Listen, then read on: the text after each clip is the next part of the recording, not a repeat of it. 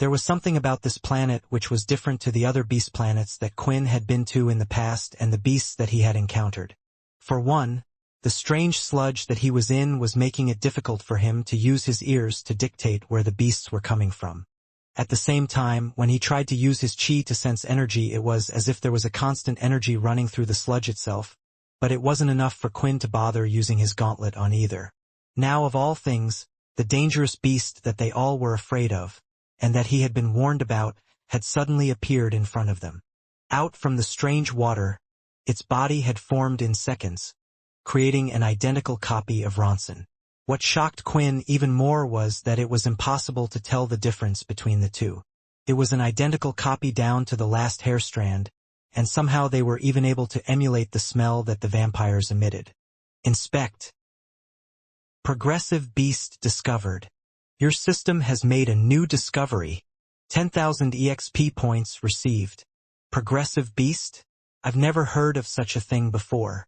What does that even mean? Quinn wondered.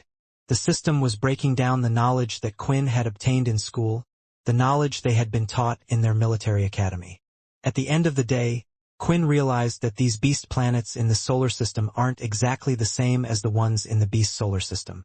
At the same time, beast planets were a new discovery, and just like the crystals, beasts themselves seemed to be things they were learning more about every day. The system didn't seem like it was able to answer Quinn's questions, and he had suddenly turned to his gorilla friend, as if he was going to ask it a question like he would do Ray or Vincent.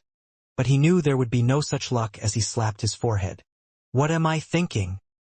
When what was about to occur, Quinn was wondering why the others hadn't stepped forward yet, and had decided to stay a few feet back.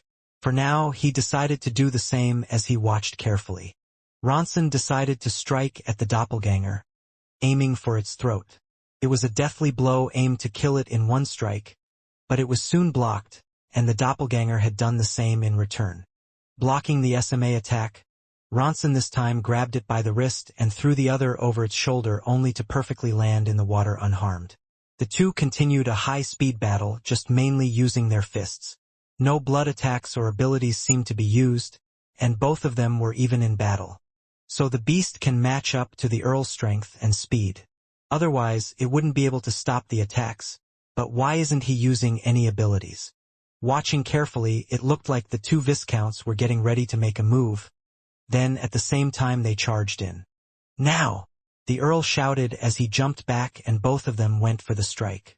They pierced the doppelganger's chest, and now Ronson went forward, striking its throat once more and killing it this time. There was no blood from its wounds, but it looked like a fatal blow would make the doppelganger look like it was melting as it fell into the water. Ronson looked a bit panicked as he went back to the others. From here on out, we have to tread carefully, Your Majesty, Ronson explained. We have found no way to tell where the doppelgangers appear from, and we were very lucky that this time there was only a single one. As we move through the swamp, more will appear. As you can see, fighting one of my own was difficult enough if I was to come face to face with 2 or 3 of me. Now Quinn understood why everyone was a little cautious to move forward. It was in case they had entered the nest area. Logan had explained to Quinn that there was a radius the beasts seemed to operate in when protecting the nest. They wouldn't move out from this area, and it looked like they had just crossed the borderline. Stepping in could have summoned more. But why didn't you use your ability? Is it for the same reason? Quinn asked. Not quite.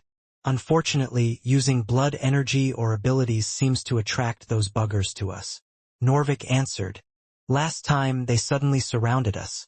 They can't copy our abilities, but the second we use them, more and more start to appear. We were lucky to have managed to get out alive. There was another thing that Quinn noticed after the beast had been defeated. It had dropped no crystal. Quinn pondered if those things might actually be something similar to how the demon tear tree has used the marked. Still, if Quinn could grab onto one of these progressive beasts, then maybe a copy of him would have a large amount of energy he could steal from it. The excitement was growing in Quinn already. Worst case, he believed his gauntlet might be the perfect weapon against this type of enemy. He could just share his energy with the others to make it so they could beat their counterparts. As long as the beast's energy didn't increase as well, of course. We don't know why, but as long as we don't use our abilities, At most a clone is created for each of us who enters. Nyen explained. When we got close, a clone was created of each of us, and we believe the same thing will occur again. It was only after we used our abilities more arrived. So past this point we should avoid using our abilities and try to work together during our own fights to help each other. The Earl is one of the strongest, so he might need the most help, but we will try to swap opponents midway before the beast can notice and adapt and kill each other's counterparts. Looking at the others, Quinn noticed that none of them were wearing beast gear either. Although the beast were able to match their strength and speed for some reason, the Vampire King couldn't imagine that they would be able to copy the abilities of beast gear as well. It only reassured him in his belief that he would be able to beat his own counterpart. Yet, for some reason, he felt like if he were to use any of these things, he would be cheating himself. The group walked forward, and now the groups were making a little more sense to Quinn. He imagined that many of them had been practicing each other's fighting styles, so they could kill the other clones rather than themselves. That's a problem. If my copy really will be as strong as me, even if it will just be my base stats, I doubt anyone here could beat it, Quinn thought. At the same time, the Earl was staying close to him because he had a similar yet different thought. I don't know how strong His Majesty's clone will be, but if he were to fight mine, he could be in for some trouble. We will have to try to finish him off first and the others later if we are to stand a chance of winning this. It wasn't long until the sound of several loud drops was heard again. More than one this time. From the water, more doppelgangers were emerging. Just like what had been explained, a copy of each person had been created. There was even a version of the giant gorilla standing opposite Jesk. The fighting between all of them had begun, yet a clone hadn't appeared in front of Quinn for some reason. Ronson, noticing this, had no choice but to abort his plan and try to face him for a while for the time being. I was actually looking forward to fighting myself? Quinn sighed. I wonder what happened? Am I too strong for them to copy? While watching the others fight, Quinn was ready to initiate his plan until he noticed something.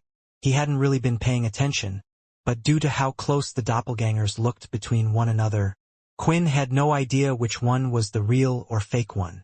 Inspect. What? My inspect skill, it's bringing up the same person for both of them now. Realizing this, Quinn also realized using this shadow lock wouldn't help in this situation either, because he didn't know which one was the fake. Finally, in front of Quinn, he could see himself merging out of the water, and a smile appeared in front of the clone's face. The next second, a fist was thrown out so fast, hitting him right in the stomach. He was sent through the air and fell back crashing into the water. What the hell? Mo shouted, noticing who had just flown by.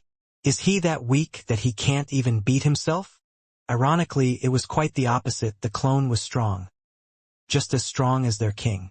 Just like last time, everyone seemed to be having a tough time against their counterpart. Although their plan was to help out each other by switching opponents for a short time, it was almost like their enemies were prepared for this and made it impossible to find an opening. At times they would even move so they could block their way. Not only were their movesets the same, but so were their thoughts, making them worry that their plan might not work out as they intended. Meanwhile, Jesk and his doppelganger didn't rely on any particular strategy, instead opting to use brute strength. Their fight wasn't too different from the gorilla having fought the gray member of his species back on the vampire planet. Only that he and his counterpart had 3 pairs of hands each. Unable to overwhelm the other, they had entered a dogfight, exchanging their fists, and at this rate, both the beasts would end up falling eventually. Quinn, who had been whacked away from where the others had been fighting, quickly got up from the ground, only to find his own doppelganger rushing towards him. Well, at least now I won't have to worry about it going for any of the others, Quinn thought, as he readied himself to do combat. The first thing the doppelganger did, now that it had reached the Vampire King, was a thigh kick. Seeing this, Quinn was in the middle of deciding what to do, whether he should block it or not, but his natural reaction in seeing this was to send out a kick himself. Both of the legs clashed, shin on shin, hitting each other and sending out a shockwave of strength. The sludge that they were standing in had created a small wave that was being sent outward. Damn. The first hit he got on me was because I was distracted, but that kick just now proves it. He didn't just copy my base stats, but seems to have copied my strength with the best gear on. Quinn shockingly realized, as he continued to attack his doppelganger counterpart. Quinn wasn't holding back when using his speed or strength, though he wasn't using his chi energy either. He was afraid that this might attract the other beasts towards their location. Their group was having a tough time dealing with one doppelganger each, no need to add to their numbers. At the moment, he hadn't seen the nest crystal yet, and until he did, he doesn't want to risk attracting them all. Besides, let's see if there is a way I can beat myself, Quinn decided. With his palm in a claw-like shape, Quinn was attempting to grab the beast and absorb the energy. He wanted to test his theory to see if the beast also had the same energy as himself. When he threw out his hand, though, the Quinn in front of him had disappeared with a flash step. The next second, the doppelganger reappeared behind him. Quinn quickly turned around and whacked the fists of the opponent away, attempting to kick him in the stomach, but this move was avoided as well. It was going to be a tough fight. Meanwhile, a little away from where Quinn was, the others were struggling, but they needed to initiate their plan soon. Damn this ugly bastard, Mo cursed. Have you never taken a look in a mirror? That's exactly what you look like in real life. Joy shouted back as she backflipped, avoiding a punch, and charged right in, throwing a fury of punches herself. Her doppelganger did the same, and their fists were colliding with each other head-on. Don't we have to try to see if His Majesty is okay? The fog has gotten thick around here, and it's hard to see.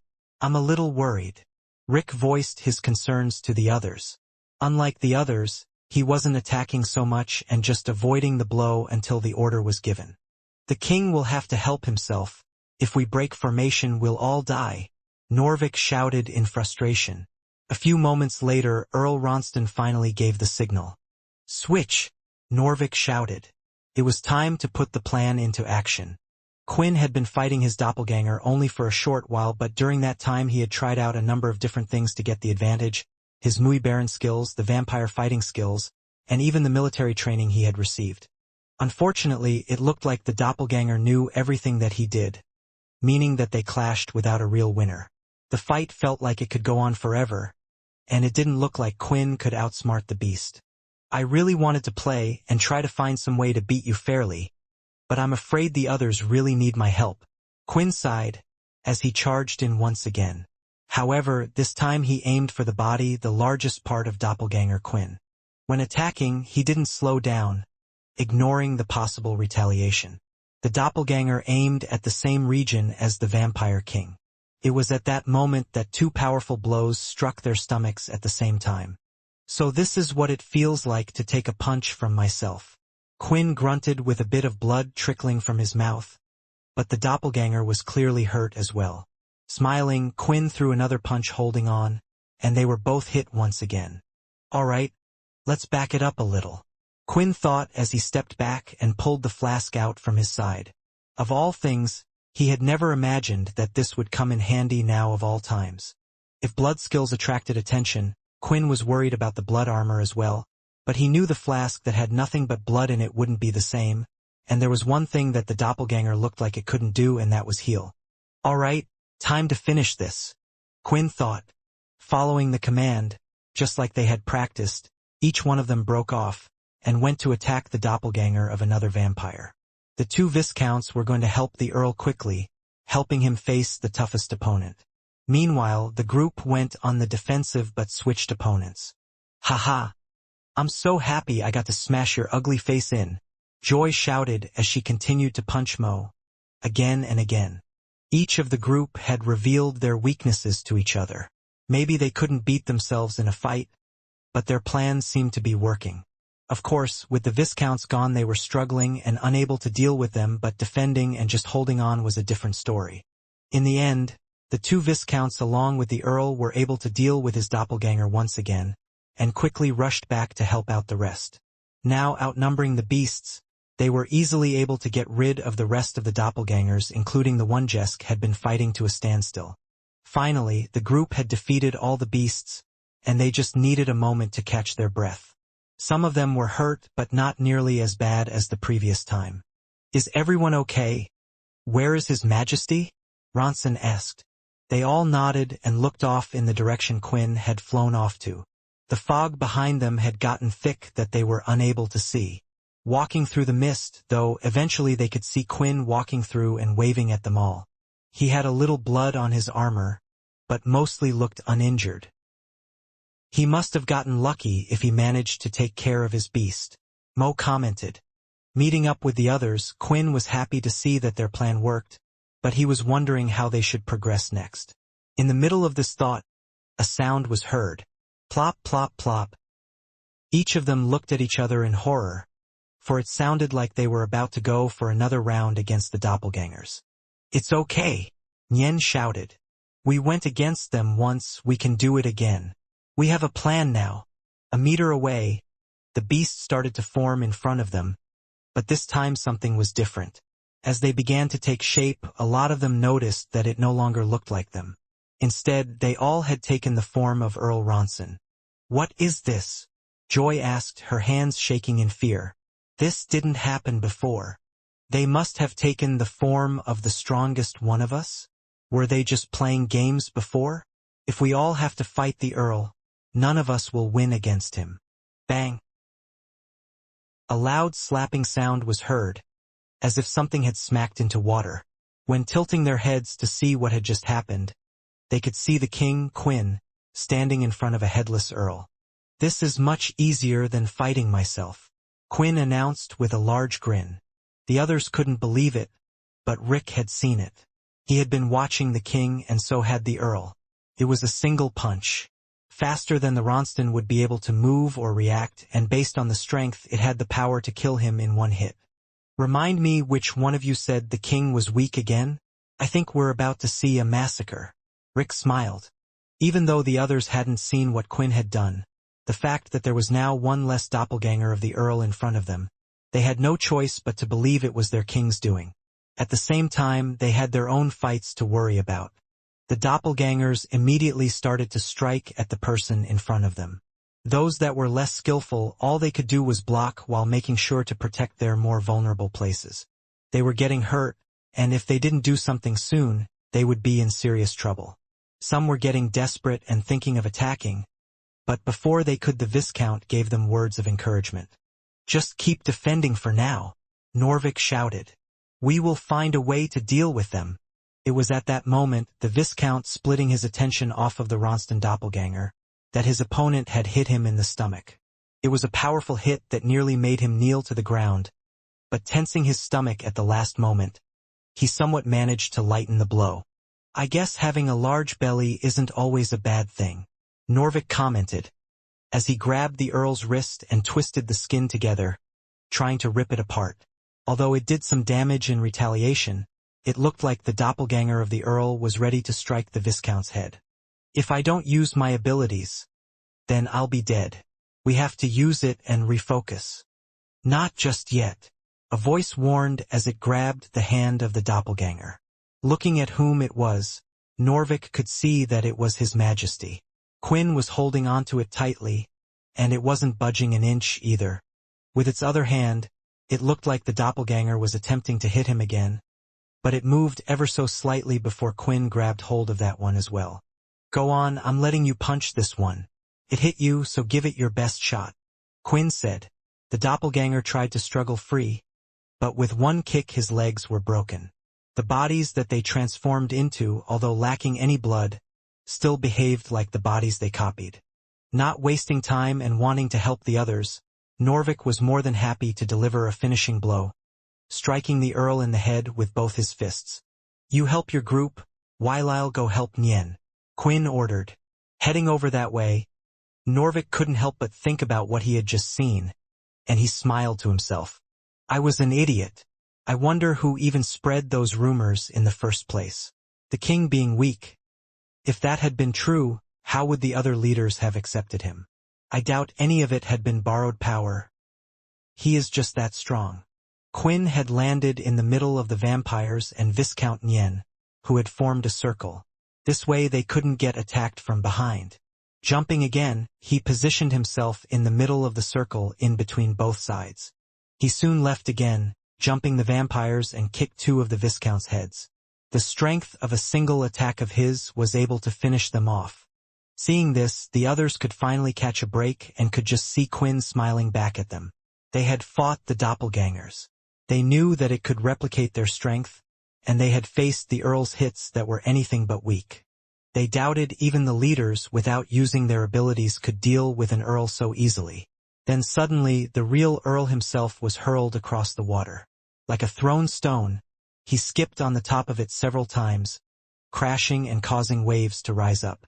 It forced many of them to turn and look at what was happening, and they noticed that their own doppelgangers had stopped their advance as well. The Earl shouldn't be able to do that to himself. I can smell blood as well. I have a feeling that we might just have a serious problem on our hands, Quinn thought. Looking at where Ronston had come from, the Vampire King saw what looked like a replica of himself. It had taken a while for Quinn to get a doppelganger to face him, but this just made Quinn worry even more. The other doppelgangers had stopped advancing because, once again, they were all changing forms. This time into Quinn. Each of them had a slight smirk on their face as only one side of their mouths would lift slightly. "Mo, I'm a little scared," Joy admitted, as she looked at His Majesty in front of her. Norvik, seeing those under him frightened, didn't know what to do. Now that he knew the king wasn't weak at all, and after seeing what had happened to Earl Ronston, the strongest vampire after Quinn, he was afraid they would all be doomed. At the same time, it looked like every single one of them were ready to strike. They threw their fists fast towards each one. But before their fists could connect, a purple shadow rose in front of them all. The power of the shadow. This is the Punisher's ability. Norvik gasped. No, it's the king's ability. Rick corrected him. Seeing who the Earl had gone up against, Quinn had immediately spread out his shadow towards the others, and had blocked the attack. There was no choice, otherwise all of them would have died. Shadow lock. A few seconds later, everyone found themselves in a dark space. 1 second they were in the swampy land, but now they were all together. What is this place? Mo asked. Is this also the king's doing? It's part of my power, Quinn answered after being the last one to appear. In his hands he held the Earl and placed him on the ground. The others came rushing forward to help, and could see that there was a giant hole in his stomach where he had been hit. Was that from His Majesty's doppelganger? Moa gulped. Yes, the doppelgangers that have taken my form are too strong for all of you. It's too dangerous.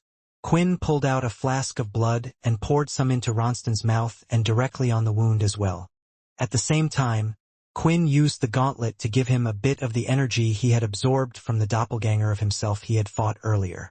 He could always get this amount back through a few beasts. Seeing that the Earl was doing better, Quinn stood up and readied himself. What are you planning to do, Your Majesty? Use the shadow to help us get back? Norvik asked, now being polite compared to before. No, you guys stay in here. I will get the nest crystal and will let you out when it is safe, Quinn answered. That's crazy, Nyen shouted. You used your ability. I'm sure they sensed it. When you return there will be hundreds of those beasts waiting for you, and they probably will have all copied your strength. We know you're strong, but I doubt you could get through that. Quinn looked at them all for a while. Thank you for your concern. You are good vampires, but I was the one that asked you to get this crystal. I won't let you guys lose your life over something that I asked for. Not when I can get it myself. Just tell me the general direction of the crystal, Quinn insisted. Nyen and Norvik tried their best to describe to him what the area of the nest crystal had looked like, but they had only been able to see it from a distance. They also didn't have as much trouble last time as they did this time. Perhaps because of them attempting to get the crystal already, it had caused it to be more on guard. Okay, everyone please look after the Earl for me. Just make sure to get along with them as well. Don't worry, I won't be long. Maybe 2 minutes, Quinn stated. Before they could question what he meant by that, he had already left the shadow space. Landing in the strange sludge, he wasn't alone. Just as he had been warned, there were more than 100 versions of himself. As much as I would love to try to fight you all, I have other things I need to do, Quinn said. Nitro accelerate activated. Running through the crowd of himselves, none of them could keep up now that he had the active skill. At times there would be those that would appear and get in his way, but Quinn with his new speed and strength, not holding back on his chi, was able to beat even himself in a single hit. He hardly had to fight as he got away from the initial lot as well. It seemed like the beasts couldn't form quick enough even for him. Finally, in the distance, Quinn could see the nest crystal, placed on a large leaf on a single mound of land. Stepping on the soil with them all behind him, Quinn didn't hesitate as he grabbed the crystal. Nest crystal has been obtained. Inside the shadow space, everyone was tapping their feet as they were wondering what was going on outside. They had been placed here, and the next second before they could even question what their king was doing, he was already gone. "You think he's still alive?" Joy asked. "It's only been 1 minute. Do you have that little faith in him?" Rick questioned her. "Besides, I think this space would collapse if he was dead." "It's not a faith thing." Mo snapped back at Rick, who seemed to be quite boastful ever since Quinn had displayed his real strength. It was very annoying for the others. "You saw the damage Earl Ronston sustained from the attack of just one of those things. Since our king used his ability, it means there will be dozens more of them. The beast seems to even be able to copy the strength of him. It was a mistake to go after the nest crystal when it was protected by those doppelgangers. We should have just gone and searched after another one. First you complain that he's weak, and now you say he is too strong." Rick mumbled as he shook his head at the same time. Not too far away from the group, it looked like someone was coming to. The Earl was slowly opening his eyes. He felt weak and tired even with the blood infusion, but he had recovered enough to get up. When opening his eyes, the first thing he could see was a set of large eyes staring right back at him, and white fur, lots of fur. "What in the?" Ronson shouted while quickly crawling backwards. It took him a moment to recognize the familiar-looking gorilla who had been staring at him, and he began to notice the space that he was in. "Looks like you're alive, old friend," Norvik cheerfully greeted the Earl. "His Majesty's beast companion seems to have taken an interest in you and has been protecting you. And you just left me in the care of a beast?" the Earl complained, but seemingly understanding the words, Jesk snorted in disdain, forcing the vampire lord to clear his throat in embarrassment.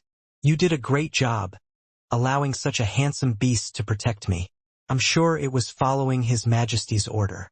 I shall praise your hard work once he comes back." Hearing these words, Jesk smiled widely and pounded himself on the chest. "For now, all we can do is wait, but I really wonder what exactly this place is." Nyen commented. "It looks endless, and I can't see anything else in here with us. But I'm not the only one that can sense that, right?" The younger ones looked at each other strangely, but the other Viscount and Earl knew exactly what Nyen was talking about. A dull energy, not quite a life but a strong one. Outside, Quinn had obtained the nest crystal, which he now held in his hand. It was a fascinating object, and being as big as an ostrich egg it could barely fit in a single hand. Before he decided what to do with it, he needed to make sure he was safe first. The first thing he attempted to do was either place it in his shadow space or his system, like other crystals he obtained. However, when trying to do so, it seemed with this particular crystal none of those options were exactly working. Before retrieving the nest crystal, there were quite a few doppelgangers that had been following him, and more had appeared near the egg. Now there was nothing, and even the strange sludge that they were on, it had almost lost its color and consistency as it was slowly turning back into a murky-colored water. Those strange beasts, they weren't really beasts in the first place. It must have all been from the power of this nest crystal, Quinn thought. When Logan had obtained his nest crystal, the beasts didn't disappear but were just no longer interested in protecting it. This is a little different, though. Those beasts seemed to come from that strange sludge itself and were powered by the nest crystal. Just holding it in his hand, he could feel a smidgen of how much power it held. He realized how it was able to do great things. How it was able to create unlimited clones and beasts. What he had right now in his hand was definitely something special. For a moment, he even wondered if it might be possible to weaponize its ability to summon doppelgangers to have them deal with the Dalki. Is it really impossible to turn one of these into a weapon? Seeing that the area was somewhat clear, Quinn was thinking about what to do. He wanted to absorb the crystal now into his system but was a little worried. When evolving his own body, sometimes he wasn't in the best of shapes or states. He had no idea what a system upgrade would do. So with the little time he had left from his armor's ability before it went on cooldown, Quinn ran and ran until he eventually reached the ship, which was in perfect condition. Opening up his shadow space, all of those that were in it were now released onto the land. The first thing they did was look around them, to see if there were any beasts. Seeing the ship, though, they knew where they were. You decided to head to the ship, after all. That was a wise decision, Your Majesty. Ronson praised Quinn, unaware of the reality of the situation. To this, Quinn just smiled, before showing the Earl the crystal in his hand. I managed to obtain what I came here for, so let's get out. I don't know what will happen once I use it, so I'll have to ask you all to please look after me. The Vampire King said. Would you like to absorb the next crystal and upgrade the system? He headed onto the ship, and the others were checking a few things before leaving. They all looked at each other, wondering just how he had done it. Quinn had entered the main part of the ship, and finally he was ready. Yes. Nest crystal is now being absorbed into your body. Immediately, Quinn felt a rush of energy course through his body, yet it wasn't a pleasant feeling at all. The energy was far too much for him to handle. Felt like someone was drowning his body in chi. His veins felt like they were bursting. It was so painful that Quinn could only let out a mighty scream. The other rushed into the ship once they heard it. What is going on, Your Majesty? Are you okay? Ronson asked. Don't touch me, Quinn warned, veins bulging up his neck. Just stay away. That's an order. Hearing this, Jesk was making sure that everyone stayed back, listening to his master's order, but the gorilla couldn't help and stared at the crystal behind him. Eventually, Jesk ran outside, trying to avoid doing something he didn't want to do. The energy felt familiar yet not at the same time, and using what knowledge he had of chi, Quinn was trying to get a hold on it, so it wouldn't so vigorously rampage through his body. Unfortunately, no matter what he tried to do, the pain didn't seem to be residing. It was as if he had no other choice but to just accept the large amount of energy and let it run rampant through his body as it wished. Guys, I think we have a bigger problem. A wave of beasts has started heading our way, Mo exclaimed, staring out the window. The next second and the whole ship shook. I will look after His Majesty and keep an eye on him, while you get rid of the beasts, Ronson ordered. Heading outside, the group got to work quickly. These were ordinary beasts, not like what they had fought outside. But there were many, and in the distance it looked like more were coming. Are they attracted to the nest crystal? What should we do? Joy asked. Get rid of the beasts, and let's get out of here, Nyen ordered. Mo, following orders, Blood swipes his way through many of the beasts, and rushed around the back. But he could see that the thrusters to the ship had already been damaged. With the ship incapable of flight, all they could do was communicate back to the others and ask for help.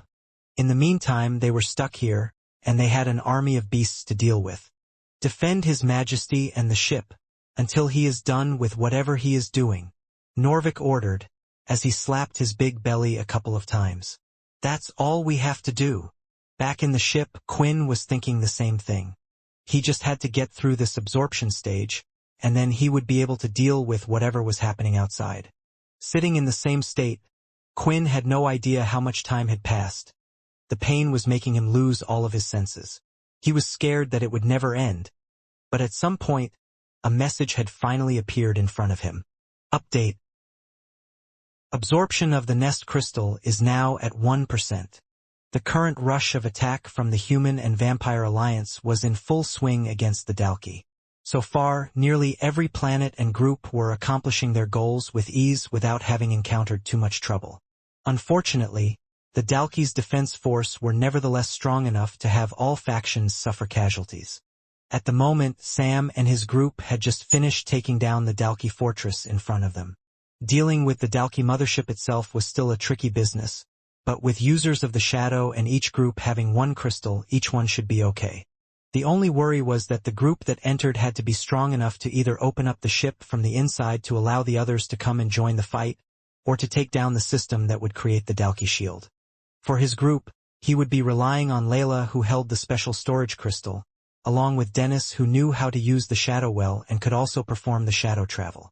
However, unlike Quinn's version, he could only take a few people with him, since his space was small.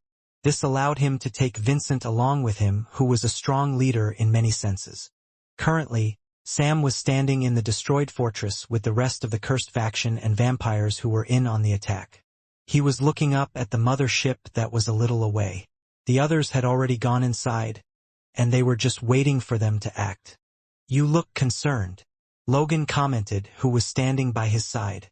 He wasn't fully involved in the fighting as much as the others.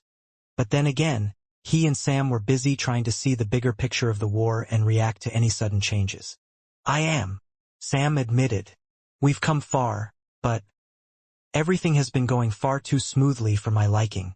I had planned for so many variables, yet not one of them has occurred yet. It's as if they're just letting us retake our planets one by one.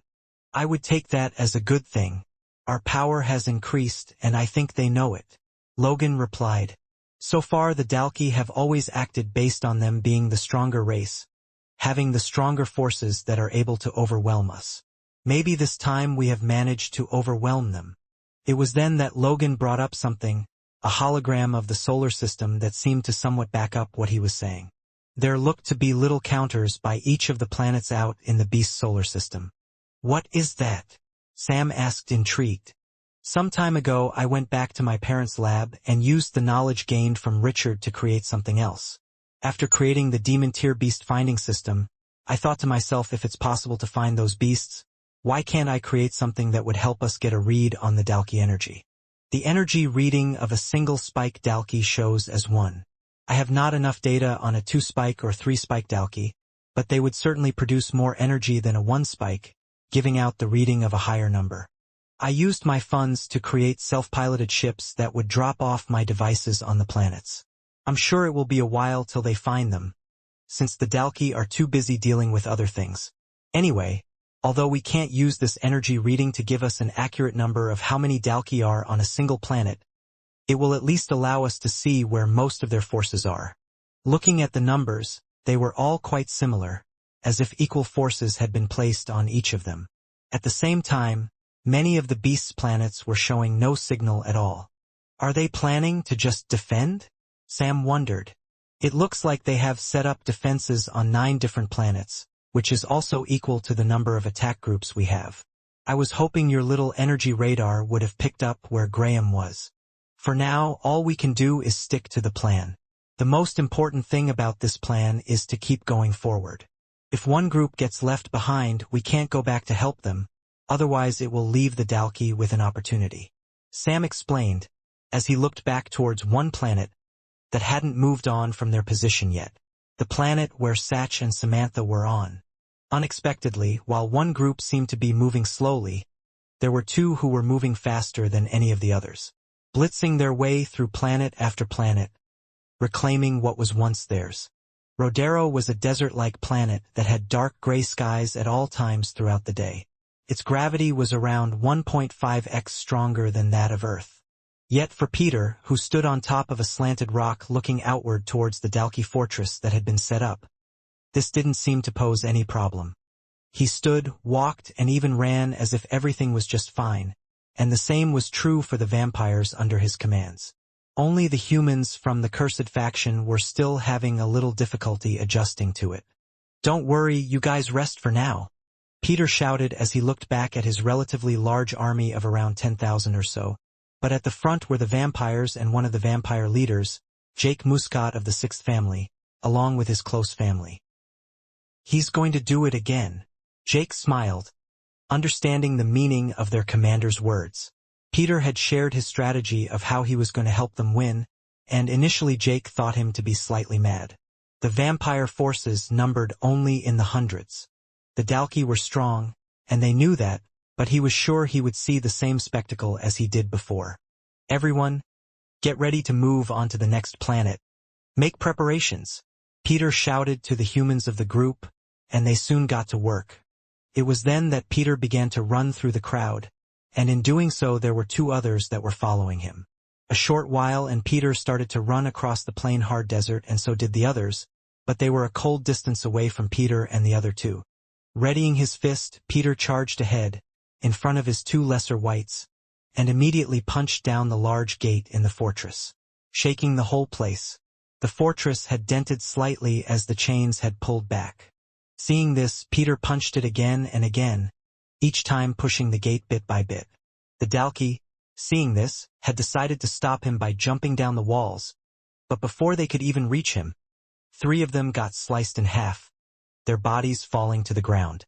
At the same time, on the other side, they had been struck right in the chest with a palm thrust, and the 2 went flying back. They've been dealt with by a headless white. This time it looked a bit different, as it had body armor in its body as well.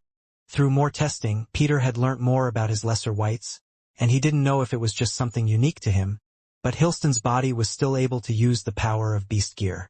His body was still as strong as it was before, and there was now this as well. However, during his conquest, there was something else Peter had discovered and learnt.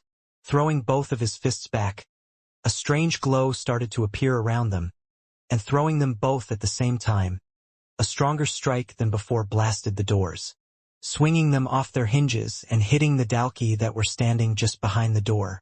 Peter, who thought he would never learn such a thing, had learned some form of chi. The only strange thing was, he could only coat chi on his fists, and it was quite visible when he did so. It was a strange phenomenon, especially for someone who thought he had none, but Nate told him to just go along with it. Yet there was one more trick up his sleeve, as Peter placed his hand on one of the Dalki that had been killed by the door. "Wake up!" Peter shouted, and the body started to get up by itself. The 2 spiked Dalki that was by the ground next, Peter placed his hand on another as well. "Wake up!" And another Dalki rose, yet the other 2 were still lesser whites belonging to Peter. The white was now able to make more lesser whites than before, and had become a strong being that was able to match up to the previous Big 4 with his powers and strength. With the large door down, the vampires came rushing in, as it was time for them to start their massacre. The second group that was also making fast progress came as no surprise, because this family was the Blade family, and they had just landed on the first Dalki-owned beast planet.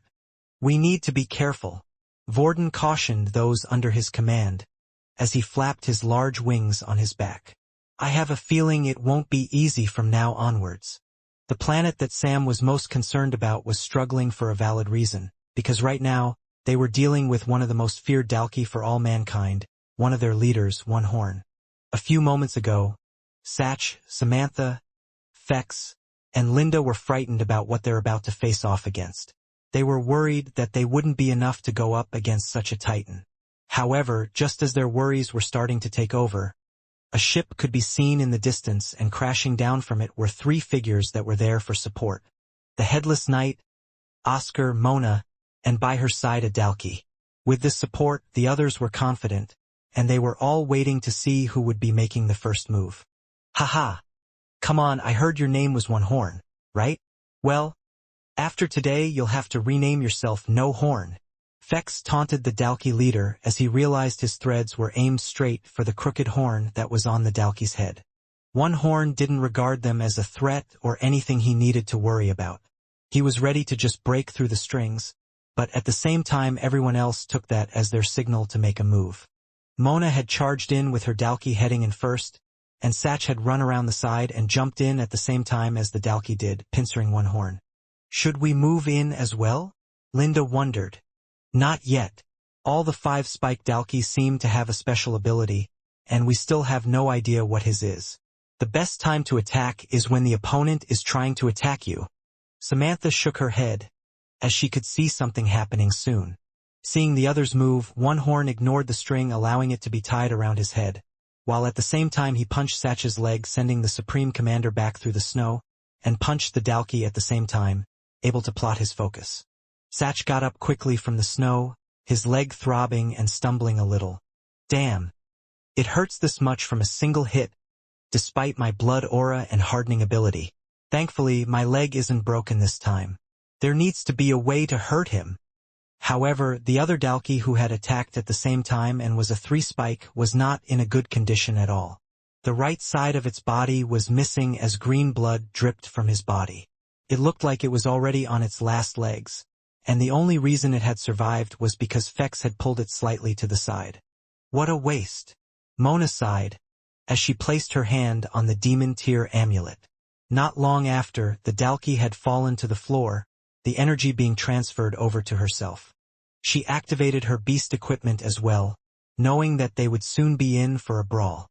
Samantha, Fex, and Linda hadn't moved in after the pincer attack. They still felt like there was a chance for an opening, but One Horn's counterattack had been too fast for them to find one. "We have to get close," Linda said, as she inched towards One Horn, while Mona on the other side charged in fully. "If you're in danger, I'll try to move you out of the way with my strings. From back here, I can see things a little clearer than you two," Fex suggested as he threw out his needles, piercing the two girls in the back. Agent 11 was still back in camp. The vampire was aware that he would hardly be able to do much to the Dalki leader. As for his blood weapon, unfortunately there wasn't a good target to use it on. When Mona charged in, she had done so quite confidently, feeling stronger than she had ever done before. At the same time, she was making sure she was breathing correctly. One Horn turned around, throwing out his leg behind to hit her, but she leaned back just in time, avoiding the hit, and moved in quickly, hitting him in the chest with a hook.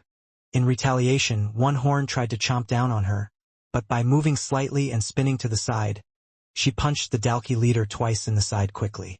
The blows didn't look like they had hurt him much, but each time she successfully hit One Horn, loud bangs could be heard by everyone watching. They all knew each strike had great power in them, and everyone was just amazed at how skillful Mona was. Right now, in a life-and-death situation, she was able to fight so calmly and skillfully. "That is the power of the Big Four, all right?" Satch smiled. "We have to wait for the right time." The woman continued to avoid the strikes, but although One Horn was getting pummeled, he didn't seem to have lost a single drop of blood. Eventually, Mona made a slight mistake as she lost her footing in the snow, slipping slightly. This was the opportunity One Horn had been waiting for, and his large fist aimed towards her head. Mona barely managed to place both her hands over her head. "Crap, I messed up. A 5-spike Dalki hit will kill me in one blow." Before the fist hit Mona, though, the others had taken action. Both Samantha and Linda appeared by her side. With all their strength they threw their fists towards One Horn's, and at the same time, in the air from above, with his knee forward hitting the fist as well, was Satch. All of their strength striking at once, it still felt like it wasn't enough, but the two powers colliding had bought Fex enough time to act as well. Piercing her with a needle, he pulled Mona out of danger. The two girls could feel that the bones in their forearms had shattered, including those in their knuckles, but they still pushed forward, until they felt the strings pulling them away as well. With only Satch left, One Horn's strength, although not at the power it was before, continued to push forth. It had sent the Supreme Commander flying through the air, once again crashing into the snow. "You little ants are only delaying the inevitable," One Horn stated coldly. "Why did you guys do that?" Mona asked, now that she was out of harm's way. She then saw that their arms and the bones in their body were healing, recalling that neither one of them was human anymore. "You don't have to worry about us so much," Samantha reassured her. "We know we are not strong like you. You're one of our best chances at beating him. So you keep attacking him, and whenever we can, we will protect you from getting hit." At the same time, seeing that Mona really was their best shot and being the only human there, Fex had a suggestion as he pulled out the black needle from his body. "This should give you a bit of a power boost. Don't worry, I won't try to control you. You're a better fighter than me, so I won't interfere." Quickly recovering, Satch stood up, his knees now shaking. "Ha ha ha, you call us ants? But we sure are giving you a hard time," Satch proclaimed. His ability as well as his new vampire body was giving him great strength, and he was putting up a much better fight compared to the previous time. "What else should I call you?" One Horn questioned, stomping his foot. "Look at me. Despite all of you teaming up in your feeble attempt of bringing me down, you have yet to injure me to any meaningful degree. Tell me, how do you think you can kill me? Satch just smiled back at this face. You're right, we might be unable to. That's why we're counting on him. Sharp bones rose from the ground, piercing through the hard scale of one horn, going right through his legs. Turning his head, looking behind him, he stared at the armored being who hadn't even moved yet. Then, when looking at the dead Dalki, it no longer had a head on its body. Walking forward, there was a bone sword in Oscar's hand. Argh! One horn shouted, moving forward, and breaking the bones that had pierced him. Part of them were still in his leg, but turning around he was now looking at who had done this to him, and he could see a familiar-looking head shoved right in front of his eyes with a strange smile. What? How's that possible? Didn't I kill you already? One horn shouted in confusion, before he even realized that his body was unable to move. The others had seen the Dullahan use his strange power to freeze his opponents once before, when his head made eye contact with one it wished to slay. The only thing was, the others hadn't expected that such a thing could work against the Dalki, especially the five-spiked Dalki leader. Yet they were all witnessing it right now. The muscles on one horn's body were tensing in an attempt to move. His calf was expanding and bulging, yet nothing was working. What kind of freakish monster are you? One horn shouted at the top of his lungs. A bone from the ground rose, and held onto the head, making a hand at the end to grab it, just like it had done the time before. At the same time, gripping onto the bone sword tightly with both hands, it looked like Oscar was ready.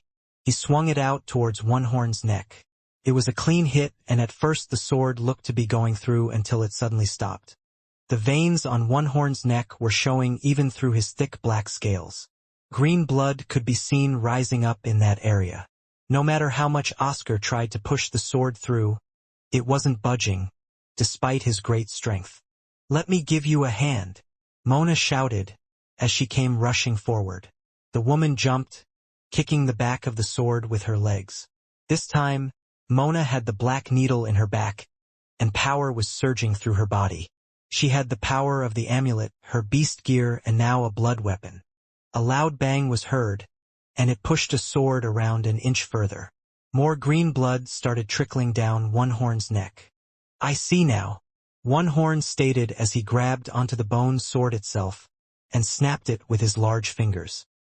He quickly pulled out the shard of sword that was stuck in his neck and hurled it towards Oscar's head that was still being held up by the bone. Before it reached it though, Oscar had jumped in the way, anticipating the move, and the shard had gone right through his armor. It had stopped when hitting his flesh, but there was no blood dripping from his body. I see you really are a monster, one horn added as he closed his eyes and moved his head slightly, looking away from the head. That's not good. It appears as if he figured out that it only works on eye contact. Oscar's trick won't work again, and that might have been our only chance just now. However, if we hurt him once, we can do it again, Mona thought, pushing off her two legs and going towards one horn like a rocket. She bashed into his back, pushing him slightly.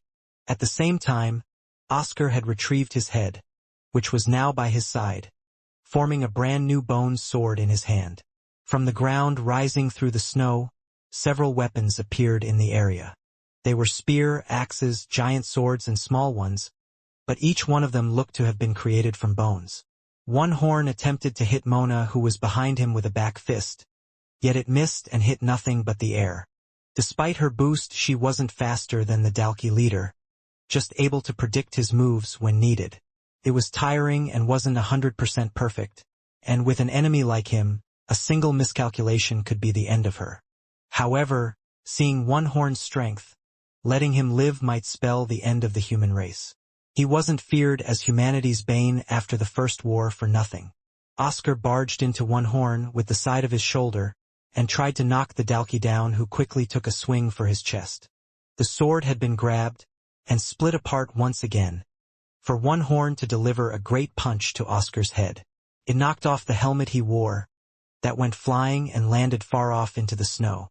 Now, where Oscar's helmet once was, a strange smoke could be seen appearing at the top of it.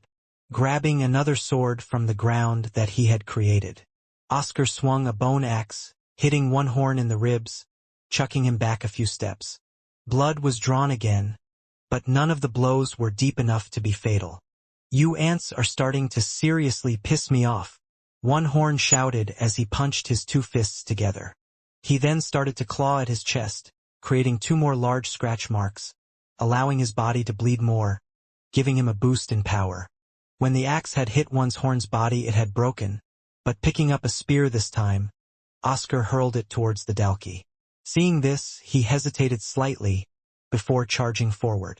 Spinning his body, he avoided the spear and grabbed it. The next second, the Dalki had it back towards his opponent. Mid-air, jumping towards it, was Mona, who attempted to grab onto the handle. It seemed like it did nothing as it took her along with the momentum. A few moments later though, Satch, Linda and Samantha were all standing behind ready to catch her as her body hit theirs. It looked like one horn was going towards them, but before it could even reach them, Oscar was there, and this time he held up his head in front of him. It stopped one horn's charge, slowing it down, causing the Dalki to close its eyes. At that moment, a giant hammer made of bones was swung down, hitting the top of its head. It crashed in the snow and against the ground, creating a large crater underneath, and even shook the shelter they were away from.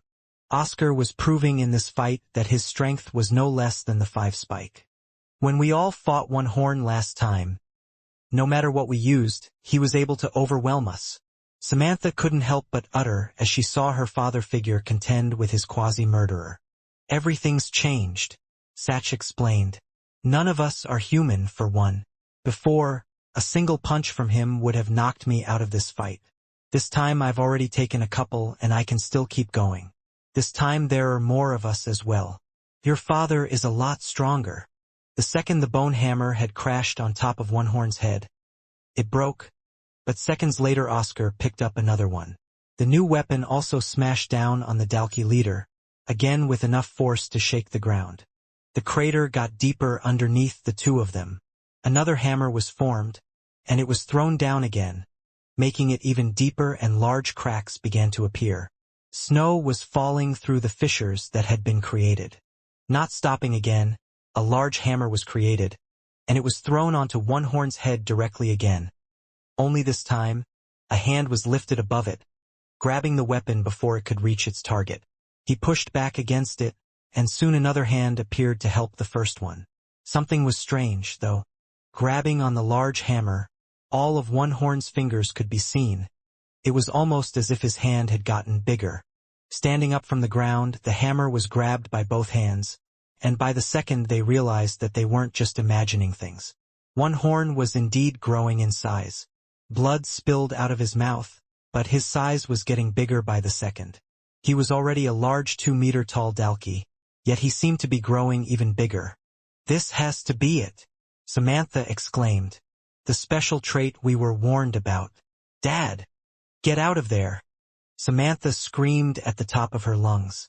Now, looking at one horn, he was 10 meters in height and was a colossal giant. Large Dalki wings sprouted from his back, and a tail started to grow as well. It wasn't special like Slicer's, but right now they were looking at a giant 5-spike Dalki, whose head could even tip over the shelter walls. "Holy crap! It's like what happened on those TV shows," Fex exclaimed. "Power blamers. Wait, why doesn't that sound right?" Looking down, one horn could see Oscar below him, smaller than his foot. He smiled, before lifting it up and slamming it down on him. "This time, I'll make sure you stay dead, Ant." The large foot slammed into the ground and chucked up the snow and pieces of the ground with it. It was clear that not only had one horn's size changed, but his strength had drastically increased as well.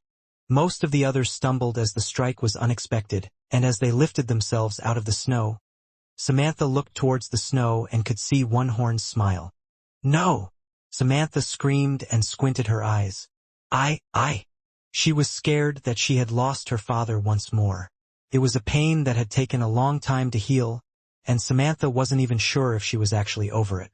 Seeing Oscar appear in his new form, how he had been with her, she had felt like a piece of her had slowly been coming back. Samantha still felt guilty about the choice she had made at that time, but she couldn't deny that she enjoyed spending time with Oscar, even the way he was now. Closing her eyes, there was a striking pain in her heart. Suddenly, they heard a loud neigh going off in the distance. Looking up, she could see that Oscar was now on top of his familiar. The large black horse spewed green mist out from its nostrils. "He's still alive." Mona finished the sentence, giving Samantha a hand and bringing her back up to her feet. "But that one needs to be killed." It didn't take a genius to figure out which one Mona was talking about. The Dalki leader that even those inside the shelter could now see. Seeing the large head made those patrolling the walls shake in fear. The battle was taking place around 200 meters away, but those from the Earthborn group were frozen still. If that Dalki were to jump from there to here, it would destroy the shelter in a couple of hits. One of them uttered on the wall.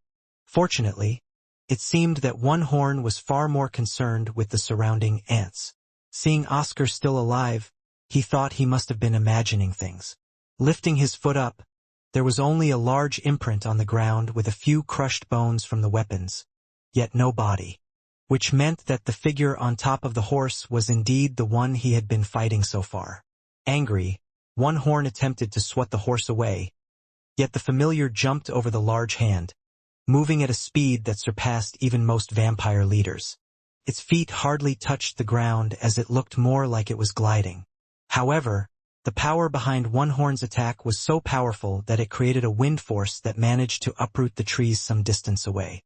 How do we kill something like that? Fex gulped down hard as he looked up at the Dalki. He took back his black needle. He imagined Mona just had been getting tired of her blood being drained, and now instead he had placed it in himself. The Royal Knight immediately felt the surge of power, and he started to twiddle his fingers, making his red string go over each other again and again. "What are you planning?" Satch asked as he approached his side. "It's going to take a while, but I believe I can create a string thick enough to at least hold him in place. Honestly, I have no way of trying to kill him. I can only tie him up and make him trip or something, and he might even still break out." Fex replied. "Still, keeping him in place might help the rest of you to somehow deal with him." The others were thinking hard as well, but could think of nothing. Seeing Fex like he was, they all felt like they couldn't just sit back without at least trying to help out. In the meantime, while the others were thinking, Oscar was taking action. He had brought out a bone whip. Galloping on top of his familiar, he had tried to wrap it around One Horn's large leg quickly. Pulling on it, the bones pierced his hard scales and green blood painted the snow. Unfortunately, it seemed to do nothing, as One Horn simply lifted his foot and stomped down again. The bone whip broke, yet they still weren't getting closer to a solution. Instead, it looked like One Horn was going to act. He pulled back both of his hands, and shortly after threw them down at the ground one after another. Unlike the stomps with his foot, these blows weren't slow by any means. Each fist hit the ground, creating large craters along with a piece of land to be thrown up. It felt like the whole planet was shaking with each hit. Eventually, one of the strikes even caused a pool of water to form in the crater. The others tried to get out of the range of the attack, as One Horn seemed to be solely focused on Oscar. The Dullahan was constantly moving and still avoiding the strikes by One Horn, but then the horse did something different. When avoiding one of the strikes, it looked to have galloped on the air itself. Hitting the air, it created a cloud of green smoke from its hoof. It continued to move upward as if hitting a solid hull this way. The horse was somehow flying without actually flying. Now getting close, it made One Horn's position slightly awkward. In Oscar's hand he had formed quite the large bone spear, but something strange happened, and it was as if the bone itself had stopped forming before the spear could be finished. Once again, Oscar could no longer rely on his bone powers. Somewhat similar to how ability users would run out of MC cells. Still, he threw the unfinished spear as hard as he could towards One Horn. Bending down slightly, One Horn allowed it to hit his forehead just to the side of where his horn would be. It had pierced its head but stopped short.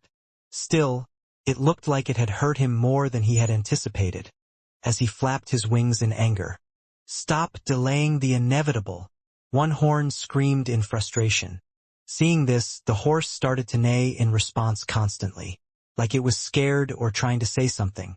Back on the ground, watching everything and not being able to interfere. Fex's earring started to glow, and a few seconds later the little bull Ham appeared. Master, I have an urgent thing to tell you. It's the Horse King who wants to ask you all of a favor, Ham urgently said. He says to keep the big monster occupied. Give him some time and he'll be able to defeat it. Find a way to hold it still. Listening to these words, the others looked at each other. It was the only hope they had. Now, covering their faces from the heavy dust of winds, they could see that one horn was following the familiar into the air. The horse quickly turned away and started to run through the air, leaving clouds of green smoke behind. Yet the Dalki leader horn followed. No! Satch shouted out. They're heading towards the shelter. The others quickly started running after, but were far too slow to keep up with the likes of One Horn and the Horse King, even for a group of super beings. A short while later, still on their way, the whole ground shook countless times. They could only imagine what was happening, and when they got closer they could see what was happening as well. The sound of screams were heard throughout, but it was being drowned out by rumbling and explosions of power. Eventually the group had arrived, but it was not the same place they had come from. The walls had been destroyed. Dead bodies lay in the snow on the ground, too many to count. It looked as if not a single person had survived. In the middle of the entire shelter, walking through the walls, none of the structures were what they used to be, and it was hard to imagine that a single person, out of their army of 50,000-ish, had survived the onslaught. In the center, though, there were two beings. One Horn was no longer flying, and Oscar was there as well. Why did he come to the shelter? He should have known everyone was here, Satch thought. Listening to this, and the fact that the horse had run in this direction and what was ordered of them, she had some ideas, but she didn't want to say it. She didn't want to say what she thought in case it wasn't true. Come on, Satch, you're our supreme commander. We need to kill One Horn once and for all. We can't allow the sacrifice of everyone here to have been for nothing. Pick yourself up, and let's do the job that we came here to do. Mona's pep talk had snapped the rest out of their daze as they realized the real threat that was in front of them.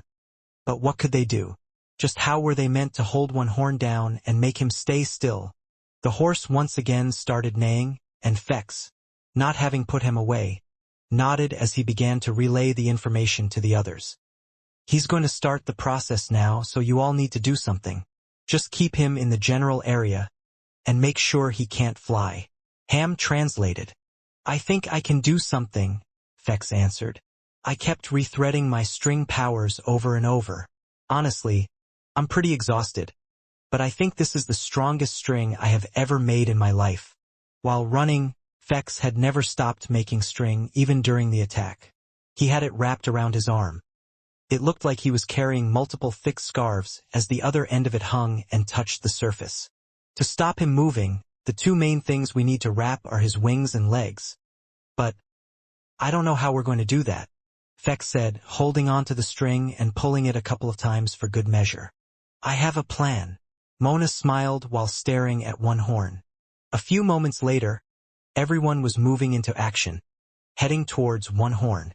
Seeing this, it looked like Oscar was putting faith in his colleagues. For one, he jumped off the horse and landed on the ground. He jumped backwards a few times using his powerful legs.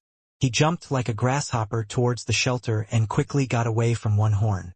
Then placing his head on the ground, he was ready to take action, placing both his hands on the floor. He was vulnerable right now, and if One Horn hit him with a single hit, he would be done for. Regardless, he could see a group springing into action. The others were already in front of One Horn before the latter could even react. First, the horse began to glide in the air, and he quickly charged towards One Horn and headed towards its head. Seeing this, One Horn opened its large mouth and just chomped down on the horse. The second he did, the horse turned into green smoke and spread everywhere in the surroundings. What is this? There's no blood. One Horn was surprised and a little dizzy as the green smoke had some kind of woozy effect on him.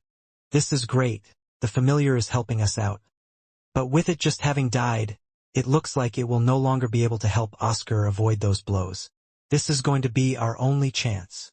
Fex shouted as he had a fraction of the string in his hand compared to moments ago and was getting ready to do his job. Being somewhat blind and in a daze, One Horn was swinging rapidly, and someone chose to take this opportunity as she leapt upon One Horn's arm. As he swung widely, Mona had to be careful and have a firm grasp of her balance. While he was swinging his arms trying to hit something, she had to hold on to some scales. Then when it stopped, she ran up the arm as fast as she could. It felt like Mona was playing some kind of game. At the same time, in her hand, she held a spear. Mona had got this from one of the dimensional storage boxes she had around her waist. Rarely did she use weapons since her fists were always her choice, but once in a while, they would come in handy depending on what type of beast she would face. Today seemed like their day. Tied around one of the spears was part of the string Fex had created. She hoped for her plan to work somewhat, but it would be tough. Finally, running up, she was on top of One Horn's shoulder. He still seemed to be affected by the smoke, and now that she was also closer to the gas, she also was feeling its effects. Still, she quickly held her breath to not let it affect her anymore. Mona looked at the weakest part of the wing where the scales weren't as strong. She thought there was a chance. She wasn't exactly weak, so she hoped this would work. Hurling the spear towards the wing, the spear pierced through, but it was like a dot on One Horn's wing. Anyway, it wasn't exactly meant to hurt him. One down, one more to go. I just hope the others will be okay. I don't know who has the hardest job out of this. It was then that One Horn acted and suddenly began to flap his large wings again. It seemed like he was going to take off. Perhaps return later when he was feeling better after healing, but the group had to hold him down at any cost no matter what.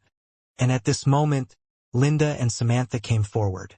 They were the best option right now because of their strength, and their bodies also grew in size as shadows wrapped around them.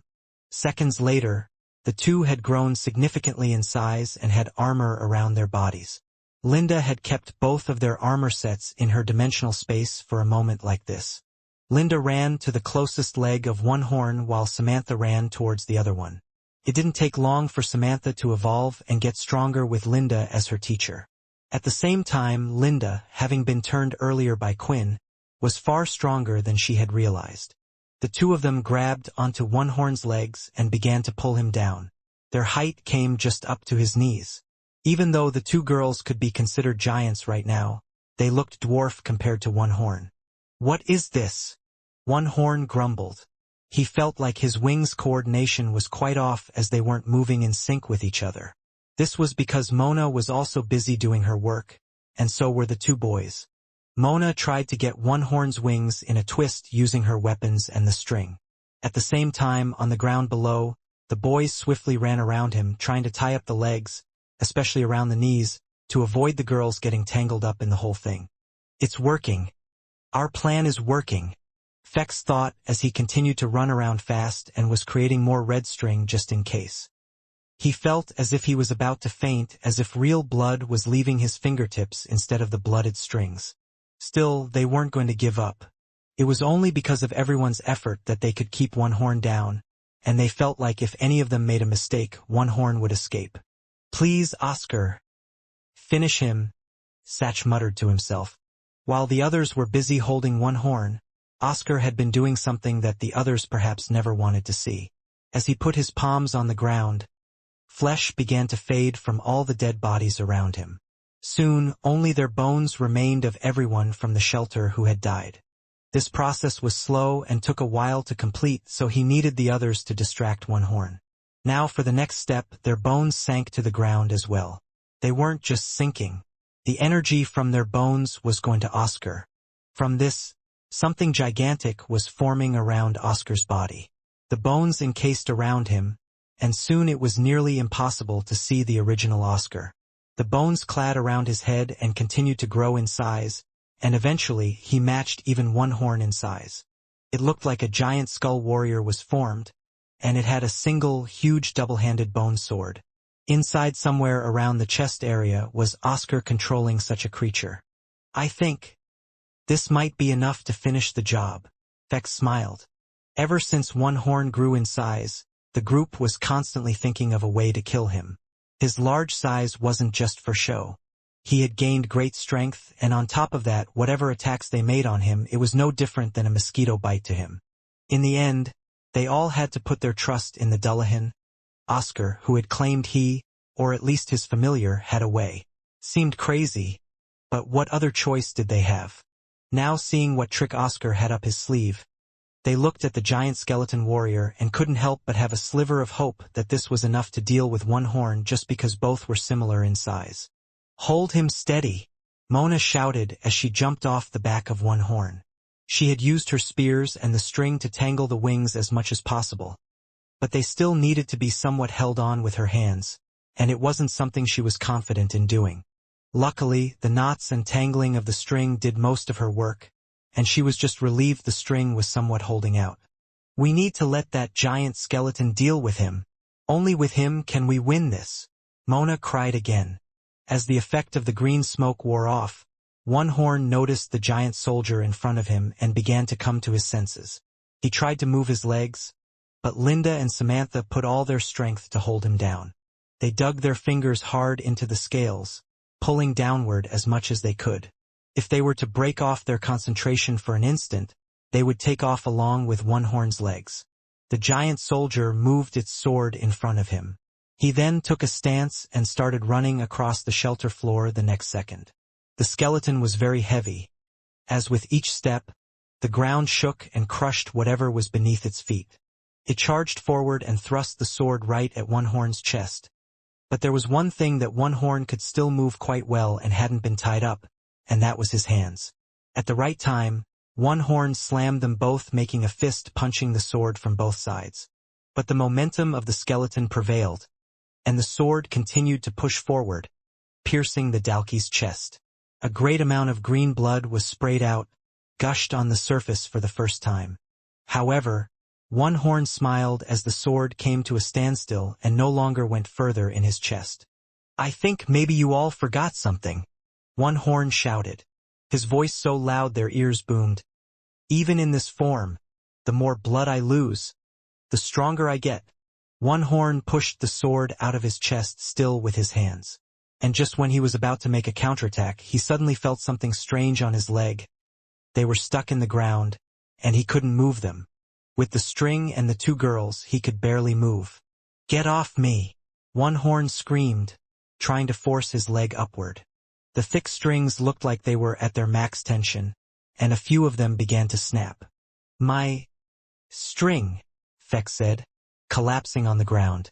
He had used his ability far too much and was exhausted from running around the enemy. At the same time, the skeleton soldier took another swing, and the Dalki threw out its fist. It moved its legs slightly to try and give more power into its punches, but the two on the ground continued to hold on tight. Their fingertips were bleeding as they rubbed against the hard scales. "Keep holding on," Linda shouted. The sword clashed against the Dalki's knuckles, cutting the skin slightly, but couldn't reach the bone before one horn flung it away again. "We need to get a clean strike somehow," Mona thought, looking up. It was at the moment, though, that for a split second Samantha's fingers had lost grip. Now, moving his leg somewhat more comfortably, more string broke off as one horn raised his leg. "No!" Samantha shouted. She jumped up, grabbed the leg again, and attempted to pull it down. "Get off my leg!" one horn shouted, and he immediately stomped onto the ground, shaking the whole area and causing Samantha to lose balance and fall on her back. One horn realized that he would need full momentum to defeat this skeleton. Intending to get rid of one of the ones causing him trouble, he lifted his leg and slammed it down on Samantha's body. She lifted her arms and pushed back the foot.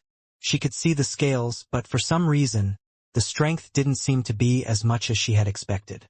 "Get out of here," Sat shouted. He was now under the foot.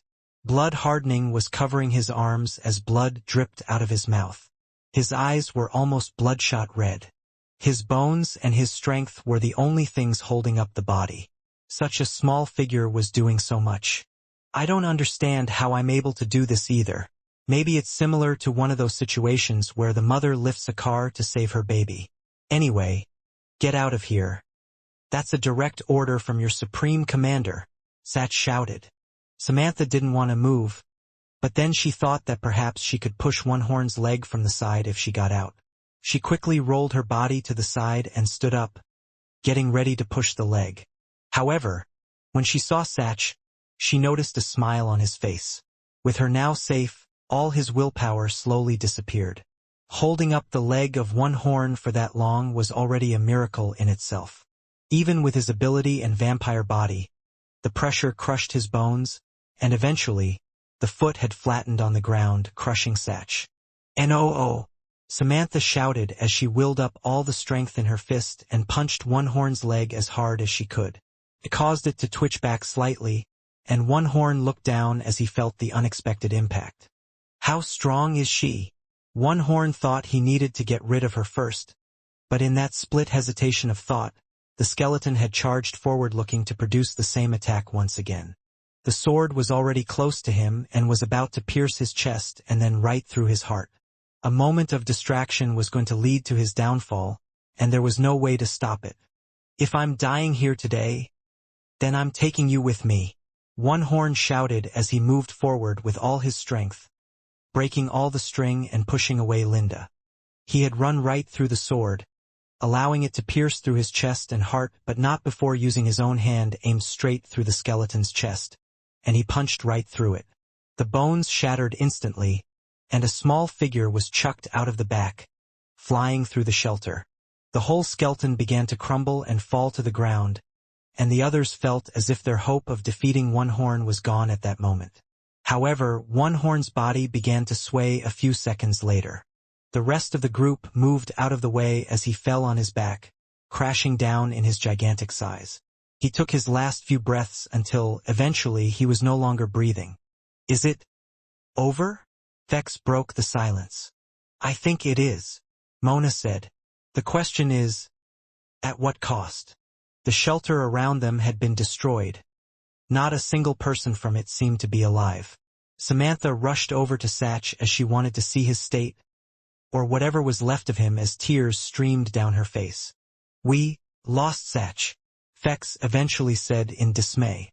The two hadn't known each other for long or had spent a lot of time together, but fighting side by side with someone as brave and strong as him, Vex hated to lose to Satch. But now, the latter had gone ahead.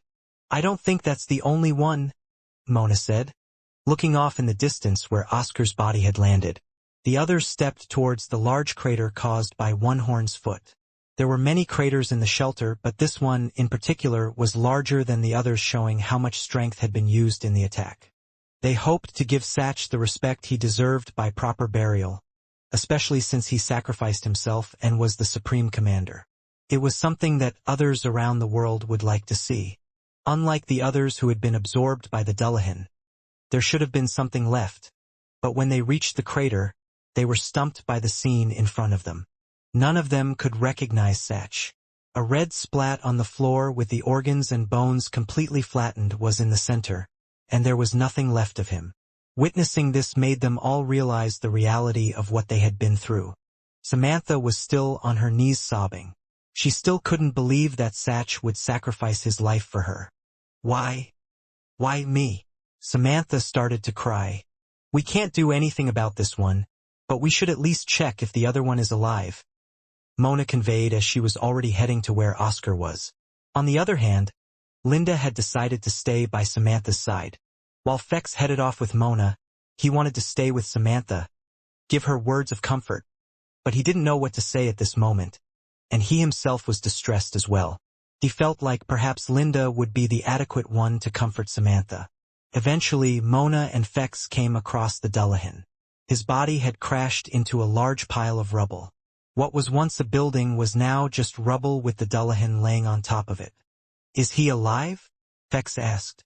There was never a heartbeat with Oscar in the first place, since he was an undead creature, so it was hard for Vex to tell just by looking at the body. The armor on him was destroyed, and his body seemed quite crushed.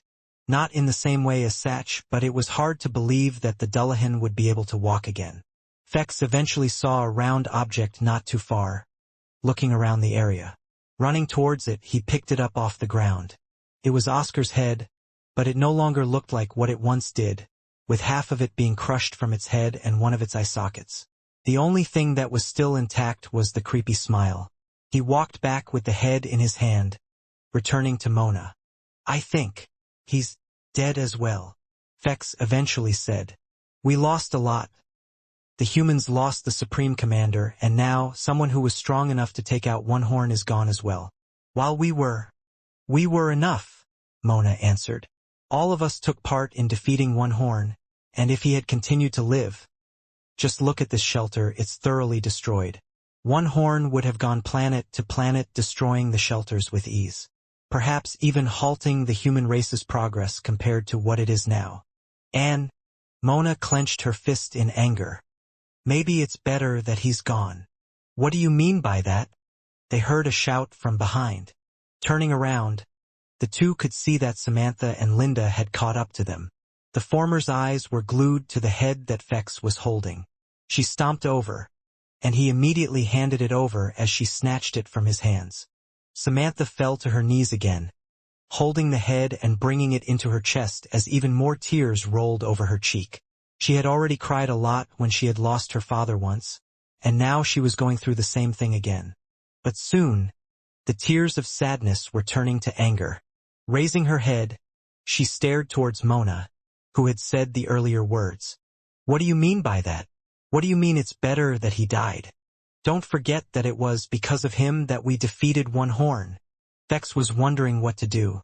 The one thing they didn't want now of all times was infighting, but he also couldn't comprehend the reasoning behind Mona's words. For one, we all took part in taking One Horn down. I doubt if any one of us weren't here today, then he would have easily slaughtered the rest. And I don't want to say it, but can't you see what he did? Oscar came this way, and it was because of him everyone at the shelter died, including my people whom I had brought here. If you haven't figured it out, Oscar uses the dead's bodies to utilize his powers. I understand that it was to take down One Horn, but that doesn't justify what he has done. Nor does it help me quell my anger and feel sad for the ones I have lost. Honestly, Samantha hadn't actually thought about what Oscar had done a lot. She thought he had just run in this direction, but now looking around, she could see that there were no bodies at all. Where did all the 50,000 corpses in the shelter disappear to? I'm sorry, but that man wasn't completely your father. I have spent more time with the new Oscar, at least more than you. Yes, a part of him was still in there, but most of him was a monster created by Richard Eno to help us win this war. It took some time for the rest to get a hold of the situation, and it was worse than they had thought. Satch, the Supreme Commander, was dead, the strongest force out of the Earthborn group was annihilated, and Oscar was no longer, so what were they supposed to do now? Without the Supreme Commander, how will the Earthborn group function? Samantha asked. Now you are thinking a bit more with your head straight. Mona nodded. With Satch gone, someone has to take over his role. This war is important. It's still hard to judge whether this is a victory or a loss for us, but we must continue with the plan, and someone has to lead them. Samantha, Oscar, and Satch, the past two Supreme Commanders, risked their life for you. They both deemed you as someone more important than themselves. You need to take up the role. Report to Sam everything that has happened, plan, and lead the Earthborn group further. We need to win this war. We have already lost too much. Samantha thought about Mona's words.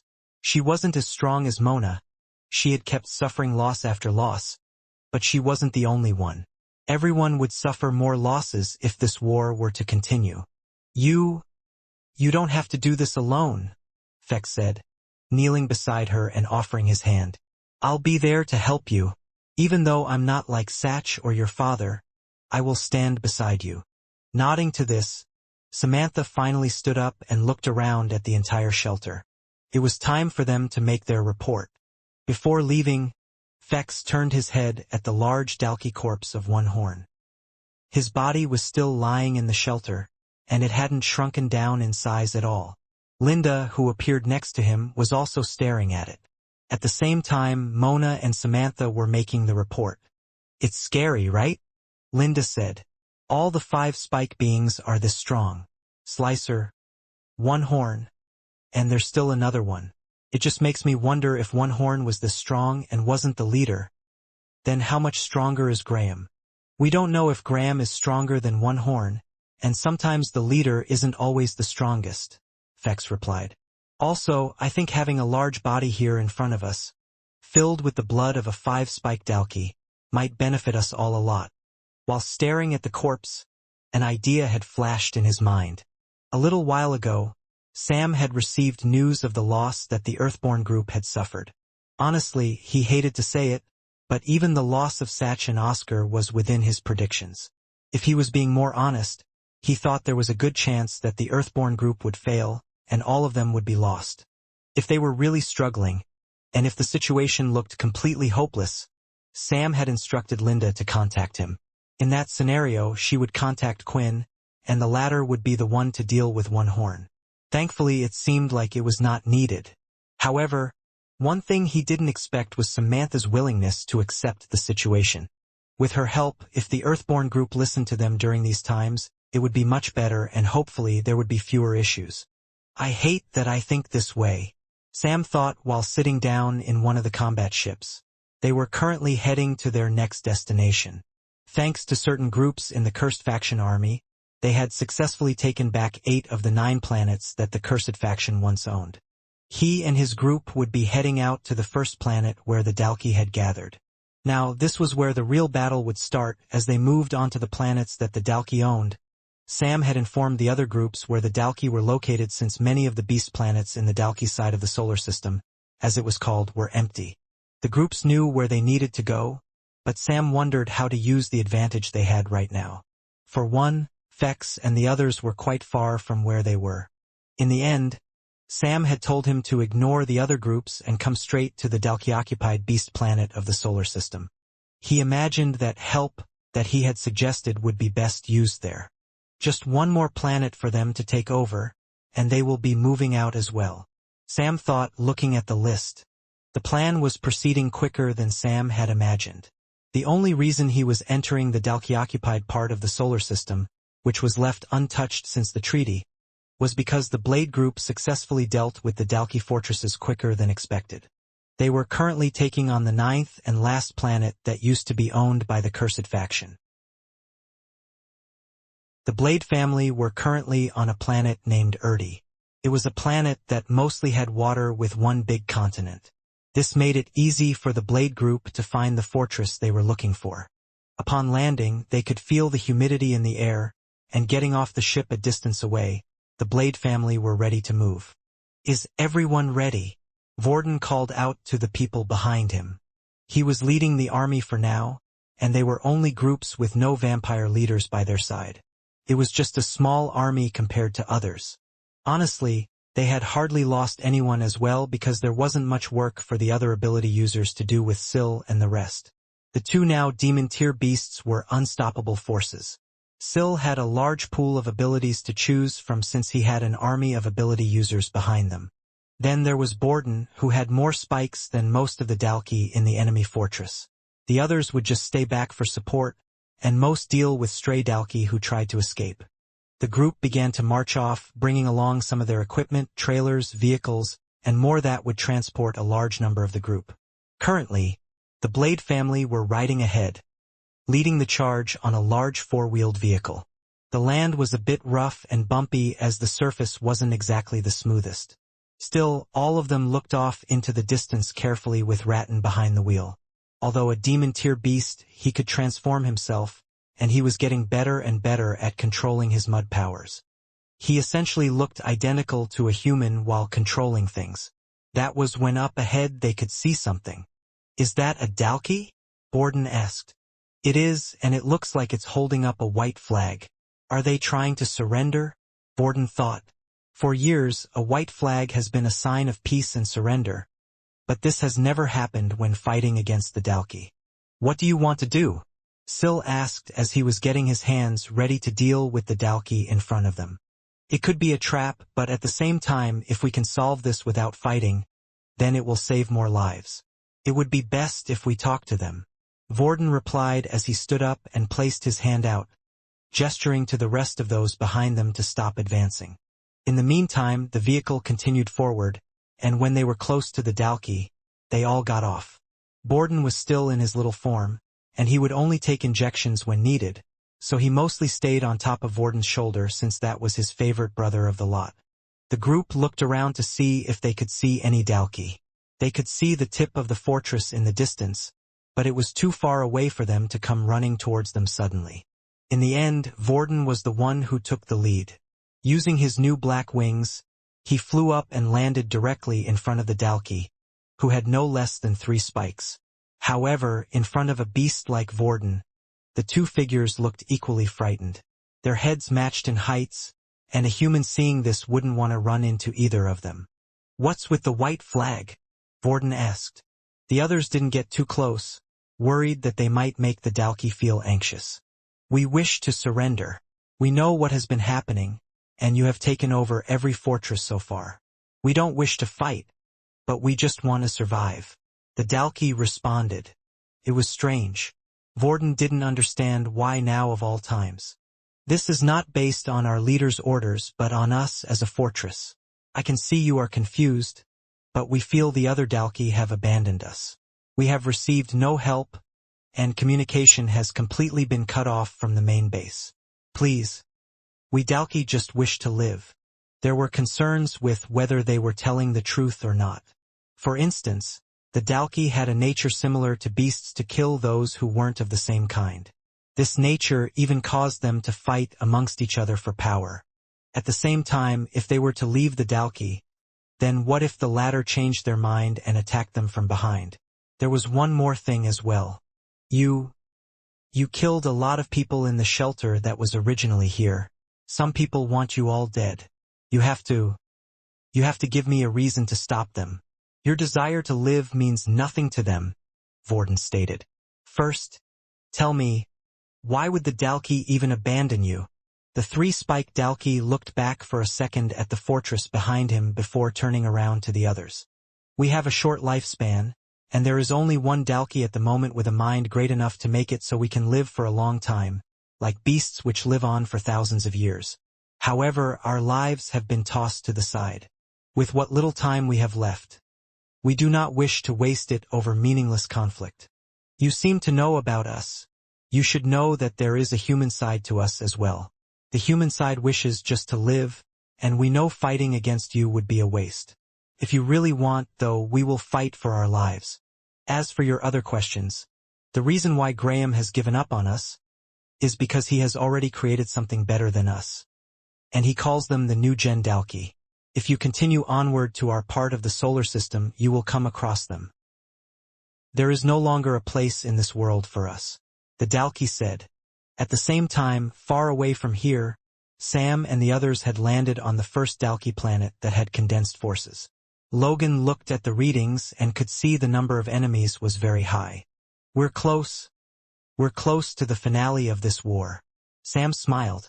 A little while before Sam and his group had landed, they were carefully checking the planets nearby. Using Logan's devices that had been adjusted to track the readings of the Dalki instead of the demon tier beast showed that there really were no Dalki on the other planets. Surprisingly as well, they were still working and hadn't been destroyed, including the ones on the planets with Dalki. Condensing their forces, are they really just using the same trick as us when we first attacked? Sam thought. It doesn't seem to quite suit what they have done before. It was then, just before landing, that they had a call. It was from Vorden. He updated them on the information they had found out about a specific type of Dalki called the New General. The bad feeling that Sam seemed to be coming true, although there wasn't much information other than the Dalki being slightly different from what they had seen before. It seemed like the Dalki themselves didn't know much about them either.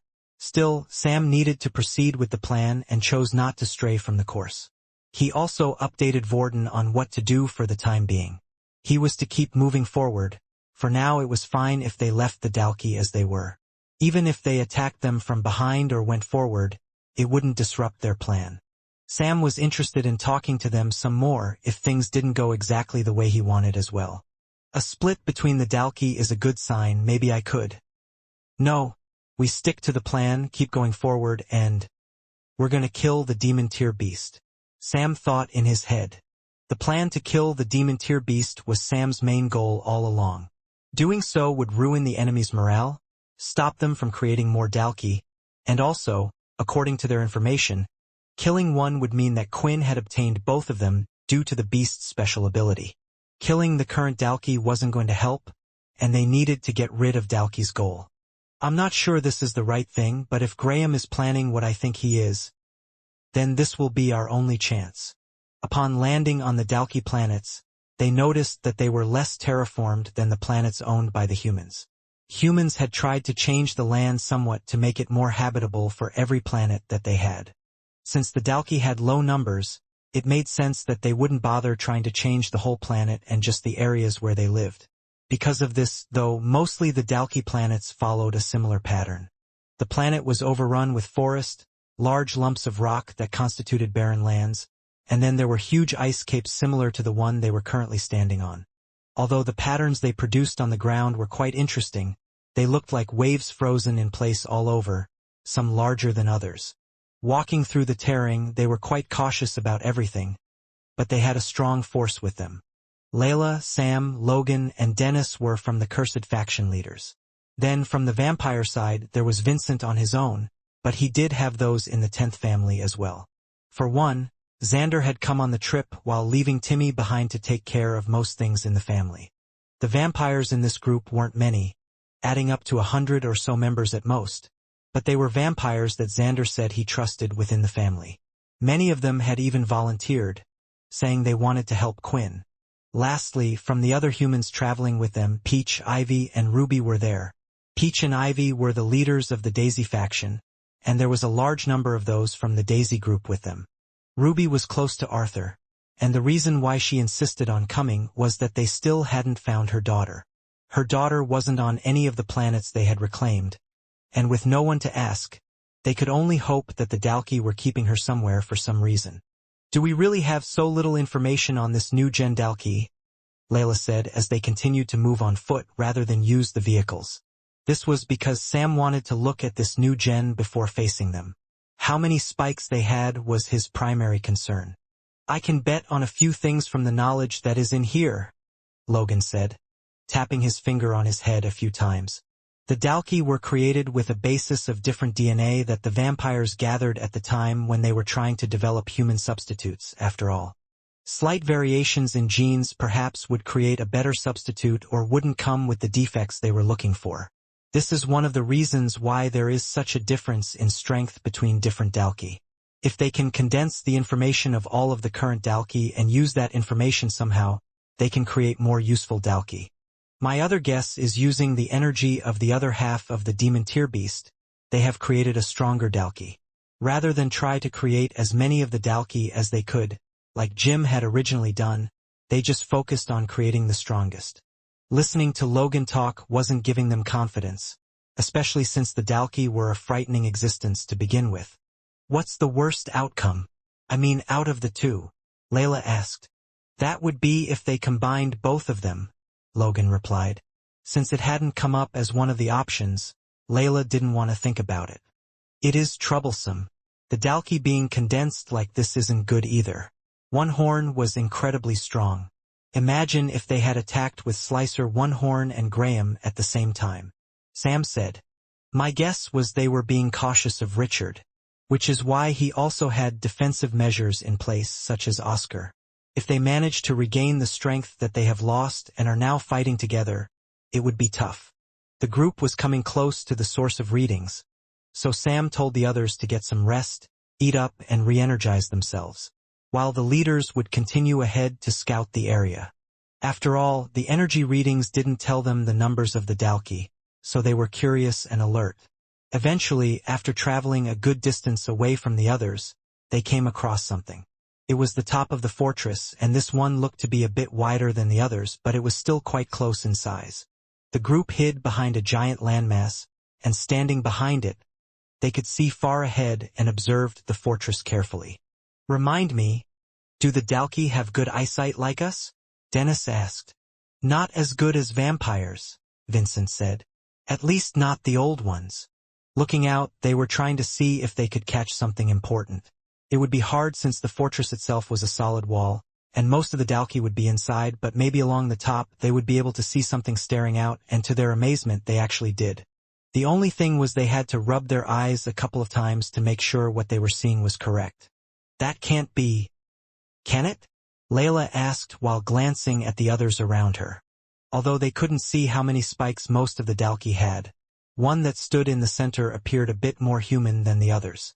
For one, its skin was mostly white with scales running up it. It reminded them of Borden when he would change slightly. There was still the tail feature and their gigantic size, but their frame looked different from anything they had seen before. However, that wasn't the shocking thing about them. No, it was because, without a doubt, this Dalki in particular had a resemblance to someone they all knew. Seeing the Dalki, tears ran down Layla's cheek as she remembered what had happened. How could they do this? How could they use her like this? Sam's group wasn't the only one heading into the Dalki part of the solar system. The Earthborn group was still busy reclaiming the lost planets in their section, and they were moving unhurriedly since many vampire leaders were helping them out. Cooperation wasn't their strongest strength, and at the same time, they were waiting for an update on the situation with Satch. Still, after dealing with one horn, they would soon start to speed up ahead. The Greylash family, led by Owen and Nikyu, proceeded remarkably quickly, only a little behind the others. From the Cursed Family section, the one leading the charge of the war with the vampire subclasses was Sunny. She was also on her way, heading towards the Dalki part of the solar system. Bonnie and Void were no longer with them since the task was far too dangerous and sent back to one of the Earthborn groups instead. During her flight through space, Sunny had received an update from Sam. Sunny, you've done a good job, and the subclasses lost were under our estimations. I must congratulate you on your performance. She heard Sam's voice on the ship intercom. The latter was yet to land on a planet. By her side, Sunny still had Rokeen and another female vampire who was there for support, listening in on everything. Sunny was one of the very few vampires who had left most of her castle vampires and inner castle vampires back in the vampire settlement. Thank you, but you don't have to flatter me. I know what needs to be done. I assume you didn't call me just to congratulate me. Sunny asked, wanting to get straight down to business. You're correct. We have received an update from Vorden regarding something new happening with the Dalki. He was unsure of trusting them, but in the end, I decided to let them live in return for information. There is something that you need to be careful about. There is something called New Gen Dalki, and they might be stronger than what you have faced before. If that is the case, I would suggest, at the worst, abandoning the subclasses and regrouping with another of the cursed faction groups. Let the subclasses do as they wish. But I hope the situation won't come to that because I have another task for you. When gathering information from the Dalki, I asked where Graham would be and what planet he resided on. The answer was surprising, to say the least. Their base isn't located on any of the planets. Rather, they ride in a ship that's the size of a large moon.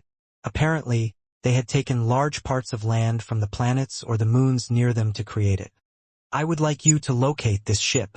This is where Graham is most likely, and this is where the beast we are looking for will be. Sunny had no problem with the mission and had accepted it. During her fight on the Dalki fortress, she realized that although the leaders were strong and able to take out the Dalki, what would have happened if they had attacked the vampires? For one, the leaders would have never used beast gear, nor would they have had inner blood weapons. The leaders also didn't have haste to train and get stronger as Quinn had drilled into them. It was quite possible that the Dalki would have quickly annihilated the whole vampire race as well. I guess everything that has happened has been for a reason. Sunny smiled.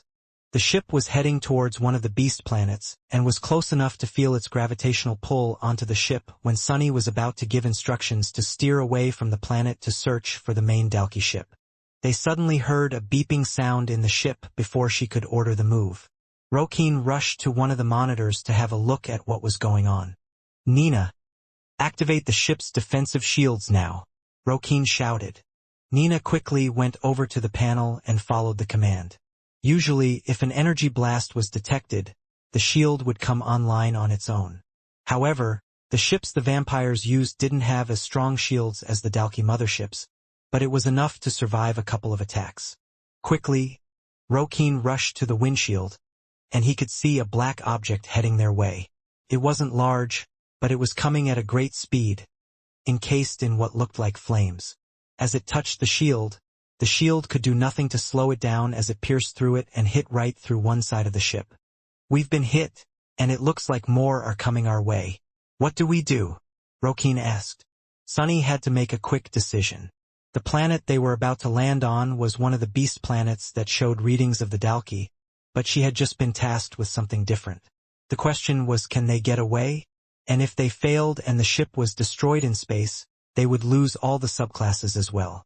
While thinking, another object hit the ship, and the ship automatically sealed off that section to minimize the damage. "Land the ship," Sunny shouted. Quickly, they activated the thrusters. The ship was large in the first place since it was a dropship filled with countless numbers of the subclasses. It started to head towards the planet, and at the same time the enemy attacks had stopped. Was it trying to get us to land? And I don't see any of the Dalki fortresses anywhere. Sunny thought, I guess I will have to deal with the Dalki here and whatever was making that attack and then head off to search. It will delay the mission, but I think we can deal with this quickly. The ship was slowly approaching the orange-like wasteland of the surface. As they got closer and decided to steer in the direction of the enemy, they spotted someone on the ground. "Is that just one Dalki?" Rokeen asked, doubting her eyes. What they were seeing was indeed just a single Dalki. It stood there surrounded by countless black spears dug into the ground. The black spears didn't actually look like spears but were just long and pointed at the end. It was a simple object created from the Dalki material. It was then that the Dalki smiled and picked up one of the spears while staring at the ship. "Too slow," it said as it threw the spear, aiming right for the back engine part. The spear passed through, and a loud explosion shook the ship as it began to tilt due to the impact. The front of the ship opened up, and the vampires jumped, landing on the ground. At the same time, the ship crashed not far away from them. "Don't worry," Sunny said after getting up. "If there is a Dalki here, there will be another ship, and that won't be enough to kill the subclasses." Sunny was right, as the containers were in good condition even against the attack. Soon the doors started to open on the containers, and out came rushing all of the subclasses at once. "Now, this is interesting," Dalki said. "This will be a nice test to see if I can take you all on." A single Dalki.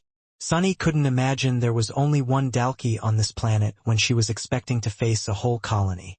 However, something else was distressing her even more.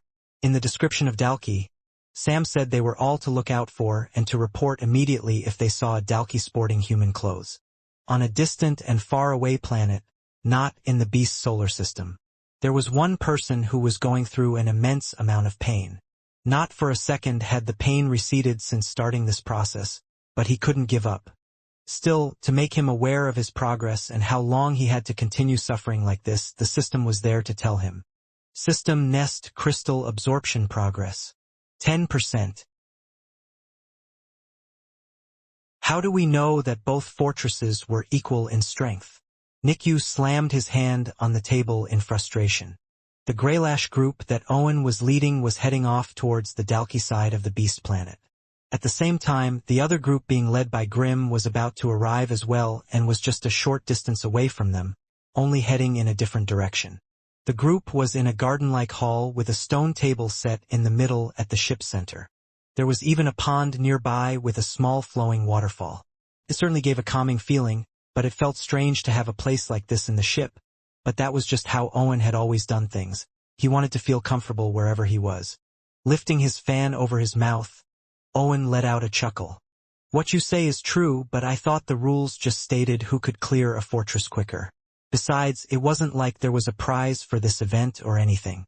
Let's just say that they were stronger than the one I fought." Nate, who was also at the stone table, felt a little uncomfortable, but he was just thankful that Owen wasn't so childish. He was happy to concede defeat and go with Nikyu's ways. In fact, he had been doing this the whole time. Nikyu wanted to make it a competition and Owen had agreed. Now he was complaining again and Owen was taking a step back once again. "PFT," Nikyu scoffed, crossing his arms. "And unlike us, you had a lot more people on your side." Ahem, clearing his throat, Nate interrupted to talk about the matter at hand. "We got a report from Sam. We need to be careful of the new Gen Dalki on these planets. I would suggest we slow down our pace a little and fight together from this point forward. It was good to let the humans and vampires fight separately, but now we might need everyone's strength. After all, I'm sure you all heard what happened with the Earthborn group led by Satch. For the first time in a while, Owen had an expression of sorrow on his face. Although he covered up his face with his steel fan for most of the time, it wasn't hard to judge his emotions from his eyes, and Nate understood him very well. Everything was going well and all groups were reporting good news, but then the report about Satch's group arrived. In truth, they perhaps should be celebrating that one horn was dealt with, yet the loss of their comrades was much heavier. There still has been no report on Graham, so we need to keep an eye on that as well. Is there any update from vampires about Quinn? Is he on his way back? I've been keeping his shadow active for a while, Nate asked. Nikyu remained quiet for some time because he was in contact with the Eighth Family, who had the ability of telepathy. He was communicating with the vampire shelter, who would, in turn, forward the message to Quinn's group. Yes. They're all right, but Quinn seems to be in the middle of something. Right now, they are protecting him and are fighting. Some reinforcements have also been sent from the settlement to support, so they should be fine. Nikyu conveyed to the others in the room after disconnecting. Doing something? What are you up to, Quinn? Nate wondered. It sounded strange, but knowing Quinn, it had to be important, and he was glad that the vampires were actually trying to protect him earnestly. Eventually, the fleet of ships started to pull in towards their destination, a Dalki planet. However, there was a very serious look on everyone's faces this time, including Nikyu's. It was a relief for Nate because he was worried that others might continue to see this as a game.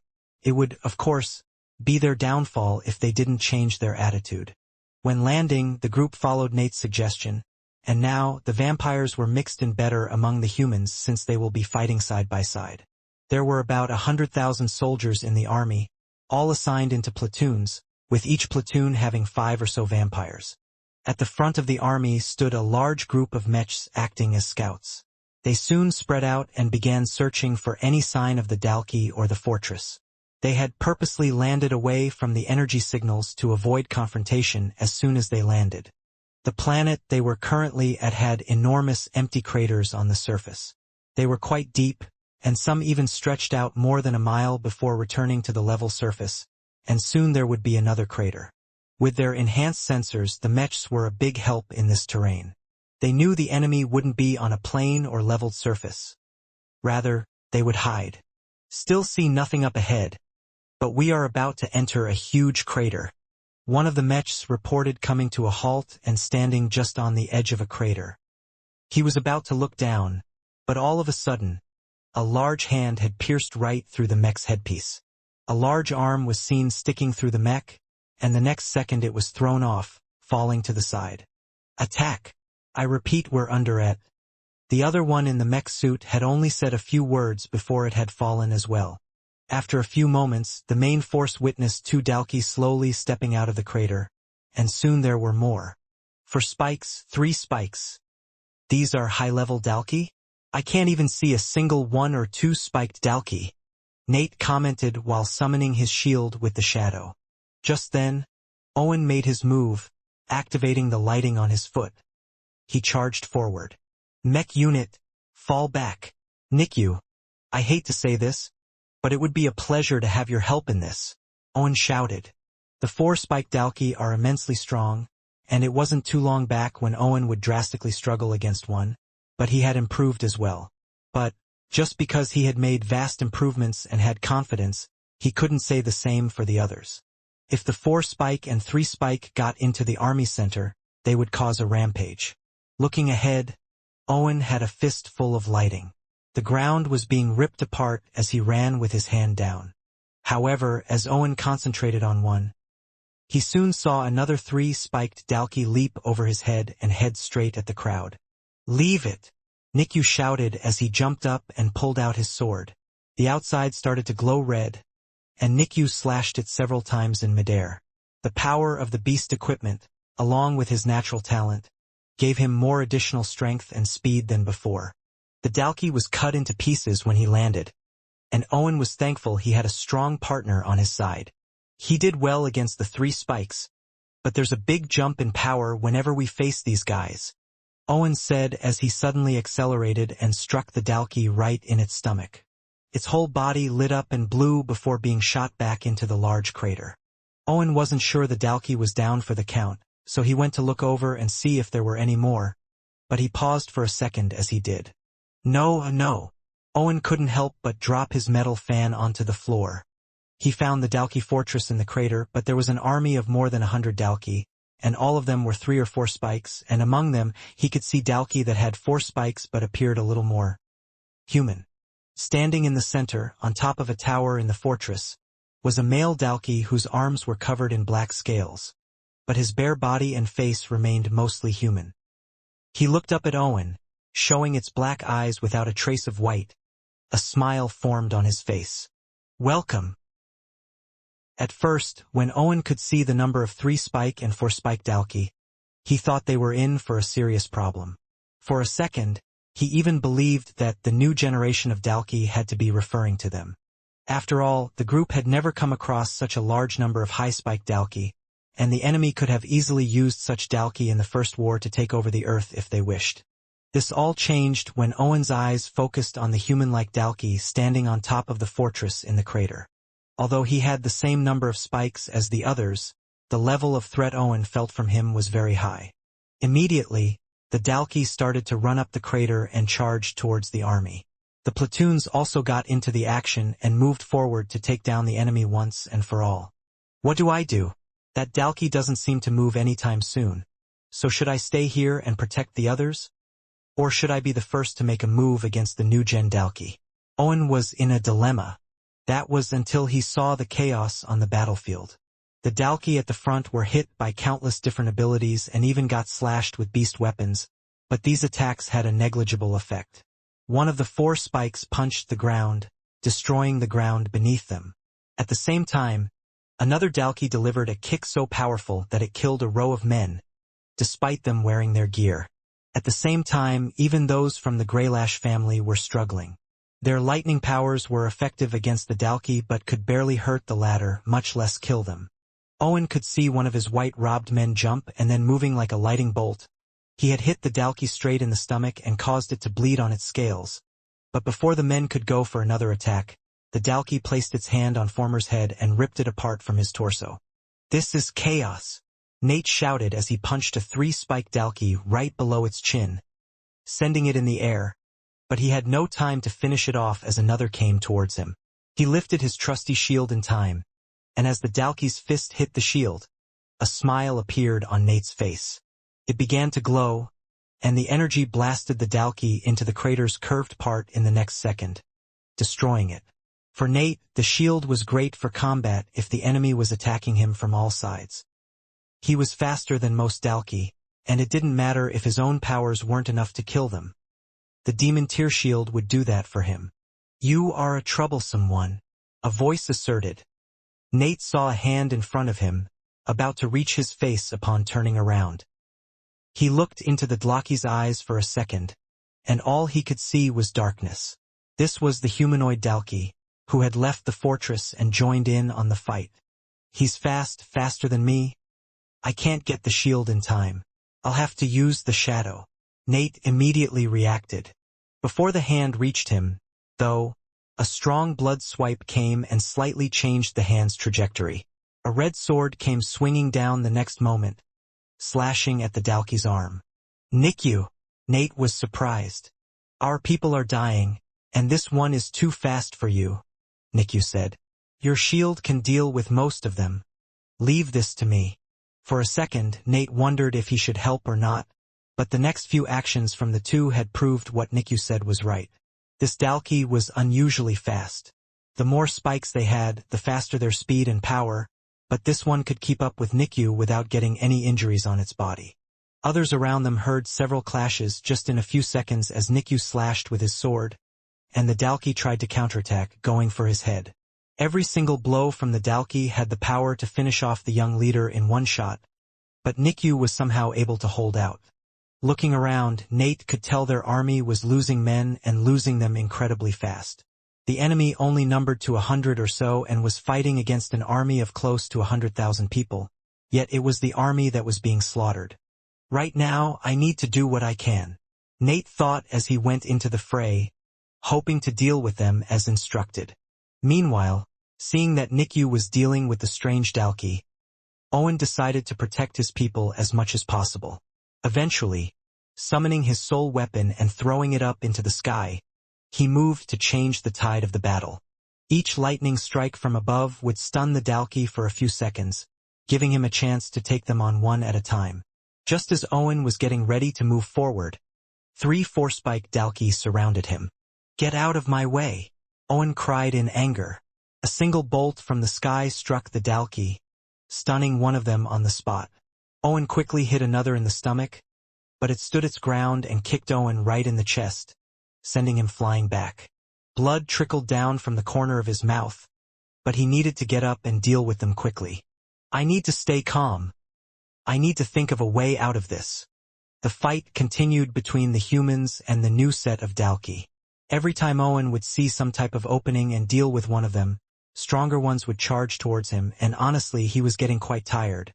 With Nate, the understanding of what his shield could do started to spread among the enemy Dalki. Even with his vampire and chi powers, a 4-spike was still difficult for him to deal with. Thankfully, the demon tier shield gave him extra stats to help him deal with a few of them. Yet, it was clear there was a certain strategy in place. All those that would give the Dalki trouble were targeted and surrounded. At the same time, they weren't necessarily trying to kill them and were slowly being forced down, not allowing them to help the others. Even Nikyu, who was trying his best to hurt the 4-spike, had eventually caused some cuts and bruises here and there. But the Dalki hadn't changed its own attack pattern and just continued. It was hard for them to tell how long had passed, but they had been fighting non-stop, to the point where each of them had to now worry about their MC cells. Nikyu and Nate were in a better state since drinking some of the Dalki blood of their fallen targets gave them an energy boost. Nate had used his shadow in a dangerous situation, even protecting those around him. On the other hand, Nikyu was getting frustrated and was making more mistakes and even got hit on his shoulder by the human Dalki, and was now forced to step back. Eventually, Nikyu, Owen, and Nate had backed themselves up towards each other without realizing it. Around 10 or so vampires were still fighting, and nearly 2/3 of the Dalki were taken out, but out of the 100,000 they had brought with them, these vampires were the only ones left. "Regroup," Nikyu shouted, and the vampires soon came towards them, and now huddled up and tired, they all wondered what to do. Owen no longer had his soul weapon out because it was using too much of his energy. "We have to get out of this," Owen said. The human Dalki was smiling at them, and the other Dalki started to walk ahead towards them as well. Around 20 of them were still alive, and only the last few people from the attack group. "Is this how it ends for us?" Nate gritted his teeth. He tried to contact Sam upon seeing the disadvantageous situation during the fight, but there was no response. Honestly, he was worried that everyone at the moment who was in the Dalki solar system was facing a similar problem. "There are not that many left," Owen smiled. "Why don't we have a competition to see how many we can take out?" While saying these words, Owen found it hard even to lift up his arms. The Dalki charged at them, and the group of vampires was ready to protect their leader. But after a few steps, the Dalki noticed something from the side. However, it was a little too late for them as a tunnel of ice came out from the side. The second it touched the Dalki, their bodies began to freeze on the spot. Soon, 3 Dalki were caught and half their bodies were frozen. Just then, a large blade appeared and sliced one of the Dalki in half the next second. "What is she doing here?" Nate said in disbelief. "I've never been this pleased to see her." A mixed bag of emotions. Honestly, when Erin had decided to leave the others and go on her own, away from her friends, she was heartbroken inside. She had already lost her family once, and because of that, she naturally pushed others away. Yet, slowly, some people had managed to move into her heart once again, and Erin became a little soft towards them. She had decided to get stronger because she wanted to protect those around her, but the one thing she never thought she would have to do was to fight those closest to her. It was a thought that she couldn't bear, something that she couldn't imagine, and in the end, she had decided to leave the settlement. The teleporter in the 10th castle had been used to send Erin back to the cursed ship. When Erin reached her destination, she didn't greet the others or inform them of what she was doing. Instead, she had decided to do something else, and that was to get as far away from everyone as possible. There were a few things she had learned about herself, like, similar to a vampire, Erin could also use influence skills on people. Although it seemed like this wasn't as strong as her counterparts, it was enough to convince the person in charge of the teleporter room. I have to get away from the cursed faction and any of the vampires. Even on this ship I can still feel it, she thought. Eventually, she headed through the teleporter. After going through several steps, she found herself on one of the 3 Earthborn planets that were considered safe. The planet seemed quite peaceful, having hardly suffered from Dalki attacks, and there were plenty of people in the shelter. In fact, there were so many people that Erin felt a little trapped. After all, many from the other shelters had to come to this place, including civilians. In the end, the Earthborn group had to build 2 shelters on the planet to accommodate everyone. One for the general civilians and a group of men to protect the place. While the original was for the bulk of the military, they built the shelters relatively close to each other. If there was any trouble, the military could come and help. In the first place, they only considered this safe to do so because the Dalki attacks were so scarce. One day, covering herself in a gray robe, Erin walked down the street and entered a tavern. Unlike vampires, she needed to eat regular food. Eventually, the server came and served a steaming hot meal. Pulling out a money card, she proceeded to pay the man with her credits. But there seemed to be an error when attempting it to go through. Right, sorry, but it seems like the payment didn't quite work. Do you have another money card on you? Perhaps. The man politely asked. The money card she was using was her own, and this money was from what she used to get from being part of the cursed faction. They would hardly ever need to use it, though, for 2 reasons. Being close to the cursed leaders meant it was almost impossible for them to pay for things, and if they did need money, they had a member of the Green family who was happy to top up their cards whenever wished.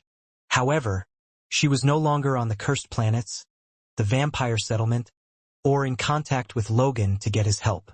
For now, to escape her predicament, she had no choice but to remove her hood and look the man in the eyes. Seeing her beautiful long blonde hair and pretty face, the man was almost getting red just looking at her. And just as she was about to use her powers. It's okay. The meal's on the house. The man suddenly smiled and walked away. She was left alone in the corner with her food, and dug in quite quickly. I can't keep using my powers like that. It feels wrong, Erin thought. But that means I'll have to come up with a way to make some money. After finishing her meal, she eventually saw that everyone's eyes were glued to the screen. As for what they were watching, it was none other than Quinn. He had returned from the vampire world, and right now they were heading to the Daisy faction base. She continued to watch every bit of it, as Quinn was filled with anger and had killed the Dalki with ease. Those in the shop couldn't stop talking about the whole event. When the broadcast ended, they continued to discuss it for hours while Erin was left with her own thoughts. Quinn, you have gotten so strong. I thought maybe I could get as strong as you. But now I'm a little scared of what will happen if I do. Right now, she couldn't feel the urge, but it was because she could tell that there wasn't a vampire in the shelter they were currently at. Perhaps if she lived a successful life away from vampires, away from them all, she would be all right. Still, there was something at the back of her mind that was itching her bit by bit, even if there weren't any vampires. Thankfully, due to Leo's training, she could control it at least this much. Putting on her hood, Erin continued to wonder for the next couple of days. But that wasn't all she did. At night she would wander the streets, even though she didn't know why she was doing it, but it was as if she was looking for something. Then one night, while roaming through the streets, it hit her like a wave. An incredible feeling rushed through her mind, and her back was covered in sweat. Like radar, she could quickly pinpoint where this sensation was coming from. Running through the roads of the shelter, she turned down an alleyway and saw 2 glowing red eyes. Without a second thought, she pulled out her smaller katana-like blade and dashed forward, slashing at the vampire. The attack was swift. The vampire didn't even have time to react and was killed on the spot, sliced in half. A human was trembling and frightened on the street floor down the alleyway. "Thank you. Thank you so much." That man came out of nowhere. Turning around, Aaron looked at the person, a young woman. Walking forward, she had the biggest smile on her face. "No worries. I'm glad to see that you're all right." The woman didn't know why, but getting up, she immediately ran away and headed back home. What Aaron didn't know was her smile didn't look like one that was happy, but one of someone who was enjoying the moment. Touching her face, she could feel the edge of her smile not going down. Seeing that the person had run away from her at that moment, Aaron fell to her knees. "What have I become? What is this?" "But that feeling, I can't forget that feeling," Aaron muttered. She knew that she had enjoyed the sudden feeling of killing the vampire. She was afraid that even if she chose to live a life in seclusion, she would eventually lose out and seek this feeling once again. As she was deciding if she was ready to give up or not, but a certain person's smiling face flashed in her head. "Layla, I missed the days when I just talked with you. I missed seeing you drool over that idiot Quinn. I missed the scaredy cat Peter and the charismatic Vorden. I just want to go back to those days." "Is that so much to ask?" Aaron sighed. Getting up from her feet, she took a deep breath and placed her blade away. "I have to control this urge, and I have to do it if I ever want to return to them one day. And I know I will overcome this." Knowing Quinn's plans were the alliance between the humans and the vampires, and she was an existence that could sink that plan, so no matter what, she needed to control her urges if she wanted to help in this war. Rumors were starting to spread within the Earthborn faction that perhaps there soon would be a fight on their hands. Everyone knew that it would happen at some point in time, but those that were in the shelter a little away from the military were frightened. Of course, they would be, since they had little defenses. While walking the streets, Aaron was listening in on all the surrounding conversations. It was a skill that she had often done when traveling with Leo. Although vampires had great hearing, all the noise at once made it hard to focus on just one, making it a skill she had needed to pick up. "I heard there is a mass recruitment in the other shelters. The Earthborn faction wants to get everyone with some type of useful ability to head towards the front line. I mean, at some point, if the military and the other factions don't win this, then we would have to fight for our lives anyway. They're not doing their job. We should just head to Earth, or try to head to a different solar system where the Dalki can't reach us. That should be possible, right? I don't know about you, but I'm still scared about the vampires. I heard they attacked and sucked someone dry just because they looked at them funny." As expected, Aaron could only hear news about the upcoming fight. What she was surprised about, though, was the fact that there was no news about Quinn after he had made that declaration to the world. Based on the way the Dalki had acted in the past, the Damper had been sure they would react, yet so far there had been nothing. "I wonder if the Dalki are planning something. Everyone is too scared to act and is just waiting, but if we just sit here and wait while our enemy is preparing to get stronger and improving, it will be our loss." Aaron thought as she took a deep breath. Every once in a while, she would get reminders of what had occurred the other day. She had been trying to harness those feelings. But right now, the young woman needed to find a way to make money. "I heard that the new General Longblade has sent over his right-hand men to this shelter, Rafer Lyle. I thought it was to protect us, but I've heard the guy has been looking for people willing to go out on a hunting expedition with them. I mean, we still need crystals and equipment times like these, and although there are a lot of people here that aren't strong enough to go against the Dalki, we could still do some fighting." This seemed like a good way out of her financial situation. At the same time, it would be a good way to help her with her personal problems. So far, only two things allowed her to keep sane. One of them was meditation, but that severely limited the amount of training time. The other was fighting other things that weren't vampires. After gathering enough information, Aaron discovered the location of the recruitment process for the beast hunting teams. Just like how travelers would be ranked and be allowed to search for beasts, the same would be done here. The Damper soon arrived at a courtyard of a grand manor that was being used by Rafer and other high-ranking officers during their stay here. All those that wanted to take part had gathered in an open field and a test was being conducted. The test was simple enough. They were asked to fight against one of the Earthborn soldiers. After a little sparring match, Based on their results, they would be put into different groups. Behind the soldiers there were 3 circles that had been drawn on the ground, and each one was being told to go into a different circle. Next, Rafer shouted out to all of them with his hands by his side. He was quite the large and busy man, yet he still had a smile on his face most of the time. He also took his work seriously and knew when to be kind and tough on others. In the middle section there was a red-haired man who looked like a teenager walking forward. "Huh, isn't that?" For a second, Erin was sure she had recognized him. As the soldier charged forward to attack, Berg spun around, avoiding the sword. It looked slow at first, but then from one of his elbows emitted fire from behind. Using the power of his flames, he accelerated the spinning in his body and hit the soldier in the side of the head, knocking him down to the floor. It was the first contestant that was able to completely overwhelm the soldiers out of all of the ones who had taken part so far. Power of fire? Doesn't that mean he's from the Sunshield family? I guess the red hair makes sense now. There were plenty of whispers after seeing him in action, and Erin was right. Berg was someone who had also gone to the same academy as them. He was a favorite and a talented student, rising to the top. At one point in time, Erin had treated Berg as her rival. However, it hadn't taken her long to realize that she needed to worry about others if she wanted to be the best. A childish dream that seemed so long ago, yet it had been merely a few years. "Third circle," Rafer announced. The third circle had the least amount of people. There were only around 8 in the group in total. Then there was the middle section with around 15 or so, and lastly the end circle that had the most number of people, numbering around 50. It was clear that the circle Berg was in was considered the best. "Next," Rafer called out, and it was finally time for Erin to go out. Currently, Erin had the large sword on her back, not just in its specially made scabbard, but she also had it wrapped in cloth.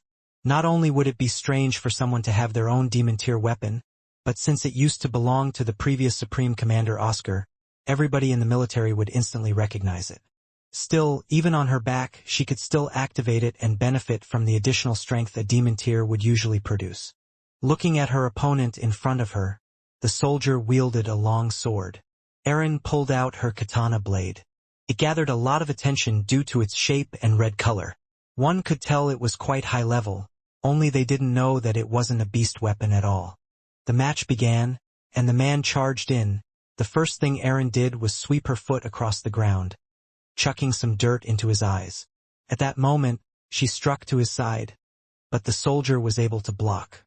She went for another attack which was a little faster and hit the shoulder guard of the shoulder. This continued, and the soldier was clearly being overwhelmed, but eventually, he stomped on the ground, and a pillar rose in front of Erin, hitting her in the stomach. A second before it reached her, she leapt back and fell on her backside. A speed user. Although your ability is not great, you knew the right spots to attack. You've earned a place in the second circle, the soldier instructed after giving her a hand. This had, of course, been Erin's plan all along. The damper didn't wish to sit out, though she didn't consider it wise to go in as the first circle either. She had a feeling that something was up anyway. After the testing was complete, Rafer went to the first circle where Berg and the others were. "All of you will head to the other shelter and prepare yourselves." They soon looked at themselves with confused looks. Why were they going to the other shelter if this was meant to be a beast hunting force? But the others soon cashed on. "You disappoint your fellow humans. With as much power as you have, you decided to hide it and run away to this shelter. You should be on the front lines fighting with that strength." The others couldn't really argue with this because they knew that they had hid themselves. Perhaps there was even more today that had done the same thing as Erin, not showing her full power, and had figured out what the army was trying to do before them. For a second, though, Rafer looked towards Berg. "You, kid, how old are you?" 19, sir," Berg replied. "And you, the one in the hood, come forward," Rafer requested. It was clear that he was talking to Erin, and her heart started to thump. Not yet. She wasn't ready to go on the front line just yet. Not when she would be placed among other vampires. Erin did as she had been told and walked out of her circle. The others weren't sure why these two had been called out. though the young woman feared that they might have realized that she had been holding back. Rafer first looked towards Berg before explaining, "You two will be coming with me. We will be making a special beast hunting team. As for those within the second circle, you'll be hunting advanced tier beasts and king tier with the support of some military personnel. The first circle group will be fighting intermediate and basic tier beasts. We'll assign you a captain, and you'll listen to their orders. Understand?" The others didn't disagree with this, and the only ones that seemed somewhat upset by their situation were the ones in the third circle that were forced to move to another shelter. "Please, my family lives here. I need to protect them if the Dalki come." An older man ran out, getting on his hands and knees to beg Rafer to be allowed to stay. "I understand that this is a hard time for everyone. I promise that we will ensure that your family will be safe here. However, we need more people who are strong like you to fight the Dalki with everything we have. If you think you alone can make a difference, should the Dalki invade after they have gone through all of us, I'm afraid you're living in a fantasy and not the real world." The man pleaded some more, yet to no avail. His head sulked as he gave up on the idea. It was true he wanted to look after his family, but it was also true that he didn't want to go on the front line against those beasts. Eventually, heading into the manor, there seemed to be some sort of special meeting that had occurred. For now, Aaron had sat down on a sofa, and Berg was sitting opposite her with his arms crossed. He had no beast gear on, and he was in a sleeveless shirt. It looked like he had a rough time. Perhaps it was due to what had happened to the Sunshield family. With them being disbanded and mostly destroyed, only a few of them were left alive. There were more than a handful of factions and families that held grudges against them, because of the Big Four. In the past, two of the families seemed to bully their way through compared to other families the most. One being the Sunshield family, the other one those under the True Dream flag. Berg started to try to get a peek at the hooded girl's face, when he eventually had caught a good look. "Aaron, I can't believe it. What are you doing here?" Berg stood up in shock, before immediately sitting down. Then, a little worried, he whispered, "Aren't you with Pure?" When Aaron had left the military academy, there were many that had accused her of being part of Pure, and that they had taken her back. It looked like some still had this impression of her. With no need to hide who she was, and not really caring, she pulled her hood down, revealing her blonde hair. "Calm down, I'm not with Pure. That was all a setup. I was with the cursed faction for a while, and now I'm on my own due to none of your business," Aaron claimed, crossing her legs and looking away, wondering what was taking the others so long. It was clear that Aaron didn't want to talk based on the short interaction the two had had, but Berg couldn't help but stare at her.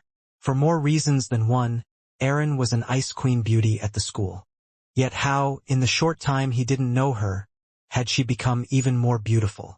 On top of that, he knew her ability was ice, so why hadn't she used it? Just as Berg was about to pop the question, the doors opened and Rafer was seen walking through. There was another soldier by his side, and what looked like two other travelers. From what Aaron had gathered, they had done similar tests around the shelter beforehand. Of course, one center couldn't just measure everyone that needed to be measured, although she had also heard news that they were forcing some people to take tests as well. Whether it was right or wrong was a different thing. She could tell that fear was running through the military, of experiencing the same thing that they had done once before. Before Rafer spoke, he looked at Aaron for a few seconds. He was surprised to see such a young woman under the hood. He wondered why such a beautiful person would cover their face like so, but he knew it was rude to stare and went on with the reason they had been gathered. "Sorry for springing such a surprise on all of you." Rafer apologized as he gestured the other two to sit on the third sofa that was positioned around the square table in the room. Rafer was the only one that was standing while he made his announcement. Aaron glanced at the two others, and tried to sense if there was anything strange about them. Neither of them had chi, nor were they vampires, that was for sure, but their beast gear was at a good level. One was a short white-haired young adult with a crossbow-type beast gear weapon, something that Aaron rarely saw. The range on a crossbow was less than that of a bow, but the advantage was usually the power and speed at which a beast crossbow could be used. "Now that everyone is here, I want to inform you about the task our special team has," Rafer explained. The white-haired traveler goes by the name of Conan. He used to be part of an A-rank faction and was an A-rank traveler in the past. This had come as a surprise to Erin. For one, she thought for sure that if there were any A-rank travelers they would have been sent to the other shelter, so why was he here? Then we have another traveler, that goes by the name of Brooke. Rafer continued. Knowing that the white-haired man was Conan, Brooke was clearly the muscular black man who had tribal tattoos going all the way down his forearms. Although his tattoos and muscles screamed intimidating, his smile showed another story. When he looked at everyone, he seemed like the most gentle person in the world. It was such a nice smile that some were even put off by it. His choice of weapon on his back was 2 sickles. Something that would have been used as a farming tool in the past, but since they were beast weapons, Erin was sure they were far more effective. Now, I don't want you guys to be shocked when I say this, but the reason we have gathered you all is that we have discovered the location of a demon-tier beast. One that, if turned into another weapon, might help us tip the scales of war into our favor. Everyone in the room was left speechless. A demon-tier beast, such a rare existence, and them who felt like nobodies were going to go after it. It felt like an elaborate prank was being set up on them. I'll explain a little further for you all. All the factions on the other planets are busy, and I'm sure you know that the other planets are now in control of the Dalki. If anything, finding a demon-tier beast on the few planets that we have is a blessing.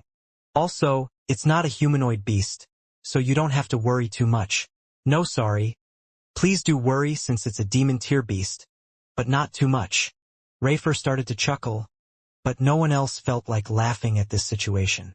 How are we meant to fight such a thing, just with 5 of us? I heard all the leaders fought against the last one.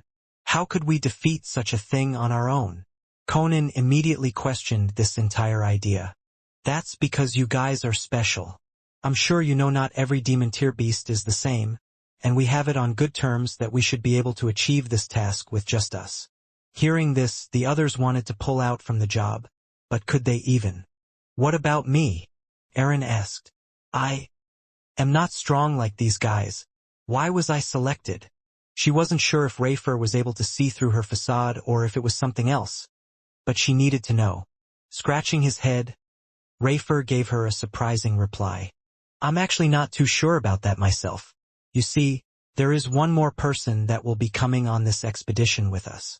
She was actually the one who gave us information on the demon-tier beast. The only thing she wanted in return was to accompany us, as well as for us to recruit a person in a gray hood, no matter what. Just as Erin was beginning to guess who it could be, someone else stepped into the room, walking in with a staff in her hand. Well, it's been a long time, hasn't it? Bliss greeted the damper with a smile. It was a bumpy, silent journey so far in the specially made traveling vehicle the group was currently in. A large reinforced vehicle that was used by top travelers to go hunting. It was reinforced on the outside that would block most sudden attacks from beasts, but as long as they kept moving, they would be okay and mostly ignored. On the inside, it had everything one could need. Food supplies, beds, even a kitchen area to cook in. Travelers needed to go hunting for days on end, and with this task in particular, none of them knew how long it was going to take. The journey so far had been mostly silent. They were a group of strangers, and no one felt like talking, all apart from one, Rafer, who couldn't stop talking. It was almost as if he didn't want a moment of silence to go by. So whenever no one said anything, which was a lot, he would start yapping away. There were 6 in total heading towards where the demon-tier beast was located or where it was hinted to be. Nervous looks all around filled the room, apart from 2 who were sitting down. Erin had her arms and legs crossed, sitting opposite Bliss. She was scowling towards the other and made sure to keep her eyebrows furrowed. It was clear she wasn't shy about hiding her disliking from the others. I think you're going to burn a hole through her body if you keep staring at her like that, Berg commented. What's wrong? You've been like that ever since she was introduced to the group. Do you know her or something? Not that well, Erin replied bluntly. And that was the end of Berg trying to break the ice with the only other person he knew once again. He had tried striking up a conversation with her a few times during the journey, but she had said nothing. The Ice Queen still seemed like an Ice Queen. The thing was, Erin was telling the truth. She really didn't know this person well, but she vividly remembered her.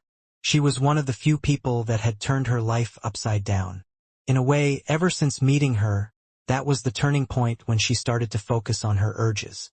Each time she killed a vampire, the words that the person spoke to her would come to mind, and after all that, to suddenly leave without explaining herself. Of course, Erin had a disliking for this person. What was worse was that every time Erin gave her a look, Bliss would just smile back. "Berg, it is now our turn," Rafer claimed, walking over to his side. Not following what was going on, he stood up but remembered what they were meant to do, and started to speak about himself. "Hey, that's that Sunshield kid from the Big Four." Conan nudged the other traveler Brooke, who was next to him. "I am from the Sunshield family, correct, and I am proud of it, but I am not proud of myself. I wasn't with the rest of the group when the Blades came and attacked us, but I knew about them and was to keep the whole thing a secret. I didn't want to go into hiding, but the rest of us had to, scared that they could still be out there. I then tried to get stronger every day, vowing to get rid of the blade that made our family this way, and then I saw the broadcast of him getting killed. Now, I honestly don't know what to do, but it has led me to this place." It was an awkward introduction, and the others didn't expect Berg to go into his backstory, but it seemed like some of the comments from the others during this trip had rubbed him the wrong way. "Okay, now Erin, was it? Would you like to introduce yourself?" Erin said nothing and just looked away. Rafer turned to the others, hoping someone else would speak, but no one did. Since no one had volunteered or was doing so, he decided to tell everyone's skills and powers for them. He didn't know much about the others other than their name, so it was the only thing he could do. Although Erin's was completely wrong, as it looked like Rafer still believed she had some sort of speed ability. "Okay, everyone, now that I have introduced you all to each other, I guess it's time to let someone else talk," Rafer said, who had been talking this whole time. The next one to stand up was Bliss, who looked strange during these times with what she was wearing. She would wear long robes, which looked to have next to no armor on them. They were blue and white in color, bright, which stood out. Then there was her weapon, which was a staff. Still, Erin of course wouldn't let this fool her. For one time, she couldn't even move after seeing this person. "The demon tier beast we are about to face is strong. We are going to its location, and I have no doubt that we will beat it." After saying these words, Bliss just stopped there, smiled and sat back down. "That's it." Berg was now shaking even more than before. "Rafer, didn't you say she had details about the demon tier beast or would tell us how to beat it? What is this?" Rafer himself looked a little confused, but since he was one that didn't like confrontation much, he wanted to try and let the matter go. "I agree. We are risking our lives here." Conan stood up. "Please tell us you have more. Otherwise, I won't support you." "Fine," Bliss spoke again. "I can see you are all troubled, so I will tell you why the Earthborn group decided to listen to my request and why I am so confident in us beating the demon tier beast. Because my ability is to see the future. Not just a few seconds, but accurate representations of the future. I already proved this fact with the leaders of the Earthborn group, so they have come to trust me." Hearing this reminded Erin of the time the two of them met. She had said something similar to her as well. "Honestly, this all sounds like monkey balls, and I still think she's talking cow balls right now." Erin couldn't help but think. An ability to tell the future. I'm not sure I have ever heard of an ability like that. At least not like this. Brooke had his finger on his chin and was tapping away. Just like his smile, his voice was gentle as well, which didn't suit the whole look he had. "If you really could tell the future, then you could have stopped several fights and wars by now. I don't believe it for a second." Conan crossed his arms. "Hey, why don't you tell me how I'm going to die? Usually, I can't tell such specific details like that, but I do have this information," Bliss replied. "But do you really wish for me to tell you that? There are many paths to the future, and perhaps me telling you your fate is the reason it is caused in the first place. Since you asked." It looked like Conan was somewhat regretting his actions and was about to tell her not to say anything. Now that he thought about it, knowing how he would die would be a very scary thing, but perhaps he could prevent it. "Your death will be a cold one. A very cold one." That was all that Bliss said, and now Conan was wondering why he was even worried in the first place. The reason why I know we will do well on this task today in hunting the demon tier beast is because of her. She will be the one that we will rely on to defeat the demon tier beast. Looking up, Erin could see that Bliss was pointing her staff right towards her. Right? I really don't like this person, Erin thought. Come on. Do you really expect us to believe that? Conan asked right after Bliss had revealed the information. This is a demon tier beast we are talking about, and I've never seen her in my life. What rank are you even? Conan was referring to her traveler rank, the different colored tags that they would have around their neck that would prove to others the rank they had obtained. I don't have a rank. I was in the military academy long before the Civil War broke out. She answered honestly, and thought there was no need to prove herself to some nobody. Still, what exactly did Bliss mean by her statement? Was this a vision that she had actually seen, or did she just want to stir trouble? Does she know that I have the demon tier weapon on me? There should only be a handful of people who know. I can't imagine that information might have leaked. However, if she does know, then I could see why she would think with me there's a good chance of subduing one. But does that really mean she can see the future? Damn it! Conan sat back down, hearing that as a reply. We are all going to die. Although Conan might have been the only one to audibly complain, deep down, the others that had come along in this journey felt the same way. Since the start it had sounded like a suicide squad, but they had at least hoped the military might have had a secret weapon or something. As it turns out, though, they apparently chose to trust a crazy lady. Only a few seconds later, the outside of the vehicle started to rumble, and a loud sound had come from the left side. It was clear that they had been hit by something. Hey bro, did you do that? Brooke asked. Are you a jinx or something? Just when you say we're all going to die, beasts appear. Hey, now's not the time to be pointing fingers. Besides, shouldn't our psychic Bliss over here seen it coming with her powers? The traveler refused to take the blame for this coincidence. While the two were arguing, Rafer was on the move, heading to the control panel and pressing a button that would open the vehicle up. The tires stopped in place, and out from the sides the vehicle anchored itself in the ground, shooting strange devices from under the vehicle itself. After that, a small little energy blast was sent out in all directions like a bubble around the vehicle. It was a defensive measure that would allow them to get out safely and deal with whatever the problem was. As the back opened up, the group rushed outside to see what was going on. Bliss was the only one who walked out casually, unfazed by that had just happened. The first thing the group noticed as they stepped onto the black, charcoal-like ground was the fact it was hot. They could feel it on their feet, even through their beast gear. It was similar to the feeling of walking on a sandy beach with bare feet, with the sun being out. They needed to move or the pain would get to them. This was because of the type of planet they were on. The two shelters were placed on a level black ground, and most of the surrounding space was the same, but the whole planet wasn't like that. There were certain parts that were filled with molten lava from the ground below. Even now in the distance they could see mountains of lava flowing down the side of them. In the ground itself, although not on the surface, they could see part of the ground cracked with heat waves and little embers coming out as well.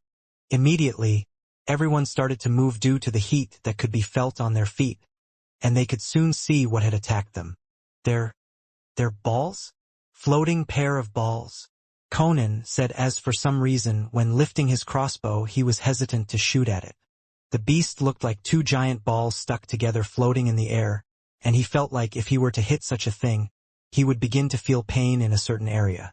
Soon, though, they turned towards him and a single large eyeball could be seen on each of the balls.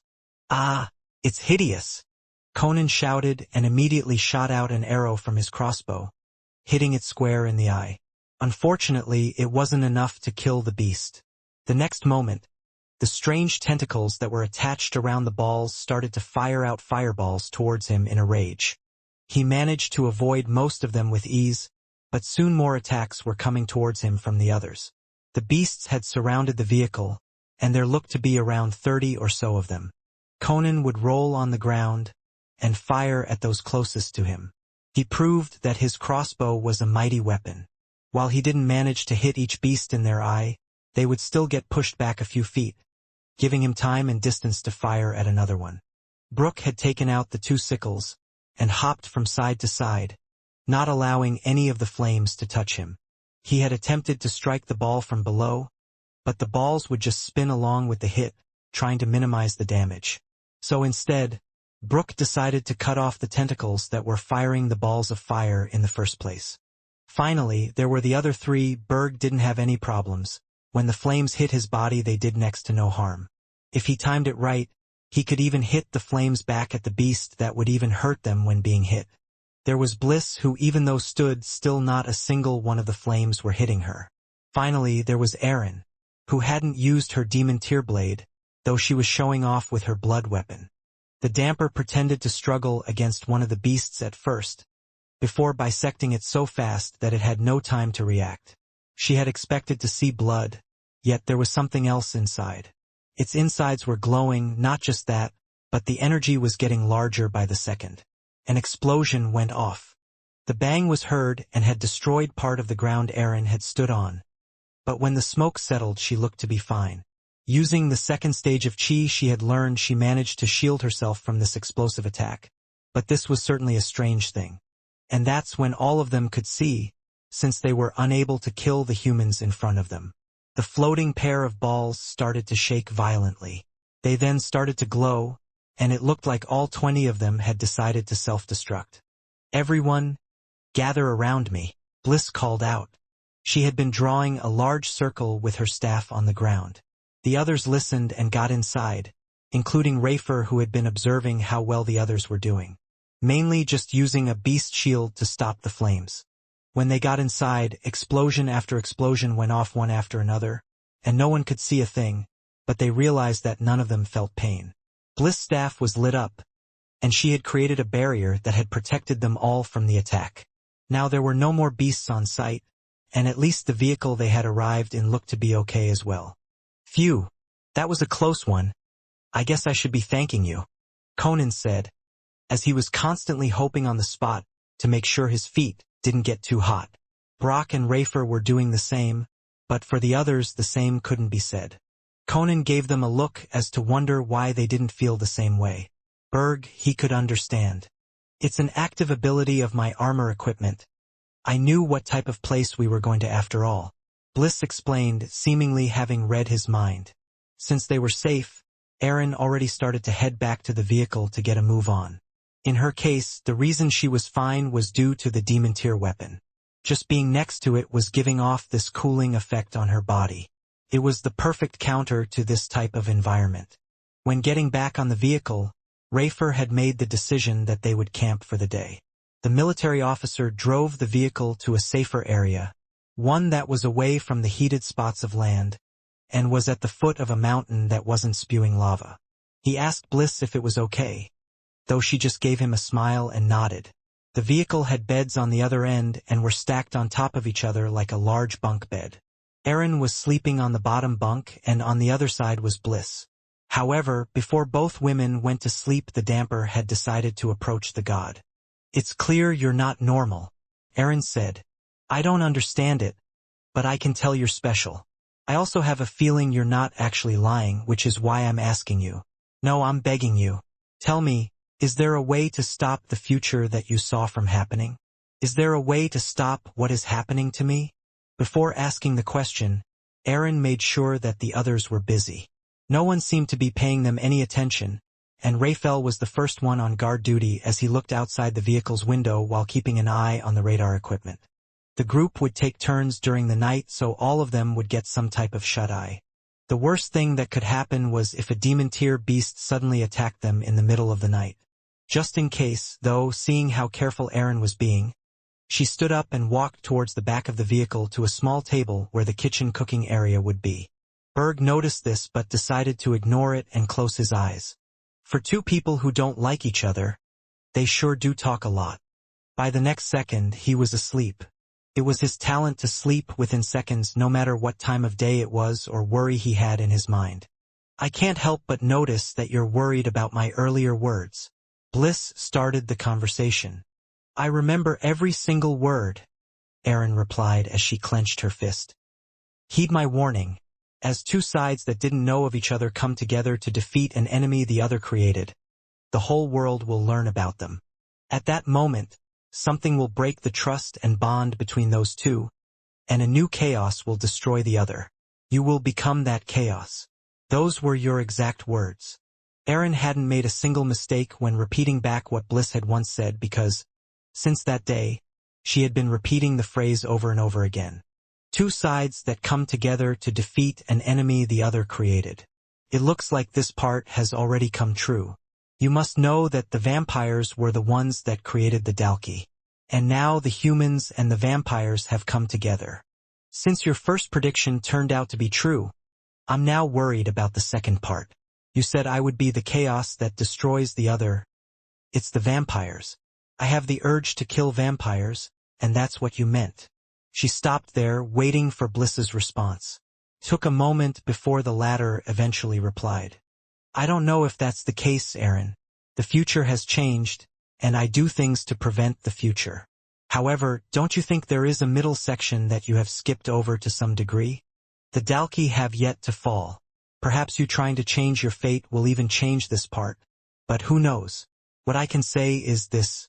I don't have an answer for you, but I have knowledge that might help you find your answer. The vampires are beings created by a god who resides on the other side. Now you might think I'm crazy saying all of this, but hear me out till the end, and then you can make up your own mind. You, yourself, were created from a vampire, yet you have the urge to kill those who created you. You can bypass the laws and powers that were set by those beings and gods that created you. Your existence is nothing less than a miracle, and that is why the vampires are so scared of your kind. And because of this, even the god that created vampires will be after you. To God, you're an existence that must be hunted down because you have the power to rise to his position or to even rise above him. You have the potential to go beyond a vampire and reach his level. If you try to fight what you are and what you have become, you will lose your life.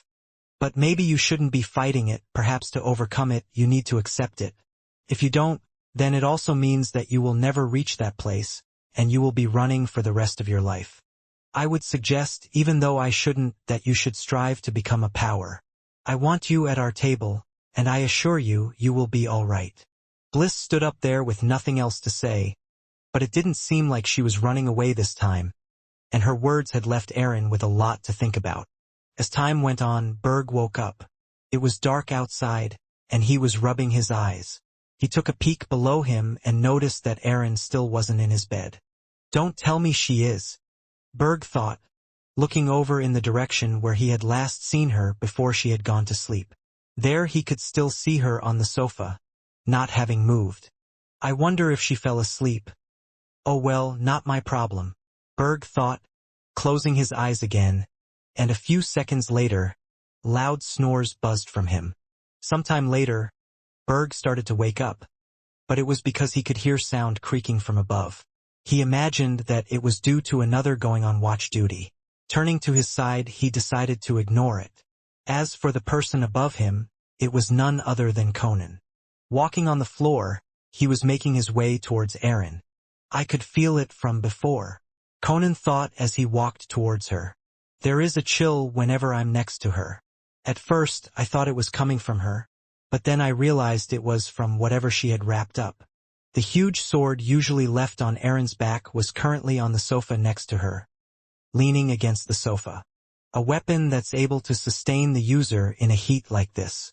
It has to be of a high-tier level, he thought as his temptation had reached the better of him. Turning over again, Berg opened his eyes, wondering if Erin was still there, and that's when he saw Conan's hand reaching out, attempting to seize the sword. What are you doing? Berg cried. Hearing this, Conan jolted forward and grabbed onto the cloth material. Simultaneously, Erin turned her head. She had fallen asleep at some point. Ag! Conan started to scream in shock and confusion upon noticing what was happening to him.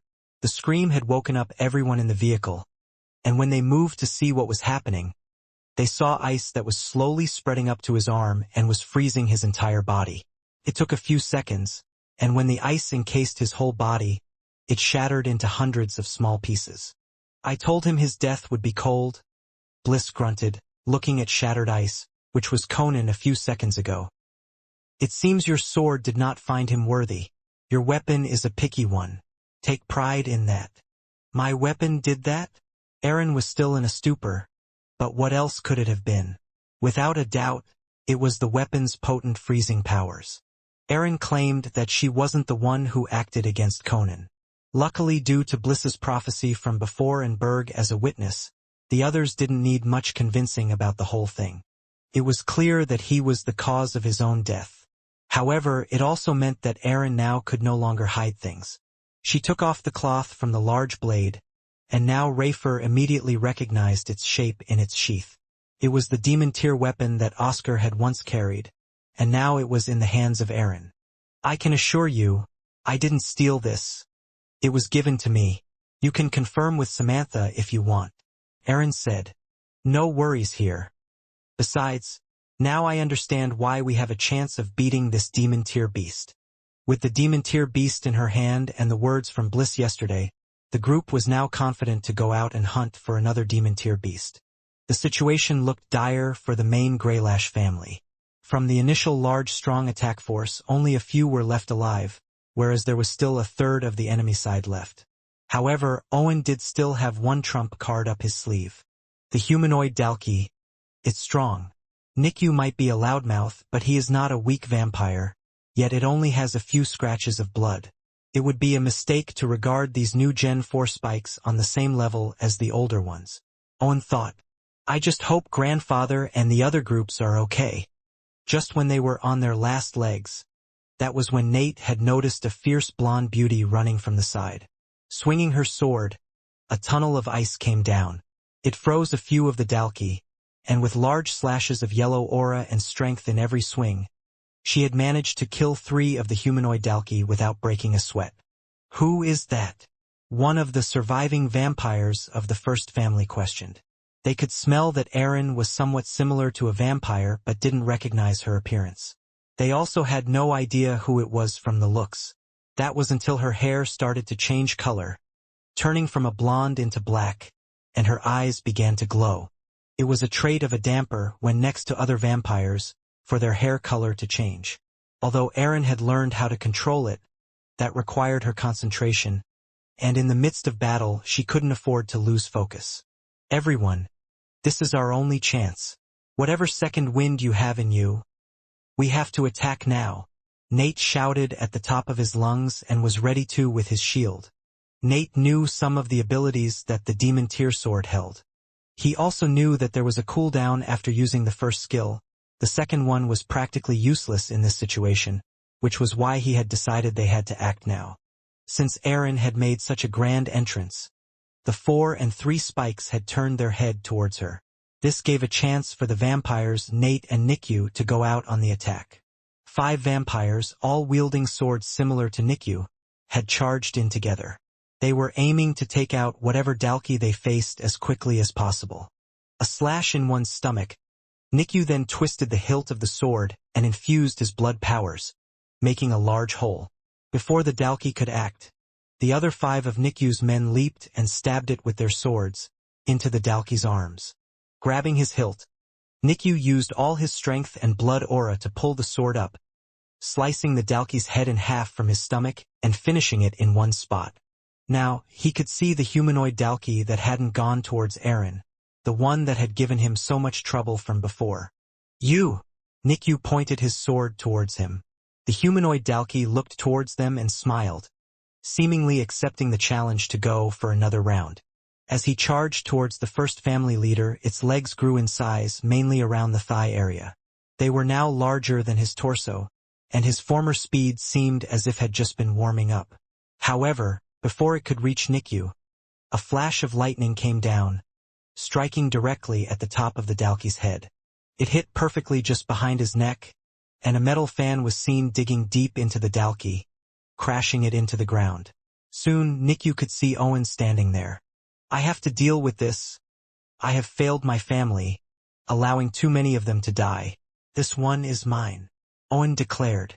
He held his metallic fan and pulled it apart with his bare hands, split into around 12 different metallic pieces. His fingers were still electrified and the current was passed through from one hand, going through each part of the fans to the other, making them stay in place. Swinging his arms downward, the fan pieces split out and hit the ground, making a circle around him and the Dalki. They started to glow blue and an electric current passed through each of them. Now, around the Dalki was a makeshift arena spread to look like an electric fence. I know you can probably just storm out of this place, but you Dalki are warriors, you should have some pride, so let's just make this a fight between the two of us. In the meantime, a little away in the massive crater, Erin could see a group of 4 Dalki charging towards her. She gripped onto the handle tightly as she thought back to that time. The entire group were sweating and panting after having defeated such a colossal monster. Its body laid there in the background. Ice tunnels everywhere and ice all around. Rafer had been injured quite badly, yet he was still alive, and the others didn't look much better than him. Bliss was currently the only one that wasn't out of breath. She had created a safe area for all of them, so their wounds wouldn't worsen by the surrounding heat. You want to know where to go next, don't you? Bliss asked, looking at Erin. Take the crystal and use it to strengthen your powers. They will need you in this war. Thinking back and seeing the Dalki run towards her, Erin twisted the hilt of her large sword, and something strange happened. The color of her blade started to change slowly, going from a white and blue metallic shine, turning red. The edges on both sides and the inner rings all started to glow red at the same time, and a strong heat was emptying from the sword. Pointing it towards the Dalki in front of her, one of the rings on the sword was activated, showing the first active skill was being used again. The next moment, a large tunnel of fire appeared on the battlefield. It hit the Dalki straight on, and just like with the ice, anything that touched the tunnel of fire would soon be covered in flames. Nate, who was coming in to help, couldn't believe it. The Dalki's strong hide resisted flames, yet the power of the demon-tier weapon was melting them in front of him. Since when? Could Oscar's weapon do that? Nate wondered. This wasn't an active skill of Oscar's weapon. This was the power of the other demon-tier weapon that Erin had gotten her hands on. After being told what planet to go to and what to do, Erin had taken the beast crystal. The others wanted to complain, but they really couldn't. It was undeniable that her contribution had been paramount to obtaining the crystal. Besides, who could stop her in the first place? Searching far and wide, she had eventually found someone who could do something with the demon-tier crystal. It wasn't a humanoid one like her current one, so she thought it would be weaker. However, the forger was inexperienced, and the best he could make out of the crystal was an attachment for her sword. It was one that would go onto the hilt for better grip. When she had come to pick up what she had assumed to be another weapon, or at least a piece of armor, only to see that Erin had almost killed the forger. Fortunately for him, he had been quick enough to tell her to try it out. She had tried to figure out what effects the hilt had. After testing, these were the results. Every single effect that the sword had and its active skills had been altered slightly. Instead of ice, she could use the power of flames. The power wasn't lacking either. Twisting the hilt of the sword again, a click would be heard, and the sword would go back to how it once was. The cooldown for the active skills on the weapon were separate as well, allowing her to use 6 different active skills on her sword. Now she wielded the power of flames and ice on her weapon. She ran forward towards the incoming Dalki and slashed one of its arms. A yellow aura covered the blade, and a trail of flames were left behind as she swung down, cutting the arm. She was fast and slashed again, killing the Dalki in front of her. Soon another one was approaching, and twisting the hilt, the blade changed. She stabbed the ground, and a trail of ice started to leave the ground and had reached the Dalki, freezing its feet. It was strong enough to break free, but it had slowed it down just in time. Not only had Erin gotten strength from the skill, her damper powers had grown, and she now had the stats of 2 demon-tier weapons. She was untouchable. Back in the fight with Owen and the humanoid Dalki, the two looked at each other, and the Greylash family leader was taunting the man, and he gathered a pure lightning bolt of power, holding it in his hand from the center like it was some spear. The Dalki didn't stop smiling, circling around the arena, and eventually charged forward. It was even faster than before, and rocks were chucked up from the ground itself.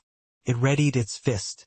With this power, I feel like I could destroy the whole planet, the humanoid Dalki said, believing nothing could survive its punch. Have you tried destroying a shell, though? Owen smiled. The marking on his hand started to glow.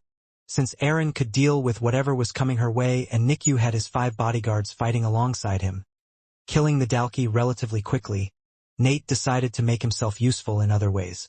He ran through the crater and, using his senses, tried to see if anyone was still alive on the battlefield. He was sure that there would be some at least.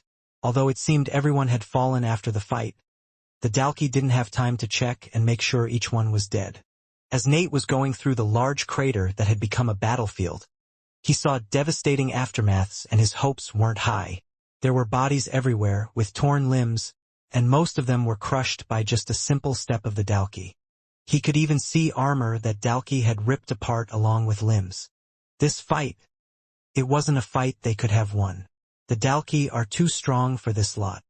Although Nate didn't want to admit something, even though the large army of around 100,000 couldn't do much, they were a big distraction for the Dalki, which was one of the reasons they were allowed to live. Nate's demon tear shield was strong, so strong that he was confident in battling with most Dalki, and even against a 5-spike, he had a chance as long as they didn't know what the shield did, of course. The battle becomes more unpredictable once the enemy learns of the shield's active skill. Still, when fighting multiple, the shield wasn't the best. Nate could make up for this with his shadow powers, but against 4 spikes, his shadow powers were at best able to block a couple of hits. The shadow power appeared strong at first, but that's mainly because people have only seen Quinn use it against overwhelming strength. It just isn't that useful. Finally, Nate detected a heartbeat. He immediately rushed towards the pile of bodies, started to shuffle through them, and pulled bodies off one by one, eventually pulling out someone who mainly looked fine. What is going on? Couldn't breathe. They were so heavy, the young man said while trying to catch a breath. What happened? Nate replied. The fight is still going on. They're too strong, but we can still do our part. Come on, help me look for other survivors. This war, as many as possible have to come back from it. Thinking back to what Sam had said, the Dalki had prepared 9 strong forces in their part of the solar system to counter the strong forces that the humans and vampires had in this war. As long as they had won this fight, they would have won one of the grand battles that were to take place. However, there was still the Dalki mothership and the dragon to go after, and on top of that, one of the forces on their side had pretty much already suffered a defeat due to one horn. Looking towards Owen, Nate was cheering him on inwardly. At that moment, the humanoid Dalki charged forward with its fist clenched. Its super speed amplified his natural strength to the max. There weren't many things that it would be unable to break if this fist hit them. But Owen could perhaps think of one thing. Don't let me down, Owen muttered as the lightning bolt mark on his hand lit up. The next second, and a large shell had appeared, only a little bigger than Owen himself. The legendary Genbu has appeared, the familiar shouted, looking towards Owen while its back faced the Dalki.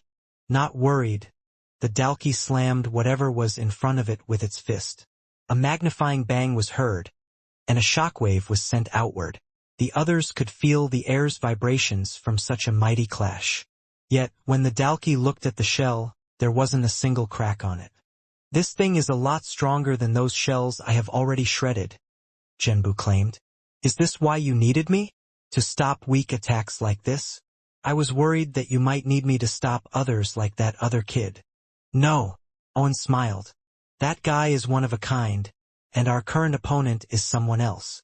Owen leapt onto Genbu's shoulders as the turtle stood upright like a human. Honestly, Owen was surprised that Genbu hadn't even moved an inch, but it meant that what he had claimed was true. While Genbu and Owen had been together, he had asked what exactly he could do, other than having a solid shell and changing his size. The truth was, Genbu was actually a giant in size. His large figure was his true size, but his weight was still the same no matter how small he got and transformed his form down. The familiar could use this power to its advantage. With his added strength and ability, one would need the power to move mountains to move him. Owen held the pure lightning bolt as he saw the Dalki's fist was still on the shell, as if he was frozen in disbelief that something was able to block it. Owen aimed to kill, throwing the pure lighting bolt down towards the Dalki's head. But the Dalki snapped out of the daze and moved his head to the side, avoiding the strike, and the lightning bolt hit nothing but the ground. This shell may stop my attacks, but you still can't kill Dash. Before the Dalki could finish its sentence, he saw the very same pure lightning bolt that Owen had thrown seconds ago in his hands. Around it, there was green blood which was now slowly evaporating. The Dalki noticed that there was now a hole through its stomach when looking down. The lightning bolt was able to be attracted back to Owen even after hitting the ground. I can't let you die so easily, and I realized I was wrong in my assessment before, Owen stated as he gathered all his lightning powers in his other hand.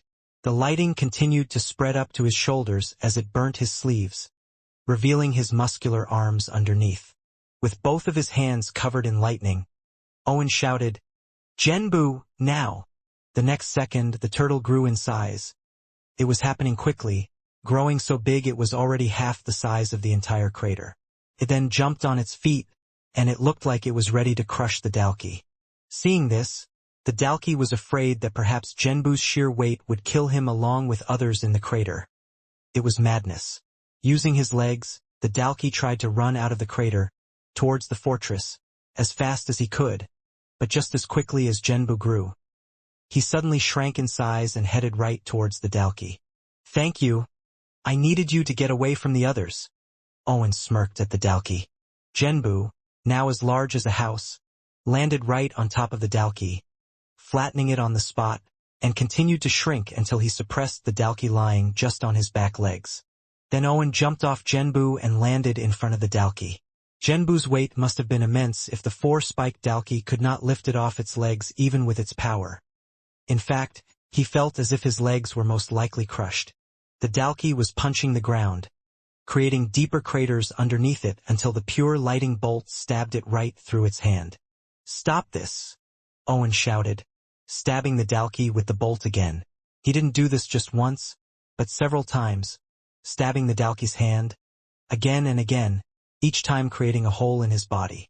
Owen wanted the Dalki to be incapable of moving his hands, and the power of Chi strengthened the lightning bolts.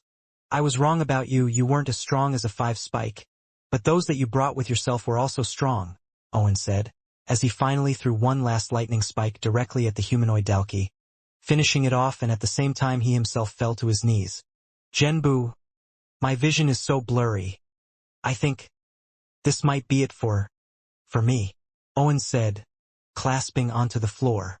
A search through a vast battlefield, through endless corpses, would have perhaps taken weeks, and maybe even longer with just a single person, but with Nate's vampire senses, he could hear any heartbeat among them. In other words, there wasn't the need for him to check each one individually. Still, the stench of the blood was even getting to his nose now that he was no longer fighting. He had to make sure to hold himself back. Originally, he had planned to make it so the survivors would help him on his search to make it easier for him to search. After all, there were bound to be a few who would be close to death or need emergency medical care. He had already sent one of the survivors, who was in good condition, to head back to the ship, to grab some medical supplies, and return as soon as possible, but the rest of the survivors he had found were unwilling to leave his side. They were still scared since the fight was ongoing and wanted to stay by Nate's side. He was one of the few people who survived the fight, and they knew he was strong enough to take these monsters on. Eventually, Nate managed to rescue a group of around 15 almost unscathed people. Some of them had even been pretending to have been injured or hurt, hiding amongst the dead. "You bastard! How could you, my friend, sacrificed himself while you dash?" One of the men shouted and grabbed the other by the scruff of his uniform. "Stop!" Nate shouted. "Of all times, now is definitely not the time to fight amongst ourselves." Continuing their search, they even found a few who had a few limbs missing. Still, they did their best to do what they could, and even cleared an area for the injured outside of the large crater, placing them gently on the ground and waiting for help to arrive. Using the strength of the beast's shield, Nate still had great strength along with his vampire powers to move things quickly, and once in a while, he would consume the blood of the Dalki to re-energize himself. Right now, the group of people had just placed their 10th injured but alive soldiers down in a cleared area. Commander Nate, the first young man Nate had found, named Jerry, spoke. Do you think we can really win this war? For me, right now, it seems somewhat impossible. We aren't even on their main planet or base, and there were only 100 of them. I might look young, but I was also there during the First War, and I believe you were too young to take part. This fight, as to how we were so easily overpowered and could do nothing but watch helplessly as our abilities turned out ineffective against our enemy, felt a lot like the old war. Nate understood what must have been going through his mind because he also had the same thoughts. I think the same way, Nate replied honestly. However, there are times when I see people that make me think the opposite. Look at that. Nate turned back to the fighting field. They were on the rim of the giant crater, and down below, they could see that the fight was still going on. It was Erin, who hadn't given up, and just blocked an attack with her long blade, stabbing it into the ground. She soon pulled out her small blood blade and her chains as she continued to go through movements, pulling Dalki and smashing them into each other while slicing them with faster speed. She took out one quickly and hurried back to her large sword in the ground. She kicked the sword handle so hard that it broke out of the ground and flipped into the air. Then, grabbing it midway with both hands, she swung it with flames cutting it in half. It was like watching a fiercely skillful and mighty warrior take out the Dalki one by one. It wasn't like Quinn who would overpower them. This fight gave a different feeling. And to the eyes of the humans and the others, what Erin was doing right now seemed achievable. While watching the fight, they suddenly saw a large shadow being cast over the large crater. That was because Genbu had just grown in size, but the shadow quickly went away as he started to shrink. A few minutes after watching everything, the group realized something as they looked below. The fighting has stopped. There are no more Dalki. We've won. We won. Jerry was the first to react, and soon the rest of the survivors screamed on top of their lungs and fell to their knees. It was a relief, as they felt something beyond the joy as they realized that they had managed to survive this war. Back on the ground, Genbu was still out in his human-sized form, and Owen was lying there flat on the ground, not moving for a second. Ha! You are weak, but you are strong enough for me. Don't worry. You are not dead. If you were, then I still wouldn't be here, Genbu muttered. With no danger around, Genbu started to disappear, and the purple bolt tattoo appeared back on Owen's hand. Noticing that the battle had concluded, the group began to run down the crater to check on Owen and the others. Nikyu moved swiftly. Most of the vampires in the group were now dead, leaving only him with 3 others who were equally as hurt and bleeding with him. I can't believe those damn lizards were so strong, but it didn't help that everyone else died so quickly, Nikyu said, still huffing and panting. What he was even more amazed at, though, was Erin. She had come in such a short time and had taken out the majority of the 25 or so Dalki who were left, killing nearly 12 of them. Not only that, she had done it all on her own as well. Sir, do you wish for us to gather the vampires and make a report back to the settlement? One of the vampires asked while kneeling on a knee, still in pain. We should perhaps gather our fallen. They have fought side by side with us. Then we will send them to the settlement for a proper burial. But this is not a loss, Nikyu said as he looked around and noticed Owen was on the floor, having defeated the new Gen Dalki. This is a win for us. No, it is a win for the vampire and human race, Nikyu exclaimed with a smile. Nikyu had been stubborn. He had a distaste for humans, but where had that come from? It was mostly from his father's teachings and feelings that had somewhat passed on to him, but was that how he truly felt? From the small interactions with them all, he felt that the humans weren't bad. Seeing Owen defeat an enemy that he could not, Nikyu had nothing but respect for the former. Perhaps someday, the vampires and humans can work together. Turning his head around away from Owen, he soon saw a flash of red blood appear in front of his eyes. It was sudden, and Nikyu had no clue what was going on. But when the blood fell, he saw that all 3 of his men were dead and a sword covered in blood. It was the girl from earlier, and her eyes were fierce yellow as she walked over towards him. A damper! Nikyu shouted as he opened his mouth and bared his fangs towards the woman. He tried to get his sword but could barely move his hand, and before he could do anything, he suddenly lost his vision as his head bounced on the ground. Nate and the others, who were a little away but close enough to witness everything, stood frozen in shock. "Aaron! What the fuck are you doing?" Nate shouted at the top of his lungs and lifted his shield, ready to protect all those around him. She then turned around and smiled at them all with a tear running down her face. "I'm sorry, this is just who I am. I have to go." The first leader's body fell on the surface without a head. The young Nikyu hadn't been the leader for the first family for long, and he was a youngling compared to the others.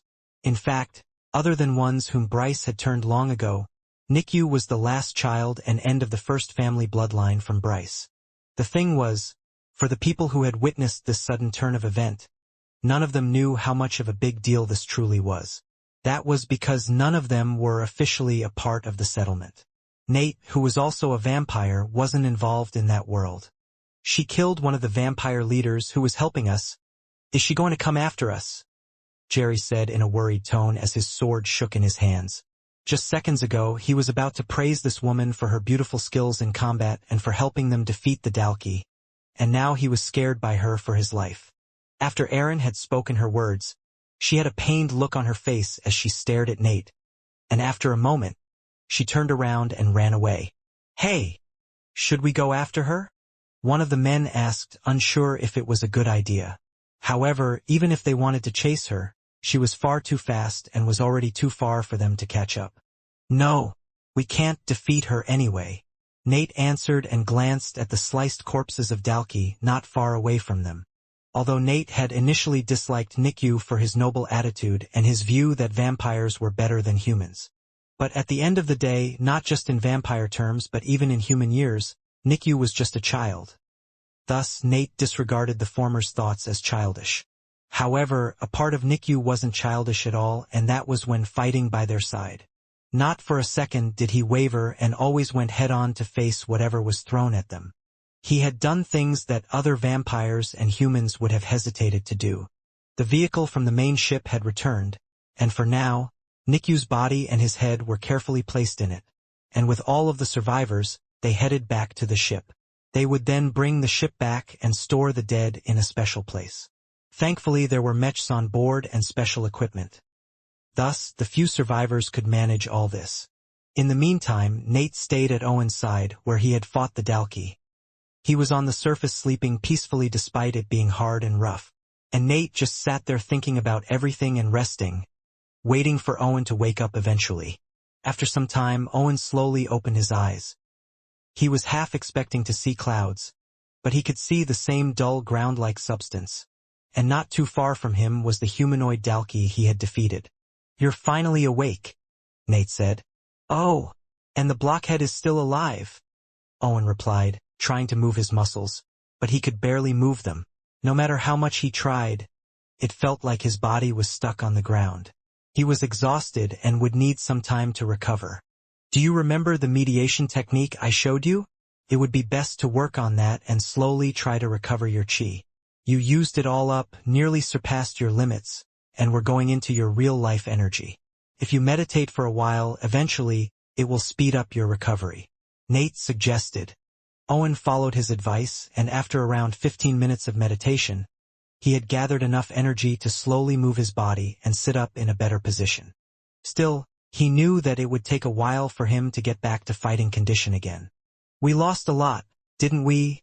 Owen said while still sitting in a cross-legged position and meditating. "We actually lost more than you think. The vamp kid is dead." Nate held his head in shame. Since he had survived, he now felt like he perhaps could have done something. Maybe if he even stayed and helped Nikyu fight. He was sure that Aaron, having at least known her somewhat, wouldn't have attacked him. Honestly, though, Nate still had no clue what happened, why Aaron had done such a thing, and if she was killing the vampires, why hadn't she killed him as well? In the end, Nate explained what happened to Owen, how Aaron was the one that killed Nikyu. Perhaps it was something he should have hidden from the Greylash leader until the current situation settled down. But he was now frustrated with Aaron. Having committed such a war crime, Aaron wasn't an ally anymore. That is a crazy story, Owen finally replied. I am just as at a loss as you are. However, although I agree she had done a bad thing, and I would not be kind to her in any way after killing someone I fought side by side with, I wonder if we could have survived if she hadn't interfered at the time. Sure, I was able to defeat the humanoid Dalki, but I collapsed shortly after, and we were truly on our last legs at the time. Still, I was starting to like that young vampire. Owen smiled and started to think back to the little playful competitions the two of them had during their time in this mission. Eventually, the ship arrived near the crater. It landed at a short distance from the Dalki fortress. Soon, the survivors began to gather their fallen comrades and place them inside. I'm scared, Nate eventually said. Based on what happened, I should have called Sam and updated him on what is going on. But now I'm scared to hear news of what has happened to the other planets. We had you, one of the previous Big Four, a demon tier weapon, a vampire leader, and even Aaron, who had a demon tier weapon, to eventually win this fight. The other groups, some of them don't even have half as much power as we had, and our whole force was wiped out. What if we are the only ones to win the battle? What if everyone is already dead? Of course, Owen understood Nate's feelings well, especially after looking at the devastation the new Gen Dalki had caused. At the same time, there wasn't even a 5 spike among them, nor was their leader Graham. I need to know what happened to my grandfather, Owen eventually said. He is strong, but as you said, even with the leaders helping him, I imagine the forces he has run into are troublesome. If he needs help, I will have to go and support him. Sam had told them not to do this. But even Nate couldn't go against Owen when the latter's family was involved. The plan was to continue from this planet and search for the Dalki home base. Those that succeeded in taking over one of the 9 Dalki planets were tasked with this job. I will continue to search for the Dalki base, Nate answered. You should go see your grandfather. But before that, let's make a call. On the receiver, Nate was trying to get through to Sam on the other end, hoping to hear an answer to everything. It rang for a while with no response, but of course, connections across different planets would take a while anyway. Still, it made him more nervous until he had finally heard a voice. This is Sam. Nate, have you contacted me to make a report? Sam asked. Hearing his voice was a relief for Nate. Yeah, we are done on our end. Are you in a suitable position for me to tell you all the details? Or would you like me to write a report for you to look at? There was a pause for a while until Sam eventually replied again. It's all right. You can tell me everything that has happened so far. We have landed on the Dalki planet and have discovered the new Gen Dalki. However, we have yet to engage. We were in the middle of deciding what to do as we got the reports of everyone else. Please, Owen suddenly interrupted. Can you ask them if they got a report from Grimm? He asked. Nate relayed the question over, to which Sam replied. Yes, I have received a report from 2 groups, one of them being from Grimm, and the other from Sunny. I have some bad news. Usually, Owen was a calm leader who could handle nearly any situation. He knew that it was always best to remain level-headed when making decisions and during combat, but lately, he had been losing calmness. Right now, he could hear his heart thumping as he awaited the news from Sam. It didn't help that Sam had already stated that the news was a bad one. I suppose Owen is with you. I will inform you about the other Greylash group first. 3/4 of their forces were wiped out. They had claimed they went against multiple 3 to 4 Spike Dalki, and there were even a couple of ones that appeared to be more human. Sam explained. The situation seemed to be similar to theirs, if not worse. They had only fought against 1 humanoid Dalki. Hearing this, Owen didn't have much hope if it wasn't for what he said initially. 3/4 of their forces were wiped out? Owen repeated, now joining in on the same call as Nate.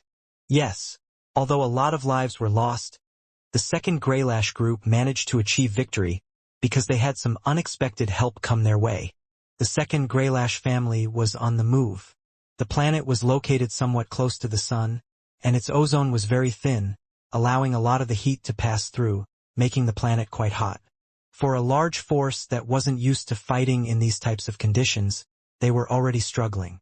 When going up against the new Gen, the group faced a mammoth task that was more challenging than they could have ever thought. Thankfully, though, Grim had trusted his gut somewhat. The Greylash family's old ex-leader had a gut feeling that something terrible was about to happen, and they couldn't take on the enemy as they had done on the other planets. He had rearranged the group into separate forces based on the abilities, rather than having small teams like they usually would support each other. Grim had a feeling that individual strength and individual groups wouldn't be able to deal with the threat, and they needed to unite their numbers and powers. On top of this, by noticing the enemy before they reached the place, they had fared quite well against the Dalki, far better than Owen had done, who were unprepared when seeing the fortress in front of them. Still, the strength of the Dalki was tremendous, and while Grim was busy dealing with a humanoid Dalki, who looked like it had giant balloons on its shoulders, the other humanoid Dalki was wrecking the remaining force. Hermes, who was also traveling with Grim, had tried to fight off the other humanoid Dalki. This one had longer limbs than usual. Its arms were almost twice the size and had double elbow joints. It allowed the Dalki to kill a mass amount of people at once. Unfortunately, facing a four-spike creature with such a unique trait was the end of Hermes's life. Old Man Grim was at a loss of what to do. He knew that they would be unable to win, but if they were to retreat, it would do them no better, and they were more likely to lose their own lives.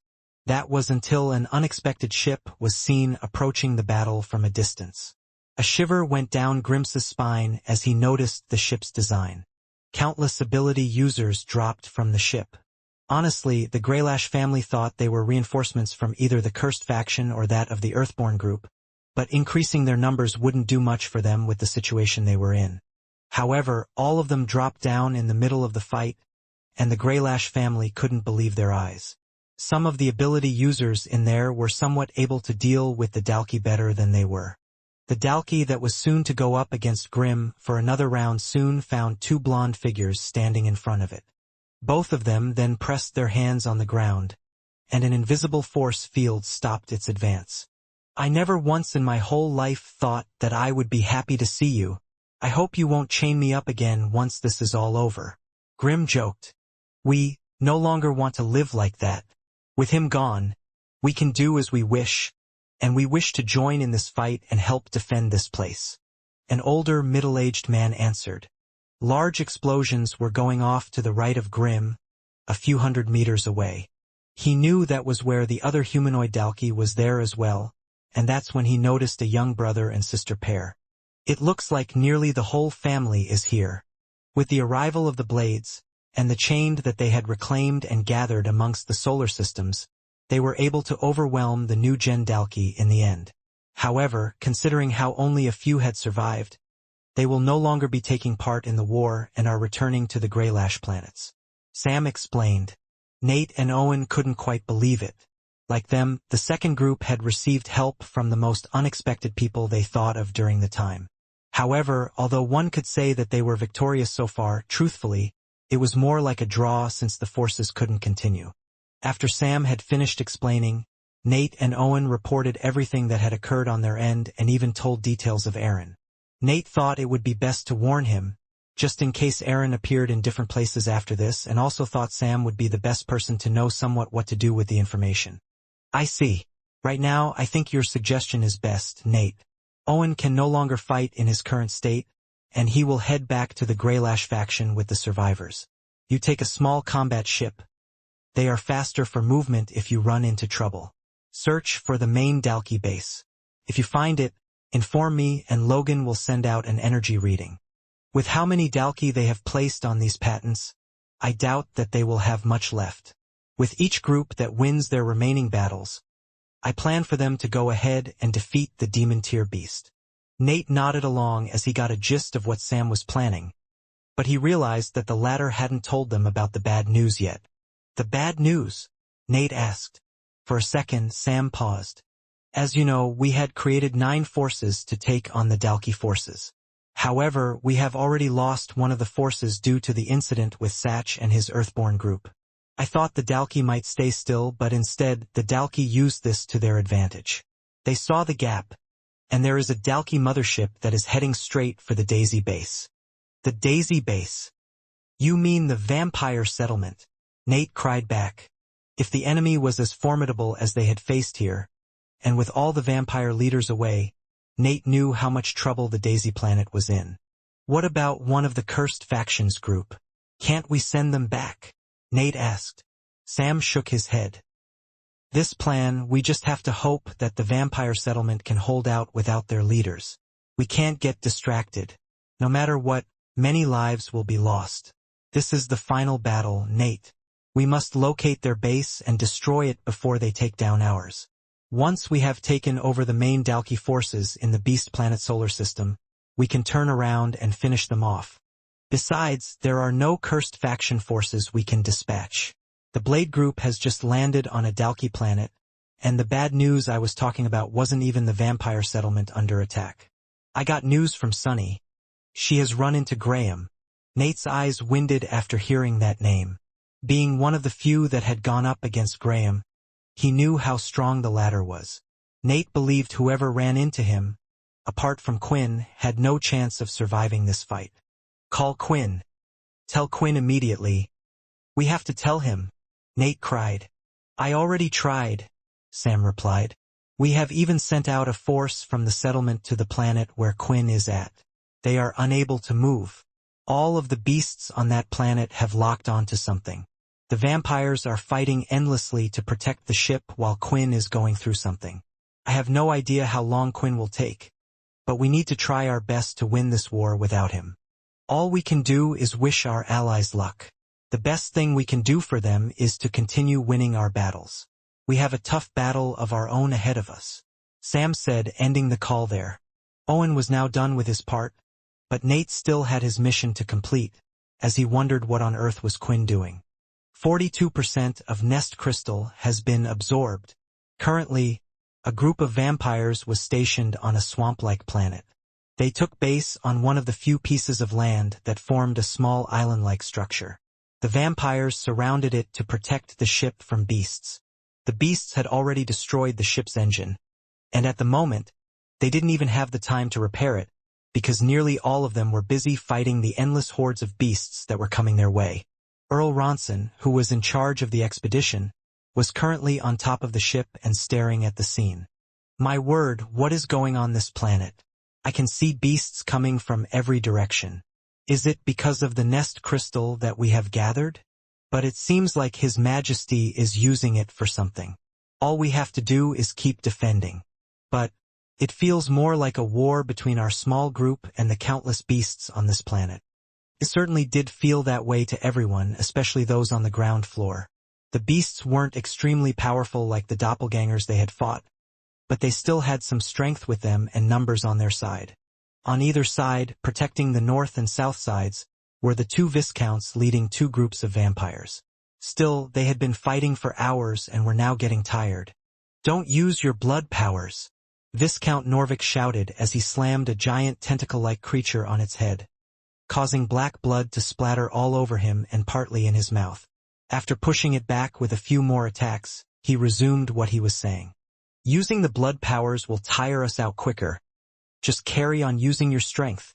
The good news was that the other vampires were already used to this.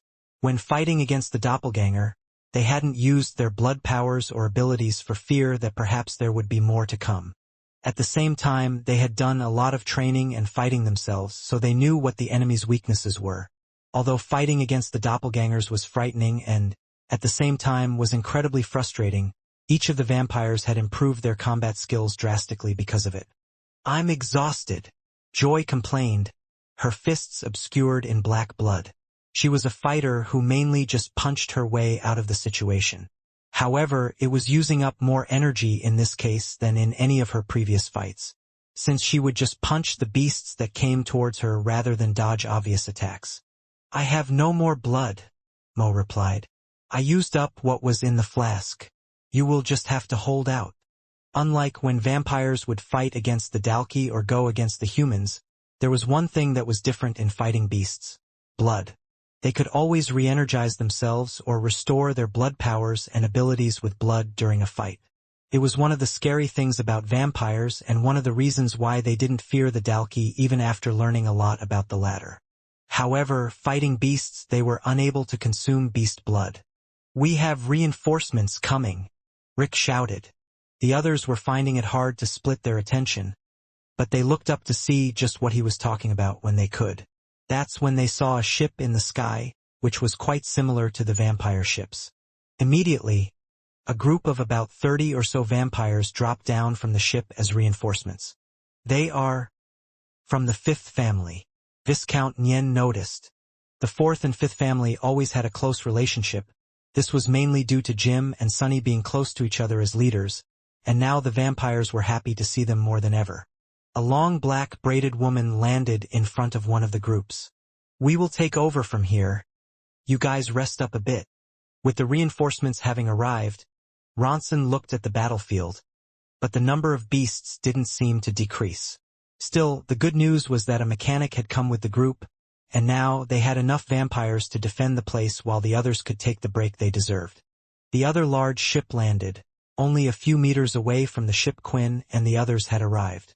They had brought supplies with them, including collections of blood which someone handed out to the others. Of course, when contacting the vampire settlement, Ronson had informed them of what they needed and the situation, which was why they could prepare everything beforehand. At the moment, Ronson had decided to enter the fifth family's ship, where he encountered someone, a girl who had a straight-cut bang across her forehead and long hair winding on her back. She wasn't a vampire knight, but Ronson knew her well, because she was a descendant from the fifth family. Simmer. "I'm surprised to see you here." Ronson bowed. "It is an important task to do with the king, of course I would be here, and on that note I have informed my people not to attack the giant gorilla." "I am sorry. We were unaware that it was part of your group." Ronson couldn't help but chuckle. Honestly, he had forgotten that the gorilla named Jesk, as they heard Quinn call him so many times, was still helping them out.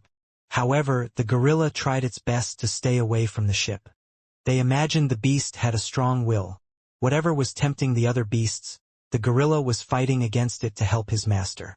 "It was a surprise to us as well, and I honestly forgot about it, so my apologies as well." The two of them went to sit down and continued to chat as Ronson informed her of what was happening with Quinn and the plan. Should they leave the planet and head back to the shelter once the mechanic repairs the ship? Quinn seemed to be unresponsive at the moment, so they were unable to ask him. Whatever the case, staying here wasn't an option. While asking, though, Ronson noticed that Simmer was often staring into space. "What seems to be the problem?" Ronson couldn't help but ask. She was reluctant to tell him, but she eventually revealed after a few moments of silence. "Before coming here, we had received a report. It was from Sunny herself. She is going up against one of the leaders of the Dalki. I know our leader is strong, but I can't help but worry. I was hoping to speak to Quinn, but it looks like it's currently not plausible." Just then, they heard shouts from outside. The two rushed out of the ship, and they noticed that the sky above them had somewhat darkened. That was because now several winged beasts were hovering above them. "This will be troublesome," Ronson frowned. In the meantime, Quinn was inside the ship on his own. Everyone had cleared the area so as not to disturb him. "Finally, I'm getting used to the feeling. The energy doesn't hurt my body anymore, but the energy, it's just swirling around my body. It doesn't feel like I can actually use it. This is a little worrying, but I have to keep absorbing the energy for now. If I do this, that pain will come back, but I need to absorb the energy faster. I have no clue how long I have been doing this, and I have no clue what is happening here. I can tell if I break concentration and the connection to the nest crystal. The energy from it will explode and crack. This is the only time I can do this." Absorbing more of the energy directly from the crystal, Quinn could feel a tremendous pain crawl through his body, but the process had now sped up.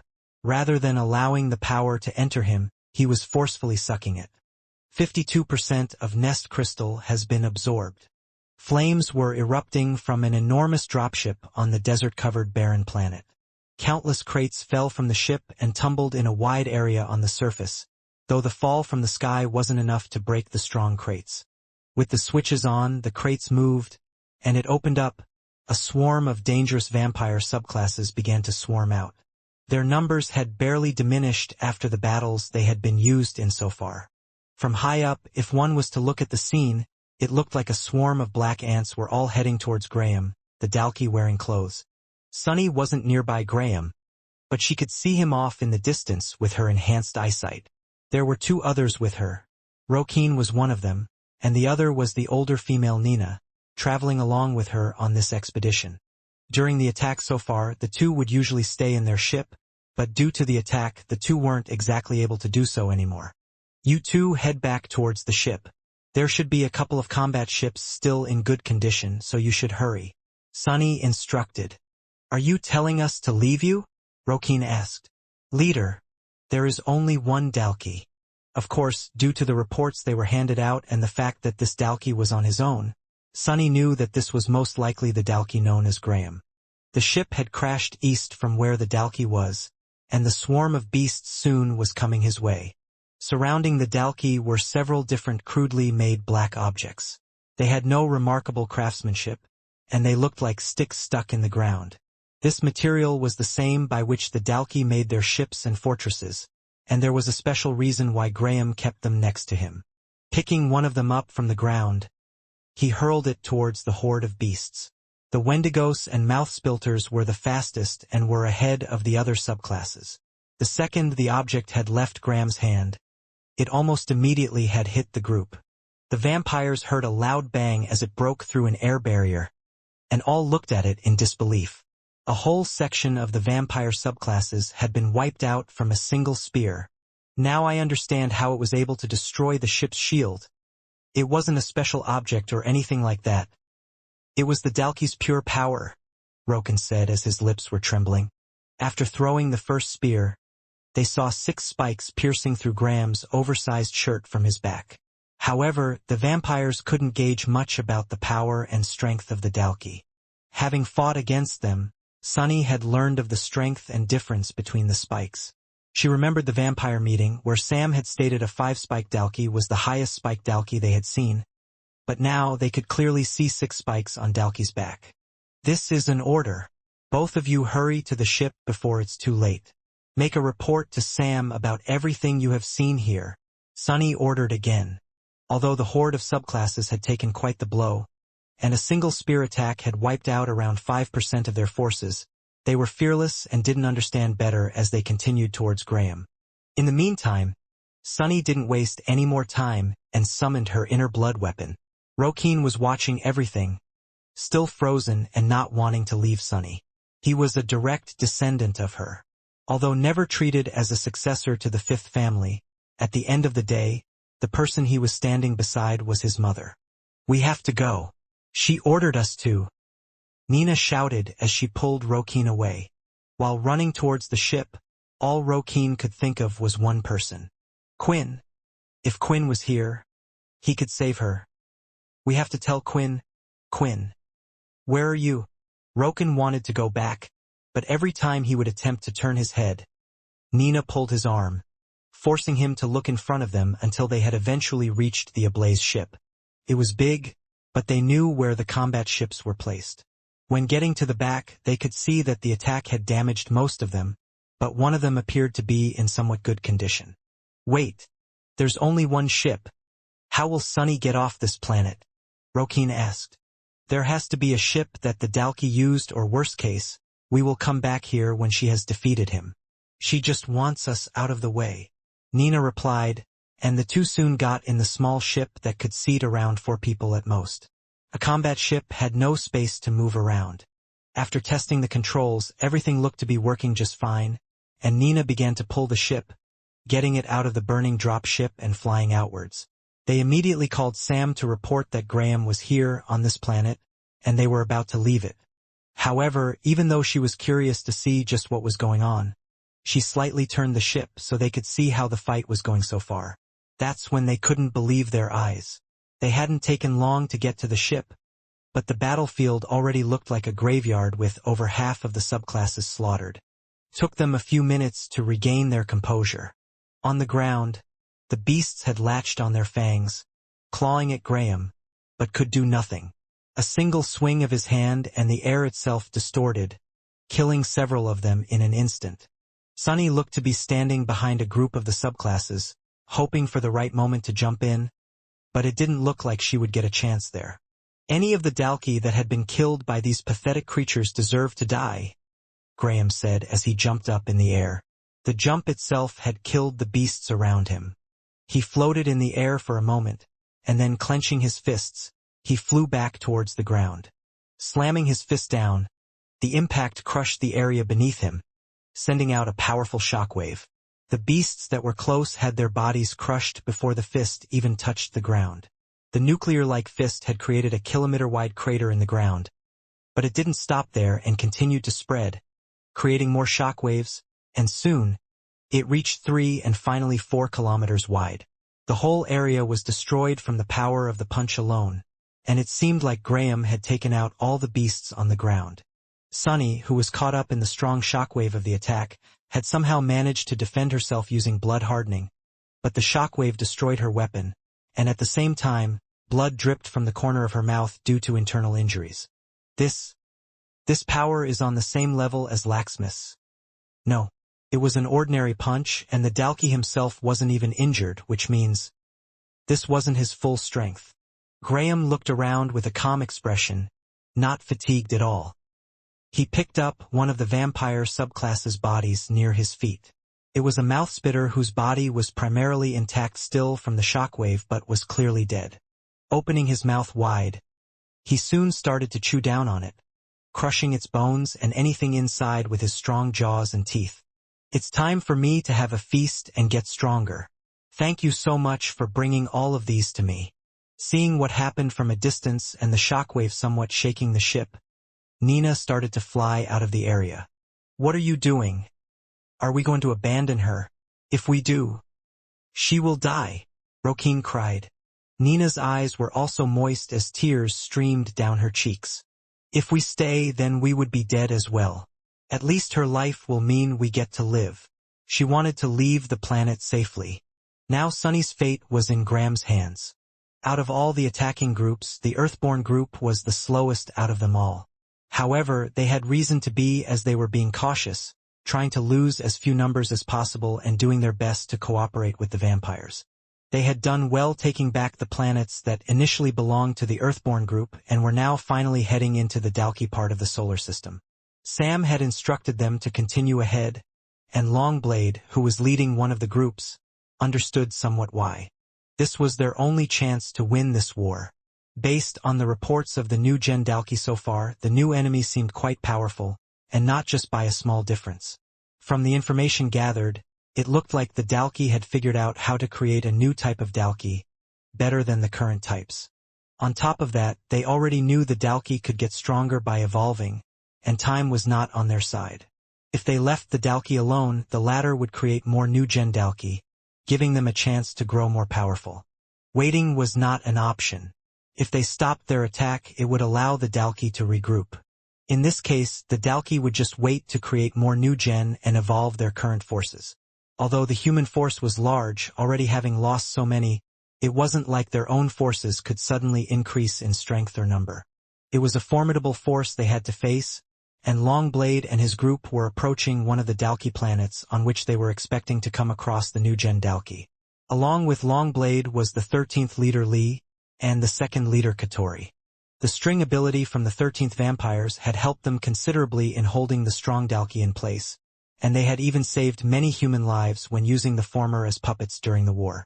At the same time, the 2nd family with the reversing ability meant that they could enjoy the effects of healing that were better than normal healing. It made the Earthborn group under Longblade's command just respect the two families even more, and he was hoping he could utilize all of their powers in this fight as well. At the same time, the other Earthborn group was made up mostly of vampires and generals, and they were able to use their brute strength to defeat the Dalki.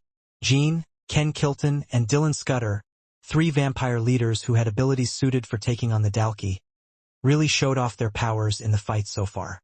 On top of that, since most of them in the group were vampires, the Dalki's green blood gave an extra boost while fighting. Soon, both of these Earthborn groups would be landing on the Dalki planet, ready to go into battle. An hour later. It had only been an hour since Longblade and his vast army of 100,000 had landed on the planet, and they were now greatly struggling against the new Dalki. The planet they were fighting had quite large grass fields and large meadows. This meant there weren't many strategic locations for them to use in fighting. Tactics were useless, and since they were on the attack, they had to go towards the fortress on the planet in an attempt to take it out. Currently, the new Gen Dalki had already massacred a quarter of their forces. This is difficult, Longblade said while assessing the situation. The Dalki aren't fighting us head-on. Did they get reports from the other fortresses which our forces have defeated? Unlike the previous battles that had been an all-out war, the Dalki here were going on the defense and holding up in the fortress. The humans practically had to raid the place. Some of the vampires from the 13th family successfully scaled the wall with their abilities and brought others up with them. But just like the report stated, the Dalki forces were far stronger than other forces they came across. They consisted of 3 spikes and 4 spikes, and even though they weren't even large in number, taking them down seemed impossible. There's also that humanoid-looking one, with the abnormally long tongue. I didn't even know anyone could use a tongue like that. Just as Longblade thought of this, he saw the humanoid Dalki coiling its tongue around someone's body, and like a frog, the Dalki pulled him towards its mouth, killing it by crushing it to pieces. "We have no choice," Lee stated, who was also watching things go on. "We have tried to find ways to infiltrate the fortress, but none are working. We will just have to create a force of our strongest and head in together to create a gap so the rest can join in as well." Longblade wasn't quick to agree with Lee's plan. They had already lost many lives, and he didn't want to view his people as just a number. From the report so far, even if they were to create a potent force, the enemy can still take them out. Before making any decision, Longblade decided to call the other Earthborn group to see how they were faring. On the other side, Jean, who was leading this force, answered, and the situation he reported was similar to how things were going here. The Dalki were staying in their fortress, and the group had yet to figure out a way to enter the fortress. And they had also just attempted what Lee had suggested with the vampire leaders, but it turned out to be an unsuccessful attempt. In fact, one of the vampire leaders had even lost his life. The 11th family leader Dylan Scudder. This caused them to retreat. In the retreat itself, the Dalki were able to take out half of their forces, and now they were at a loss of what to do. "I understand how you feel, but we won't be getting reinforcements," Longblade stated. "We have no choice but to fight to the best of our ability and hope that our side comes out as the winner." A few moments after he said that, Longblade had received a message from someone he didn't expect. It looked like the help they needed might arrive. He called for a temporary retreat and then told the vampires to gather for the meeting. "We plan to attack the fortress head-on, and for that, we will require your power," Longblade said. "I hate to admit it, but we can't do this without you. I, as the leader of this group, ask you this favor, and if you can get us inside, the rest of us will try our best to get rid of the Dalki." The vampires looked at each other in confusion. So far, attack forces had been quite mixed, but now Longblade was asking the vampires to lead the charge. Were they basically asking the vampires to be their human shield? "Sacrifice your own people, and we will get rid of the Dalki," one of them shouted. The others soon agreed, and Lee and Katori were ready to silence them. But Longblade shook his head, knowing that this was the expected reaction. "There is a reason why I am asking for your help." Longblade smiled and looked up, "and that's because of them." A ship was seen approaching the area that they had made their temporary base for now, which was quite far enough to be away from the sight range of the fortress. Besides, the Dalki weren't chasing after them, so there wasn't much trouble. When the ship landed, 2 figures walked out, and with them, they pushed along a large crate that was the size of a car. As for who these 2 people were, they were Linda and Fex. At the same time, landing on the other Dalki beast planet, supporting Jean and the others, was another pair doing the same thing, and this pair was Samantha and Mona. "This here will help you win the fight. Tell all the vampires to take a drink this, and we will win this war," Samantha instructed. Opening up the containers, the vampires could all smell it immediately. It was Dalki blood, but not just any Dalki blood. Rather, it was blood from a 5-spike Dalki. One Horn's death would be the turning point in the battle. Oscar's and Satch's death wouldn't be in vain. 2 more of the cursed faction groups were behind the others. They had entered the Dalki part of the Beast solar system, armed with the information that the others had already gathered. Based on the information so far, The groups believed that they were going into a tough battle ahead of them. However, one of these groups, led by Peter, wasn't nervous at all. At the moment, he stood firm on his large ship as it approached the Dalki planet that was primarily made of what looked like ice but had a purplish tinge to it. "Do you think White has some sort of problem?" the recently promoted vampire knight of the Sixth Family Knight asked. His eyes were staring at Peter's back. To be specific, he was staring at what was around him. "You should be careful with your words," Jake replied. "That man is the reason why we have had to do next to little work.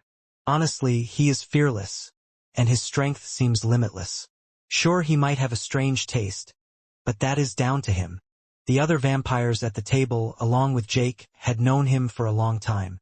Since he had been their leader for a while now, they were mostly at the rank of earls working inside the Sixth Family Castle.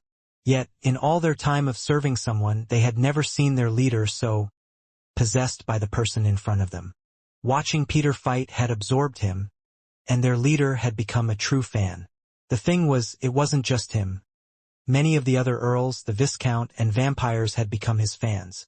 Peter's personality is what they imagined a vampire leader should be like.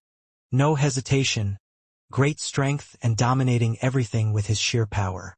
As for what they were commentating on about his special taste, it was about the lesser whites that he had chosen. Like a bodyguard, a headless human stood beside Peter at all times, and he too could utilize strong beast gear and had a strong body itself. Then there was the five-spike leader, Slicer, who had a tail faster and sharper than any Dalki and could even defeat four-spike Dalki with ease. Lastly, there were two new additions to their group. Peter had taken the highest tier Dalki he could find, 2 4-spikes, yet one of them had only a single arm. Peter himself had ripped it off during the fight and had a hole through his chest from where Peter had killed him. Then the other Dalki that Peter had resurrected had wings, making it quite unique. Not all Dalki had wings except for those at the 5th tier, which was why it was a bit unique for this one. Only Peter had made it even more unique, or to be accurate, his partner legs, who had cut off one of its wings during a fight now, making them practically useless. Because of this, each of the lesser whites Peter had around him seemed to have a missing limb or two. The others didn't know whether that was a coincidence or not, which led to some strange rumors being passed around between the vampires. "Quinn, whenever you get stronger, I can feel the strength in me rising," Peter thought. "But what I don't have is your martial arts skills or your blood powers. I've been improving the way I fight, improving my powers of the white. But what's this feeling I have right now? What is happening to you? And what is happening to me?" Peter couldn't quite explain it, but there was always a link between him and Quinn. Although it is said that whites grew stronger with their leader, it is defined by the limits of the white's body. However, Peter had continued to grow in strength along with Quinn, and he had a feeling it was due to the connection he could feel even now. Yet, for the first time, Peter could feel energy stronger than his body was slipping away. Is it me that's changing, or? Since his powers were growing as well, Peter thought perhaps this was a way for White to grow independently and not a special trait or circumstances. The ship had anchored away from the enemy signatures. According to the latest information, there was a high possibility that the Dalki might not attack them. Instead, they would go on the defensive and wouldn't leave the fortress. With how Peter had led so far, he stood in the front of everyone, along with his 4 lesser whites in front, as they all marched forward. With the probability that the Dalki weren't going on the attack, they took the chances and landed the ship closer to the fortress. While marching, they followed the strange ice, which had begun to make a peculiar shape. They entered what felt like a narrow ridge, with an enormous giant skyscraper of ice towers over them. But because they were leaning against each other, it allowed for some light to get through the gaps. However, if they were to try and escape left or right, it would be somewhat impossible due to the ice all around them, unless they wanted to climb up the side of the walls until they went through the gaps. Eventually, they saw their target in sight. The fortress was in the large gap of ice. Up ahead, they could see the fortress, and due to the ice surrounding it, they could only attack from one direction. Far off in their distance, the Dalki stood on the wall, and among them, one of them smiled back at the group. "So that's the humanoid-type Dalki that they all have been talking about." Peter smiled. Although its body had the skin of a human, Its arms were scaled, and its hands were slightly different because they looked a bit darker and worn out, turning a slight red. It reminded Peter of slicer scales and the type which the other 5-spike Dalki would have. In addition to that, the new gen Dalki had very long claws, much longer than usual. I guess others would be scared, but I've seen scarier people, Peter thought, thinking of Quinn's familiar. What's the plan? Jake asked, noticing that Peter hadn't charged in headfirst like he usually would have done, similar to before. I thought perhaps I should go with the other vampires first. But we wouldn't go for an attack. Instead, we will lay some traps on the walls and the outside. That way, it will leave the rest to take them on. Jake thought he had come up with a good suggestion and was being a good support to Peter by suggesting this. He was actually thinking for the best of the whole group, rather than what was easy for the vampires or humans. However, it looked like Jake was wrong about one thing. The plan. Peter smiled back. The plan is him. The next second and Peter took off on his own again.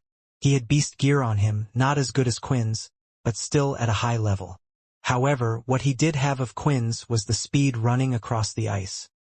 Not even his lesser whites could keep up with him. Do you think your fortress doors could hold me back? Peter smirked. 2 4-spike Dalki jumped down, trying to block Peter's path.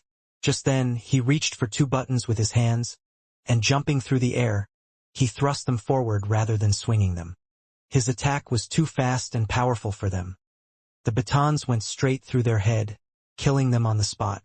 Seeing this, the humanoid Dalki decided to jump down, but Peter's own lesser whites had caught up by then. The 2 undead Dalki were the first to charge forward. The humanoid Dalki sliced their arms with its sharp claws, which fell off like gauges on the spot.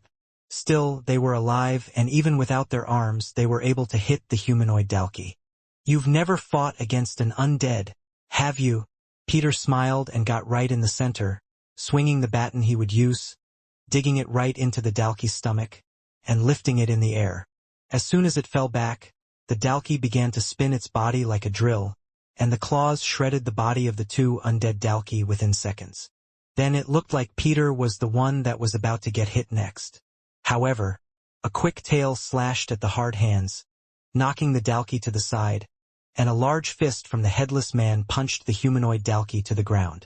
Before he could react, Peter was already above him. Your heart is here, right? Peter said, and without hesitation, he stuck his baton-type weapon, the tonfa, right through the chest. It wasn't a sharp weapon, but it didn't matter with his strength, and soon the heart was crushed in the ice. The humanoid Dalki, which everyone feared and talked about, was dealt by Peter without a scratch on him. But this wasn't the end, because the Dalki, in the fortress, soon jumped down and were coming towards them. Thank you for making my job a little bit easier, Peter said, placing his hand on top of the humanoid Dalki. Wake up, he shouted, and in less than a second, the Dalki's eyes opened. If one was to watch the fight between Peter and the new gen Dalki, they would have called it one-sided, but for the first time it wouldn't be the humans being overwhelmed. Instead, it was the Dalki. So far, many of the groups had struggled against the new overpowering Dalki, but in the case of Peter, he turned out to be the perfect nemesis of them. He himself was a strong force, but of course, there had been many strong people in the other forces too. But the difference was that Peter's strength didn't just come from himself, but even from those he rose. On top of that, any difficult enemy he would face and defeat would join his side in the next battle. Using the power of all those that Peter had risen before, including himself, they were able to finish off the humanoid Dalki swiftly, and then he added it to his super team. Still, he wasn't the only reason why this group, in particular, was able to do well. It was because of the 6th family's ability as well. The ability to create zones and traps. Once stepped on them, the Dalki would freeze in place. More than anything, this gave the people time. While the Dalki were trapped, they would be vulnerable to those that were strong enough to deal with them. It also allowed the others to regroup and attack at once. Like the power of the 6th family, the humans had employed similar techniques to delay the Dalki. Even though they were the attackers, they relied on this and used it on the Dalki until Peter, his lesser whites, or the 6th family leader himself, killed them. All of these things put together easily defeated the Dalki fortress that contained the new gen Dalki.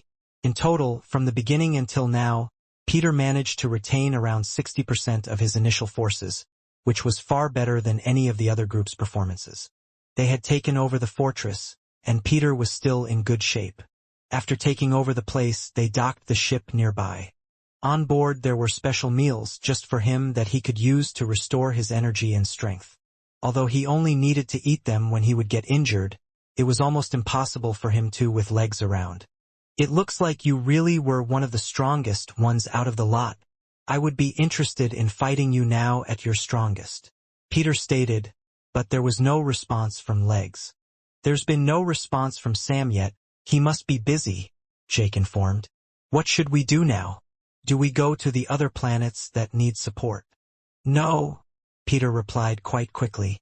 "That wasn't in the plan, and by the time we got there it would already be too late anyway. Let's stay in this part for now until we get further orders. We'll send out a few scout ships to try and find the main Dalki mothership that Sam was talking about. Once we find it, we will inform Logan. He wanted to take a reading and scout the number of Dalkis in it. There was a reason for this. Sam wanted all of the 9 battles to be over and done with and then attack the main base with the combined forces. Or if they only had the demon tear dragon to deal with, only send a few of them. It would be more beneficial for them just to send in those that could deal with the new-gen Dalki. After all, it was clear that in most of the groups, the majority of the forces couldn't handle the new Dalki. Although at first it seemed like only one group had great success in fighting off the Dalki. However, there was another one, the Blade family. There was no grand battle on the cursed faction planet they instructed to take back. Vorden and the others had decided to let the surrendered Dalki live after getting Sam's instructions. Currently, they were walking on a rock-filled planet. And to be honest, they felt that they might experience something similar on this Dalki planet too.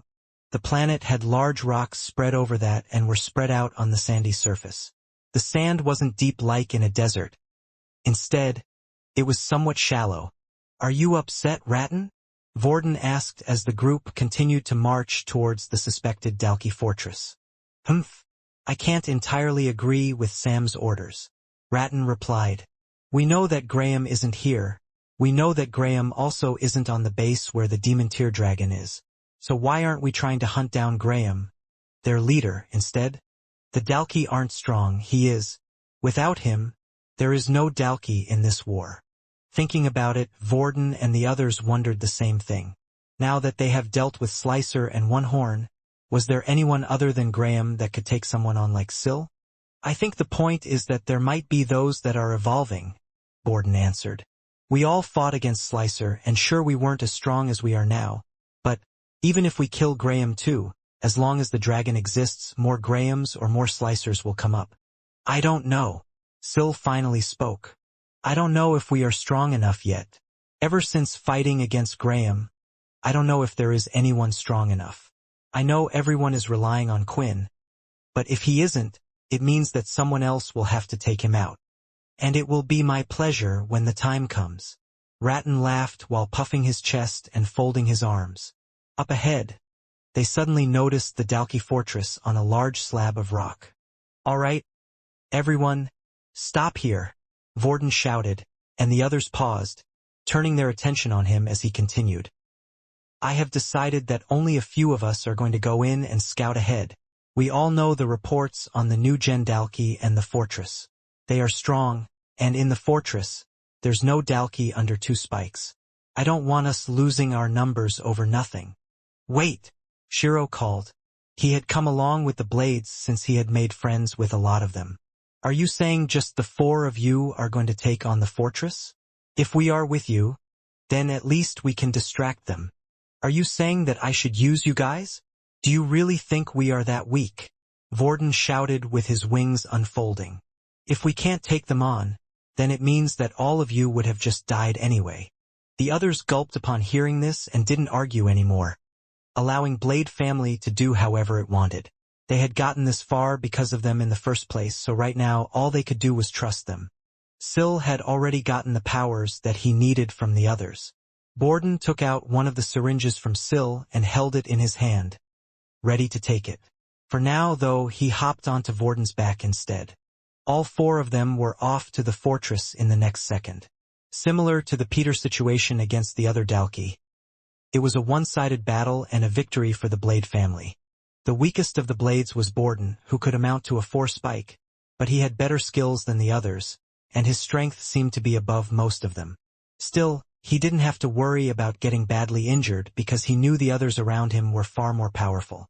2 demon-tier beasts could kill multiple of the Dalki.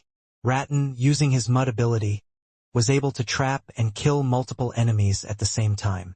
Vorden had amassed great speed in the air and wind powers in his beast form.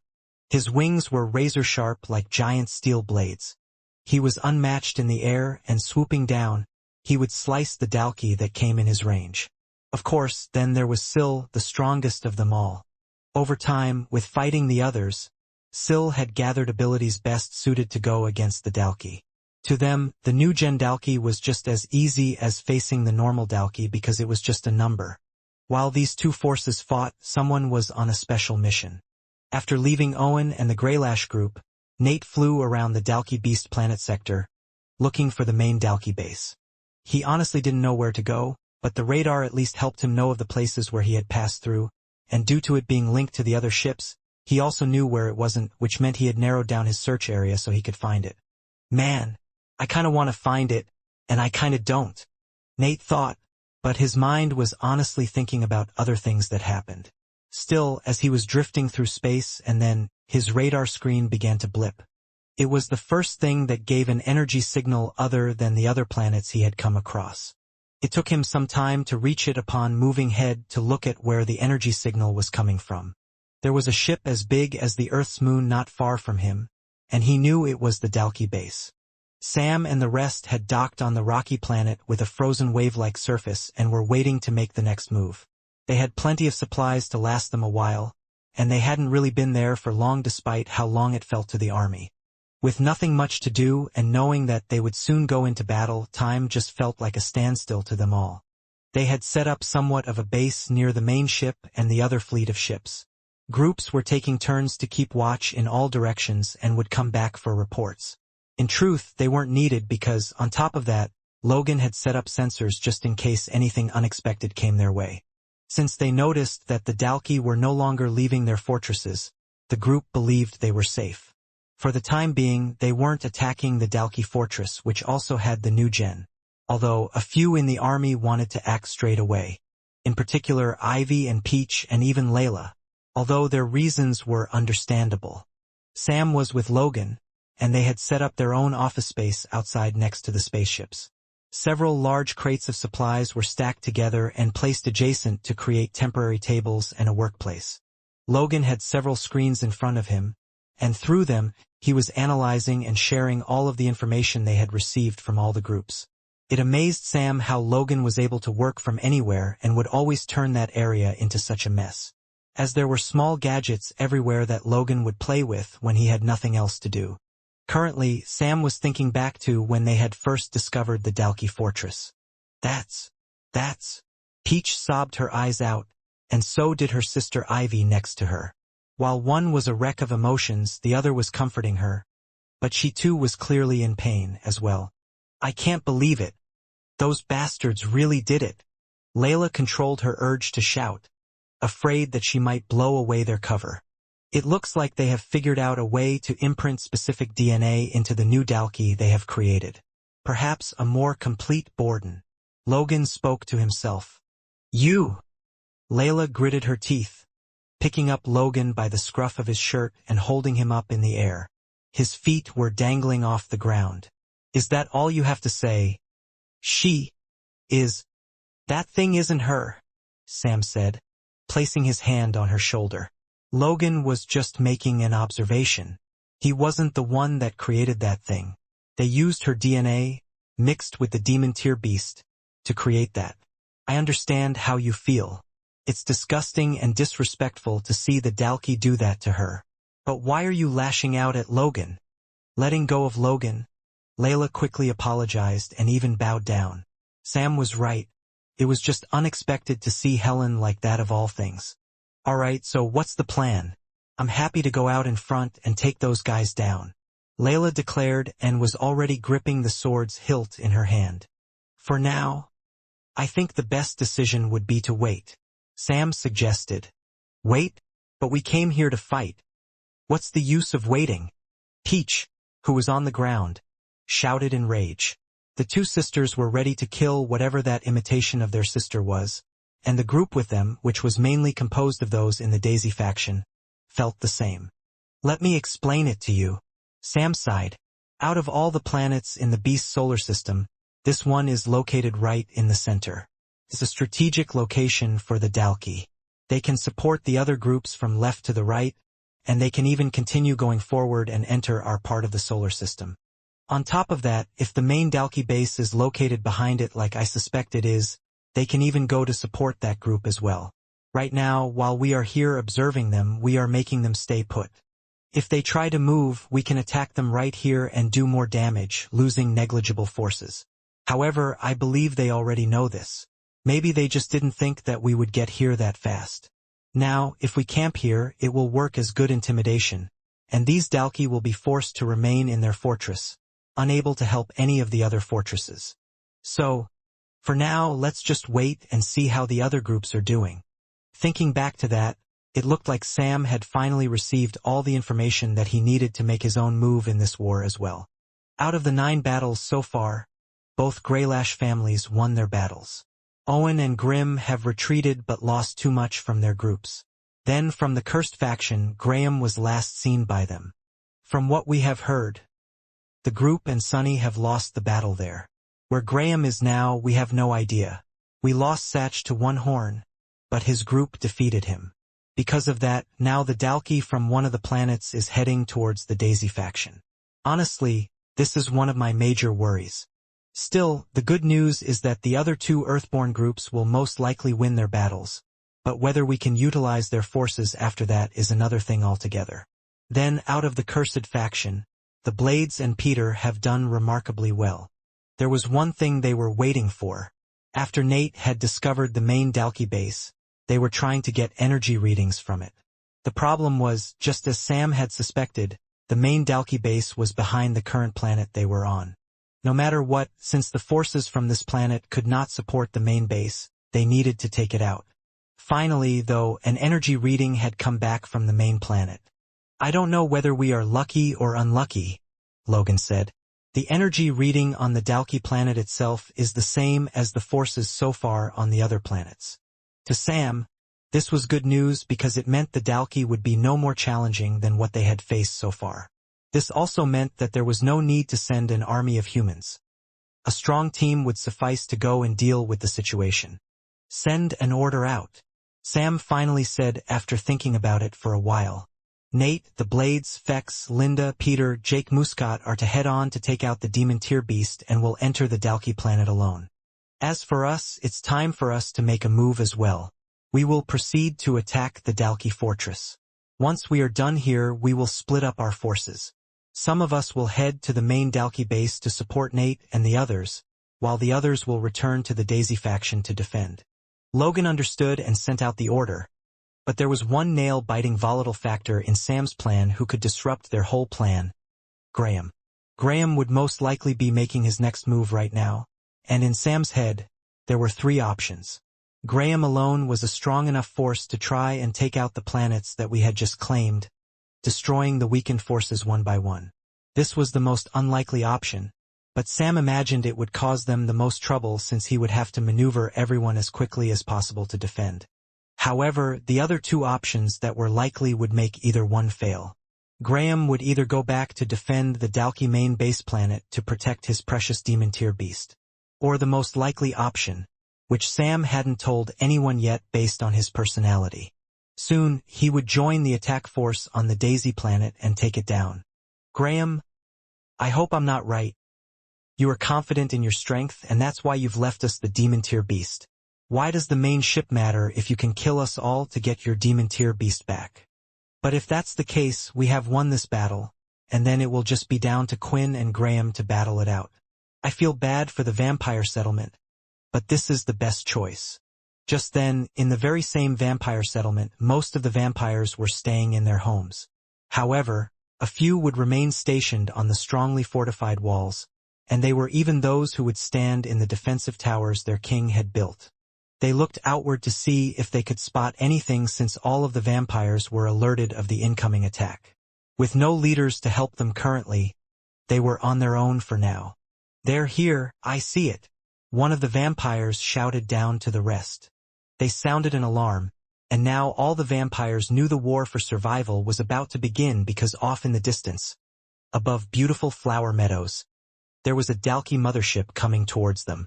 The decision had been made and everyone was informed about what they needed to do next. They were also made aware of the unfortunate and fortunate events that had happened so far around the Beast solar system. However, there was one detail that Sam kept from most, and that was regarding Nikyu's death. They had been informed to be wary and careful if they were to see a black or blonde-haired female, and those that knew it was Erin, they were told about it as well. After all, not everyone knew about who Erin was or where she had come from, and Sam was sure that Quinn wanted to keep it that way for now. The good thing was for the vampires that were the least of their worries. However, just when the vampire settlement was about to be attacked, Sam believed it was better that they didn't know the first leader had died during battle. Still, there was one more group that hadn't been made aware of what had happened with Erin, and that was Sam's own group. This was because if they did see her, he could warn them on the spot, and at the same time, there was one person in the group that was already emotionally unstable as it was. If he were to add to that, Sam didn't know what would happen, and if her life was to be lost in this battle as well, he didn't know how that person in particular would act. "So, what's the plan?" Dennis asked, as the leaders walked out front, and the group was heading towards the fortress. The current group was half the size that it originally was, as Sam had left half of them behind to look after the ship. There were two reasons for this. One of them being that they needed to protect the ship if they wanted to head back towards the vampire settlement. Logan had also brought along a portable teleporter, so it wouldn't be too much of a problem.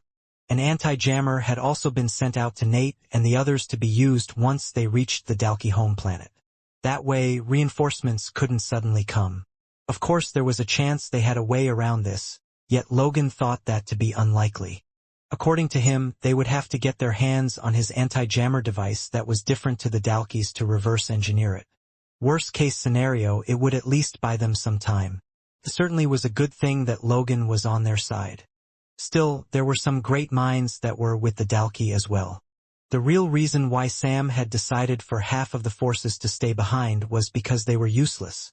With the emergency of the new Gen Dalki, the fact that numbers weren't particularly helpful was just further cemented, only to be used to delay the Dalki to getting them before the others. Half the force was the number he had come up with, which would determine whether they would be able to beat the new Gen Dalki or not.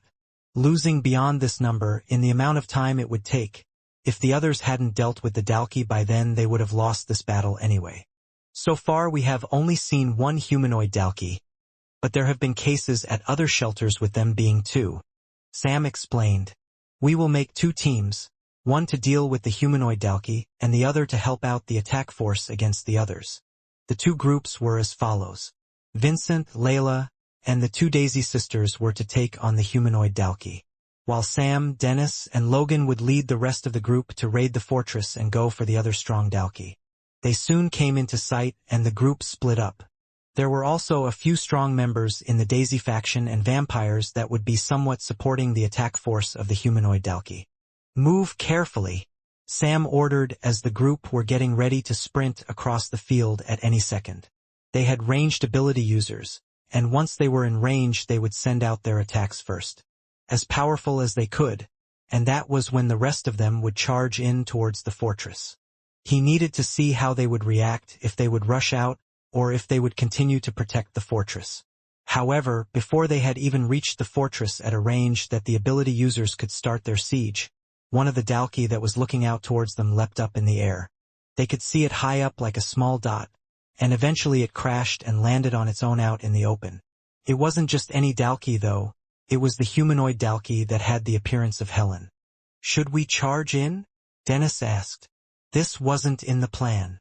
It surely wasn't, and as the strategist and leader, Sam now needed to adjust to his plans, but none of the other Dalki were moving out. The next second, though, the Dalki Helen started to speak. "I've come here with a proposal." Dalkey Helen announced quite loudly.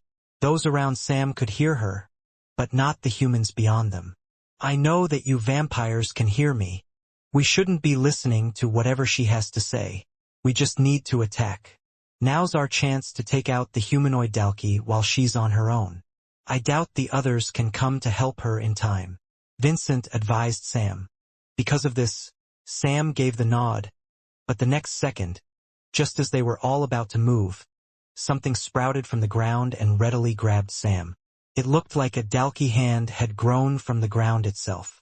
It soon smashed Sam on the floor and kept him in place. You vampires aren't the only ones with good hearing. There will be no sneaky plans, and if you don't agree, I will kill him on the spot. Dalkey Helen warned them. My proposal is in the best interest of both our groups. We'll have a duel, your strongest representative against me. I have heard the reports of the other places so far. I believe that we all understand the current situation. If you can't defeat me, then it's hopeless for your side. Yet if I can't beat your strongest, then it would be the same for my side. After making this proposal, many of them looked towards Sam to make a decision, but his mouth was covered up.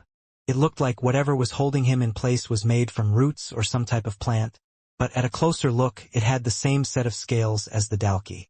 They were all sure that it had to be the Dalkey Helen's doing. Vincent, you're the next in charge. What do we do? Dennis asked. The proposal might actually be in our favor. Honestly, though, I have trouble believing that the losing side will adhere to the conditions. If we lose, then a battle will probably still break out. If they lose, it would be the same, but it does give us the chance to get rid of the most problematic one. The question is there a single one among us that is strong enough to fight the humanoid Dalkey on their own? She seems to be serious about the duel, since they are holding Sam hostage rather than killing him. It also means we have to take part if we don't want to lose him. Shall I make things easier for you? Dalkey questioned. The next moment, the strange roots started to move, still moving on to Sam. However, they were moving away from the fortress, as well as the attacking forces. The roots stopped when they were a fair distance away from everyone. You're correct, you don't really have a choice if you want to save him. If you win, I assure you that I will do everything in my power to make sure the rest of the Dalkey don't act. Can't you see, all of them are being good little boys right now and staying back there? They listen to me, so don't worry about that. I offer you this proposal because I just want to protect as many of their lives as possible, just like you do on your side. A duel should decide things while also minimizing the loss of life. With the conditions made and the situation they were all in, it was hard for them to really say no to the proposal, even if it felt more like blackmail. So now they needed to decide who would be the one to come forward. The sisters looked at each other. They wanted to go and get revenge for Helen, killing this cheap imitation of her. However, their strength relied on each other and they were unsure if they could do the job, especially since Dalkey Helen only wanted to fight a single person. I guess I'm the best shot we have, Vincent eventually stated. I'm just as strong as Quinn and I have a lot of experience. On top of that, I can use my blood powers. However, that's it, I don't have an ability. But I still think I'm the best chance we have. They had seen Vincent's strength, he was indeed strong. But was that enough? No. One person disagreed, already walking in front of the others. Vincent, I'm sorry, but I want to take this one. I think I'm the best chance we have. I know you're strong, probably stronger than me. But this is more of a personal matter for me. Furthermore, I have to do this, and I promise I will take her down. No matter the price I have to pay for it. With that, Layla walked in front of the others. Hearing such conviction in her voice, Vincent couldn't really do anything but smile. Good luck. Layla stood a good few meters away from the Dalkey Helen, and the two were quite far away from the fortress and the attack force.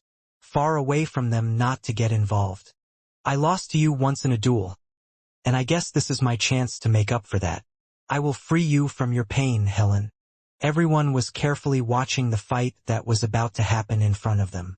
Their hands were tense as they were preparing to rush in at any moment. A lot of them had already decided that if the fight looked to be going one way, then they would have no choice to jump in. Hopefully, they would be so overwhelmed that they wouldn't have time to get rid of Sam. Still, they at least hoped that Layla would be enough to defeat the humanoid Dalki leader in front of them. Is she strong? Ruby, who had come along on this trip, asked. She had hardly done any fighting so far, but there were a lot of those that had the same thought. They had seen Layla fight, but during the fight she had used nothing but her arrows. Sure, it was stronger than them, but enough to send her out instead of the others? I think she has a good chance, Ivy answered. A long time ago, our sister told us that she had a fight with the very girl that is fighting now. I know that isn't our sister out there, but if she has her DNA, I have no doubt that this humanoid Dalki will be strong. Although our sister had defeated that girl, she told us that she was one of the most amazing people she had ever fought against. Helen even admitted that she had the feeling that one day, Layla might be able to surpass her. Although it was nice hearing those words, Vincent thought otherwise. This wasn't just Helen, no, it was some type of super Helen mixed in with a demon-tier beast. Sure, Layla had significantly gotten stronger in a short amount of time, but without a doubt Dalki Helen was stronger than her human counterpart. We don't even know how many spikes she has on her back. The ones we have seen so far had been 4 spikes. Can Layla defeat something stronger than a 4 spike on her own?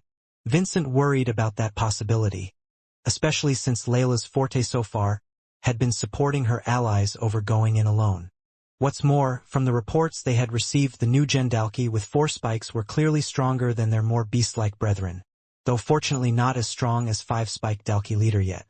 The next second, while having his thoughts, Vincent's eyes widened as Dalki Helen prepared to get into battle, twisting her body side to side. Someone, please tell me that I'm just bad at counting. Dennis pleaded, but the others saw the same thing.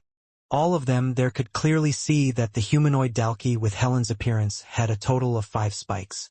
This isn't good. If all the new Gen Dalki are stronger than the old version, then she might surpass the Dalki leaders. Vincent shouted. We have to get her out. Otherwise she'll die. No matter how strong Layla might be, it would be suicide to have her solo someone like One Horn, Green Horn, or Slicer. Much less, if Dalki Helen actually surpassed them. Sam was right, we have to get rid of the dragon before they can create more of these monsters. But now without Quinn I'm afraid that we might not make it out of this one alive. Just then, Vincent shuffled forward. Yet the strange vine-like structure that still held Sam hostage tightened its grip, and they all could hear the sound of his muffled screams. Are you trying to back out of our deal? Helen Dalki questioned them, annoyed. Even if you lose, I'll allow you to get off this planet. However, you've made your choice. Just pray this girl can entertain me for a while. She doesn't seem to regard us as a threat, yet she's still keeping an eye on us. She's right, the only thing we can hope for is that Layla is somehow able to do a good enough job to get her full attention. Then, once we've saved Sam, we can try to back her up. Until then, we're just going to have to wait for Quinn to be done with whatever he's doing. Standing there, the fight looked like it was about to start. Layla placed her bow on her back and instead drew out her black sword. It didn't take long for her to gather her negative emotions, because there were plenty of negative emotions to take from herself due to the form the Dalki before her had. It didn't take long for her body to start to change. The others hadn't seen Layla take this form in front of them, but the horns started to appear on her head. Her fangs widened, and her eyes started to glow red as she took on the true Hanya form. I'm glad that it's you I'm fighting. I don't know why, but I can feel my blood boiling when I see you before me. Keep going. I wish to go all out against you. Helen shouted, and stomped her foot onto the ground. A few seconds later, Layla could feel the earth rumbling underneath her. She soon started to move from the spot where another strange root came bursting from the ground. Just like the one that had captured Sam, it too had Dalki parts. After shooting out, they didn't stop. Instead they began chasing her. Jumping, Layla dodged a few of them, and landed on top of the trunk of another. But soon after another one of the roots came through the ground underneath her. Layla could see the end of the root resembled something similar to that of a Dalki hand. Seeing this, she swung her sword with as much force as possible but was unable to cut the strange root. These scales are actually as hard as a Dalki's. The sword doesn't allow me to use chi. Without it, I might never be able to cut this thing. She continued to skid across the top, and started to focus the first stage of chi into her arms, giving her more strength, but even then it seemed too much. As a last-ditch effort, opening her mouth, flames spread onto the roots. The flames were large and covered the entire area, and the next second, out from the other end, Layla was seen heading straight towards Helen, with 5 arrows hovering around her and spinning. Blue flames had also covered her hands, giving her another buff in power. All 5 of the arrows were aimed towards Helen, and were spiraling in different directions, trying to go towards her. Layla was showing no fear as she ran ahead, thrusting her sword at the same time. As the arrows came in for the attack, she was planning to get in a clear strike. Her body isn't covered in scales like the rest. This has to be her weakness, she thought as she thrusted it forward. The arrows went towards the back, but before they could reach Dalky, Helen's roots sprung from behind it as well, grabbing the arrows midair. As for the front, Helen had stopped the attack with her bare hand. This sword is a good sword. I can't even break it using my strength, but it's a shame. Helen sighed. I was looking forward to a good fight. Is this really the best you got? A strong kick was directed at Layla. Hitting her in the stomach, Layla refused to let go, but Helen felt something strange and released. It caused Layla's body to suddenly slide across the floor. Placing her sword in the ground and using her abilities, she soon stopped herself. It was a strong kick that had come from Dalky Helen, who thought that it would be enough to kill the female human. But Layla looked strangely unhurt. She didn't seem injured, nor was there so much as blood coming from her mouth. She had used the second stage to block the attack, but that was it. Meanwhile, where the others were, Ivy had collapsed and fallen to the floor out of nowhere. It looked like her stomach had been completely destroyed. Worst of all, she was dead. Vincent turned, wondering what was going on, and he couldn't quite believe it. Layla. When did she use the spiritual link? It was a skill of the Hanya to create a link with another, and all damage that would be done to her would be redirected to another. At first, Layla thought that the skill could only be used one way, where she would take the damage to the other person. But she had realized something. She wasn't quite sure, but she had feelings while in this form. She could have it go the other way. She was hoping to use it on Helen Dalky, but there seemed to be a condition. The receiving person needed to be willing to accept the backlash. Layla, beforehand, had informed the sisters that this might be something she needed to do.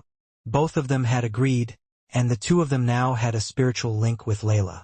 They would take on the damage that she was meant to take. What none of them had expected was that a single hit from Dalky Helen would kill one of them on the spot. No! I'm so sorry, Ivy. I never intended for this to happen. I planned to heal you with my green fire. I hope you'll be able to forgive me. Peach. First Helen, and now you've lost Ivy because of me. I've already gone too far. I have to finish this fight. Layla strengthened her determination as she cancelled the spiritual link, unwilling to be responsible for another death. Fueled by anger, Layla summoned countless black balls. These were the floating balls of the spiritual chains. However, she had a feeling that it wouldn't be enough. At best, it might be able to hold Helen for a few seconds, even before she could move. It looks like you have some tricks up your sleeve. Dalky Helen let out a smile as she got ready to charge her opponent. I guess this fight might actually entertain me after all. Now, try not to die too quickly. I know I've lost against you last time, Helen, but I promise you I'll win this time, Layla stated, as she focused and a bright light was starting to form inside her. I know I'm weak, and that most of my power is not my own. This form I got because of Quinn, the large chi reserve I got from my mother, and now, I even had one of your sisters pay the price of her life, while I was the one fighting you. However, I learnt that borrowing powers from others is my power, and I'll do whatever it takes to beat you. Layla was summoning out her soul weapon. While Layla was in the middle of summoning her soul weapon, she started to recall her lessons with Leo and Aaron. Before they had gone on the offensive against the Dalky, she had enjoyed the opportunity to train with the 2 great swordsmen. Leo had stated that there was a way for both of them to increase their power drastically and fast. However, to do that, she would have to unlock her soul weapon, Both Aaron and Layla were in the training room together. Their swords were constantly clashing against each other. The Hanya was currently in her second form, as she continued to block attack after attack from the aggressive damper. Layla was using everything in her power to block Aaron's attack, including her chi. In the end, though, the difference in experience resulted in the former slipping up. One of the latter's strikes had hit her too hard and too many times, causing a slip in concentration which caused her feet to tumble and for her to fall to the ground slightly. The next second, Layla found Aaron's blade pointed towards her neck. Pulling it back, Aaron offered her hand. The two of them were covered in sweat. "You did good, Layla. For someone who started out with a different weapon and is trying to switch, you are improving fast." Aaron praised the other young woman, as the two of them took a break. Layla didn't reply straight away, still trying to catch her breath, whereas Aaron had already regained hers. Leo looked to be waiting for Layla to get back in fighting condition before they could move on to the next part. "You were going easy on me, weren't you?" Layla eventually asked. "Just be honest. How am I meant to improve if you're holding back? If you're talking about the strength in my strikes, then I can assure you that I wasn't holding back. You have to remember your sword is special, and your chi powers are strong." Aaron reassured her, hitting her friend on the shoulder. "If you're talking about skill, then yes, I didn't aim to cripple or incapacitate you. Learning swordsmanship is like learning a musical instrument. There are many techniques and styles, but each one of them has a foundation. If you haven't learned the basics, then me doing all the other stuff will mean nothing to you. Besides, that wasn't the point of today's training. All right, you two." Leo clapped his hands to get their attention, as he turned around. "I believe you have had enough rest. It's time to move on to the next part." The two girls got up and stood a few meters apart from each other. Soon they closed their eyes and started to focus. They had been doing this for the last few days now, which was why Leo had said nothing. They were both training to summon their soul weapon. Pushing one to the edge was meant to help summon it, yet at the same time they needed to focus, which was why Leo was training them in this manner with small breaks in between. However, as they continued to focus, Layla could feel absolutely nothing. The same could not be said about Aaron, though. When Layla looked over, she could see a warm glow starting to appear, but it soon vanished on the spot, going away just like that. "It looks like you are coming quite a way. Let's take a break for now," Leo suggested. The girls were taking a break, or at least Layla was. Aaron continued practicing her swordsmanship, and without a partner that was considerably weaker than her to slow her down, she fully displayed her skills. "Your aura is all over the place. Tell me what's wrong?" Leo asked as he had walked to her side. Layla sighed since the answer was pretty obvious. "I don't feel like I'm even a single step closer than when we started. Last time we tried that soul weapon machine, and it didn't work for me either. I thought that might be because I am a vampire subclass, but still, that can't be the case since Aaron seems to have one, and the vampires, while they don't seem to have one, they're at least able to summon an inner blood weapon. Quinn is even able to do some sort of mix of both, whereas is there something wrong with me? Am I just not meant to have either?" she asked, clearly frustrated. Before answering, Leo looked towards Aaron's way, and the two of them watched her swordsmanship for a while, until the blind swordsman eventually answered. "Did you know? I didn't discover my soul weapon until very late in my life, Layla. My teacher used to praise me for being a rare genius and true talent for chi, yet I couldn't summon a soul weapon like everyone else. There was a point in time when I felt exactly the same way as you are now." Layla was finding this hard to believe, and it seemed more like a story he had come up with to make her feel better. Leo seemed so wise and perfect in everything, yet she also knew he was a true master of hard work and discipline. If anyone could defeat a being above them with skill, it was this person. "According to my master, soul weapons can be categorized into two types, the item type and the enhancement type. However, I believe that is actually a third group," Leo started to explain. "The item type is simple enough. Once you get the hang of forming your soul into a ball in your hand, an item can be produced. It's quite clear when you have achieved it, but learning the ins and outs of the item itself can be hard. The enhancement type, though, has always been different from user to user. Sometimes it can be very clear when a soul weapon has been summoned, while at other times it isn't quite as straightforward. The latter is similar to my soul weapon. It enhanced my abilities, but to what degree? That was difficult in itself to find out or discover.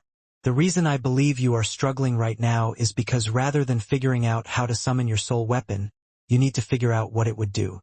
The process might sound backwards for people like me and you, and in some ways we might never figure out what our soul weapons are. At first, Layla thought that maybe Leo was giving her hope, but the last sentence truly frightened her, and she soon stood up from the ground in a panic. But didn't you just say you did? Layla questioned him. How did you figure out your soul weapon without summoning it? Then, the same way that you and Aaron have been doing so far. We have been attempting to put you in life or death situations.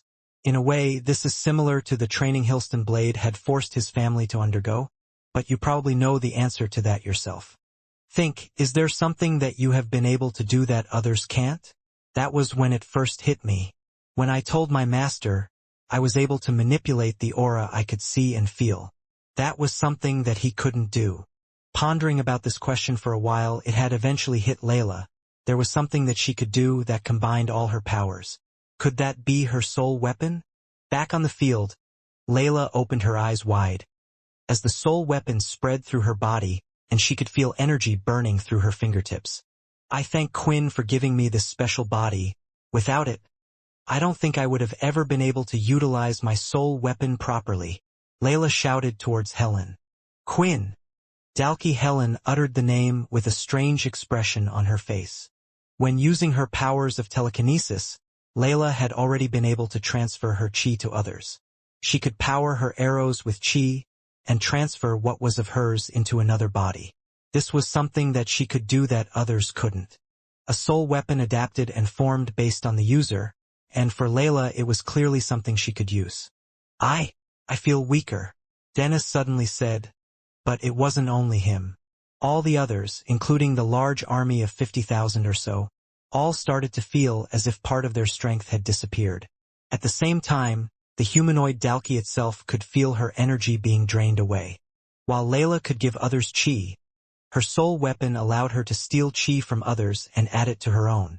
Right now, she was draining everyone nearby. When using her soul weapon and absorbing the energy from those around her, Layla needed to be a little careful. For one, she knew that not everyone practiced chi. It would be very dangerous to take away a large amount from those people, since it was their life force. Luckily, there were more than enough people around that the process would hopefully just weaken them temporarily. Unfortunately, taking in that energy wasn't easy. It worked similarly to her telekinesis ability, where she had to use her ability on each one as if she was lifting a force from them. After absorbing so much energy, Layla stood there and took a stance with her sword. Her skin appeared to be somewhat glowing, making the black sword stand out even more. Now, things are starting to get exciting. Helen Dalkey grinned as she looked at her own hand. I can feel you sapping away the energy from my own body at this very second. As much as I would love to see how strong you can get, I won't just stand around and wait for you to be finished. Throwing out her very own arm from around 20 or so meters away, it started to extend. The Dalkey part of it became similar to the strange-looking vines. Seeing this, Layla lifted her sword up above her head. She gathered as much chi as she could and waited for the perfect time. The Hanya could see the hand approach her. Swinging down, the black sword clashed against the hard scales and fingertips, but the next second the fingers gripped onto the weapon. Too bad. Looks like my scales are still stronger than your attack. With this, Dalkey Helen retracted her arm, and since Layla refused to let go of the black sword, her body was being dragged across the field. Even with that much chi, I still can't hurt her. Just how strong are these new Gen Dalkey? Layla started to panic somewhat. No, I have to calm down. I can't hurry the process. If I drain too much energy, I'll be responsible for more deaths than just Ivy's. The longer the fight lasts, the stronger my attacks will be. I'll just have to keep her occupied until I'm strong enough to defeat her. I'll aim for that fleshy body of hers. Just as Layla was about to reach Helen Dalkey, The chi was concentrated in her arms. Swinging the sword, she moved one of the arms to the side. Still, Helen Dalkey was fast and used her other hand to throw a punch towards Layla's face. However, the young woman wasn't just idling. Layla threw out a black ball, and the second it touched Helen, black chains surrounded her, freezing her in place. The spiritual chains broke easily, unable to hold down the humanoid Dalkey's great strength. Nevertheless, it bought her opponent a fraction of a second, and that was all she needed to swoop around to the side and ready the black sword. In the middle of her strike, though, something burst through the ground again. Placing her sword below, she managed to somewhat stop it, and if she was a second later, then she would have been done for. Time. I just need more time to beat her, Layla thought. Right now, Helen Dalkey didn't seem to be too greatly affected by Layla's soul weapon. Unfortunately for the Hanya, she was unable to control the speed of each individual draining target. As such, the humanoid Dalkey was moving just as fast as before. With one hand out, Layla pushed herself with her ability, allowing the vine to continue going upward, but soon another one came towards her. How many of these things are there? Taking a swing, Layla planned to hit it away like she had done all the others. When she swung, it hit nothing but thin air. The vine-like arm had bent avoiding the blow, and as quick as it avoided the blow it came out and reached grabbing Layla's left arm. That's not good. She got me. Seeing this, the other vine-like arm from before was now heading straight for Layla. She had to think fast, and she only saw one option. With the black blade, she swung just past her own shoulder. The chi that would have been covering that area, she got rid of it, and now one arm was left with the Dalkey, before she eventually landed on the floor. Blood was spewing on the ground, but slowly the wound was starting to heal, and using her green flame she spat out from her mouth, it healed quicker than before. She lost a freaking arm, Dennis shouted. We have to help her. I don't care if she might be getting stronger. There is no way she's going to win this battle unless we intervene. That was when Vincent looked over toward Sam to see if he was okay. He looked to be still wrapped up by one of those strange vines. In the fight so far, Helen Dalkey has only used 2 of those strange vine arms most of the time. But there have been some instances where she has used 4, like when she had blocked those arrows. Then there is one wrapped around Sam as well. We don't know if there aren't more of these things around. This humanoid 5-spike Dalkey is too much. I'm not even sure I could handle her on my own. How many casualties will we have if we try to fight her? And our forces are being weakened due to Layla's power. However, there was one person that was acting, and Vincent knew it. Logan had dispersed some of his spiders to have a look and move over to Sam's position. Still, there was a big problem because the strange vine-like arm scales were just as hard as those on a normal Dalkey. It was unlikely that Logan could do anything without getting Dalkey Helen's attention. Layla was no longer bleeding, but she was now down one arm, which was now with Dalkey Helen. The vine had retracted and handed the arm back over to Helen, to which she threw off into the grand distance far away, almost landing right where Sam was. I thought that perhaps with that yellow glow all over your body you would have gotten stronger. But that doesn't seem to be the case at all. Dalkey Helen sighed in disappointment, pushing off the ground and coming for the attack. One punch, Layla gathered a second stage of chi to create some type of barrier wall and block the attack. She held the black sword in place as well. The punch broke through the chi barrier and hit the sword, causing Layla to skid across the ground. Her remaining hand felt numb without the support of the other, taking the hit despite all the power she had. I'll stop taking the chi from all the others and just focus on taking it from her, Layla decided. Doing this, the increase she was gaining in power was lessened, but the drain on her opponent should be more effective. Helen Dalkey continued to punch, and all Layla could do was create chi barriers and use the first stage to empower herself to block attack after attack. When looking at Dalkey Helen this way, and Layla blocking attack after attack, it reminded the young woman of when she was training against Aaron. Too weak to do anything, too weak to retaliate. What would they do? What would they have done if they were in the same situation? The Hanya wondered. You're good at blocking, but you will never win a fight this way. Don't you care about the people behind you? Do you even care about anyone but yourself? Is this all you can do? I thought you wanted to help Quinn? What's the use of him having someone so weak by his side like you? You don't deserve him. Finishing these words, four of the strange vines rose up behind Helen's back. It was now as if she had a set of 6 arms on her. The strange vines and the Dalki's own arms. I can't block it. I can't block enough of the attack. And she isn't getting weaker. Am I going to die here?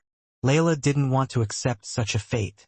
Her hands started to shake, and Layla initially thought it was due to her trembling. The next moment, she realized that wasn't the case, and that the black sword was shaking on its own.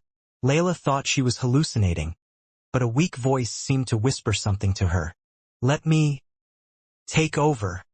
Listening to it carefully, and feeling the power, without a doubt the sound was originating from her own weapon. So far, everything Layla had tried to do had been insufficient to deal with her opponent. She was at a loss, and now, with 6 Dalki arms coming towards her, the Hanya thought that this might be how things were going to end. If I die here now, after having weakened everyone, they will have no chance to take over the place. I would have not just failed everyone but made it worse for the others. Looking over at Sam, and feeling the worries of the people behind her, Layla was desperately looking for some way out of the dire situation. Alas, there was no sudden boost in power or growing emotions that would help her overcome this one. However, the departure call seemed to resonate with someone, or perhaps it was more correct to say something. Let me take over, the voice shouted, and the black sword in her hand was shaking even more. Layla had figured out where the voice in her head was coming from. The question was, should she trust it or give in to the strange power she had heard for the first time? However, in the end, what other choice did she have?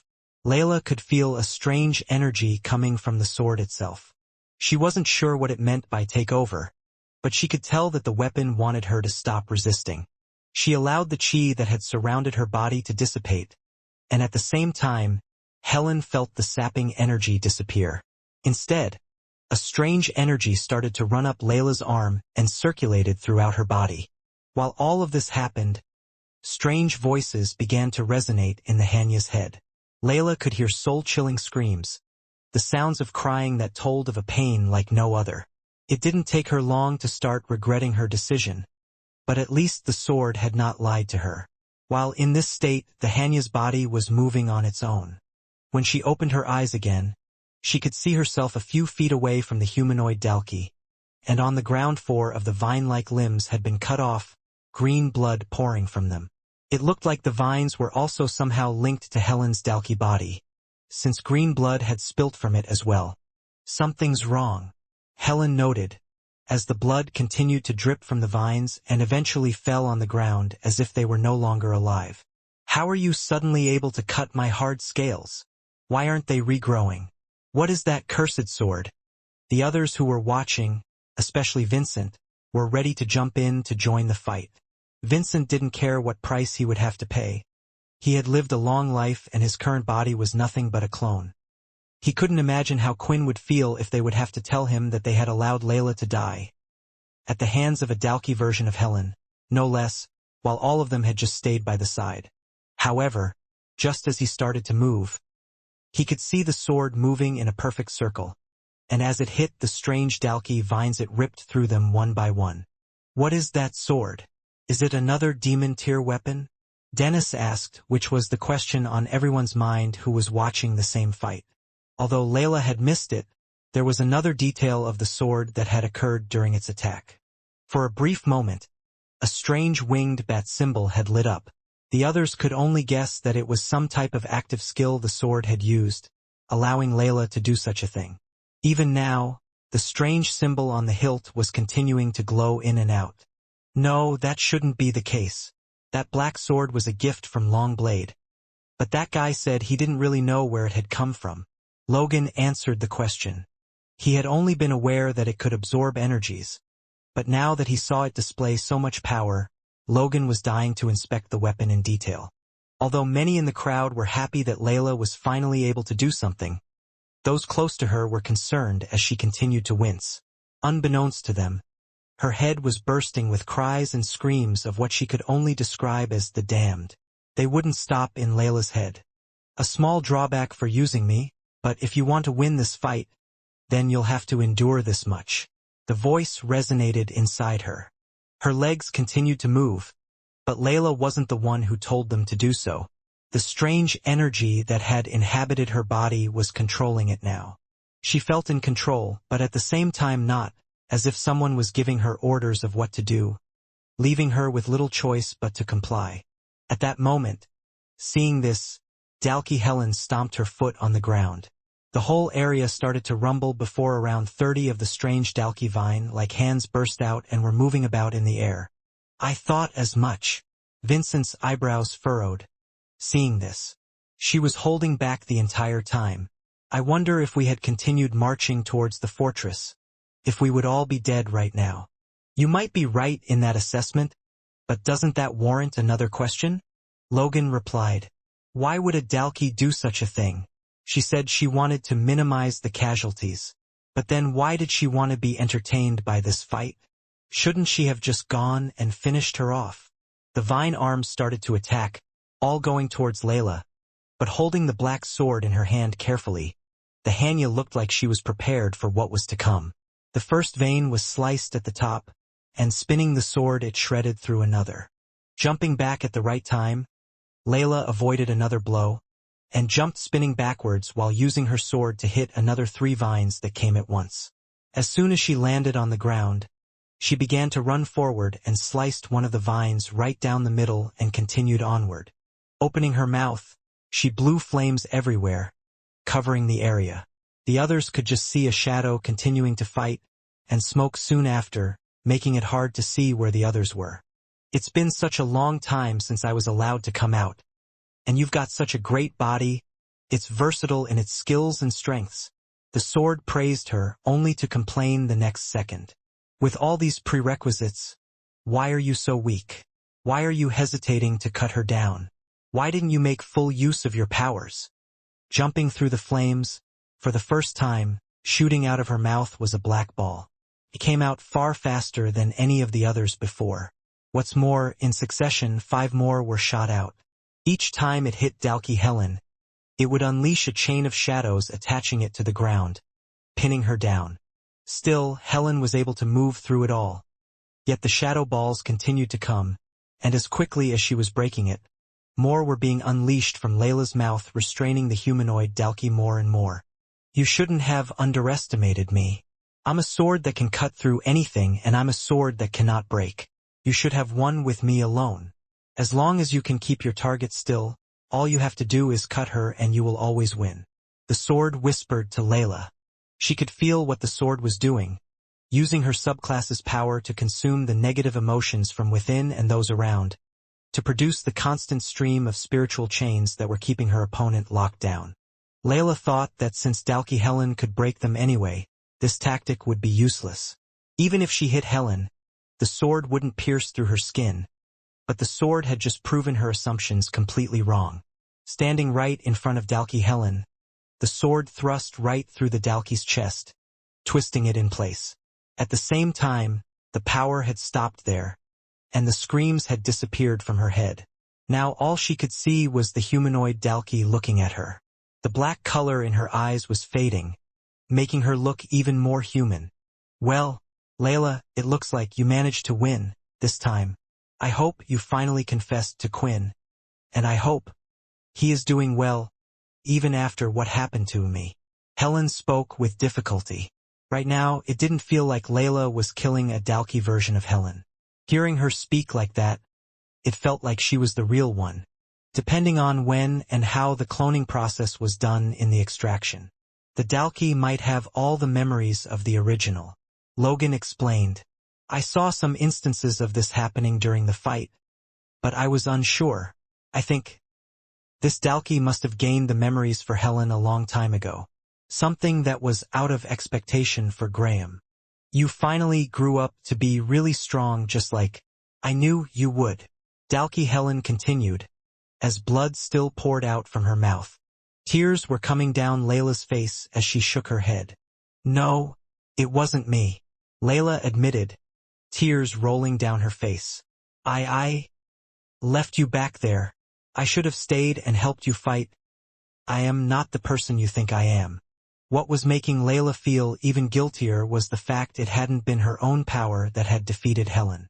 Once again she had lost, even with the use of her soul weapon. Don't be stupid, Helen said, wiping away a tear from the other's face as she walked backwards, forcing the black sword out of her body. As promised, I will get rid of all the Dalki here. Turning around, Helen looked at the base and stomped on the ground once more. Several of the vine-like structures surrounded the base, and the next second, the humanoid Dalki had leaped up towards the fortress. "New!" Layla screamed again. Yet before she could take a single step, she collapsed onto the ground. The whole attack force was still quite a ways from the fortress, but they were able to see everything that was going on, and hear the noise that was happening inside.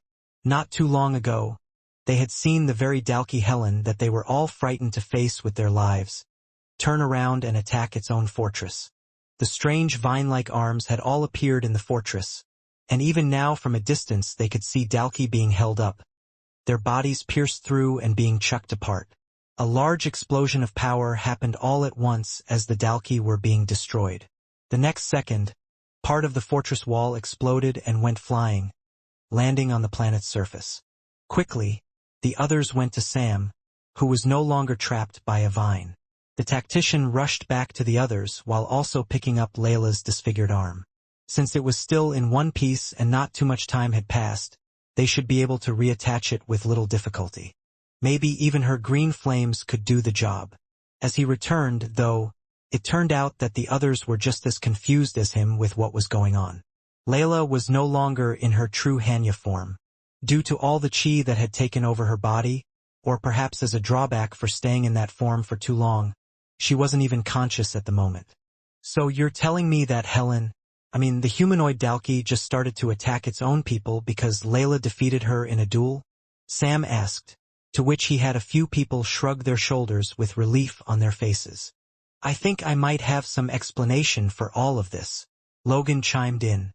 The new Gen Dalki, I don't believe it is just referring to the humanoid Dalki we have seen, but also the 3 and 4 spikes. From the information I have gathered from the others, they didn't evolve into these spikes but were born this way. The humanoid Dalki are something different, perhaps even an experiment on Graham's personal behalf. I doubt he was quite sure of the results himself, though. What has been created is something more on the lines of Borden. However, I imagine when creating such a Dalki he chose to omit memories, or perhaps even chose only selected memories. In a way, one could even brainwash a Dalki before they were even made to know that the humans are the enemy.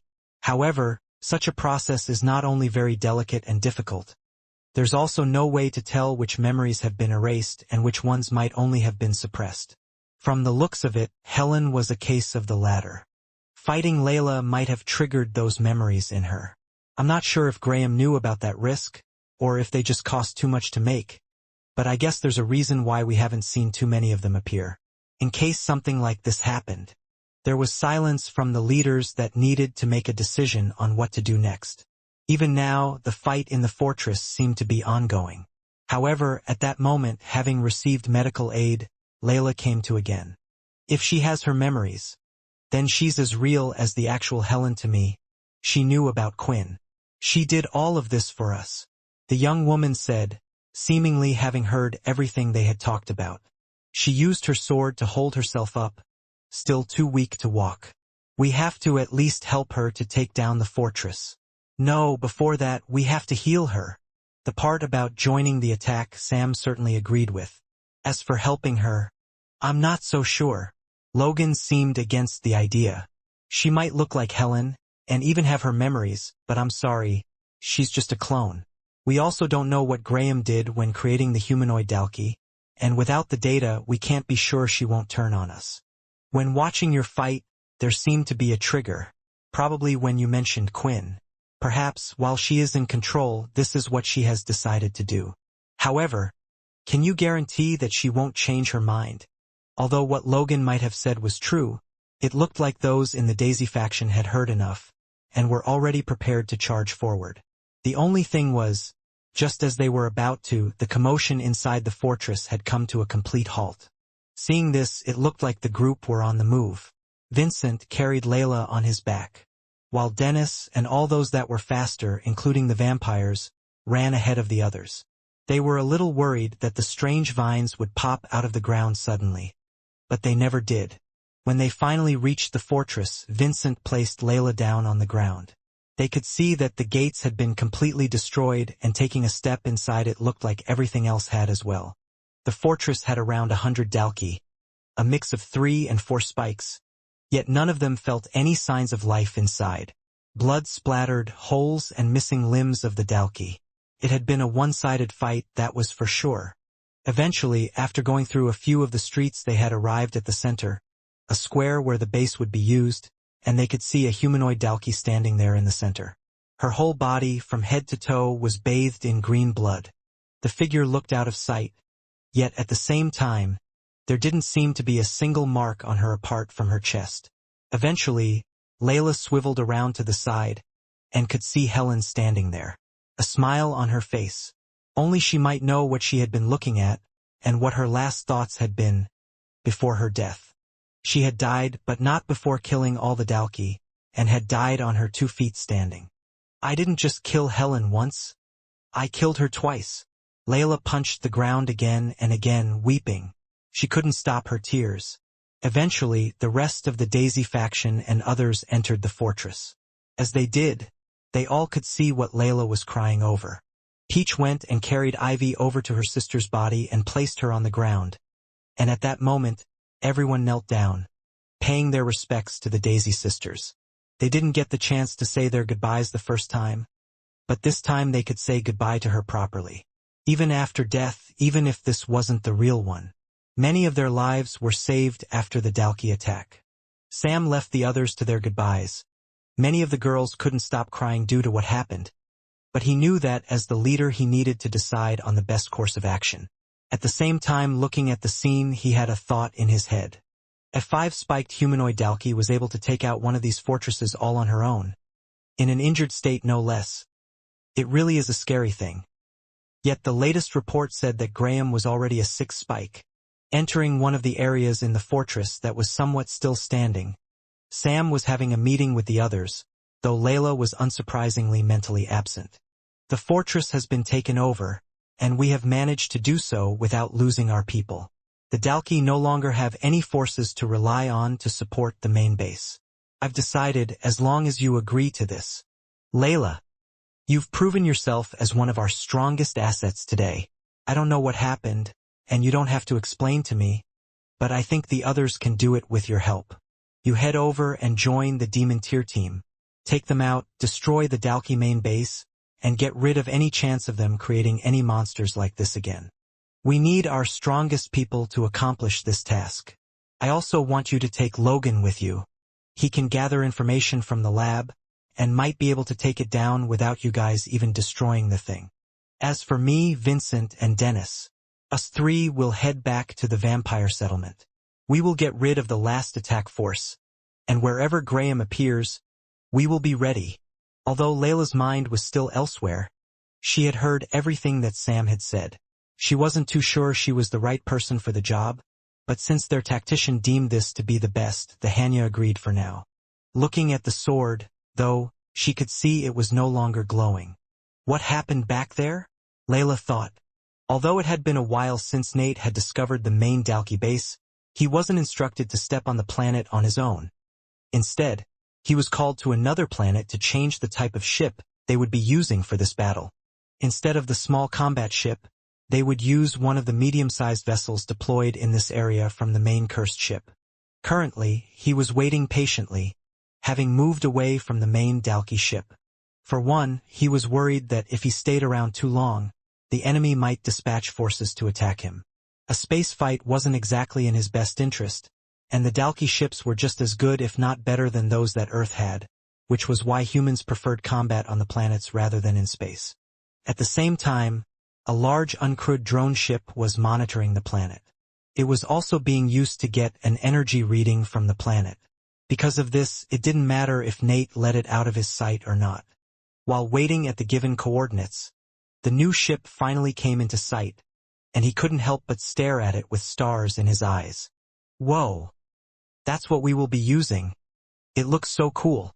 It was a medium-sized vessel for a crew of around 25 at most. However, it was nothing like he had seen in the military designs before. The front nose of the ship was quite pointed, while the top had a large living area with two curved apertures that looked like wings. It looked like it had the momentum of a combat ship, yet clearly wasn't the size of one, and Nate was correct with his guess. This ship was one that Logan had specially made.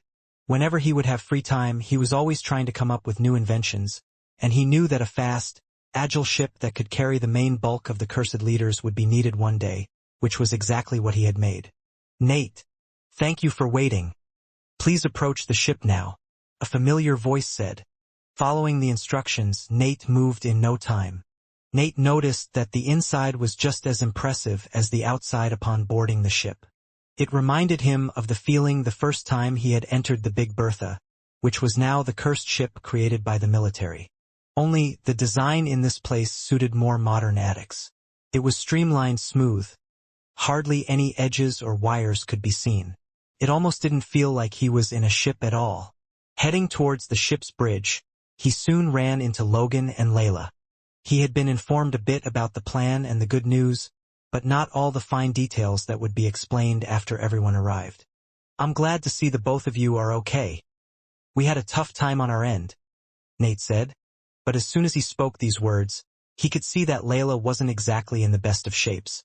Her arm had been reattached relatively easily, but she touched it as soon as Nate said that and had brought upon a wave of crashing memories. I'm sure we will all want to share our experiences, but let's wait until the rest of us arrive. We will discuss the plans once everyone comes and talk to each other about our battles. Now, it was a waiting game for the group, but it didn't take long for the other groups to arrive since they had been on standby, waiting for the following instructions. The first to arrive was Peter, and along with him was the sixth vampire leader Jake Muscat. Other than him, Peter had his lesser whites, though only bringing 3 with him in total this time. Legs, Headless Hilston, and the humanoid Dalkey with the long claw-like hands. Judging from the looks on everyone's faces, they were pretty surprised that Peter could use one of the humanoid Dalkey. As Logan suggested, they kept the questions to themselves, for now, waiting for the others to arrive as well. The next group that was to reach was Linda and Fex, and lastly, the whole of the Blade family came.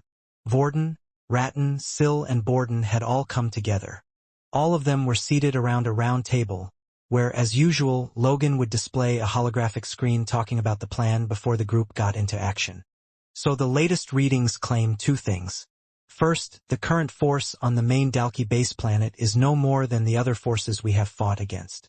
Now, this doesn't mean it would 100% be the case. After all, there might be places that the device had missed, or perhaps the enemy has a way of creating more Dalkey like the ones we have all faced, the new-gen Dalkey. However, I would guess that it's unlikely. From my discussions with Sam, they probably didn't think we would get this far. But thanks to our power increase in addition to the vampires, most battles that we would have fought and lost had the opposite outcome. Also, using the Demon Tier device, we can confirm that the Demon Tier beast is still present as well. Our ship has a camouflage ability, making it nearly invisible and silent. It will take some time for us to land as the momentum is drastically decreased. But after that, the crystals will continue to power the ship's camouflage while we will head to the location of the Demon Tier beast's reading. This should be easy for us then, Peter said with his arms crossed. We took out our enemy easily, and now it looks like the cursed faction is back together again. Even if your little reader thing is half wrong, I think we can still deal with whatever is coming our way. The others seem to agree, at least the ones that had an easier time defeating the enemy. We haven't talked about it much, but on our planet, there was a 5-spike humanoid Dalkey, Layla mentioned. I heard the rest of you went up against 4 spikes. There's a big difference in their power, and it might be the reason that Graham chose to freely leave this place instead of protecting the Demon Tier beast. A 5-spike? Vex replied in shock. They had gotten the report of their success but not the details of what had happened. We had a lot of trouble just against 1 horn. I can't imagine. Well, this time you have the Blades and us, Peter replied. I know you guys struggled and we struggled before too, but it won't be the same as before, and besides, Layla and the others somehow managed to defeat it, which means we can do the same. Right, Layla? When asking this question, Layla was a little silent. She didn't want to admit that their whole group actually had no chance against Helen Dalkey. Not yet anyway. She did imagine how the others would have fared, though. Well, just in case. I have some of the blood of one horn with us, and it will give Jake and me a boost in strength before the fight. Vex explained. The others, are they all returning to their bases and to the vampire shelter? Yes, Logan replied. Sam, the vampires, vampire leaders, and the others that have helped so far will be returning to their shelter. The news about Sunny, Nikyu, and the other leaders who have sacrificed themselves in this war isn't disclosed yet. As for Owen and Samantha, although they had victories, their forces won't be of any help anymore. They would just be dead weight or used as human meat shields if they joined the fight now. They are currently focused on recovering their strength and protecting their planets. To put it simply, they are out of this war, and they can no longer fight. Listening to this, everyone knew that now, it was up to the vampire leaders and the cursed faction to finish this war. One was going to defend against the final attack from the Dalkey, while the other was going to give a final blow to the Dalkeys on their main base. Since the destination was set and it was time for them to head to the main Dalkey base, everyone started to talk about the battles they had faced and shared their insights, thoughts, and experiences. They discussed the sacrifice of the people they had lost so far, but there were two main things that others were paying attention to. One of them was the fact that Aaron had killed Nikyu. Nate felt like everyone should know about this, especially the vampire settlement, and it was something he couldn't keep in anymore. The others, of course, believed what Nate was saying, and they now knew that if they were to come across her, they would be cautious. On the other hand, Layla still hadn't talked about her own experience and instead let Logan tell the event's details. Too many unbelievable things seemed to be going on in the war, but at least they understood their position. So what about Quinn? Borden eventually asked. I feel like, whether Graham fights us here or is at the vampire settlement, only he can go against him. What's he currently doing? 75% of Nest Crystal has been absorbed. The new ship traveled faster than the usual medium-sized vessels, which meant they wasted next to no time getting to the Dalkey main ship's location, the place which their enemy called home. Looking out the window, they could see it did really look like a small planet. What was most interesting about it wasn't just the shape of the thing, but the fact that it was made up of several different terrains. It was a spaceship that the Dalkey had made using all of the other beast planets. When I look at this, I feel a bit sad for the Dalkey, Logan said as they slowed down upon approaching the place. They turned the ship's camouflage system on as they slowly came to the planet, lowering the probability of alerting the enemy. Logan had backed every bit of his family's technology and his own knowledge, including Richard's, to create this ship. After completing the trials, everyone was left with a weapon to help them in this battle. Although it might have seemed like the reward was the Nest Crystal to Logan, he felt more like it was the knowledge left behind by Richard for someone to take his place in all of this. What do you mean? The Dalkey are trying to kill us. Why would you feel sad for them? Vex asked. No offense, Borden. He felt like he needed to mention since Borden was also a Dalkey. Just think about it. Can't you? The Dalkey were created by vampires, but that place never felt like home to them. Earth is a place they hadn't been to before, so what did they do? Looking at this, it feels almost as if they tried to create their own home. That still doesn't change the fact that they are trying to kill us. Again, no offense, Borden. Vex added once again. It makes me wonder, why doesn't Borden want to kill us? Borden asked. I mean, he's just like the Dalkey and the humanoid Dalkey that we have encountered. Borden placed his finger on his chin as he thought about the answer himself. I don't even know the answer to that one. He finally replied. When I first was born, I just wanted to find you, brother, but I do have an urge to keep fighting. But that goes for all creatures, not just humans. Still, I can suppress it. It was my first time, Logan suddenly said, which made the others strangely look at Logan, waiting for him to explain himself.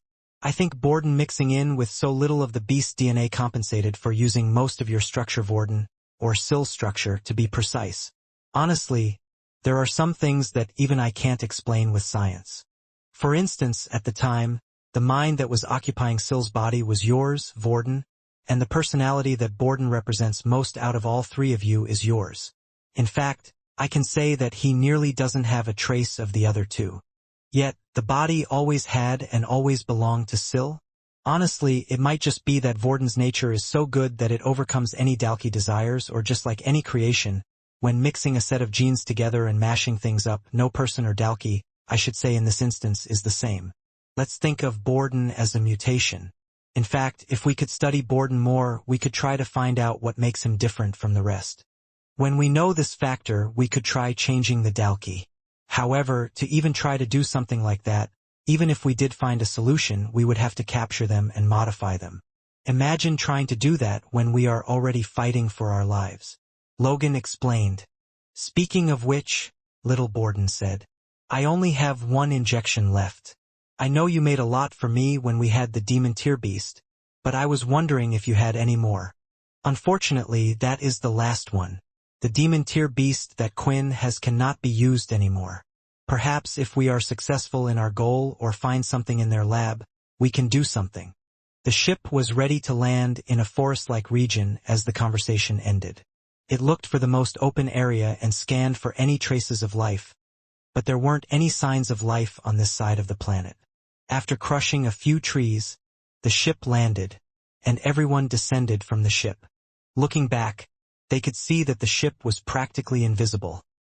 It was amazing, and with the trees, it was nearly impossible to find it, although one could still touch it, and if touched, a ripple around the ship would reveal its location. Don't worry.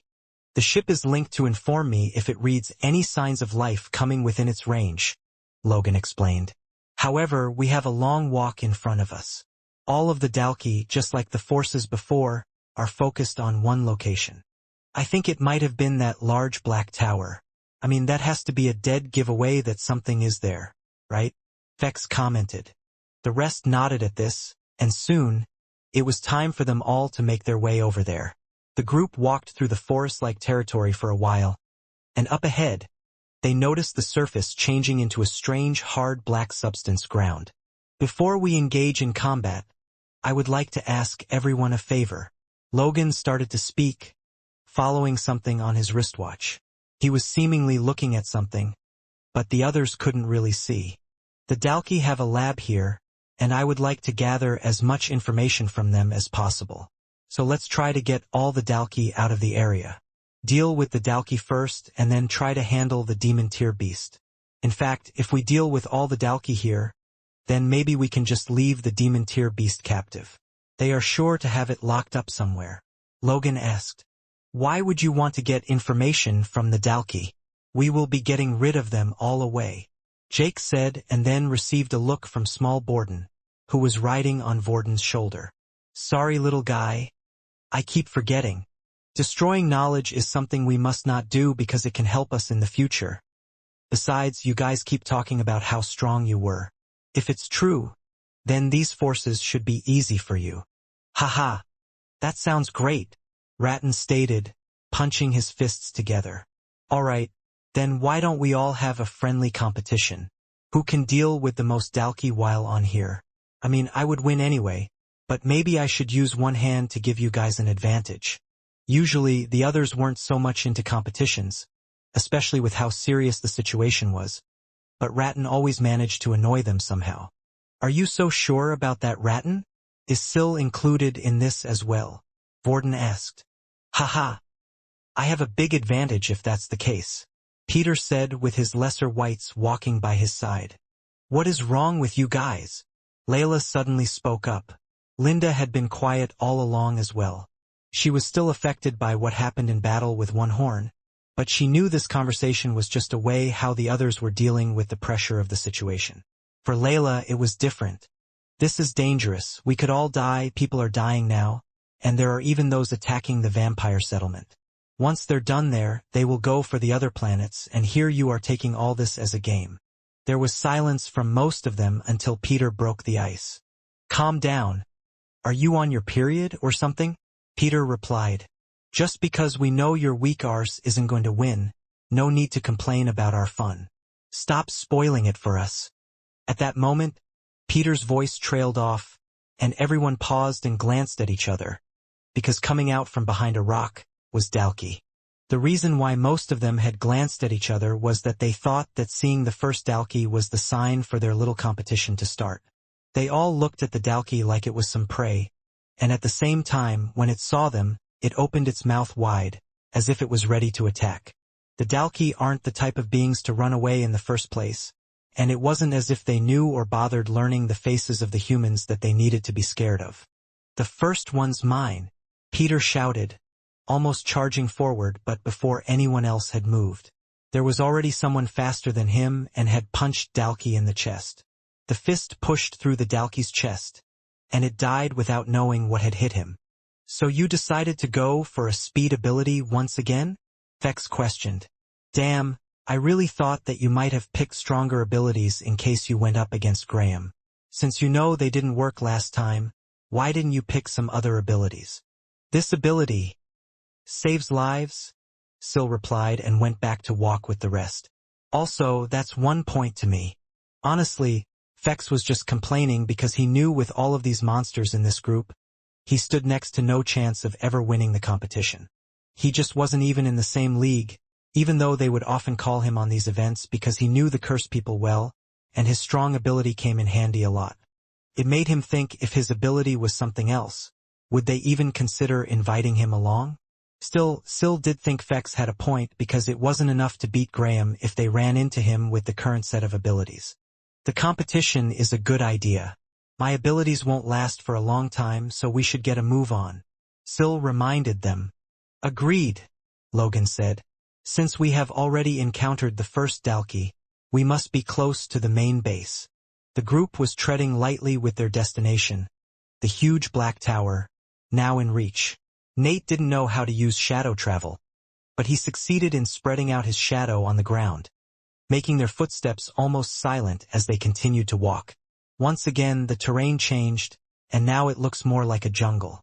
The ground was still black underneath, but there were plenty of trees, which was perfect for the group to conceal themselves. The others had spotted a few more Dalkey, but raising his hand, Logan stopped others from going after them, at least until they were aware of the whole situation. "I can hear something. It sounds like a ship's engine," Jake said. Trusting the vampire's leader's ears, they decided to follow the direction of the sound and soon reached what looked like a launching pad, but not just any type. It was one where all the Dalkey motherships that they had seen were. There were several ships here, around 4 of them landed at present, and the sound of other Dalkey making more, but not just Dalkey, they also noticed the presence of vampires, and surprisingly, all of them looked the same. "What the fuck?" Nate almost shouted, but it just turned into a loud whisper. "That's Jim. That's all those clones from that island, do you remember? Come on, you guys, you have to remember." The others knew all right. "Just because the original might be dead doesn't mean they can't stop creating clones," Logan said. "Wait a minute, why can't they clone Dalkey then? Like they do the vampires? Can't they use those new nest crystals you found?" Nate asked. Logan shook his head. "I think it's something to do with a demon tier beast's energy. In the first place, a nest crystal can't produce a demon tier beast, and how they actually exist is something unknown. Perhaps a beast keeps evolving? An unnatural occurrence, but the beast made by a nest crystal is never that powerful to start with. Since the Dalkey have the demon tier energy in them, it's impossible to replicate. Anyway, speaking of the demon tier beast, the reading seems to be coming from behind them, and if I am not wrong, the structure which I am sure we can all see is the lab we were discussing earlier." Indeed, the others noticed the lab too. It wasn't too far away. The other reading, although there are a lot of Dalkey here, most of the energy sources are coming from closer to where that tower is, Logan explained. The tower wasn't too far off from where they were, and they could see it too, but it was perhaps a kilometer over in the other direction. Now the question was, what was the group to do? "I have an idea. I know before we left the ship, we agreed it wasn't a good idea for us to split up," Logan said. "But in this case it might be.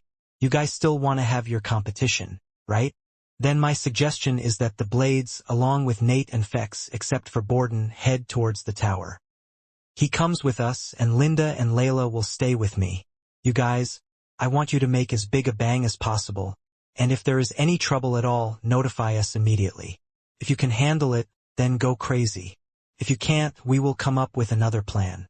Honestly, if you guys can't handle it, I doubt we would be able to as well, which is why we need another plan to get rid of the demon tier beast.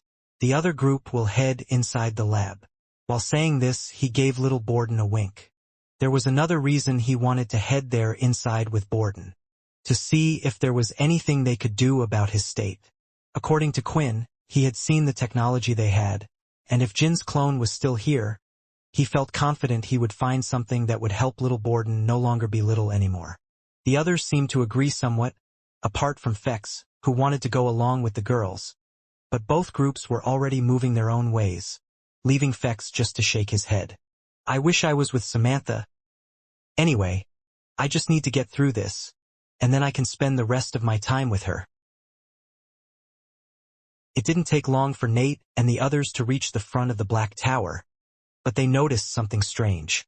While making their way there, they noticed that in front of the base was the ground caved inward, and there were several cracks in it as well. Eventually, they realized it wasn't natural for the land to be that way. What they were in was an enormous crater. At first, they thought it was just part of the land layout, but now that they were by the edge that only just reached the Black Tower, they could tell it was a crater. Is that just me? Or does that look like someone bombed the ground? Or maybe punched it? Nate asked. It certainly looked to be the case. Does that mean whatever created that is here? Fex asked. Running out, Syl was first. He stood there, and a group of Dalki guarding outside the strange tower had spotted him. Either way, we will have to face whatever created that crater if they are here or not. We have to try and stop him. We can't just rely on Quinn all the time. Syl said as he picked up a stone and threw it towards the Dalki. The stone went through the Dalki's head in the next moment, killing it instantly. The others readied themselves as it sounded like more were soon coming. Back where Logan and the others were, they were patiently waiting a few seconds later, and they could hear constant explosions go off in the distance not too far away. The Dalki and the clones, noticing this, started to rush over while a few had stayed behind. Looks like they are causing quite the commotion over there. Let's go, Logan said. Around Logan's left arm, there was a constant robotic casing. For the most part, this was because he covered up what his Dalki arm looked like. It didn't look too out of place for Logan because his whole suit was made up of strange nanomachinery, which he could break down to create different suits or use for unique circumstances like the current one. The good thing was, Logan always had a set of supplies with him, and he had somewhat predicted that there would be vampires at the Dalki main base. One of his guesses was that Jim would be here, though he wasn't considering encountering this many. Still, because of this, he had prepared a special spray with him that allowed him to blend in with other vampires. They would be picking up his special scent, and thus, he also sprayed it on Borden and Layla for safe measure. Subclasses carried a different and detectable scent, and as for Borden, Logan honestly had no idea, but there was no need to take risks. They were using the special spiders, and thanks to the big distraction in the opposite direction, they managed to reach the special lab without any trouble. They had the perfect team with them. The spiders could spot hallways and more, alerting them if anyone came their way. As for little Borden, at a glance, most would choose to ignore him, so help the team get through small places. Then there was Layla. Currently, the group had made it into the main lab, and the locked doors weren't a problem for Logan with his powers. The only one who felt somewhat useless was Linda, but she was ready to help whenever needed. We need to get to this lab's server room or something similar. Although it might not have the information we need, it should have the layout of this place. Logan explained. His spiders were busy searching the place, and they could see two Dalki coming their way down one of the hallways.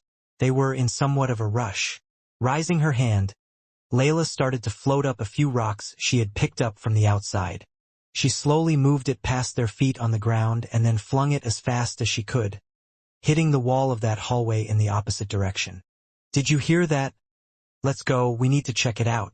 I heard the attackers are humans, but there are only a few of them. There could be more, the Dalki said as they rushed over.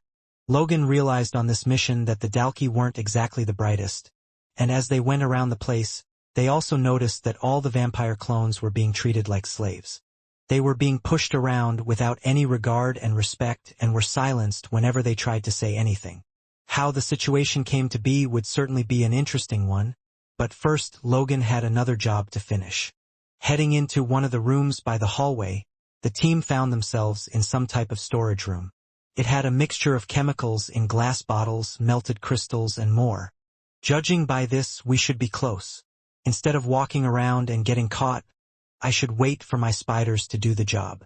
We are in a good enough location right now. Thinking about this, Logan began to guide the spiders to start the search, and it didn't take long for Logan to find what he was looking for. It wasn't the lab but a server room. That place might give them some basic information about where the Dragon and Graham's lab was. "How are my brothers and the others doing?" Borden asked. "They don't seem to be in trouble. I haven't gotten an update from them, but they said they would contact me only if there was some trouble. I am more concerned about trying to pinpoint the location of the demon tier beast. The device that we were using before is getting readings from all over the place. My guess is they are using the demon tier energy for several things, which is messing with the readings." Logan replied. Using the same tactic that they had done before, they made their way to the server room. It was almost left unguarded, and honestly, Logan was quite surprised how few Dalki there were in the whole lab. Have they already consumed all of the beast's energy? Or perhaps was Sam right in thinking that Graham is overconfident? Placing his hand on the server, Logan was ready to get whatever information he needed. As expected, the servers linked to the demon tier beast weren't here, and the same for Graham's lab, but it did reveal their location. Unfortunately, the two of them were in opposite places in the lab. With the main center in the way, they will have to decide which one to go to first. While looking through the server information, although it said nothing about the demon tier beast or Graham's research, it did have some other information. A breakout, Logan thought. Looking into it a bit more, he had just uncovered some shocking information. It said here that there was an ability user here who, along with True Dream, had escaped from this place. So True Dream really was alive after all, and he even managed to escape. Well, the Dalki are a bigger problem right now. It seems he's been gone for a while and hasn't done anything. Perhaps he is planning to stay out of this war. Glancing at Layla and then at Borden, Logan finally made a choice. For now, they would head to Graham's lab. He was still unsure what they would do with the demon tier beast, and it might take a lot of time to defeat it anyway. In the meantime, Logan wanted to see if he could do anything for little Borden. The group rushed, following Logan, but he didn't say anything. This was the choice he had made. Eventually, they reached the lab and for once, came across another pair of guards. The pair stood firmly in front of the lab, and it didn't look like they could be distracted just with some noise, unlike the previous ones. "They're both 3 spike Dalki. I won't be able to take them out without making some noise. Borden, if you used your injection and turned into a 4 spike, do you think you can beat them up quickly?" Logan asked. Borden thought about it for a while. A 4 spike strength was far greater than a 3 spike, but to defeat the enemy without making noise was a big concern. "Hey!" Layla called out. "I can do it." It didn't cross Logan's mind to ask Layla, because even though she had defeated the Dalki Helen, everything he had noticed about her seemed odd. "Layla, I know what Peter said might have annoyed you, but it's too risky," Linda replied. Logan looked at what was in Layla's hand. She was already holding the black sword by her side rather than the bow. Logan wondered, since when did she start using this weapon? "If you are sure you can do this, then go for it. Anyway, I don't think you would say anything if you didn't feel confident," Logan answered. Nodding her head, Layla soon changed to her second form. She grew slighter taller, and the horns on her head ported the most when she was in this form. Still, other than the 4th form, this was when she was at her fastest and had abilities more like that of a vampire, but the most noticeable thing was the flickering sword marking, pulsing like a heartbeat. Layla squinted as she tried to ignore all the cries that went off in her head, and in the next second, she ran out. Her eyes had barely opened, but before the Dalki could even notice, her sword had already moved and sliced through the pair's necks, killing them on the spot. The others, witnessing this, were speechless. Wow! Maybe she should have joined the competition after all.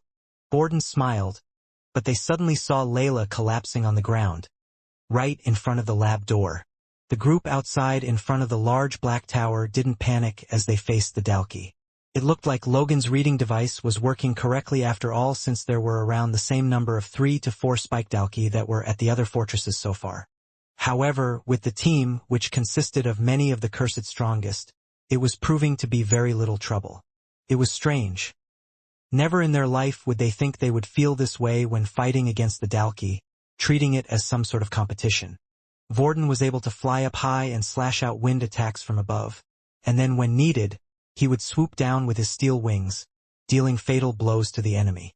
Some Dalki even attempted to jump and latch onto him, but his clawed-like feet were deathly strong and sharp. If he managed to get a grip of any Dalki, they would find it near impossible to break free, not unless they wanted to kill the beast. After obtaining the crystals the vampires had kept, Vorden had used those crystals to evolve himself into a demon-tier beast just like Ratton. His speed was deadly when he flew in a straight path using his wings. His wind powers were just as strong as a high-level wind ability user, and his body was just as strong as the Dalki he was facing. At the same time, another demon-tier beast was causing a rampage, having created several sharp blades. Ratton's strange mud-like substance also slowed down his opponents somewhat. Then, calmingly walking on the ground, he would slice his enemies as if they were standing still. Vex, who was down below, couldn't quite believe it. It was clear that demon-tier beasts were always a bigger worry than the Dalki. However, they never tried to take over Earth, and the beasts didn't fight as a group. If 2 demon-tier beasts found each other in the same territory, they would attempt to take each other out. It was something built into their nature. Man, if the humans ever had to go up against an army of demon-tiers, that would be troubling. Vex thought while standing at the back, with his hands by his side, not taking part in the battle. This was not because he didn't want to join and help. Rather, it was just that there really was no reason for him to join. Even Nate, who Vex always saw as someone below him, was doing fairly well due to the demon-tier shield he still had in his hand. Blocking hits left and right and blasting the Dalki away with twice the counterpower was sure to finish off nearly any of them. Nate could also utilize it well since he could punch the shield himself to give it a blast of power here and there. The only problem with that was the power range coming from the shield.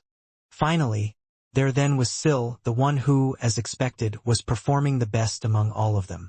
It was strange, but all Syl had been doing so far was picking up rocks from the ground and throwing them at the enemy. At times the force would be so strong that it would break before reaching its target. Thankfully, Syl could use plenty of materials on the Dalki planet that withstood his throwing power, but each one that hit the Dalki pierced right through their body.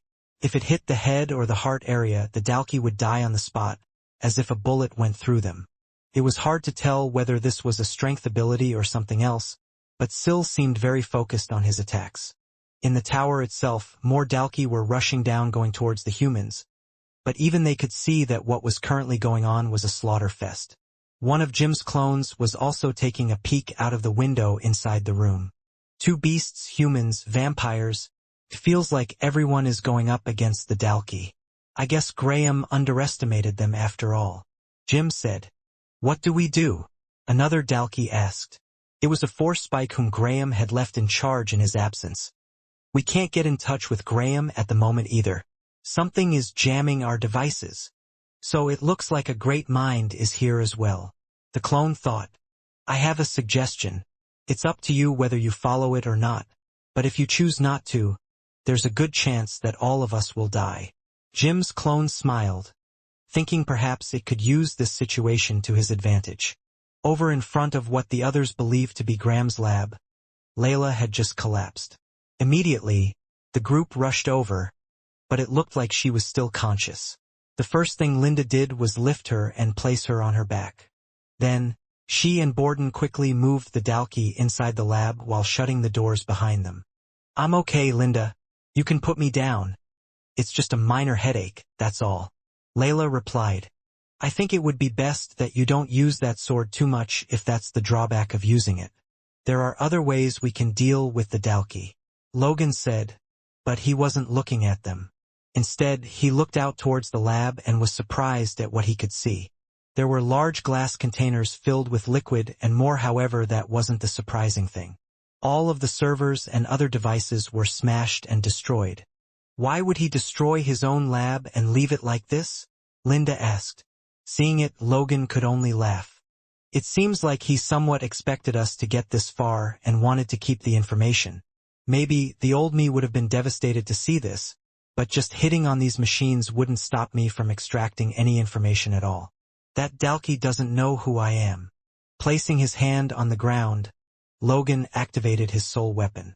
Because of the information he had gathered before from the other server room, he knew the details of just what terminals were in this place and other necessary things. It was also all based on things he had seen upon getting information from Richard. It looked like a lot of what Jim, Graham, and Richard knew was most likely the same thing. Because of this, Logan could rebuild the entire room with his soul weapon. He broke down the machinery into finer, smaller spiders and began to restructure it again. His skill wasn't like healing or reversing time. He was just fixing things and putting it back together. This was why, when everything was complete, it was as if no one ever destroyed it in the first place. There might be some corrupted data here and there, but I think I'll manage. Logan smiled, placing his hand on the terminals and trying to uncover whatever he could. The information was soon downloaded into his head. Now he was getting information on experiments that Graham had done so far, including about the humanoid beasts he had created. The layout of this base showed that this place was linked to the demon tier beast on the other side. Finally, after he downloaded everything, Logan had finished his work in this lab. Ha ha ha, the Dalki are searching for a way to get the ability to reproduce and live a long life. I now have all the information they want. Logan smiled. Which means, Borden, it's time for an upgrade. Hurry up. Hop into the glass container. It will take a long time to build a lab like this anywhere else. So, this is currently our best shot. Borden didn't know what was happening but had trusted Logan before, and would trust him now. A strange claw-like device came and picked up Borden, placing him in the glass container. Logan then turned it on, and the upgraded process would soon begin. How long is this going to take? Linda asked. I'm not sure. Perhaps an hour or so. Once Layla has recovered, I was going to tell you to look after this room. With what's happening outside, I doubt anyone would come in here while Layla and I go and check up on the demon tier beast. Logan explained. Layla was still a bit dizzy, but she was recovering very fast, so they should be able to move out soon. Logan didn't tell them that he had found out something dire while going through the information in Graham's lab.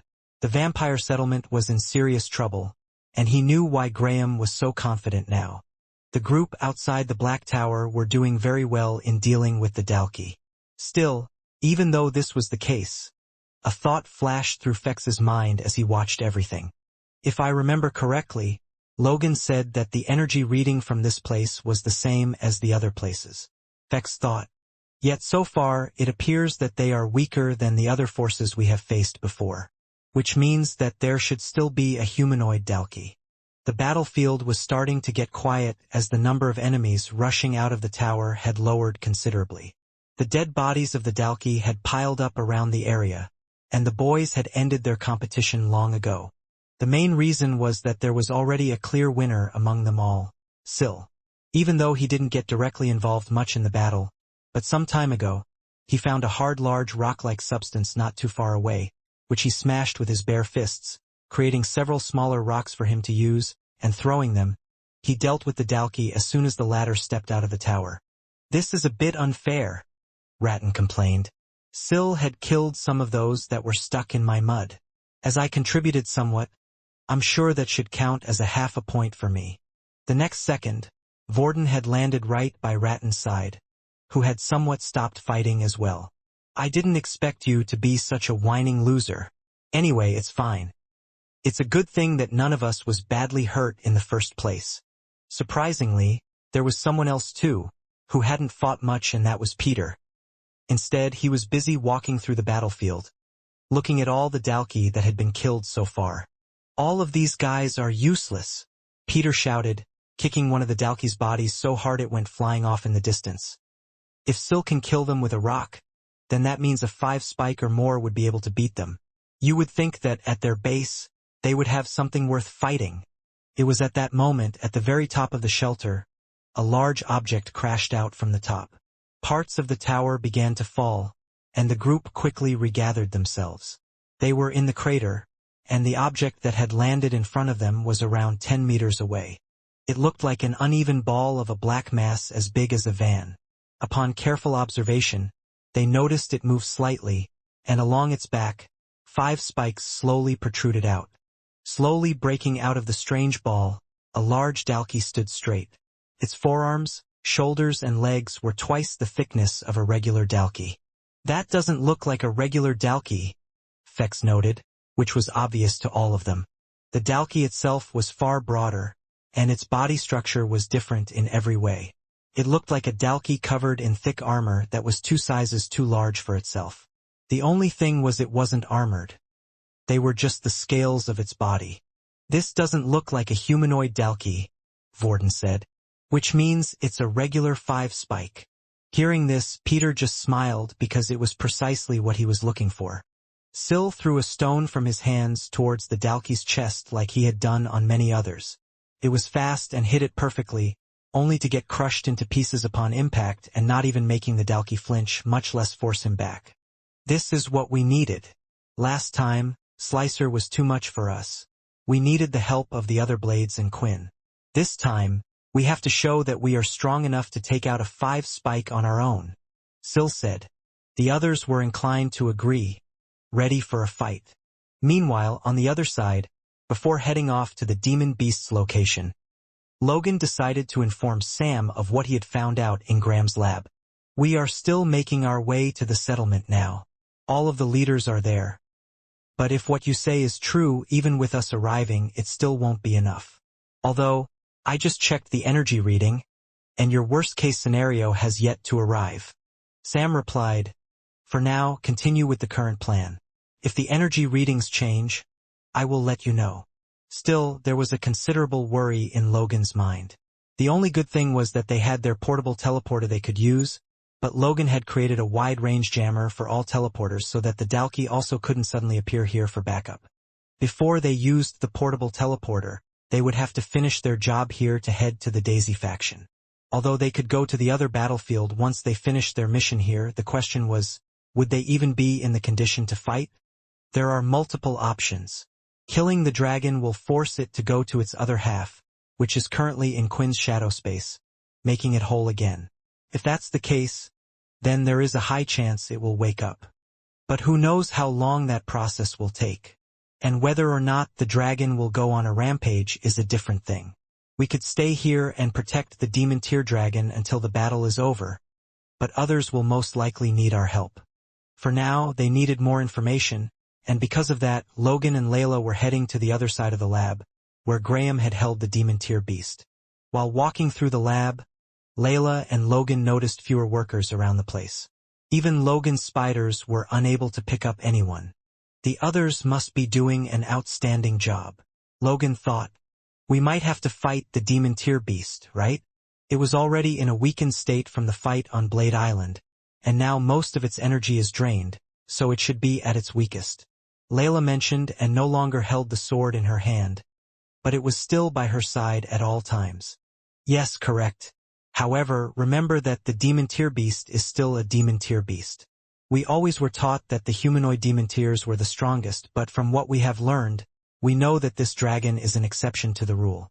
I'm just hoping that we can find a way where we won't have to have a direct confrontation with it," Logan replied. As they got closer and closer to the other part of the lab, Logan noticed something from his spiders. The room where the demon tier beast was held was already open.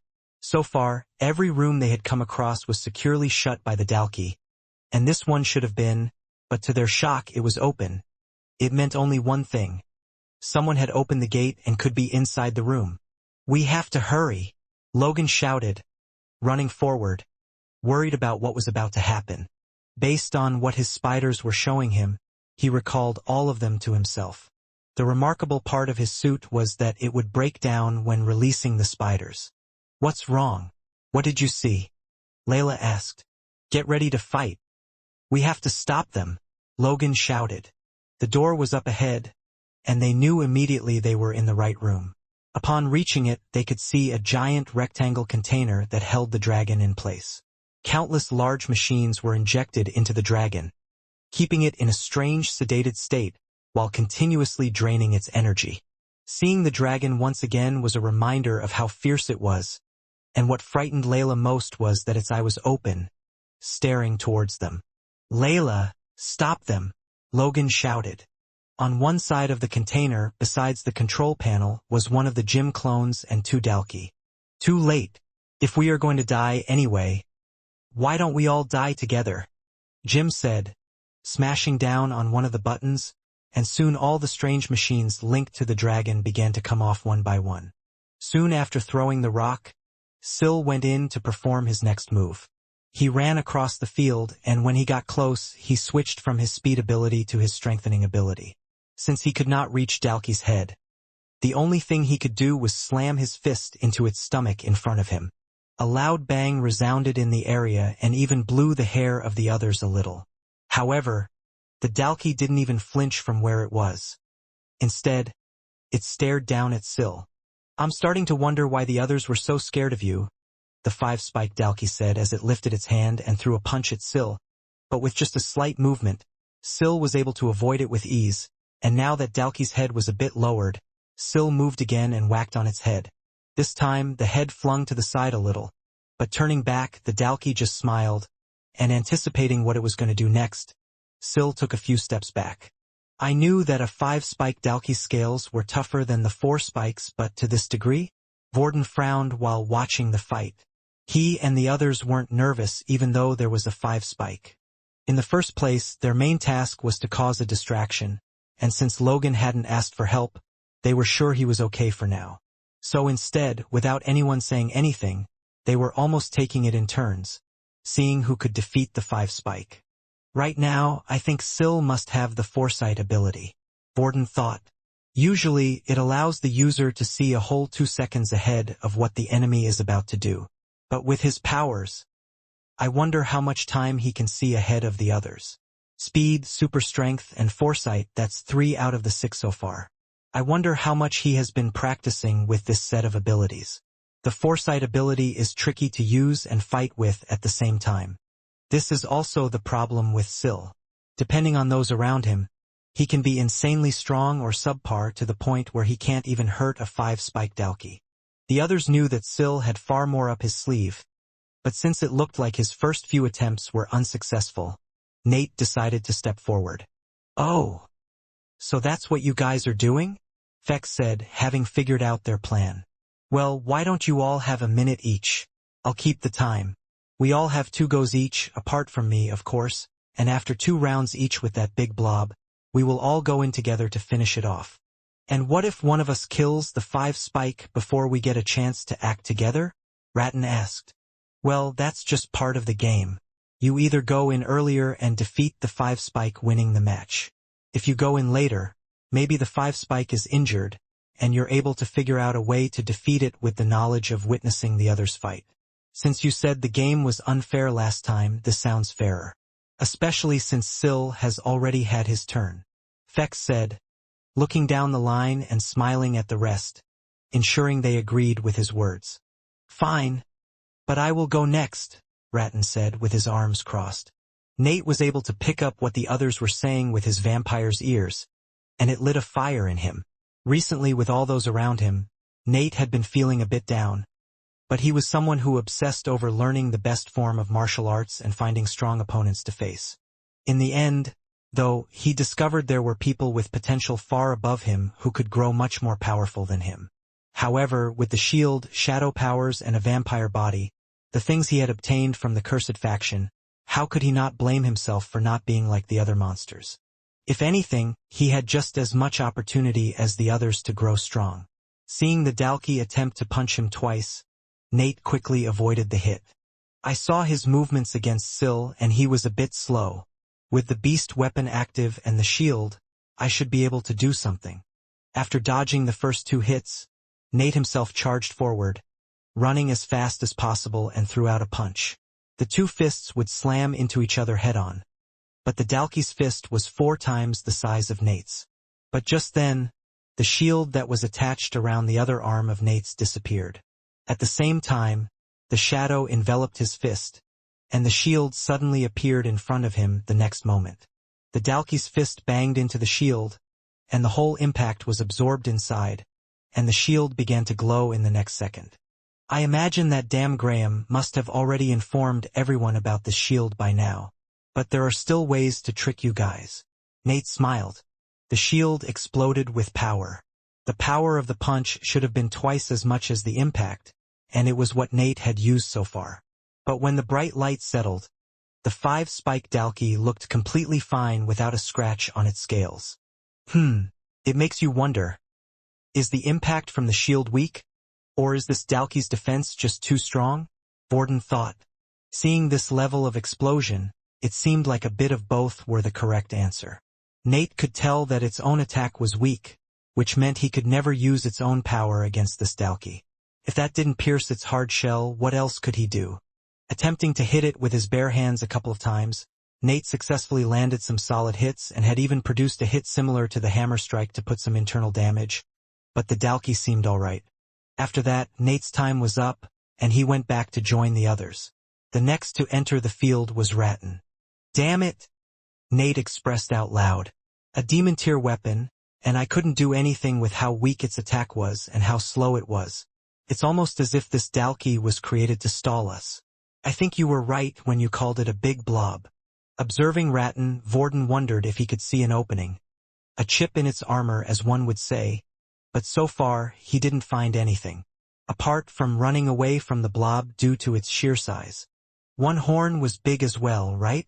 Vorden asked. Yeah, actually, he was even a lot bigger, faster and stronger.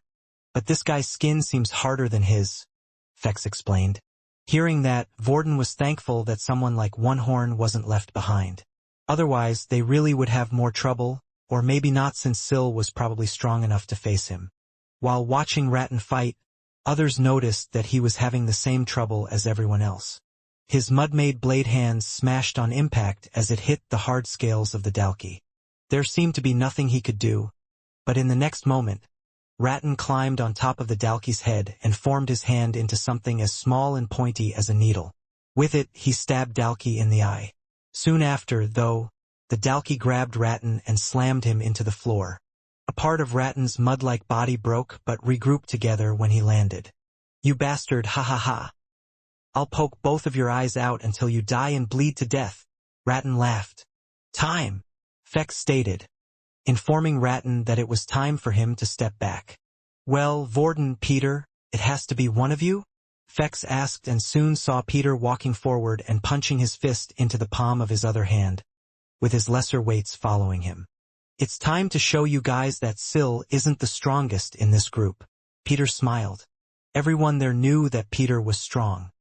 He always had been, but the reason why he had never seemed somewhat impressive to the others was perhaps because of Quinn, who would always outshine him. There was always someone more powerful, faster, and more skillful, which was why even Vorden was thinking about what to do when it was his turn. Right now, on top of that, Syl had already thought about combining his abilities as well. You guys can stop thinking about your turns because you're not going to need it, Peter stated. The first one to approach the Dalkey from his lesser weights was the new addition to the group, the 4-spiked humanoid Dalkey with the long claws. Of course, it wasn't as strong as a 5-spike, but it wasn't far off. In a way, it looked like the Dalkey was there to test the waters. It looks like you can raise the dead and have pitted a new gen against me. I'll be quite happy to crush this fool, the 5-spike said. As with all the other fights so far, though, when the 5-spike Dalkey swung its arms and more, it was slow enough that the 4-spike was able to dodge them with ease. It got its claws ready and started to swing them at the Dalkey's arm that the latter had attacked it with. Others heard the clashes, but the claws couldn't scratch the hard skin just like all the other attacks. In a way, this 5-spike Dalkey is not much of a threat because it doesn't really have a way of attacking properly. Perhaps it still has the strength of a 5-spike, so if it could grab onto one of us, we would be in trouble, but it doesn't appear like that is going to happen anytime soon. Vorden thought as he continued to analyze the fight. That's probably why, even though being a 5-spike, it wasn't even considered one of the leaders. Either that or Graham had some way to fast-track the Dalki to evolving and had only recently created this blob. Continuing to watch the fight, the humanoid Dalki, under Peter's control, tried to do something else. It avoided the punches and constantly attacked the enemy's chest right where its heart would be. Moving in and out, the humanoid Dalki was fast, almost like a vampire. However, the 5-spike looked unafraid. And why would it be when the humanoid Dalki's claws couldn't even pierce through its body? Still, Peter and the other 2 lesser weights had yet to join the fight. You know, these humanoid Dalki have a special trait just like the 5-spiked. Peter started to speak, which was unusual for him. But the humanoid Dalki, their traits seemed to be more impressive than the 5-spiked Dalki. I've already won this competition. The others were wondering just what Peter was talking about, but turning their heads for the first time, they saw a cut on the 5-spiked Dalki's chest. It wasn't deep and it was only a flesh wound, but the Dalki was clearly bleeding. At the same time, the humanoid Dalki's claws were burning a hot red. After using the humanoid Dalki to fight a little bit, Peter had noticed that the more it struck against someone or when it was fighting, its claws would change color, and this wasn't just for some coolness factor. They were getting stronger and sharper during the fight while also producing some strange heat. The humanoid Dalki right now was the perfect opponent against the enemy. This continued, and the claws were scratching off more scales and making the 5-spike bleed more. But then something else happened.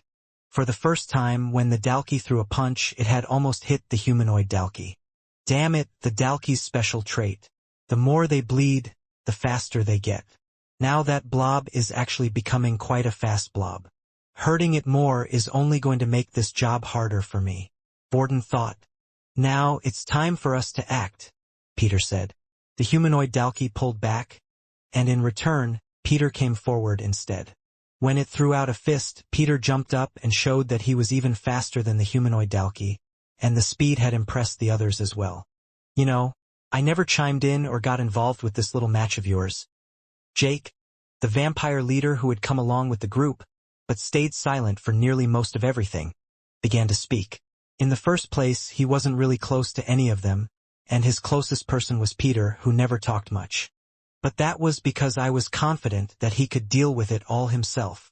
Bringing out his strange baton, Peter used all his strength and slammed the weapon down towards the ground. This gave a chance for his 2 other lesser whites to come in. Legs moved and spun around, digging her tail right into the Dalki's chest.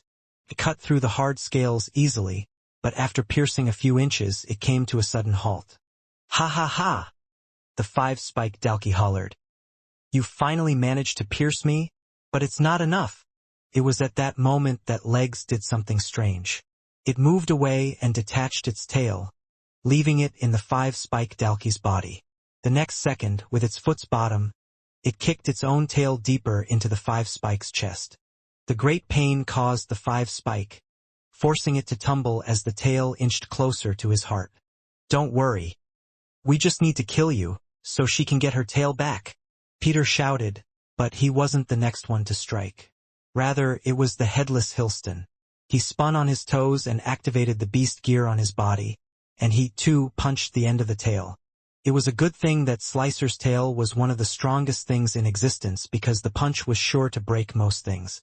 Due to the punch, the tail moved in deeper and had somewhat pierced the Dalki's heart. Could feel it, but it still wasn't dead yet. Hey! I have to be the one that finished you off, Peter shouted as he swung both his fists back. Then running forward and jumping in the air, he thrust them both ahead at the same time with all his strength.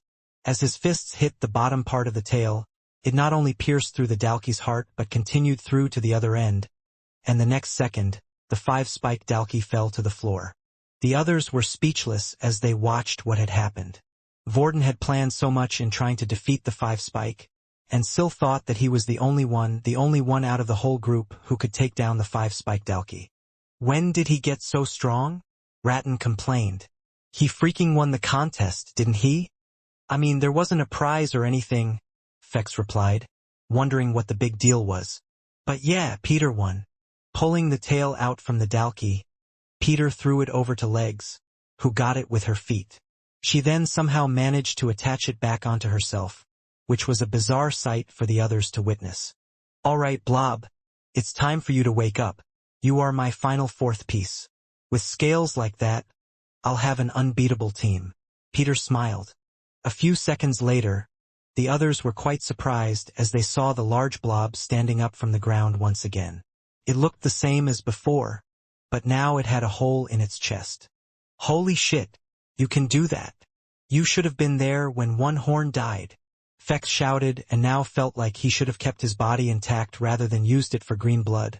But that was a must at the time. However, something soon caught Fex's attention.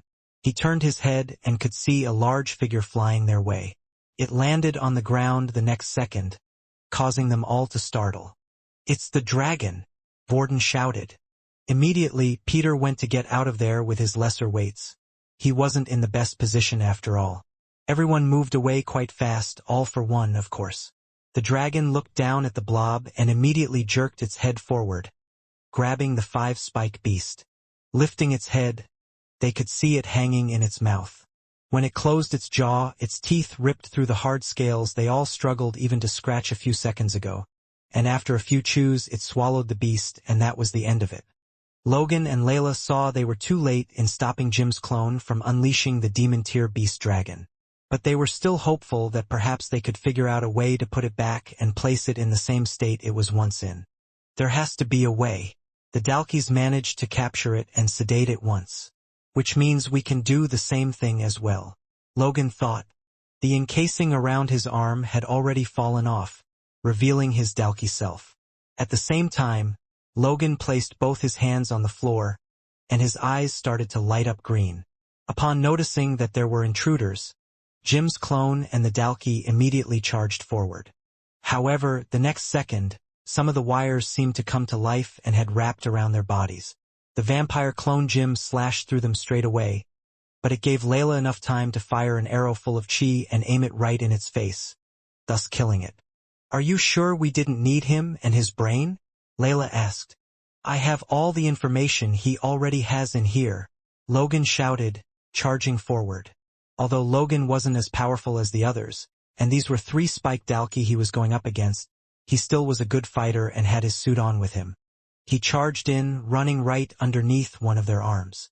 At the same time, while the Dalky was looking at Logan, 2 more arrows fired at the same time pierced them in the side of the head.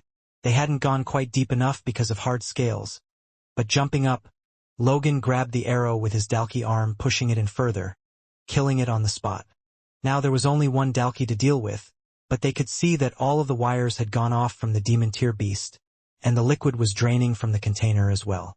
Logan was distracted looking at the demon-tier beast and was hit by the other Dalky right in the chest. Layla caught Logan mid-flight with her powers and safely placed him down as she got her sword ready and unleashed one of the black balls. When hitting the Dalky, the spiritual chains held it in place. She didn't activate the sword this time and started to strike at the Dalky again and again. She avoided its hits, but the sword seemed to be somewhat blunt as it could not pierce through its skin. Now being able to use chi on them instead, she had 5 arrows hovering around her back while in the middle of the fight and using her sword. When she saw an opening, one of the arrows would aim for the Dalky's head or heart. In the end, they finished off the last Dalky too. Logan had recovered and ran over to the console, but the dragon had flapped its wings as the base's ceiling started to open. When it fully opened, the last thing the 2 of them saw was the demon-tier beast flying out of the base. We screwed up, Layla said. The demon-tier beast is free. What if it runs away? Looking at the sky and where it was heading, Logan felt like it wasn't going to run away for some reason. I think that would be the better option if it ran away. If it decides to fight us, then the only thing we can do is fight back. Reporting back to Linda, Logan made her aware of the situation, and he then contacted the others as well. Don't worry. We know it's here. Vorden replied back. It's right in front of us. This was what Logan feared. It looked like the only option they might have was to fight the beast head-on and kill it. Come on, we have to help them, Layla. They might need every help that we can give them. The demon-tier beast just woke up. It's probably a bit dizzy, and I saw that they already took away a lot of energy from it. You were right. If we have any chance of beating that thing, the time is now, Logan said. Although he didn't say anything about the special black sword yet, he thought if it was able to work against the Dalki, it might work against the dragon. They were still unaware of the side effects or where the sword came from, but now was not the time to worry about those things. On the other side of the lab, Linda had just received a news update from Logan about what had happened. Now she was in the middle of a conundrum. Should I go help out the others? I don't think there are even any more Dalki or vampire clones in the lab. All of them are most probably killed. But then I can't leave Borden. Glancing to her side, she noticed he was peacefully asleep in the glass container. His body had already regained its normal size and was floating there. Whatever was happening, it had worked so far. She kept an eye on the terminal as per Logan's instructions. Some of the energy transferred to him was coming from the demon tier beast. However, it looked like there was still enough energy to be extracted and was either stored somewhere or was in the pipes for Borden to continue whatever he was going through. I'll stay here until you need me, guys. I hope you will get through this. So far, on the journey to the Dalki main base, none of them felt fear when fighting against the Dalki, not even when they went up against the 5-spike Dalki. It was only now that they had seen the demon tier beast landing in front of them did they become very cautious. Its sense of power was beaming from its body, and everyone at the scene could feel it. However, the final nail in the coffin was the fact that it had so easily crushed the Dalki that all of them were struggling to even scratch. "What's the plan, Vorden?" Ratton asked. The dragon looked their way and flared its nostrils. It was clear that it wasn't just going to let them buy time. In fact, the next second, it flapped its wings, producing a large gust and roared so loud the sound almost blasted their eardrums. However, two figures were unaffected by the scream and could move at that moment. Those figures were Legs and Hilston. Under Peter's order, they moved in front of the beast, and it looked like they were about to repeat what they had done last time.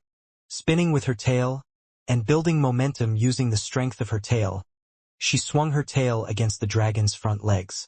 However, unlike what had happened with the 5-spike Dalki, there wasn't a single scratch on the beast after the attack. What had worked for the last time didn't work this time. We were planning to face this monster anyway, so we have to fight. If we can't hurt its scales, then we go for its eyes. Last time the dragon was dealt with, it faced off against 6-spike Dalki that Jim had artificially created. So we can also defeat this thing.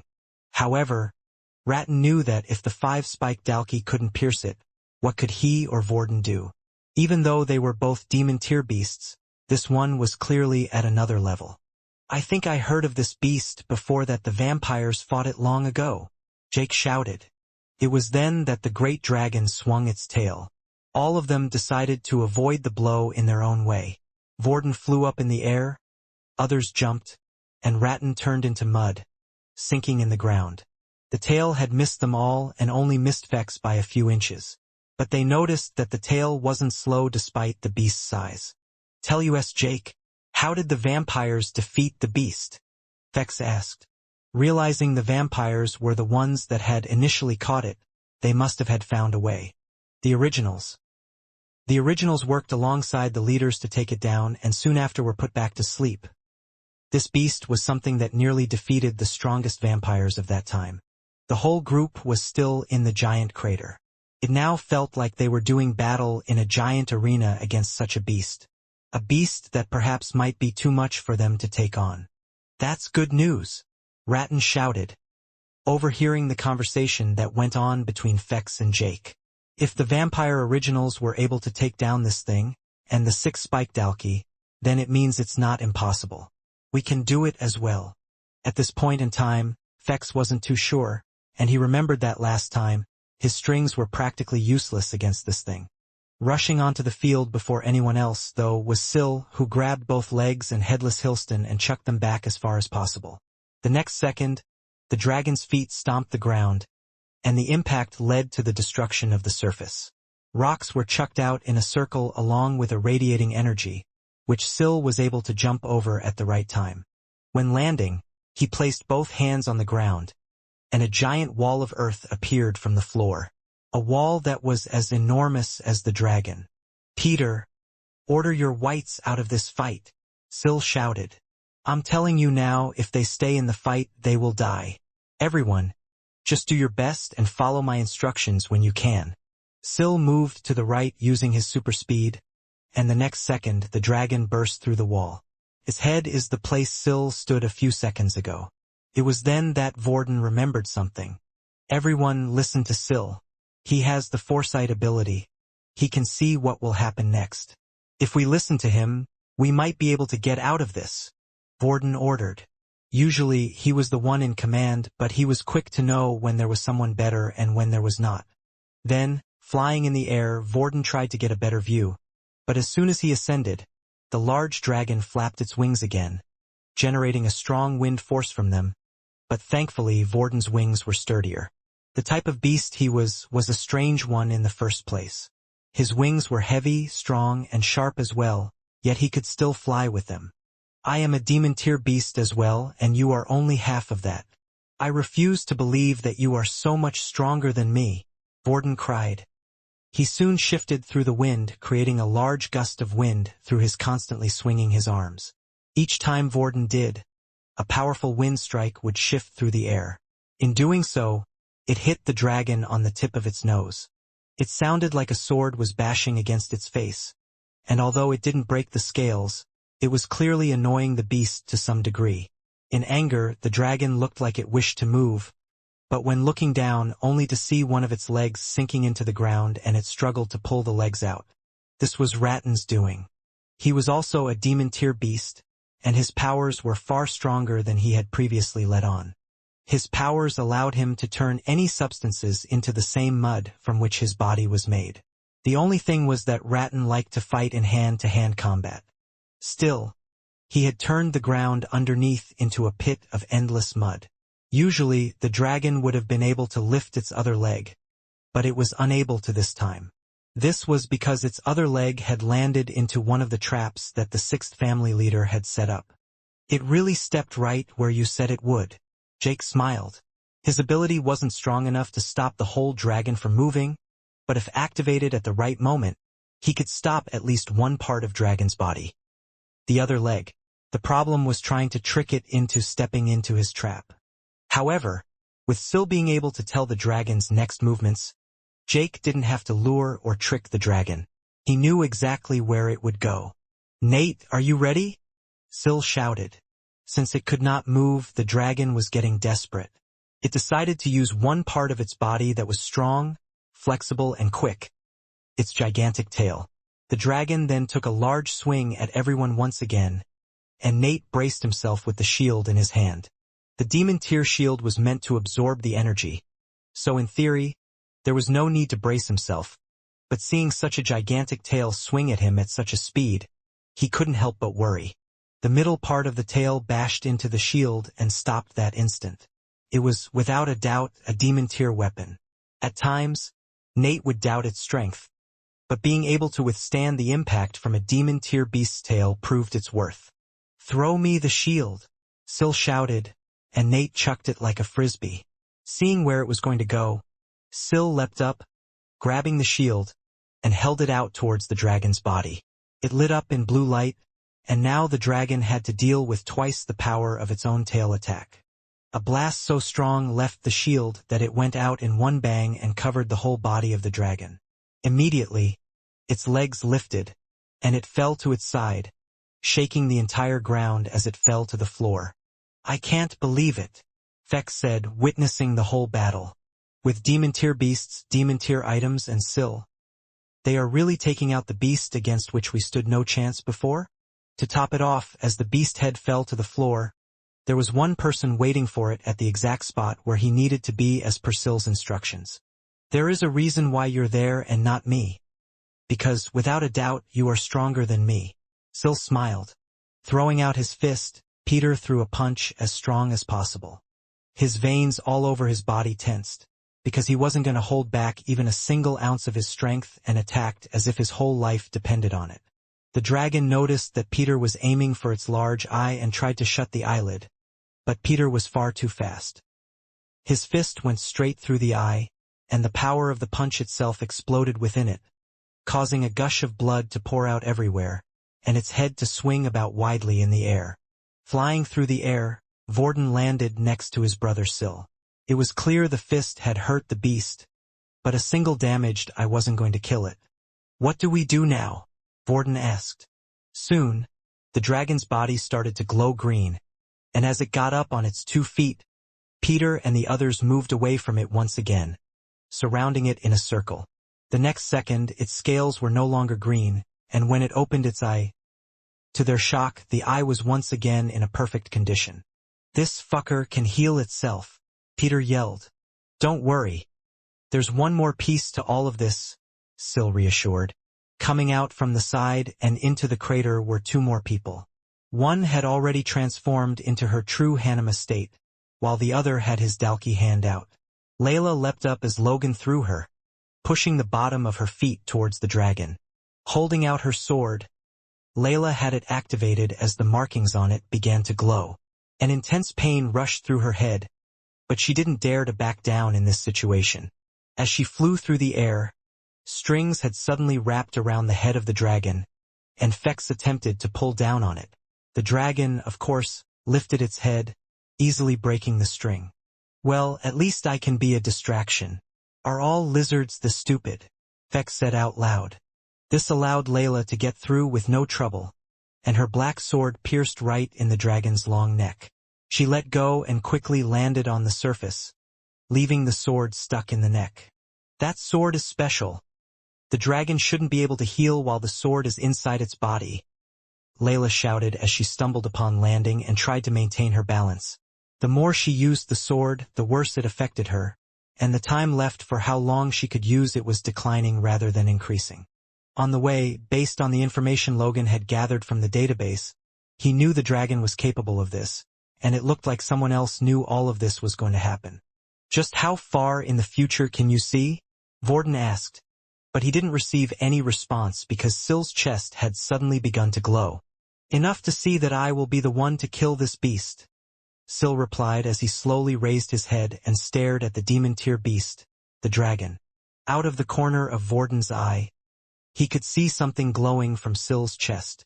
Seeing this, Vorden felt like his eyes were playing tricks on him because there were only 2 things that this could possibly be, and for some reason he didn't think it was the first. When the brothers had found out about Blade Island, they wished to know more about their father Hilston Blade, why he did the things he did and the reason behind them.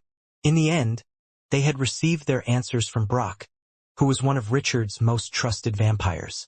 During that time, they found out that Hilston had a strange complex. A complex to constantly get stronger by searching for new power through his blood. He had a plan to take over someone else's body if he found them stronger than him while carrying the Blade family powers. Sil was the first Blade family member to wield 6 abilities at once. The strongest Blade in terms of ability-wise in existence, yet that wasn't the only reason why Hilston was obsessed with Sil. Instead, it was because Hilston believed that Sil could very well be the first one ever to unleash a soul weapon. It didn't take long for Vorden to see what Sil was doing. When the glow over his chest dimmed and slowly died out, everyone else noticed a book in front of him. The strange-looking book was a mesh of different colors, like a mixed rainbow. "Sil, is that a soul weapon?" "An item-type soul weapon," Vorden exclaimed. Of course, now wasn't the time for Sil to answer. He soon opened the book and turned to several pages. Upon reaching the right pages, Sil would close his eyes, and a strange glow from the book would go through Sil's chest. He did this a few times and eventually placed the book away, putting it back inside his chest. Vorden was confused, to say the least. Soul weapons, even item types, were normally used in combat. To help them fight, a finisher moves per se or a final stand. Yet Sil had summoned it then put it away. "Everyone!" Sil shouted, and suddenly, both his arms lit up blue, and his hair was standing on its end. In his hand were 2 solid forms of lightning. The next second, a strike from the sky appeared, and Sil was seen right above the dragon's head. Sil slammed down the 2 pure bolts of lightning into the dragon's head. One had gone through the eye that Peter had initially damaged, and the other had gone between its nose and disappeared. Everyone had seen the pure lightning bolt get through the skin of the dragon. "This doesn't make any sense. It has been over 24 hours since Syl touched anyone with the lightning ability. How was he able to do that? It didn't stop there. As Syl held on tightly onto the dragon's head, with his super speed, he quickly moved to the dragon's ear and hung on the edge. Then using his hand, a spark of solid white light began to form.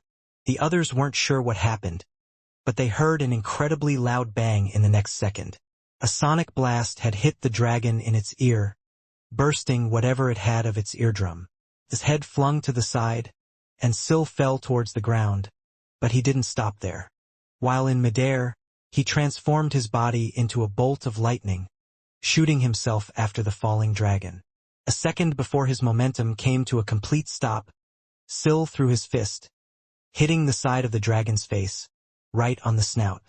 Everyone heard a loud impact again, and the dragon's face swung faster, and it looked like its whole body was falling to the ground. Wait, that power. I'm sure Syl's punch has gotten more powerful. Nate noticed. Syl still had the demon tear shield, and sure he was relying on a boost from the weapon, but that wasn't the main reason. It was all because of his soul weapon. While the dragon had fallen onto its side, Syl wasn't giving it a chance to rest. He made a single pure large lightning bolt, this time in his other hand, and it was far larger than anything they had ever seen Owen create. Syl's whole right arm was lighting up blue as he held the bolt of lightning in his hand and threw it, causing it to pierce right through the dragon's wing in an instant. Beaming with energy, the bolt stayed stuck in the wing and began to pulsate. With each pulse, it shocked the dragon's whole body, and in response, the dragon roared. It looked like the shocks from the lightning had stunned it in a spot, keeping it paralyzed. At the same time, the black sword was stopping it from healing like how it healed its eye. Seeing this, Syl's body started to levitate, revealing another power they hadn't seen until this point. He went up through the clouds to the point where the others couldn't see him while the bolt continued to shock the dragon. I know the dragon is weaker compared to what it was before. It had its energy drained, but how can Syl injure it to this degree? Borden thought. Seeing the amount of power Syl was displaying right now reminded Fex of something. This power level was almost the same as Syl had shown when going up against Nikyu. Everything that Syl was doing now, everything he was showing, was all due to his soul weapon. The book was no ordinary book. It was almost like a personal diary that was made just for Syl. Each book page signified each ability he had ever copied during his lifetime. The book allowed Syl to switch out any of his current abilities with any of those in the book, and in the book itself, Syl had all of the powers of the Big Four, including all of their MC cells. It didn't matter if he hadn't touched the others within 24 hours or not. Now that he had the book, Syl had managed to do something that Hilston had never achieved, not just creating a soul weapon but overcoming the weakness of the Blade family ability. With this soul weapon, no matter where Syl was or who he was with, he could reach his strongest. Right now, no one could see where Syl was, and on the ground, they noticed that the pain was now becoming bearable for the dragon. It started to lift its body, ripping its wings as they tore through the pure lightning bolt. "What are you guys doing? Kill that thing!" Peter shouted as he charged forward with his familiars. The dragon was clearly slow as Peter proceeded to punch it. Seeing this, the others followed suit, attacking it with blood powers, even emptying their MC cells and chi, to injure the dragon even more. Unlike before, the hits it was taking now seemed to affect it somewhat. Even if they couldn't get through the scales, they could still hurt it, and that was exactly what they were aiming for. However, one part of its body recovered faster than any other, and that was its tail. Once again, the dragon swung its tail towards anyone who was at the back, and the one that was at the back this time around was Fex. He knew that the dragon's blows were powerful. If he got slapped by this tail, it was probably the end of his life. They had all avoided a strike thanks to Syl's foresight ability. "Don't worry. I know what's going to happen. My brother will save you," Syl said from above. As the tail came towards Fex, he placed his hand on the ground and made a blood barrier, but the tail broke through that in an instant. Closing his eyes, he braced himself until he saw a full-sized what looked like a humanoid Dalki get in between him and the incoming tail. It grabbed the tail in place, holding it with all its strength, stopping it, and then threw it to the side. When turning around, the others could see him. Borden, Fex said. You saved my life? And you're big now. Is this permanent? Wait. You have 5 spikes. I think it's permanent, Borden replied. Perhaps if Syl's attack didn't already weaken the dragon and made it dizzy. The tail would have hit them both, but everything, including Borden now having 5 spikes, was seen by Syl through his ability. The dragon lifted its head, and the next second, Syl came down from the sky, shooting down like a torpedo and slammed right on top of the dragon's head, pushing it down into the crater so hard that it lifted its back legs, and the crater expanded even more. They had gone so deep into the land that ponds of water were starting to form, but they could see Syl stood there on top of the dragon, having defeated it. I was saving that for Graham, but this was a good test as well. Syl smiled. Only the next second and the dragon began to break down into particles. Bit by bit, its body was disappearing. What's happening? Layla asked. I think we killed the dragon, Logan replied, not knowing whether this was a good thing or a bad thing. It was the first time the group saw this happen to a beast. After they had dealt with it, the dragon's body split into thousands of light particles, and it slowly began to disappear. To the people at the scene who had been to the familiar world, it reminded them of what they had seen in the familiar world. After waiting a while, there was nothing left of the dragon, and the light particles had vanished right in front of their very eyes. Everyone stayed there in the crater for a moment, not saying anything. They were exhausted and had expended all of their energy and MC cells. It was the same for Syl as well.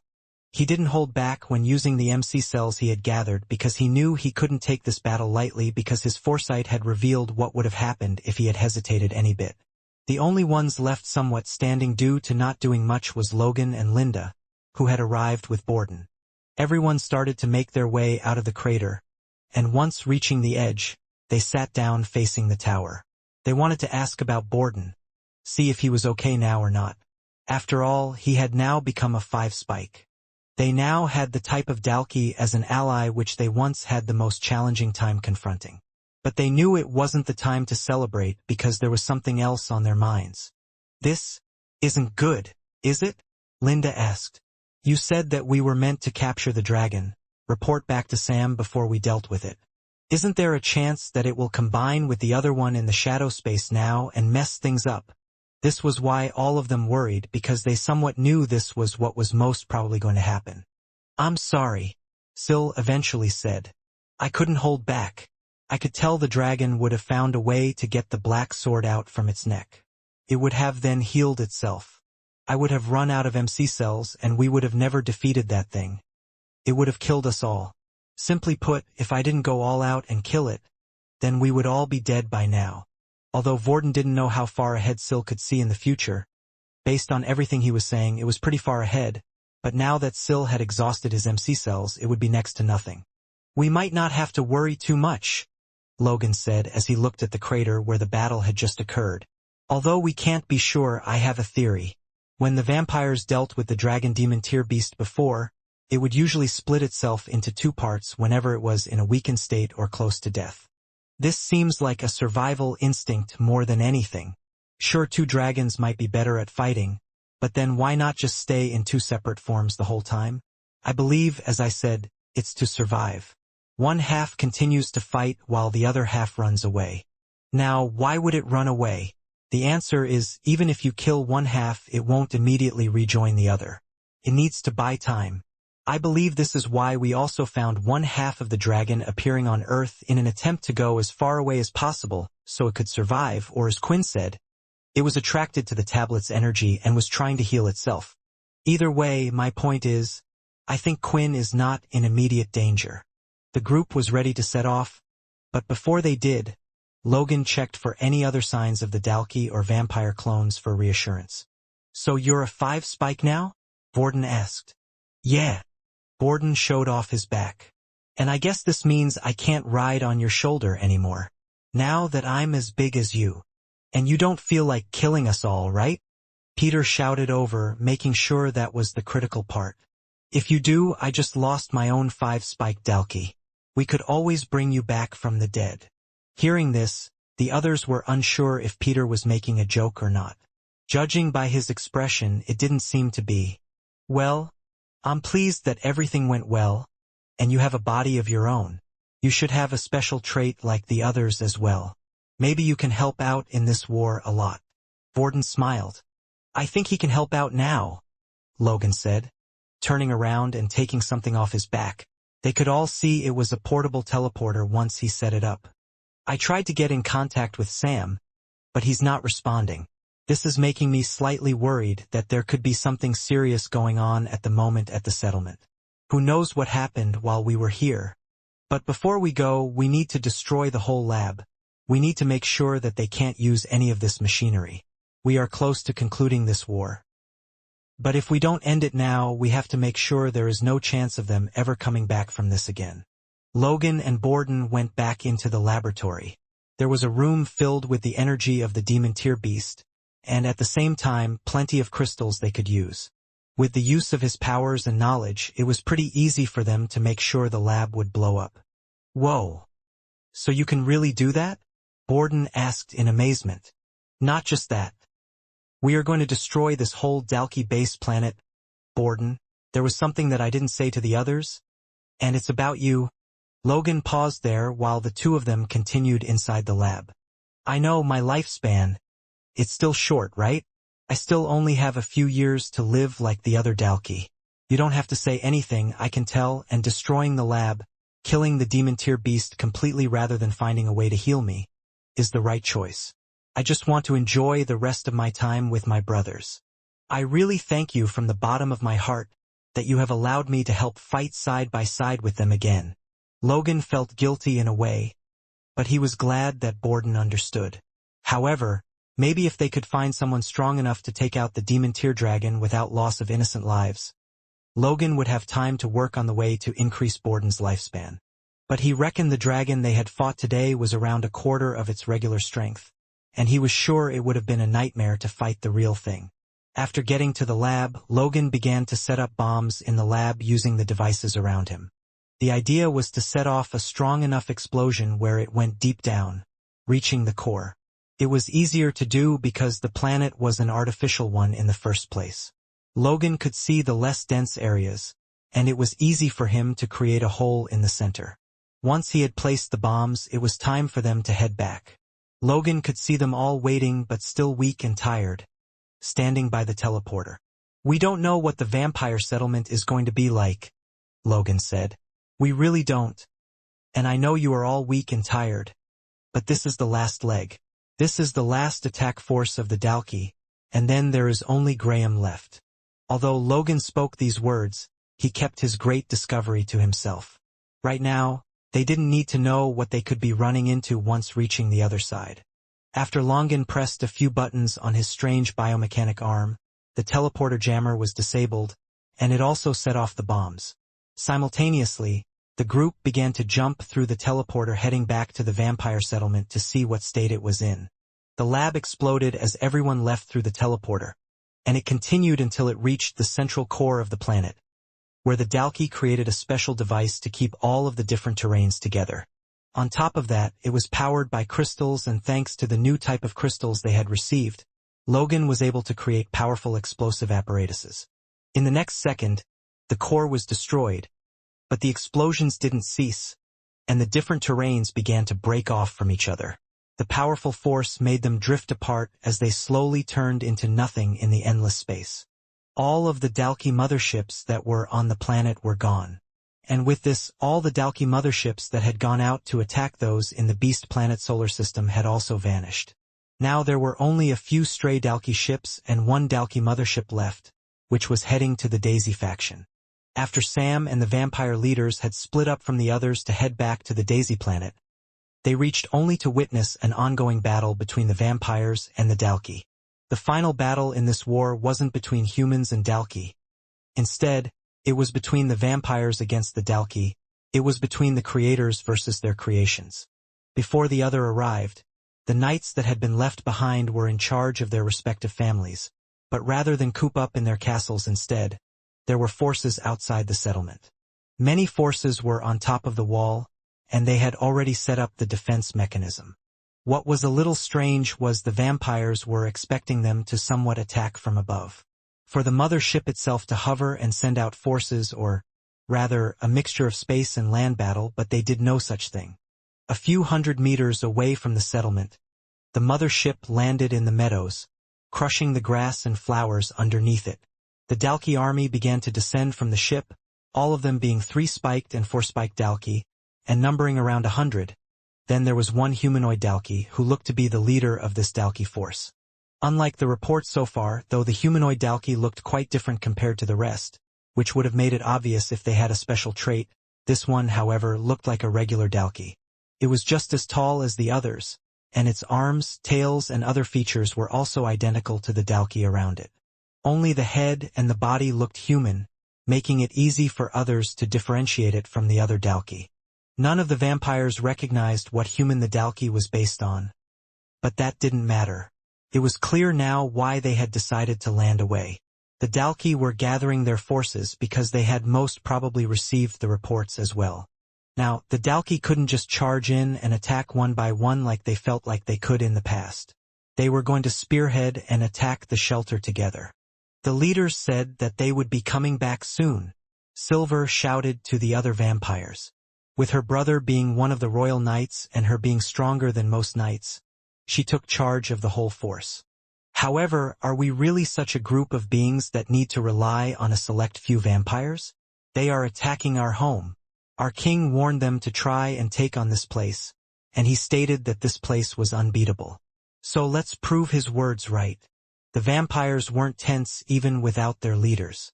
Instead, they stood confident, ready to fight. Not only because of their own powers but also because of the wall itself, which was filled with countless towers and statues on the outside. Looking out, Silver saw the humanoid Dalki raise its hand, and that was the signal for it all to begin. The Dalkis began to rush forward in a somewhat tactical position. As the fodder and shield of the group, all 3-spiked Dalki were at the front, while the 4 spikes were right behind them. They continued to run, and the vampires did next to nothing. Their blood powers couldn't reach that far. However, this didn't mean they were planning just to stand still until the Dalkis stepped into their range. "What is that?" one of the Dalkis said, and they could all see it. The towers at the front, which surrounded the walls, all began to light up and immediately started to fire out towards the Dalki. A large explosion of beast energy, more potent than any blast from a ship that the Dalkis on the battlefield had ever faced, crashed into the middle of them. The blast wasn't enough to kill the 3 spikes, but it was clearly affecting them as they were hurt, and a few were even bleeding due to the heat and force. The towers began to light up again as they were getting ready to fire once more. "Push forward. We have already gotten this far," the humanoid Dalki leader shouted. "Are the Dalki really this stupid? I wonder why we were so worried about them in the first place." Silver thought upon noticing this. As the Dalki somewhat injured and moved on, the gargoyle statues suddenly began to break free from the wall and soon leapt, only to crash into the forces. On the other hand, as the Dalki also got within the range, the vampires began to unleash their blood powers and continued to fire it at the incoming Dalki, making sure none of them got too close. Still, these Dalki were strong, and they managed to get through despite all of the firepower. Soon it was time for Silver, along with her knights, to make their move as well. They leapt from the top of the tower and landed on the surface, adding themselves to the strong force of around 300 vampires already fighting at the scene. She saw a Dalki almost punching one of the vampires, but on her way down, she wrapped her string around its arm, stopping it, and then pulled on it while moving her forward and stabbing the Dalki on its right side of the chest. It wasn't dead, and it was hard for her to pull out her sword, but eventually, she did, and the green blood of the Dalki gushed out. Raising the sword closer to her lips, she soon licked it, which in turn increased her strength even more. "We can win this fight without our leaders. We will prove to them that this is something we can handle without them," Silver cried. The fight was tough, for the 3-spiked Dalki were nearly a similar strength or stronger than the knights they currently had. If it weren't for the fact that they outnumbered the Dalki, had the tower and gargoyles for support, and lastly, that the green blood of Dalki empowered them, they perhaps would be miserably losing the fight. But at this moment, the fighting was somewhat even and balanced.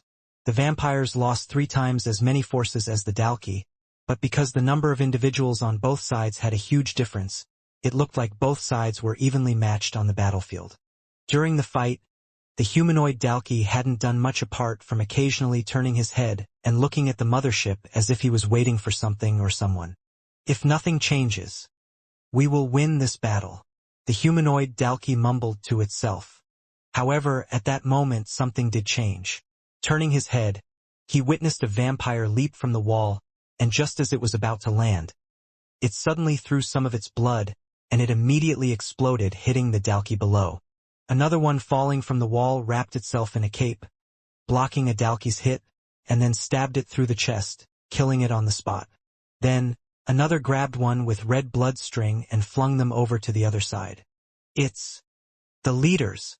Silver smiled, happy to see the father and the rest of them. Not all the leaders were there. A few had perished in the war, and while a few were on another battlefield like Jake and Vincent. But this was the boost the vampires needed to lean the balance of the battle on their side. A group of people were heading towards the vampire settlement where the current battle was taking place. They were currently traveling via spaceship rather than teleporter. It wouldn't be long till they arrived anyway, and there was another reason why Sam had decided to travel via ship. "Have we had any match of Dalki energy readings apart from that on the vampire settlement?"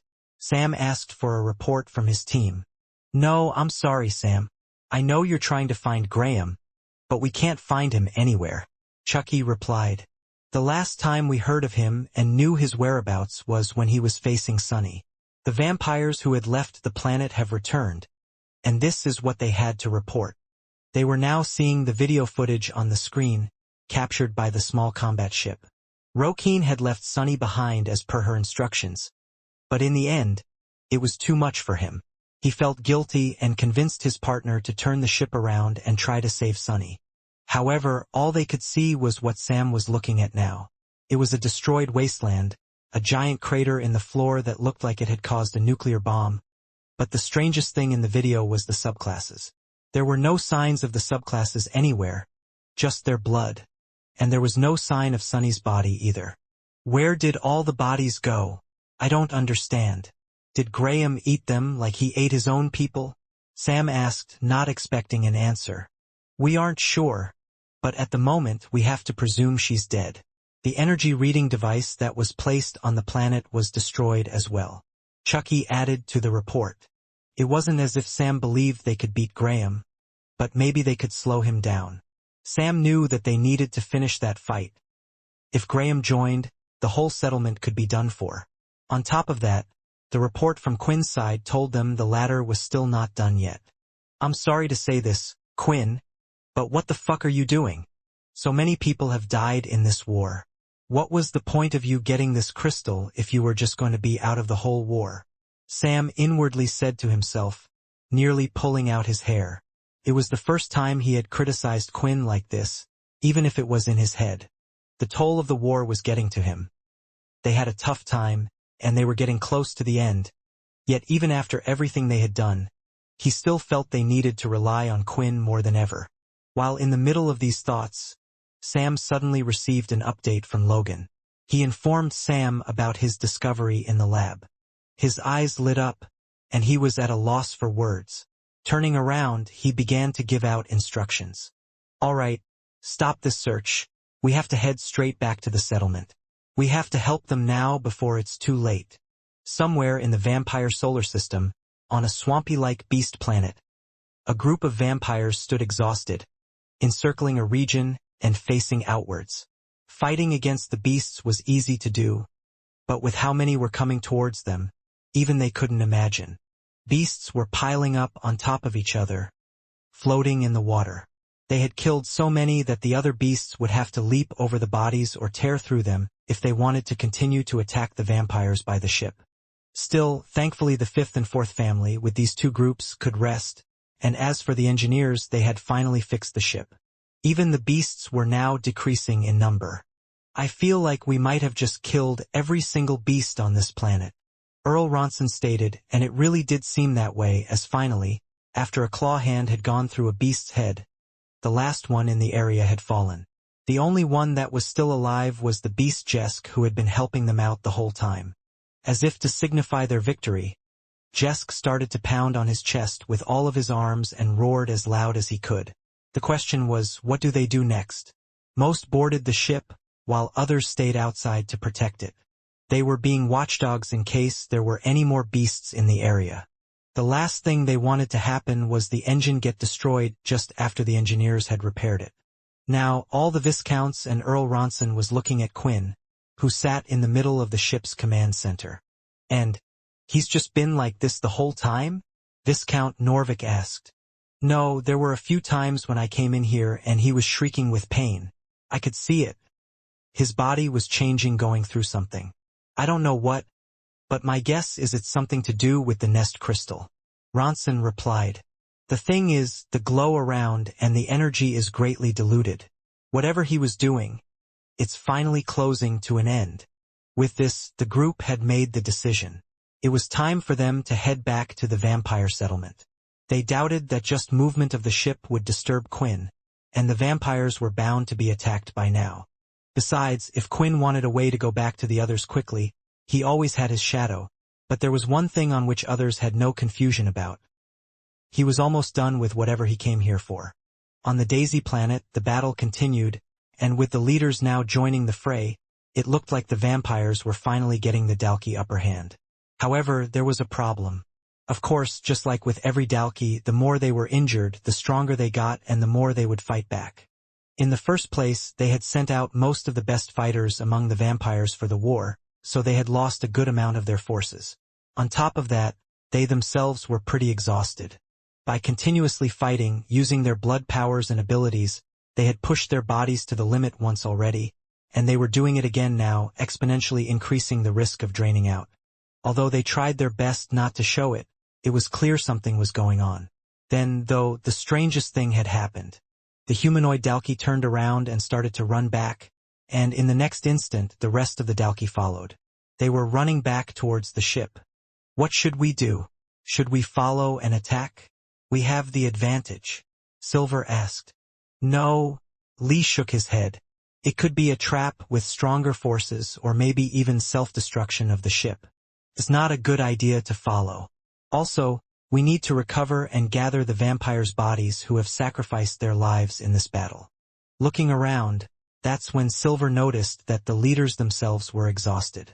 It was the first skirmish and it looked like they had killed around a third of the Daliki forces, while the vampires' attack force had also taken around the same percentage-wise. A moment later, a ship they recognized appeared from behind had begun to land. Descending from the ship were Sam and Vincent. Along with them were reinforcements.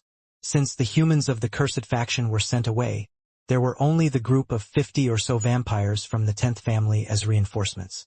As the two got out of the ship, the leaders and others were quick to greet Sam.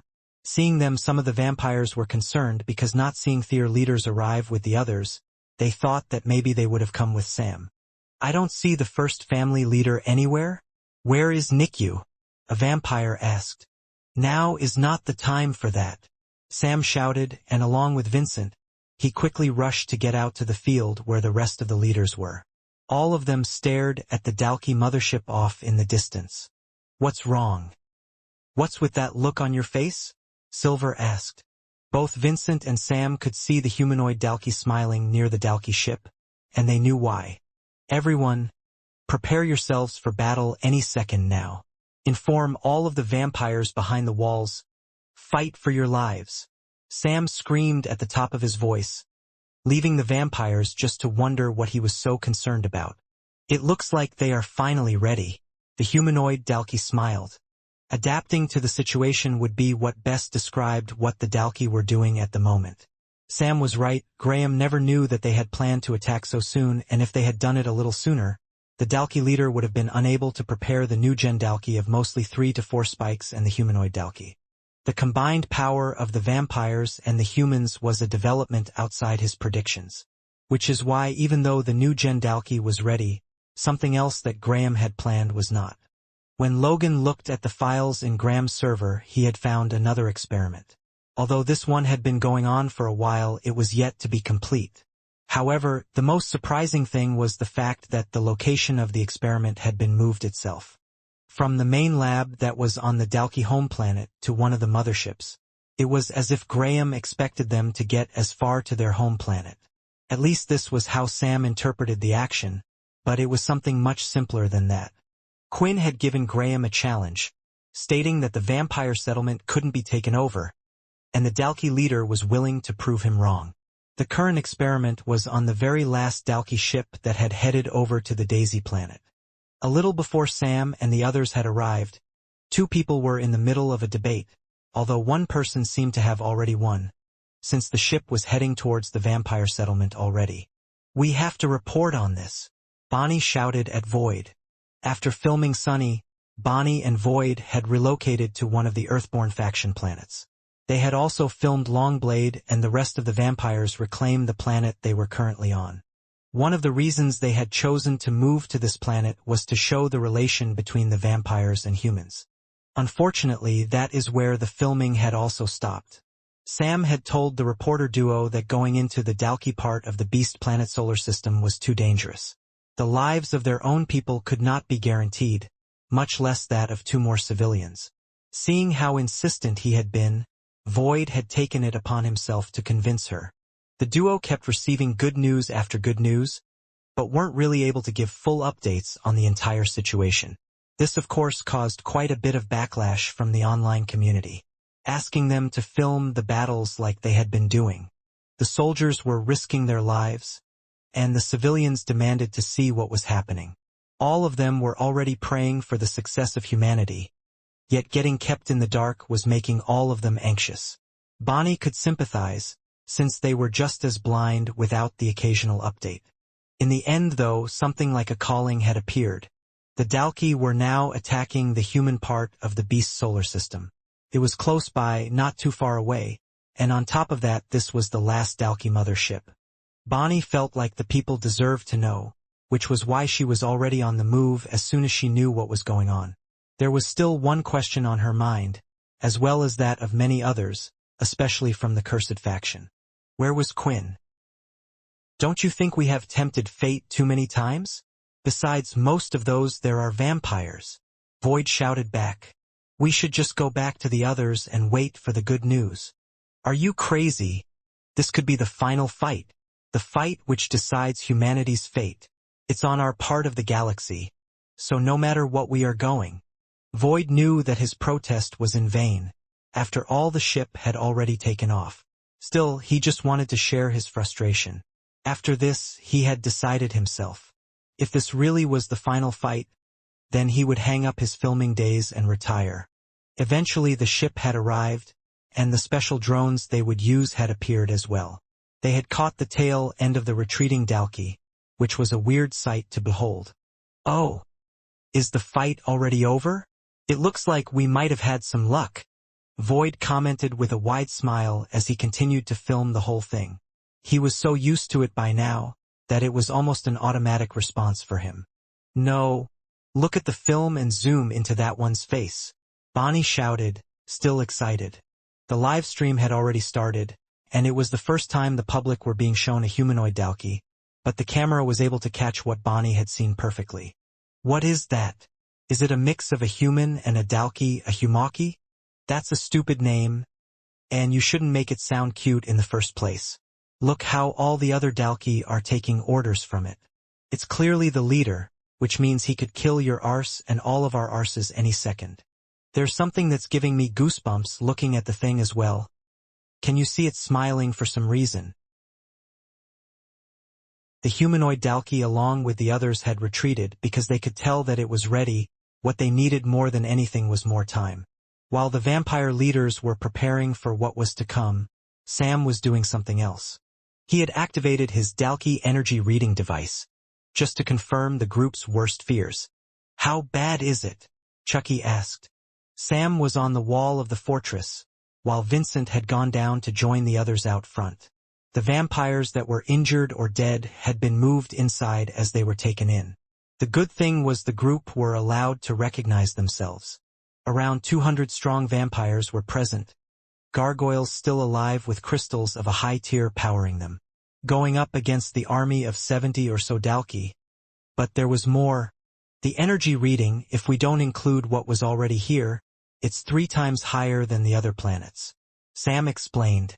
It's worse than I thought. The hatch of the Dalki mothership slowly started to open up, and walking out 3 Dalki could be seen, and around the world the reactions of seeing these 3 were dreadful.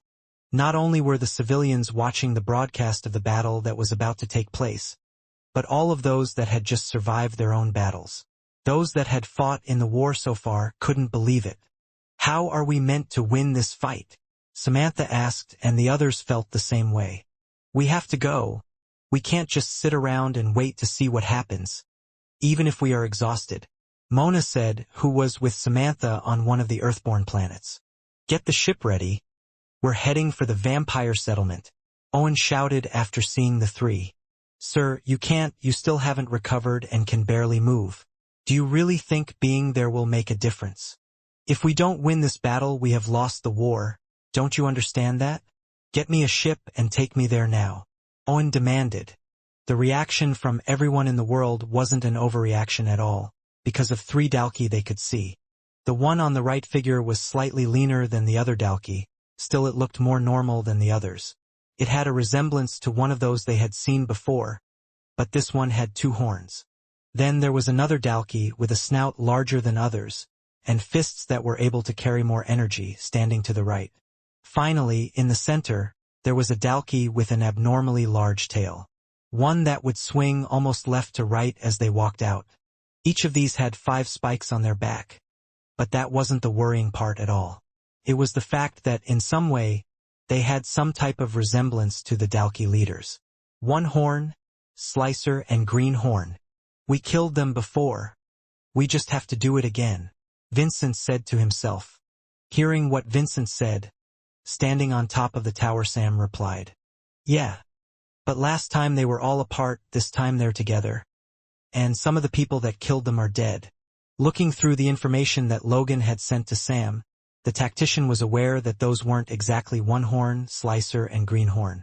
These 3 leaders had already died, and there should be no way to clone them. And indeed, Graham had done something else. Through countless testing, he had attempted to find the DNA that had been used to create them.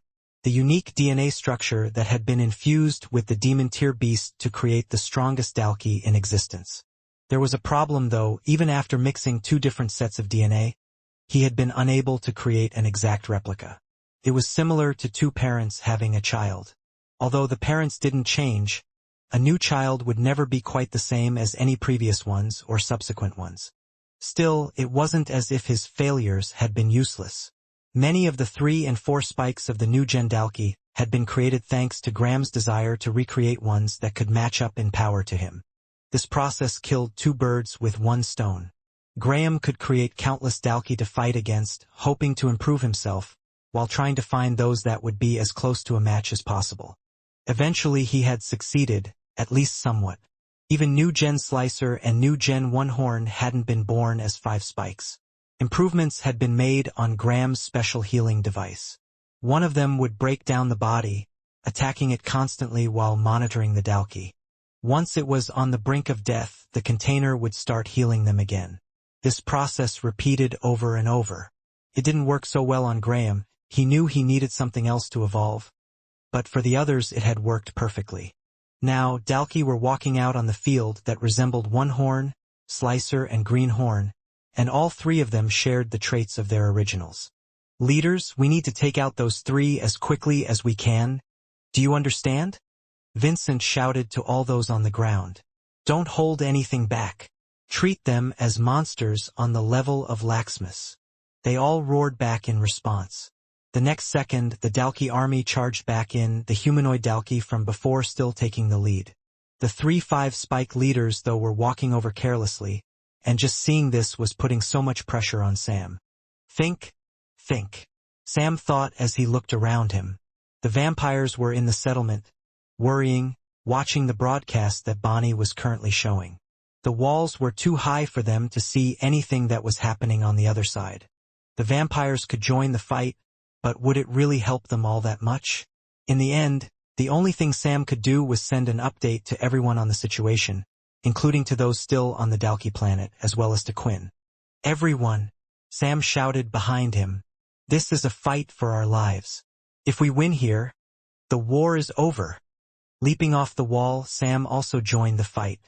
Just like before, once the Dalki got within range, the tower started to activate and the gargoyles joined in the fight as well. Seeing all of this, Vincent went to run past the carnage that was taking place to deal with the three behind him. That was until the humanoid Dalki jumped in his way. The two of them threw their fists and clashed in the center. Vincent's strength had won out, of course, pushing the Dalki back, but they were clearly annoying. "Damn it! Get out of my way!" Vincent shouted, activating his blood powers, but more Dalki were upon him as well. He was wondering what happened and where the other vampires were. What the 10th leader was unaware of, since he and Sam had just arrived, was that the vampires were exhausted. The same was true for the leaders as well, who had little use of their abilities left. They could no longer use their inner blood weapons because they had already fought before. "After I take on this humanoid Dalki, I'll just have to kill the other three myself," Vincent told himself, even though he felt like it was impossible. He still had no powers, only blood aura, no demon tier weapon either. Taking on a single one of the new Gen Dalki leaders, he might be able to fight them to a standstill. But he wasn't sure he could win, never mind three. It was then that new Gen Greenhorn's fists started to glow. They glowed with some strange energy. Watching the tower fire off, it blasted into the field of fighting. Seeing this, Greenhorn threw his own fist of energy. It went right for the tower, and the second it had hit the top, it exploded, crumbling it to pieces, causing it to fall. The video footage being filmed showed the destructive power of the new Gen 5 spike leaders. In the middle of the battlefield itself, the gargoyles were putting up quite the good fight. That was until new Gen Slicer swung her tail, bisecting their bodies. They were a simple thing to cut, and eventually the crystal itself had been destroyed as well. The defenses that had been built up by their king started to go down one by one. The extra defenses that made them feel invincible were crumbling to the ground. Lastly, one of the Dalki leaders started to grow in size. It grew larger and larger. A Dalki that was large enough to perhaps destroy the battlefield, though that wasn't new Gen 1 Horn's intention at all. He walked past all the fighting and went directly up to the wall. "This is your unbreakable fortress?" One Horn chuckled, as he readied his arm and threw out a punch. Hitting it with such a force the whole battlefield was shaking. Surprisingly, the wall managed to endure it. Unfortunately, the giant Dalki simply continued to punch the wall, shaking the entire place. As durable as it might be, cracks were starting to appear, and it was only a matter of time until it fell. The look on the vampire faces showed fear for the first time, as they saw a giant Dalki head towering over the wall, continuing to punch it again and again. "No!" Sam shouted, using his shadow to travel away, blocking whatever stray attacks hit him. Eventually running through 1 hour's legs and going through the wall, Sam had reached the other side. "This is it," the viewers were saying. "If the vampires can't even defeat the Dalki, then how are we supposed to?" As that was said, though, there were many people seen leaving the 10th castle, coming out. At the same time as the ship was seen approaching, Greenhorn fired off an energy blast towards it. Before it was hit, there were those that came shutting down like a rain of lightning hitting the ground. It wasn't just Owen, but also Grim, the other members of the Blade family, Samantha and Mona. From the 10th castle, those that had arrived were those that had just come back from the main Dalki base, their homeland. Logan, the Blade family, Layla, Jake from the vampire leaders. Everyone had arrived. They all came back. That means the mission was a success, right? Void shouted, feeling over the moon, thinking that maybe they still had a chance. These were the people that had defeated them before, but Bonnie wasn't so sure. When zooming in the camera closer to them, she could see the look on their faces. None of them displayed any confidence in this Herculean task, and judging by the incoming mass of comments, the viewers could tell the same thing as well. "I'm sorry," Sam said, standing in front of them. All the vampires had escaped to their respective castles, while others had gone to join the battle that was going on outside. "I can tell all of you are exhausted. You already fought with everything you had already. But if we don't get rid of these guys, then they will kill us all. I'm sorry, but the world needs your strength one more time, Sam shouted. The others didn't say anything because they knew what they needed to do. Damn it. After this is over, I demand a nice and long vacation. No, make it a honeymoon paid with all expenses, Fex complained, looking at the new one horn in front of him. One more large punch was made, and this time the Dalki's hand pierced through. The next moment the wall crumbled to pieces, and now they all could see one horn once again. Just as everyone was ready to use every bit of strength in their body, there was a voice. I'm sorry I took so long. You can all rest now. The two ships had left from the swampy planet, and on board one of them was Quinn and the original crew that had come with him. Jesk, the gorilla-like beast, was also moving along with them but chose to stay on the far end of the ship. The others guessed that it was due to whatever Quinn was doing because even now, he was still going through the steps. Ronson, who had been keeping an eye on him, knew that Quinn was most likely in the final stages. The energy previously surrounding Quinn was no longer present, but instead, Quinn himself was the one that was bursting with energy. We just went through the space station and are now heading towards the vampire settlement, and he's still like that? We can't join the fight if he remains in this state, Viscount Norvik said. The Earl agreed. In the worst case, they would have to hover around the planet until Quinn was done because they had no clue what he was doing right now or whether any interruption would disturb him. Because of this, the group agreed to wait patiently while the fifth family continued going forward. They had reached the outside of the planet, and Quinn still wasn't done with whatever it was that he was doing. Eventually, all the vampires started to watch the broadcast shown in the settlement. It fueled their bodies with anger, and they were wondering what to do. We have to go help, Norvik shouted once he saw the large three appear. Earl tightened his fist and struggled to decide what to do. But when he turned around, he suddenly noticed that Quinn had stood up and was looking at his own arms as if they were foreign to him. 100% of the crystal has been absorbed. System is in the process of being upgraded. There were multiple messages in front of Quinn, but before he checked them all out, he wanted to know if Ray was back. Ray? Are you there? Quinn asked. There was silence. It was a long shot, but he was hoping since Ray was in the system, with all the power he had absorbed, maybe it had brought a small part of the latter back. I am. But don't focus on me. Look at the screen, you idiot. Your people, they need you right now. Ray replied. Looking at the screen that was in the room with them, Quinn could see exactly what was going on. Please update me on the situation, Quinn asked.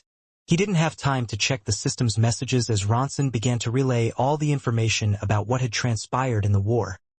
At the same time, Norvik was already moving the ship towards the vampire settlement as fast as possible.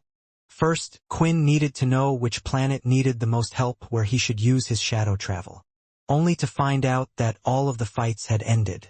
He had no clue how much time had passed while he was away, and Quinn couldn't imagine the chaos. Then, seeing the ship approaching the settlement, before saying anything else, he used his shadow travel to sink through the walls and leapt down to where the others were. Before touching the ground, Quinn allowed for his shadow to hit the floor first, making his landing soft at the same time no one had seen him arrive.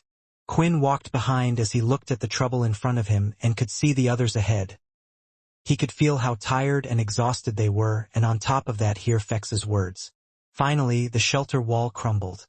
I'm sorry I took so long. You can all rest. Turning around, they saw Quinn in his blue Fong armor set.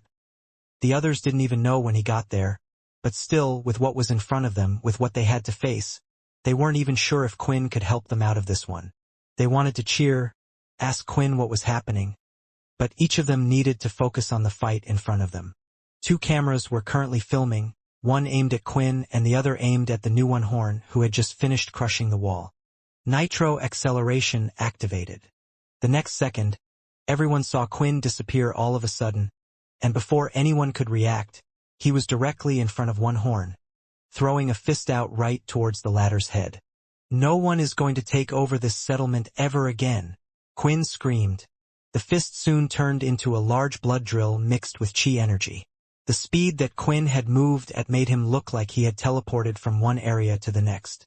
Before one horn could even react, the blood drill exploded through his head, leaving a large gaping hole. The 5-spiked Dalki's hard scales were useless, and its body slowly started to fall down. When it eventually hit the ground, though, it was different to before. The whole area was covered in a black substance. That was because Quinn had already made his move out onto the field, utilizing his shadow powers. Not a single one of you will escape. The other ships had landed with the rest, with Samantha and Owen coming out as they needed help, but the first thing they witnessed was Quinn's show of strength. Did he just kill one horn? The thing we struggled to take out that whole time, in just one punch? But how? Fex expressed his amazement. The whole group rushed out to the hole in the wall to see what was happening outside. What they didn't know was Quinn had upgraded his armor set to the demigod level, making him faster than he was ever before. That, and with an upgraded gauntlet as well as the nest crystal, all these things counted together, Quinn had improved a lot since the last time others had seen him. Still, they didn't realize that it was just the tip of his strength at the moment. When heading out, they witnessed Quinn dealing with the Dalki, as if the latter were moving in slow motion, and Quinn was going to each one of them and punching under their chin, blasting their heads off. Running forward, he threw a powerful kick, which sent one of the Dalki flying back, crashing into the others. A loud bang was heard as he threw out the kick and the air broke around him. Then, he would move on to the next Dalki closest to him. Each time Quinn moved from one Dalki to the next, a bang was heard as if Quinn was breaking the speed barrier, moving to each one. These weren't just regular Dalki. They were all 3 and 4 spiked Dalki that Quinn was dealing with, without even getting a scratch on him. However, the real threats eventually started to get involved as Slicer began heading his way. She leapt in the air, spinning with her tail. I remember when it felt like I could do nothing against you, Quinn thought while a shadow rose from his hand, and he unleashed Arthur's sword. Running forward, he sliced right through Slicer's tail, chopping it off and making it fall on the ground underneath. At the same time, Greenhorn had fired 2 energy blasts towards him, but quickly spinning around, Quinn swung his sword, and a large explosion went off, destroying the energy blasts there and then. Once again, Quinn charged in towards Slicer, who had regrown her tail, but Quinn slashed it off again before constantly hitting her across her body. Light scratches appeared all over, but they eventually got deeper and deeper. While fighting Slicer, more of the strange energy blasts came his way, and quickly Quinn had kicked Slicer in the head, not able to knock it off but smashing her bottom teeth, before turning around and casting his shadow and absorbing the energy blasts. The energy blasts then rose through the ground, hitting other Dalki and killing them on the spot. When spinning back, he soon grabbed Slicer's head and held it there in place. Her body was bloody from the wounds, blood dripping from her mouth. It was clear that she didn't stand a chance, and Quinn was almost toying with her. The Dalki did become stronger after getting injured, but there is a limit to it, and it was the same Slicer because now, she had lost too much blood to make a swift recovery or a comeback. There's a reason why I kept you alive, Quinn said as he activated his new demon tier weapon and started to use the energy drain active skill on Slicer, taking her energy and adding it to his. Is it just me? Or is Quinn getting faster? Syl mentioned. After having drained all the energy he could from Slicer, Quinn threw his fist right through her chest, activating the blood drill and piercing her body, which killed her on the spot. Now only a few Dalki remained: Greenhorn, the humanoid Dalki, and around 20-odd survivors. System is currently sinking 22%. The others noticed that Quinn had gotten stronger and improved after absorbing the nest crystal energy into himself. And they were right. Now it looked like it was sinking with his body, enhancing his strength with every passing moment. There was a brief pause by Quinn after taking out Slicer. Once again, he looked at his hands. Everything felt strange to him as he got stronger by the second. On top of that, even after absorbing Slicer, his body felt even more powerful. That nest crystal, it changed my body. Quinn thought. No, it's still changing my body. System is currently sinking 34%. As the percentage went up, Quinn's whole body was reacting to it. Not only that, but he could see his natural base stats were improving along with it as well. Checking the notifications after absorbing the nest crystal, Quinn noticed there wasn't much. In fact, it would have seemed like a disappointment, but now he understood, the process wasn't complete yet. There was still more to come. I wonder what my body will be able to do at 100%? The cameras were able to catch glimpses of what had occurred, but mostly all they could see was that Quinn had defeated several Dalki, especially the large one who had destroyed the large wall but was killed by just one punch from Quinn. They all had seen the 5 spikes on its back, and they all also saw the fight with Slicer, another 5-spike Dalki, who too wasn't a challenge in front of Quinn's newfound strength. That's the cursed faction leader, right? I mean, I only saw him for a second, but he was using shadow and blood powers, so that has to be him. I'm not going to lie, I have never been a fan of Quinn, but right now, it might be the only thing we have. Was he always this strong, though? I heard the Big Four and leaders struggled to take on a 5-spike. How did he make them look so easy? Is that why he was out of the fight for so long? Maybe he entered one of those hyperbolic time chambers? Those things aren't real, man. But whatever the case, I just hope Quinn can get rid of all the Dalki. For the first time between viewers with the arrival of Quinn, their views weren't split.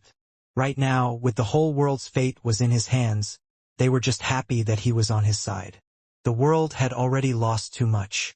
Even those that were alive were primarily young teens, yet to even join the military academy. They all knew those in the war, and they weren't stupid. They knew many of their loved ones, and even their parents had already died, which is why all of them wanted the same thing. Kill them all, Quinn. Kill them all. Watching his fellow 5-spike die so quickly, the new greenhorn stepped back a bit, and it was the same for the other surviving Dalki. How can this be possible? We are 5 spikes, the strongest the world has to offer. Who is this person? Greenhorn shouted. Of course, being relatively a newborn, he knew very little about the enemy in front of him. Banging his fists together, the energy on his hands started to glow brighter than before.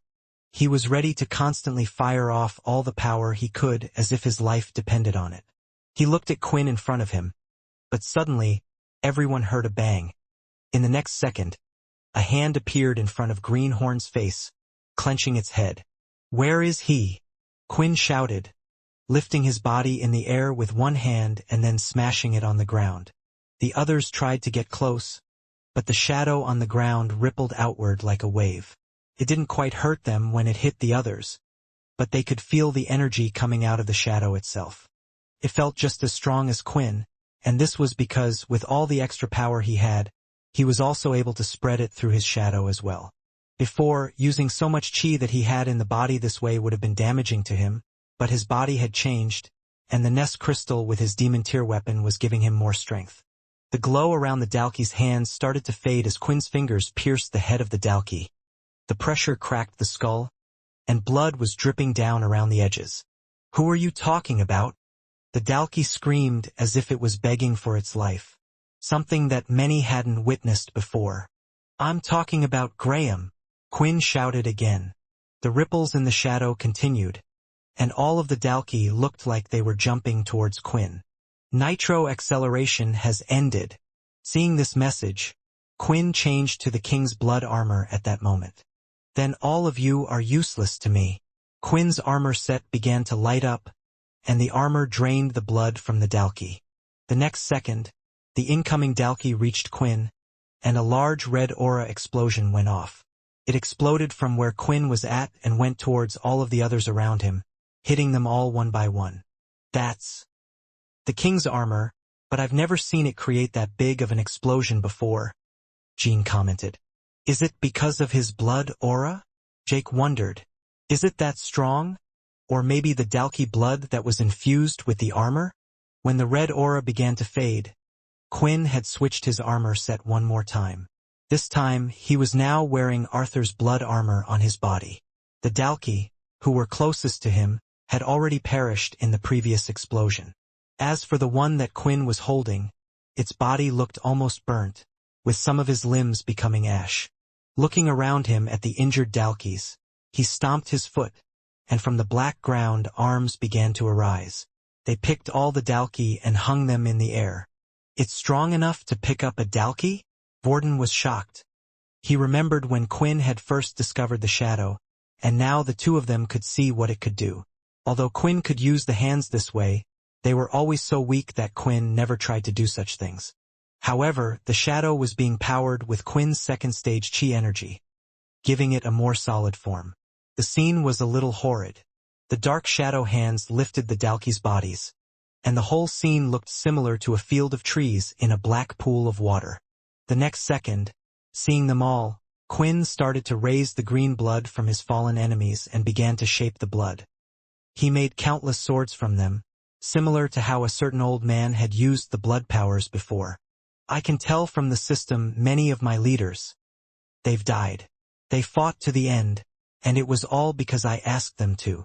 Quinn swung his hand down, saying these words, and the swords went right through the Dalki's neck, finishing off the rest of the remaining enemies.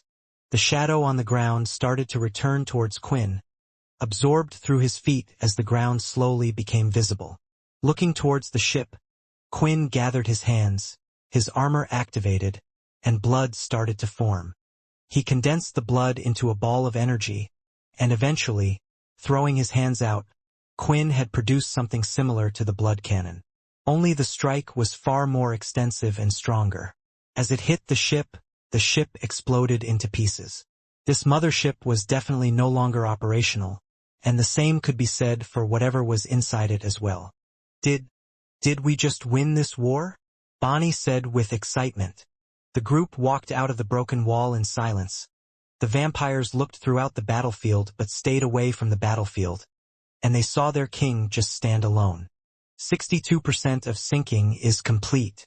The vampires began to cheer behind him in joy, and this reaction was spread through to the viewers who were watching as well. Many people were even hugging each other out of happiness. No! Quinn suddenly shouted aloud, empowering his voice with chi so the others could hear. It's not over.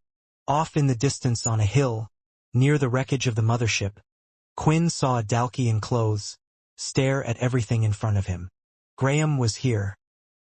The Dalki ship was quite away from the vampire settlement walls, and there was a large terrain of meadows and flower fields that were mostly destroyed due to the fighting happening in between.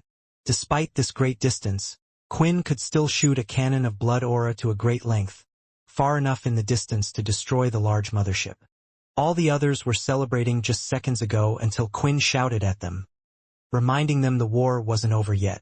They saw Quinn walk towards the wreckage of the mothership, getting further away from the settlement. They couldn't understand why he was heading forward because all they could see was black smoke enveloping the whole site. But then, Bonnie and Void's drones followed Quinn and continued to film everything, and that's when they saw him, the figure that was behind the smoke. He leapt through from the other side, quickly going through the smoke. As he did, the force from the jump pushed and cleared away the smoke. Even the fire was put out simply from the impact of this jump, and finally, upon landing, it crushed the ground beneath its feet. Now they could all clearly see. A Dalki wearing human clothing and currently wore a white shirt and simple black trousers. It certainly looked strange and out of place, something unseen by the others, but those from the Daisy faction who were watching, those that had been in the countless meetings that Sam would have, knew who this was. This was Graham, the most dangerous Dalki in existence. His description was detailed to them several times in the meetings before, and now he was standing in front of them. He finally appeared, and only a little after Quinn, Sam said. The last great threat from the Dalki. He arrived even later than Quinn. I bet he's surprised at how far we were able to come while he was away. Well, that's good then. Quinn can kick his arse. But I'm a bit worried about something else. Vex frowned. They all were worried about something else. They soon saw him and Quinn facing each other on the live stream. In Graham's hands right now were two bodies, being held by the head, covered in blood. In his left hand was Sunny, the fifth leader. The vampires gasped as they noticed who it was. Sunny was one of the leaders, loved by both political sides for and against the vampires ruling or protecting the humans. She had that effect on people, and to see her in this state like so was devastating for them. However, since Quinn stood very close, he could tell that Sunny was still alive, albeit her energy was weak. Yet this wasn't the only problem because, On Graham's other hand, he clutched a small girl that looked to be perhaps only around 6 years old. "Minnie!" Ruby shouted at the top of her lungs. Turning his head, Sam moved and immediately grabbed her hand before she could run out any further. Ruby had come along with Sam in his journey so far, trying to find out where her daughter was, trying to find an answer, and now they have finally found her daughter. "That's your daughter, isn't she? The one that Arthur was trying to protect. She was with Graham all along. But why?" Sam frowned. "Let me go. I have to save her. Let me go." Ruby continued to struggle and scream, but Sam's strength far outmatched hers as a vampire. "Please. I can't imagine what you are going through right now, but the best person that has a chance of saving her right now is already out there. You have to leave it up to Quinn." Sam tried to calm her down. Sam's words were true. If anyone could save her, it would be Quinn, but the question was, could he save her? At that moment, Graham held Minnie by her head. Though she wasn't covered in wounds like Sunny was, she wouldn't be able to free herself even if she struggled or did much. And, with her head in Graham's grasp, he could crush it at any moment. "Since he's holding on to both of them, I can't use the shadow lock unless I take all of them into the shadow. But with Graham being who he is there any need for him to use hostages? What's his goal?" Quinn wondered. "Graham? That's your name, right?" Quinn shouted out. "We have defeated the Dalki. Other than a few strays, you are the only one left. You have lost this war. There is no need for you to use them as a hostage." Graham started to laugh at Quinn's response. "Ah, Quinn, the Vampire King and leader of the cursed faction," Graham replied. "You know, in all of the data that Jim showed us, your name never came up in the list of those who had even the slightest chance of disrupting his or my plans, but now Jim is dead. And as for me, well, as you say, I'm the only one here, but that doesn't matter. If I defeat you and get the demon tier beast, I can always create more of my kind. You are the problem. You are the anomaly in our plans. If I get rid of you, then all is well, and everything can continue the way it was meant to be." Graham replied. "Then just fight me, as you said. No one else can match up to you, right? I'm the problem. Then just fight me and let those go. Whether they live or die doesn't matter. The only fight that matters is between you and me," Quinn said, hoping to convince Graham somehow. Seeing that he was wearing human clothing, Quinn assumed that this Dalki was a bit more human than the others. However, after hearing Quinn's words, just a smile appeared on his face. "You're right. But you see, I brought these two because I thought I could make things a little more interesting," Graham explained. "I know your story. A human-turned-vampire. Someone who rose to the top to get a high position with the humans and eventually became king of the vampires as well. The odds of that happening are quite impossible. You have achieved a great feat, and because of this, you were perhaps the only person who could convince the humans and vampires to join together. You know, I even watched a lot of your broadcasts," Graham said, looking at the hovering drones. He knew they were there but chose to ignore them so the livestream could pick up everything the two of them were saying. "Every time you would appear, when you made the announcement to the whole world about the vampires, there was always the question, are the vampires really on human side?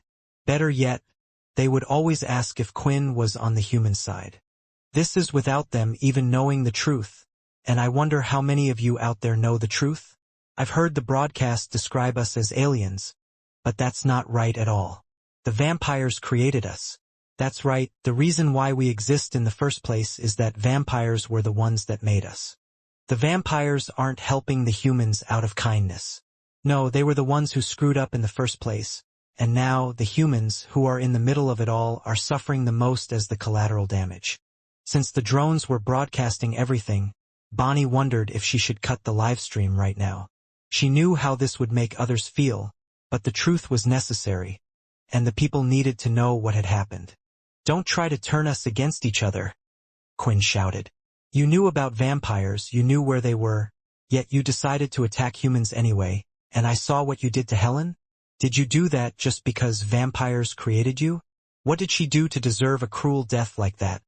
So stop your bullshit right now, and let's finish this." Once again, Graham started to laugh. "Oh, don't worry, we will. But I'm more interested in you, Quinn. You who always stands on both sides. I want to know whose side you are on, so choose. Graham lifted Sunny and then Minnie after. You can only save one of them, and the other will be let free. Are you on the human side or with the vampires? Choose. Everything that Graham had said was heard loud and clear by the audience watching the live stream, and now they knew that it was up to Quinn to decide the fate of the two people in Graham's grasp. He has to choose the human. I mean, she is only a child, right?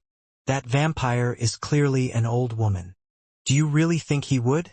He's the king of the vampires, and if I remember correctly, that woman is one of their leaders.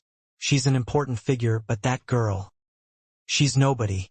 I hate to say it, but I think he might be better off picking the vampire. He could try to save them both. Maybe this is too hard of a decision for him, and who knows, Graham might kill them both anyway. If he picks the vampire, then that means that when this whole crap is over, Quinn will always be on the vampire side, not the humans. I don't care if that girl is a nobody. She's still a child. How many children have already died in this war? How many children have died in the past already? Do you think one more death really matters? The vampire protected us. She led the attack against the Dalki in the war, and now that little brat is just being used as a hostage. That kid is a waste of space. Reading all the comments coming in, Bonnie couldn't quite believe it. Just moments ago, while Quinn was fighting, they were all united. United and cheering Quinn on. But now Graham had caused a stir between everyone with just a few words. He's not just thinking about now. Graham's thinking about the future as well. He doesn't believe this will be the last fight and is still trying to pit us against each other. Bonnie said. Although Quinn had no clue what the world's reaction was at the moment, he had an idea since he knew it was all being filmed, and being put in this position, it was his job to make it clear to everyone and what action to take next. For me, the answer is simple, Quinn said out loud. The vampires are protectors of humans. We have lived in the shadows, minding our own business, and now that humans need us, we have decided to come forward. I'm sure that one of our family leaders will understand because I know she would have fought with her life on the line to save the child in the first place. So I choose to save the young girl, Quinn said, pointing. Hearing this, a loud sob came from back in the settlement. Ruby was kneeling over in tears, thankful that her daughter was safe and sound, and those online were quite surprised by Quinn's decision. Most had never expected him to say this, and they were wondering if his words were true. Were vampires human protectors and not this enemy they were made out to be? I see, well, that's your choice then, Graham said as he dropped Minnie to the ground. But in that second, Quinn raised his hand. Shadow lock. Minnie disappeared into the shadow, and just before Graham could squeeze Sunny's head. Summon. Sunny also disappeared from Graham's grasp and appeared right by Quinn's side. Shadow lock. Using the shadow lock again, Quinn also placed her in the shadow. I won't play your little game, Graham, Quinn shouted. I got stronger and stronger every day, just so I would never have to see any of them die again. So I chose neither. Quinn blasted off from his feet as he kicked the grounds beneath him. He readied his fist, creating a large drill of blood, and it continually swelled around his fist. At the same time, he mixed it with his chi, creating a balance of blood and aura. Seeing this for the first time, even for Quinn, something strange happened. The red blood drill had swirls of yellow energy mixing in and around it. Syncing up with the system and also taking the energy from the 5 spike Dalkis had given him a boost in power. I see, so you seem to have chosen the third option, Graham said. None of you will survive. Graham looked at his fist for a second and stood there as Quinn came towards him. Then, Graham threw his own fist right towards Quinn at the right time. When the two fists collided, the blood drill energy had almost disappeared, and before Quinn knew it, Graham's fist slammed him with a powerful force, and his body went flying through the air. Blood dripped from his mouth, and his arm was mangled. At the same time, the power of the punch seemed to have traveled, as it was breaking the very ground of the planet. Everyone move, Syl shouted. The vampires ran to the two sides of the settlements as the punch continued going forward. The energy slammed right through One Horn's body as if there was no resistance at all, and eventually, it had hit the king's castle. When it did, everyone heard a large bang, and the rumbling of the whole settlement continued as they witnessed the king's castle fall just like that in front of their eyes. And all of it happened from just a single punch of Graham. "Everyone, take the ships and fly out of here. The ground isn't safe. The settlement isn't safe anymore," Sam ordered. After seeing what happened, some of the vampires agreed, while a few were hesitant. "This is an order.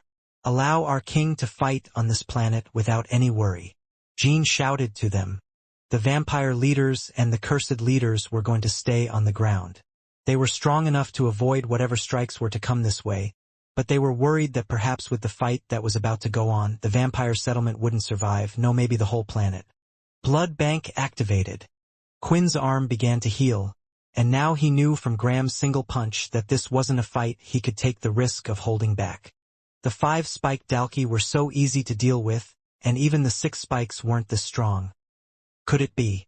While in the air and looking down, he could see that on Graham's back, there were, without a doubt, 7 spikes. Do you see the number on his back? It's 7 spikes. A 7-spiked Dalki. Quinn's body went flying from a single hit. Is he even still alive? Even if he is still alive, how can he win? How can he go up against that? Sam and the others on the ground had a similar feeling because they never imagined that Graham would have gotten this strong. Even Nate felt like he wouldn't survive if he blocked that attack with his shield in Quinn's place. "Ha ha ha.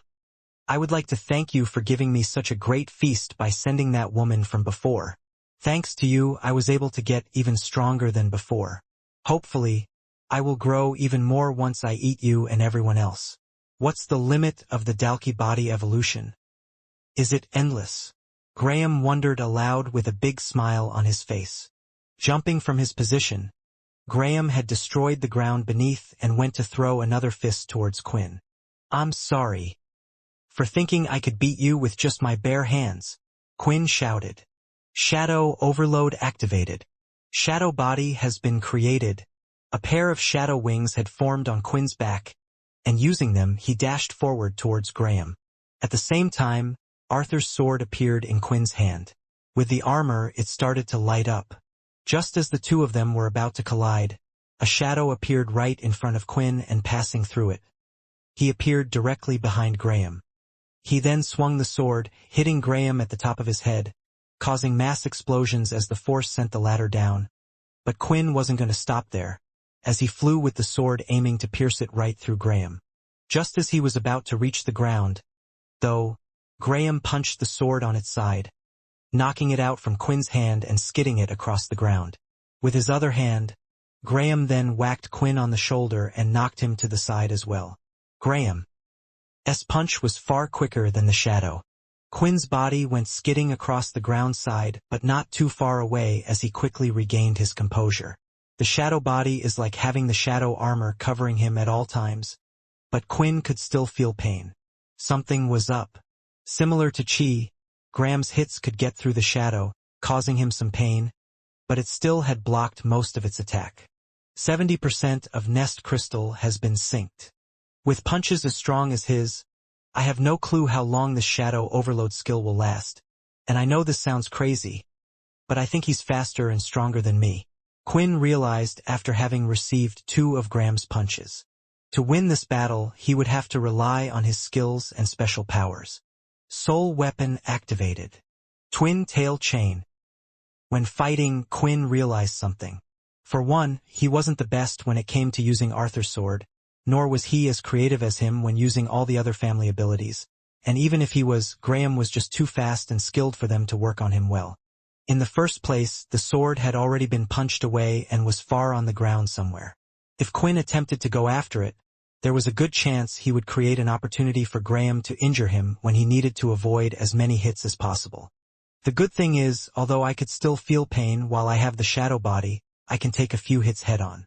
But my blood powers and strength are less than his, which means I will have to use every skill I have to beat him. Before moving forward, Quinn summoned countless shadows which appeared all around Graham's position. With the twin tail weapons, Quinn started to swing them as swiftly as possible. Countless slashes of red aura went through the shadow portals and went towards Graham, but he looked unafraid as he decided to run straight towards Quinn. While running, The red blood aura hit him all over, but it seemed to do nothing to his skin, only ripping his clothes at most to reveal more of his hard skin underneath. Suddenly, Graham boosted himself a little, kicking the ground and raising it beneath him. It blocked a lot of the attacks, and in an instant he was right in front of Quinn, ready to deliver another punch.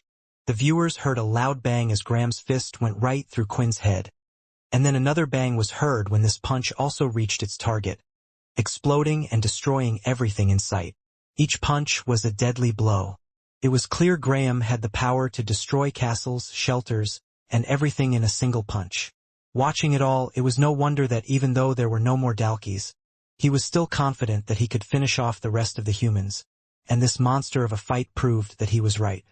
The thing was, the body that he had just hit was nothing but a bunch of shadows, as they slowly began to disappear, but the rest of it also wrapped around Graham, almost holding him in place. Before he could react, both of the twin tails smashed into Graham from the side. His whole body was dragged to the side and flung back into the settlement walls, crashing through it. The others were glad they had cleared the area. Otherwise, at least a few of them would have died just in this exchange. Still, Graham looked unhurt, even by this attack, and his hand was held firmly onto the twin blades, not even causing a scratch on his hard scales. Pulling on the twin tails, Graham dragged Quinn across the ground, sending him coming towards him mid-air. But while mid-air, Quinn quickly placed the twin tails away, making them disappear, and then summon them back in the next instant. "I need more power," Quinn thought as he swung both of them as hard as he could from above, pushing the power of his chi to the limit. Raising his hands, Graham stopped the twin tails but was pushed deep into the ground, creating spider-web-like cracks on the surface beneath his feet. "I see why the others lost to you. You're skillful, and you have so many tricks up your sleeve. But still, you haven't succeeded in even injuring me, not even a scratch." Seeing how the soul weapons weren't working, Quinn placed them away again and landed on the ground, charging forward. However, this time, the shadows forming the wings on his back moved and began to condense down into something else. Quinn had seen Arthur do this, making his special condensed shadow shield, but Quinn decided to do something else instead. As it enveloped his left hand, soon, his entire arm was covered in the shadow, flickering ever so slightly. He already knew that his current blood gauntlet wasn't best used in this situation, so he decided to cover this one in shadows. Meanwhile, on his other arm, Quinn was gathering blood, not just now but during the previous exchanges as well. He had been gathering the blood of the Dalki and the vampires and had wrapped it around his arm once more, and it had slowly hardened over his other gauntlet. Now, the blood around it started to spin once more, and the chi, along with the blood, was revolving. One arm with an energy drain gauntlet was a chi-infused blood drill, while the other gauntlet had the shadow condensed over it. Once again, confident in his strength, Graham didn't worry about this and threw his punch towards Quinn, aiming to get rid of him. "I'm sure this is your real body this time, so it doesn't matter what game you are up to," Graham shouted. Instead of throwing his blood drill hand forward, Quinn opened his hand and grabbed Graham's fist with the condensed shadow instead. It came to a complete stop as if the energy was no longer there. "Now I have you held in place," Quinn said as he stomped his foot on the ground and threw his right arm from down below, aiming right for Graham's stomach. 88% of system has been synced. His attack. It's stronger than it was before, Graham realized because, for the first time, a trickle of green blood dripped down the side of his mouth. He threw another punch with his other arm, but Quinn quickly used his shadow hand to grab it once again and delivered another punch with his right hand, this time at his elbow, aiming to break Graham's arm. It did nothing, but Quinn could move again and continued to use his shadow arm once again, blocking and striking like this. The shadow hand had become Quinn's trump card since it could block any attack, and slowly bit by bit Quinn's punches were getting stronger. 96% of the nest crystal has been synced. The problem was, the more Graham received damage, the faster he became as his speed was constantly improved, and he could soon keep up with Quinn and eventually, after delivering another strong punch and it being blocked by Quinn, something happened. Shadow overload has ended. Wait, what? That many MC cells are gone like that? I didn't even fight for too long. Quinn realized at that moment just how powerful Graham's punches must have been during the fight because his 100,000 MC cells had gone down to 0. Shadow Body is no longer activated. Quinn knew that the drawback had to be big, but now he had to fight with the only advantage he had, and quickly Quinn started to run back, getting away from Graham as fast as he could. "Ha-ha! I guess that shadows can't last forever after all," Graham said. Instead of a punch, Graham threw out a kick towards Quinn's this time. Shadow Equip activated. Blue Fong set has now been equipped. I can't get hit. If I do, I'll die. Full reset activated. All active skills and cooldowns have been reset. Full reset. It was one of the gifts Quinn had received from Richard Eno that would help him in this war, which he had saved precisely for a situation like this.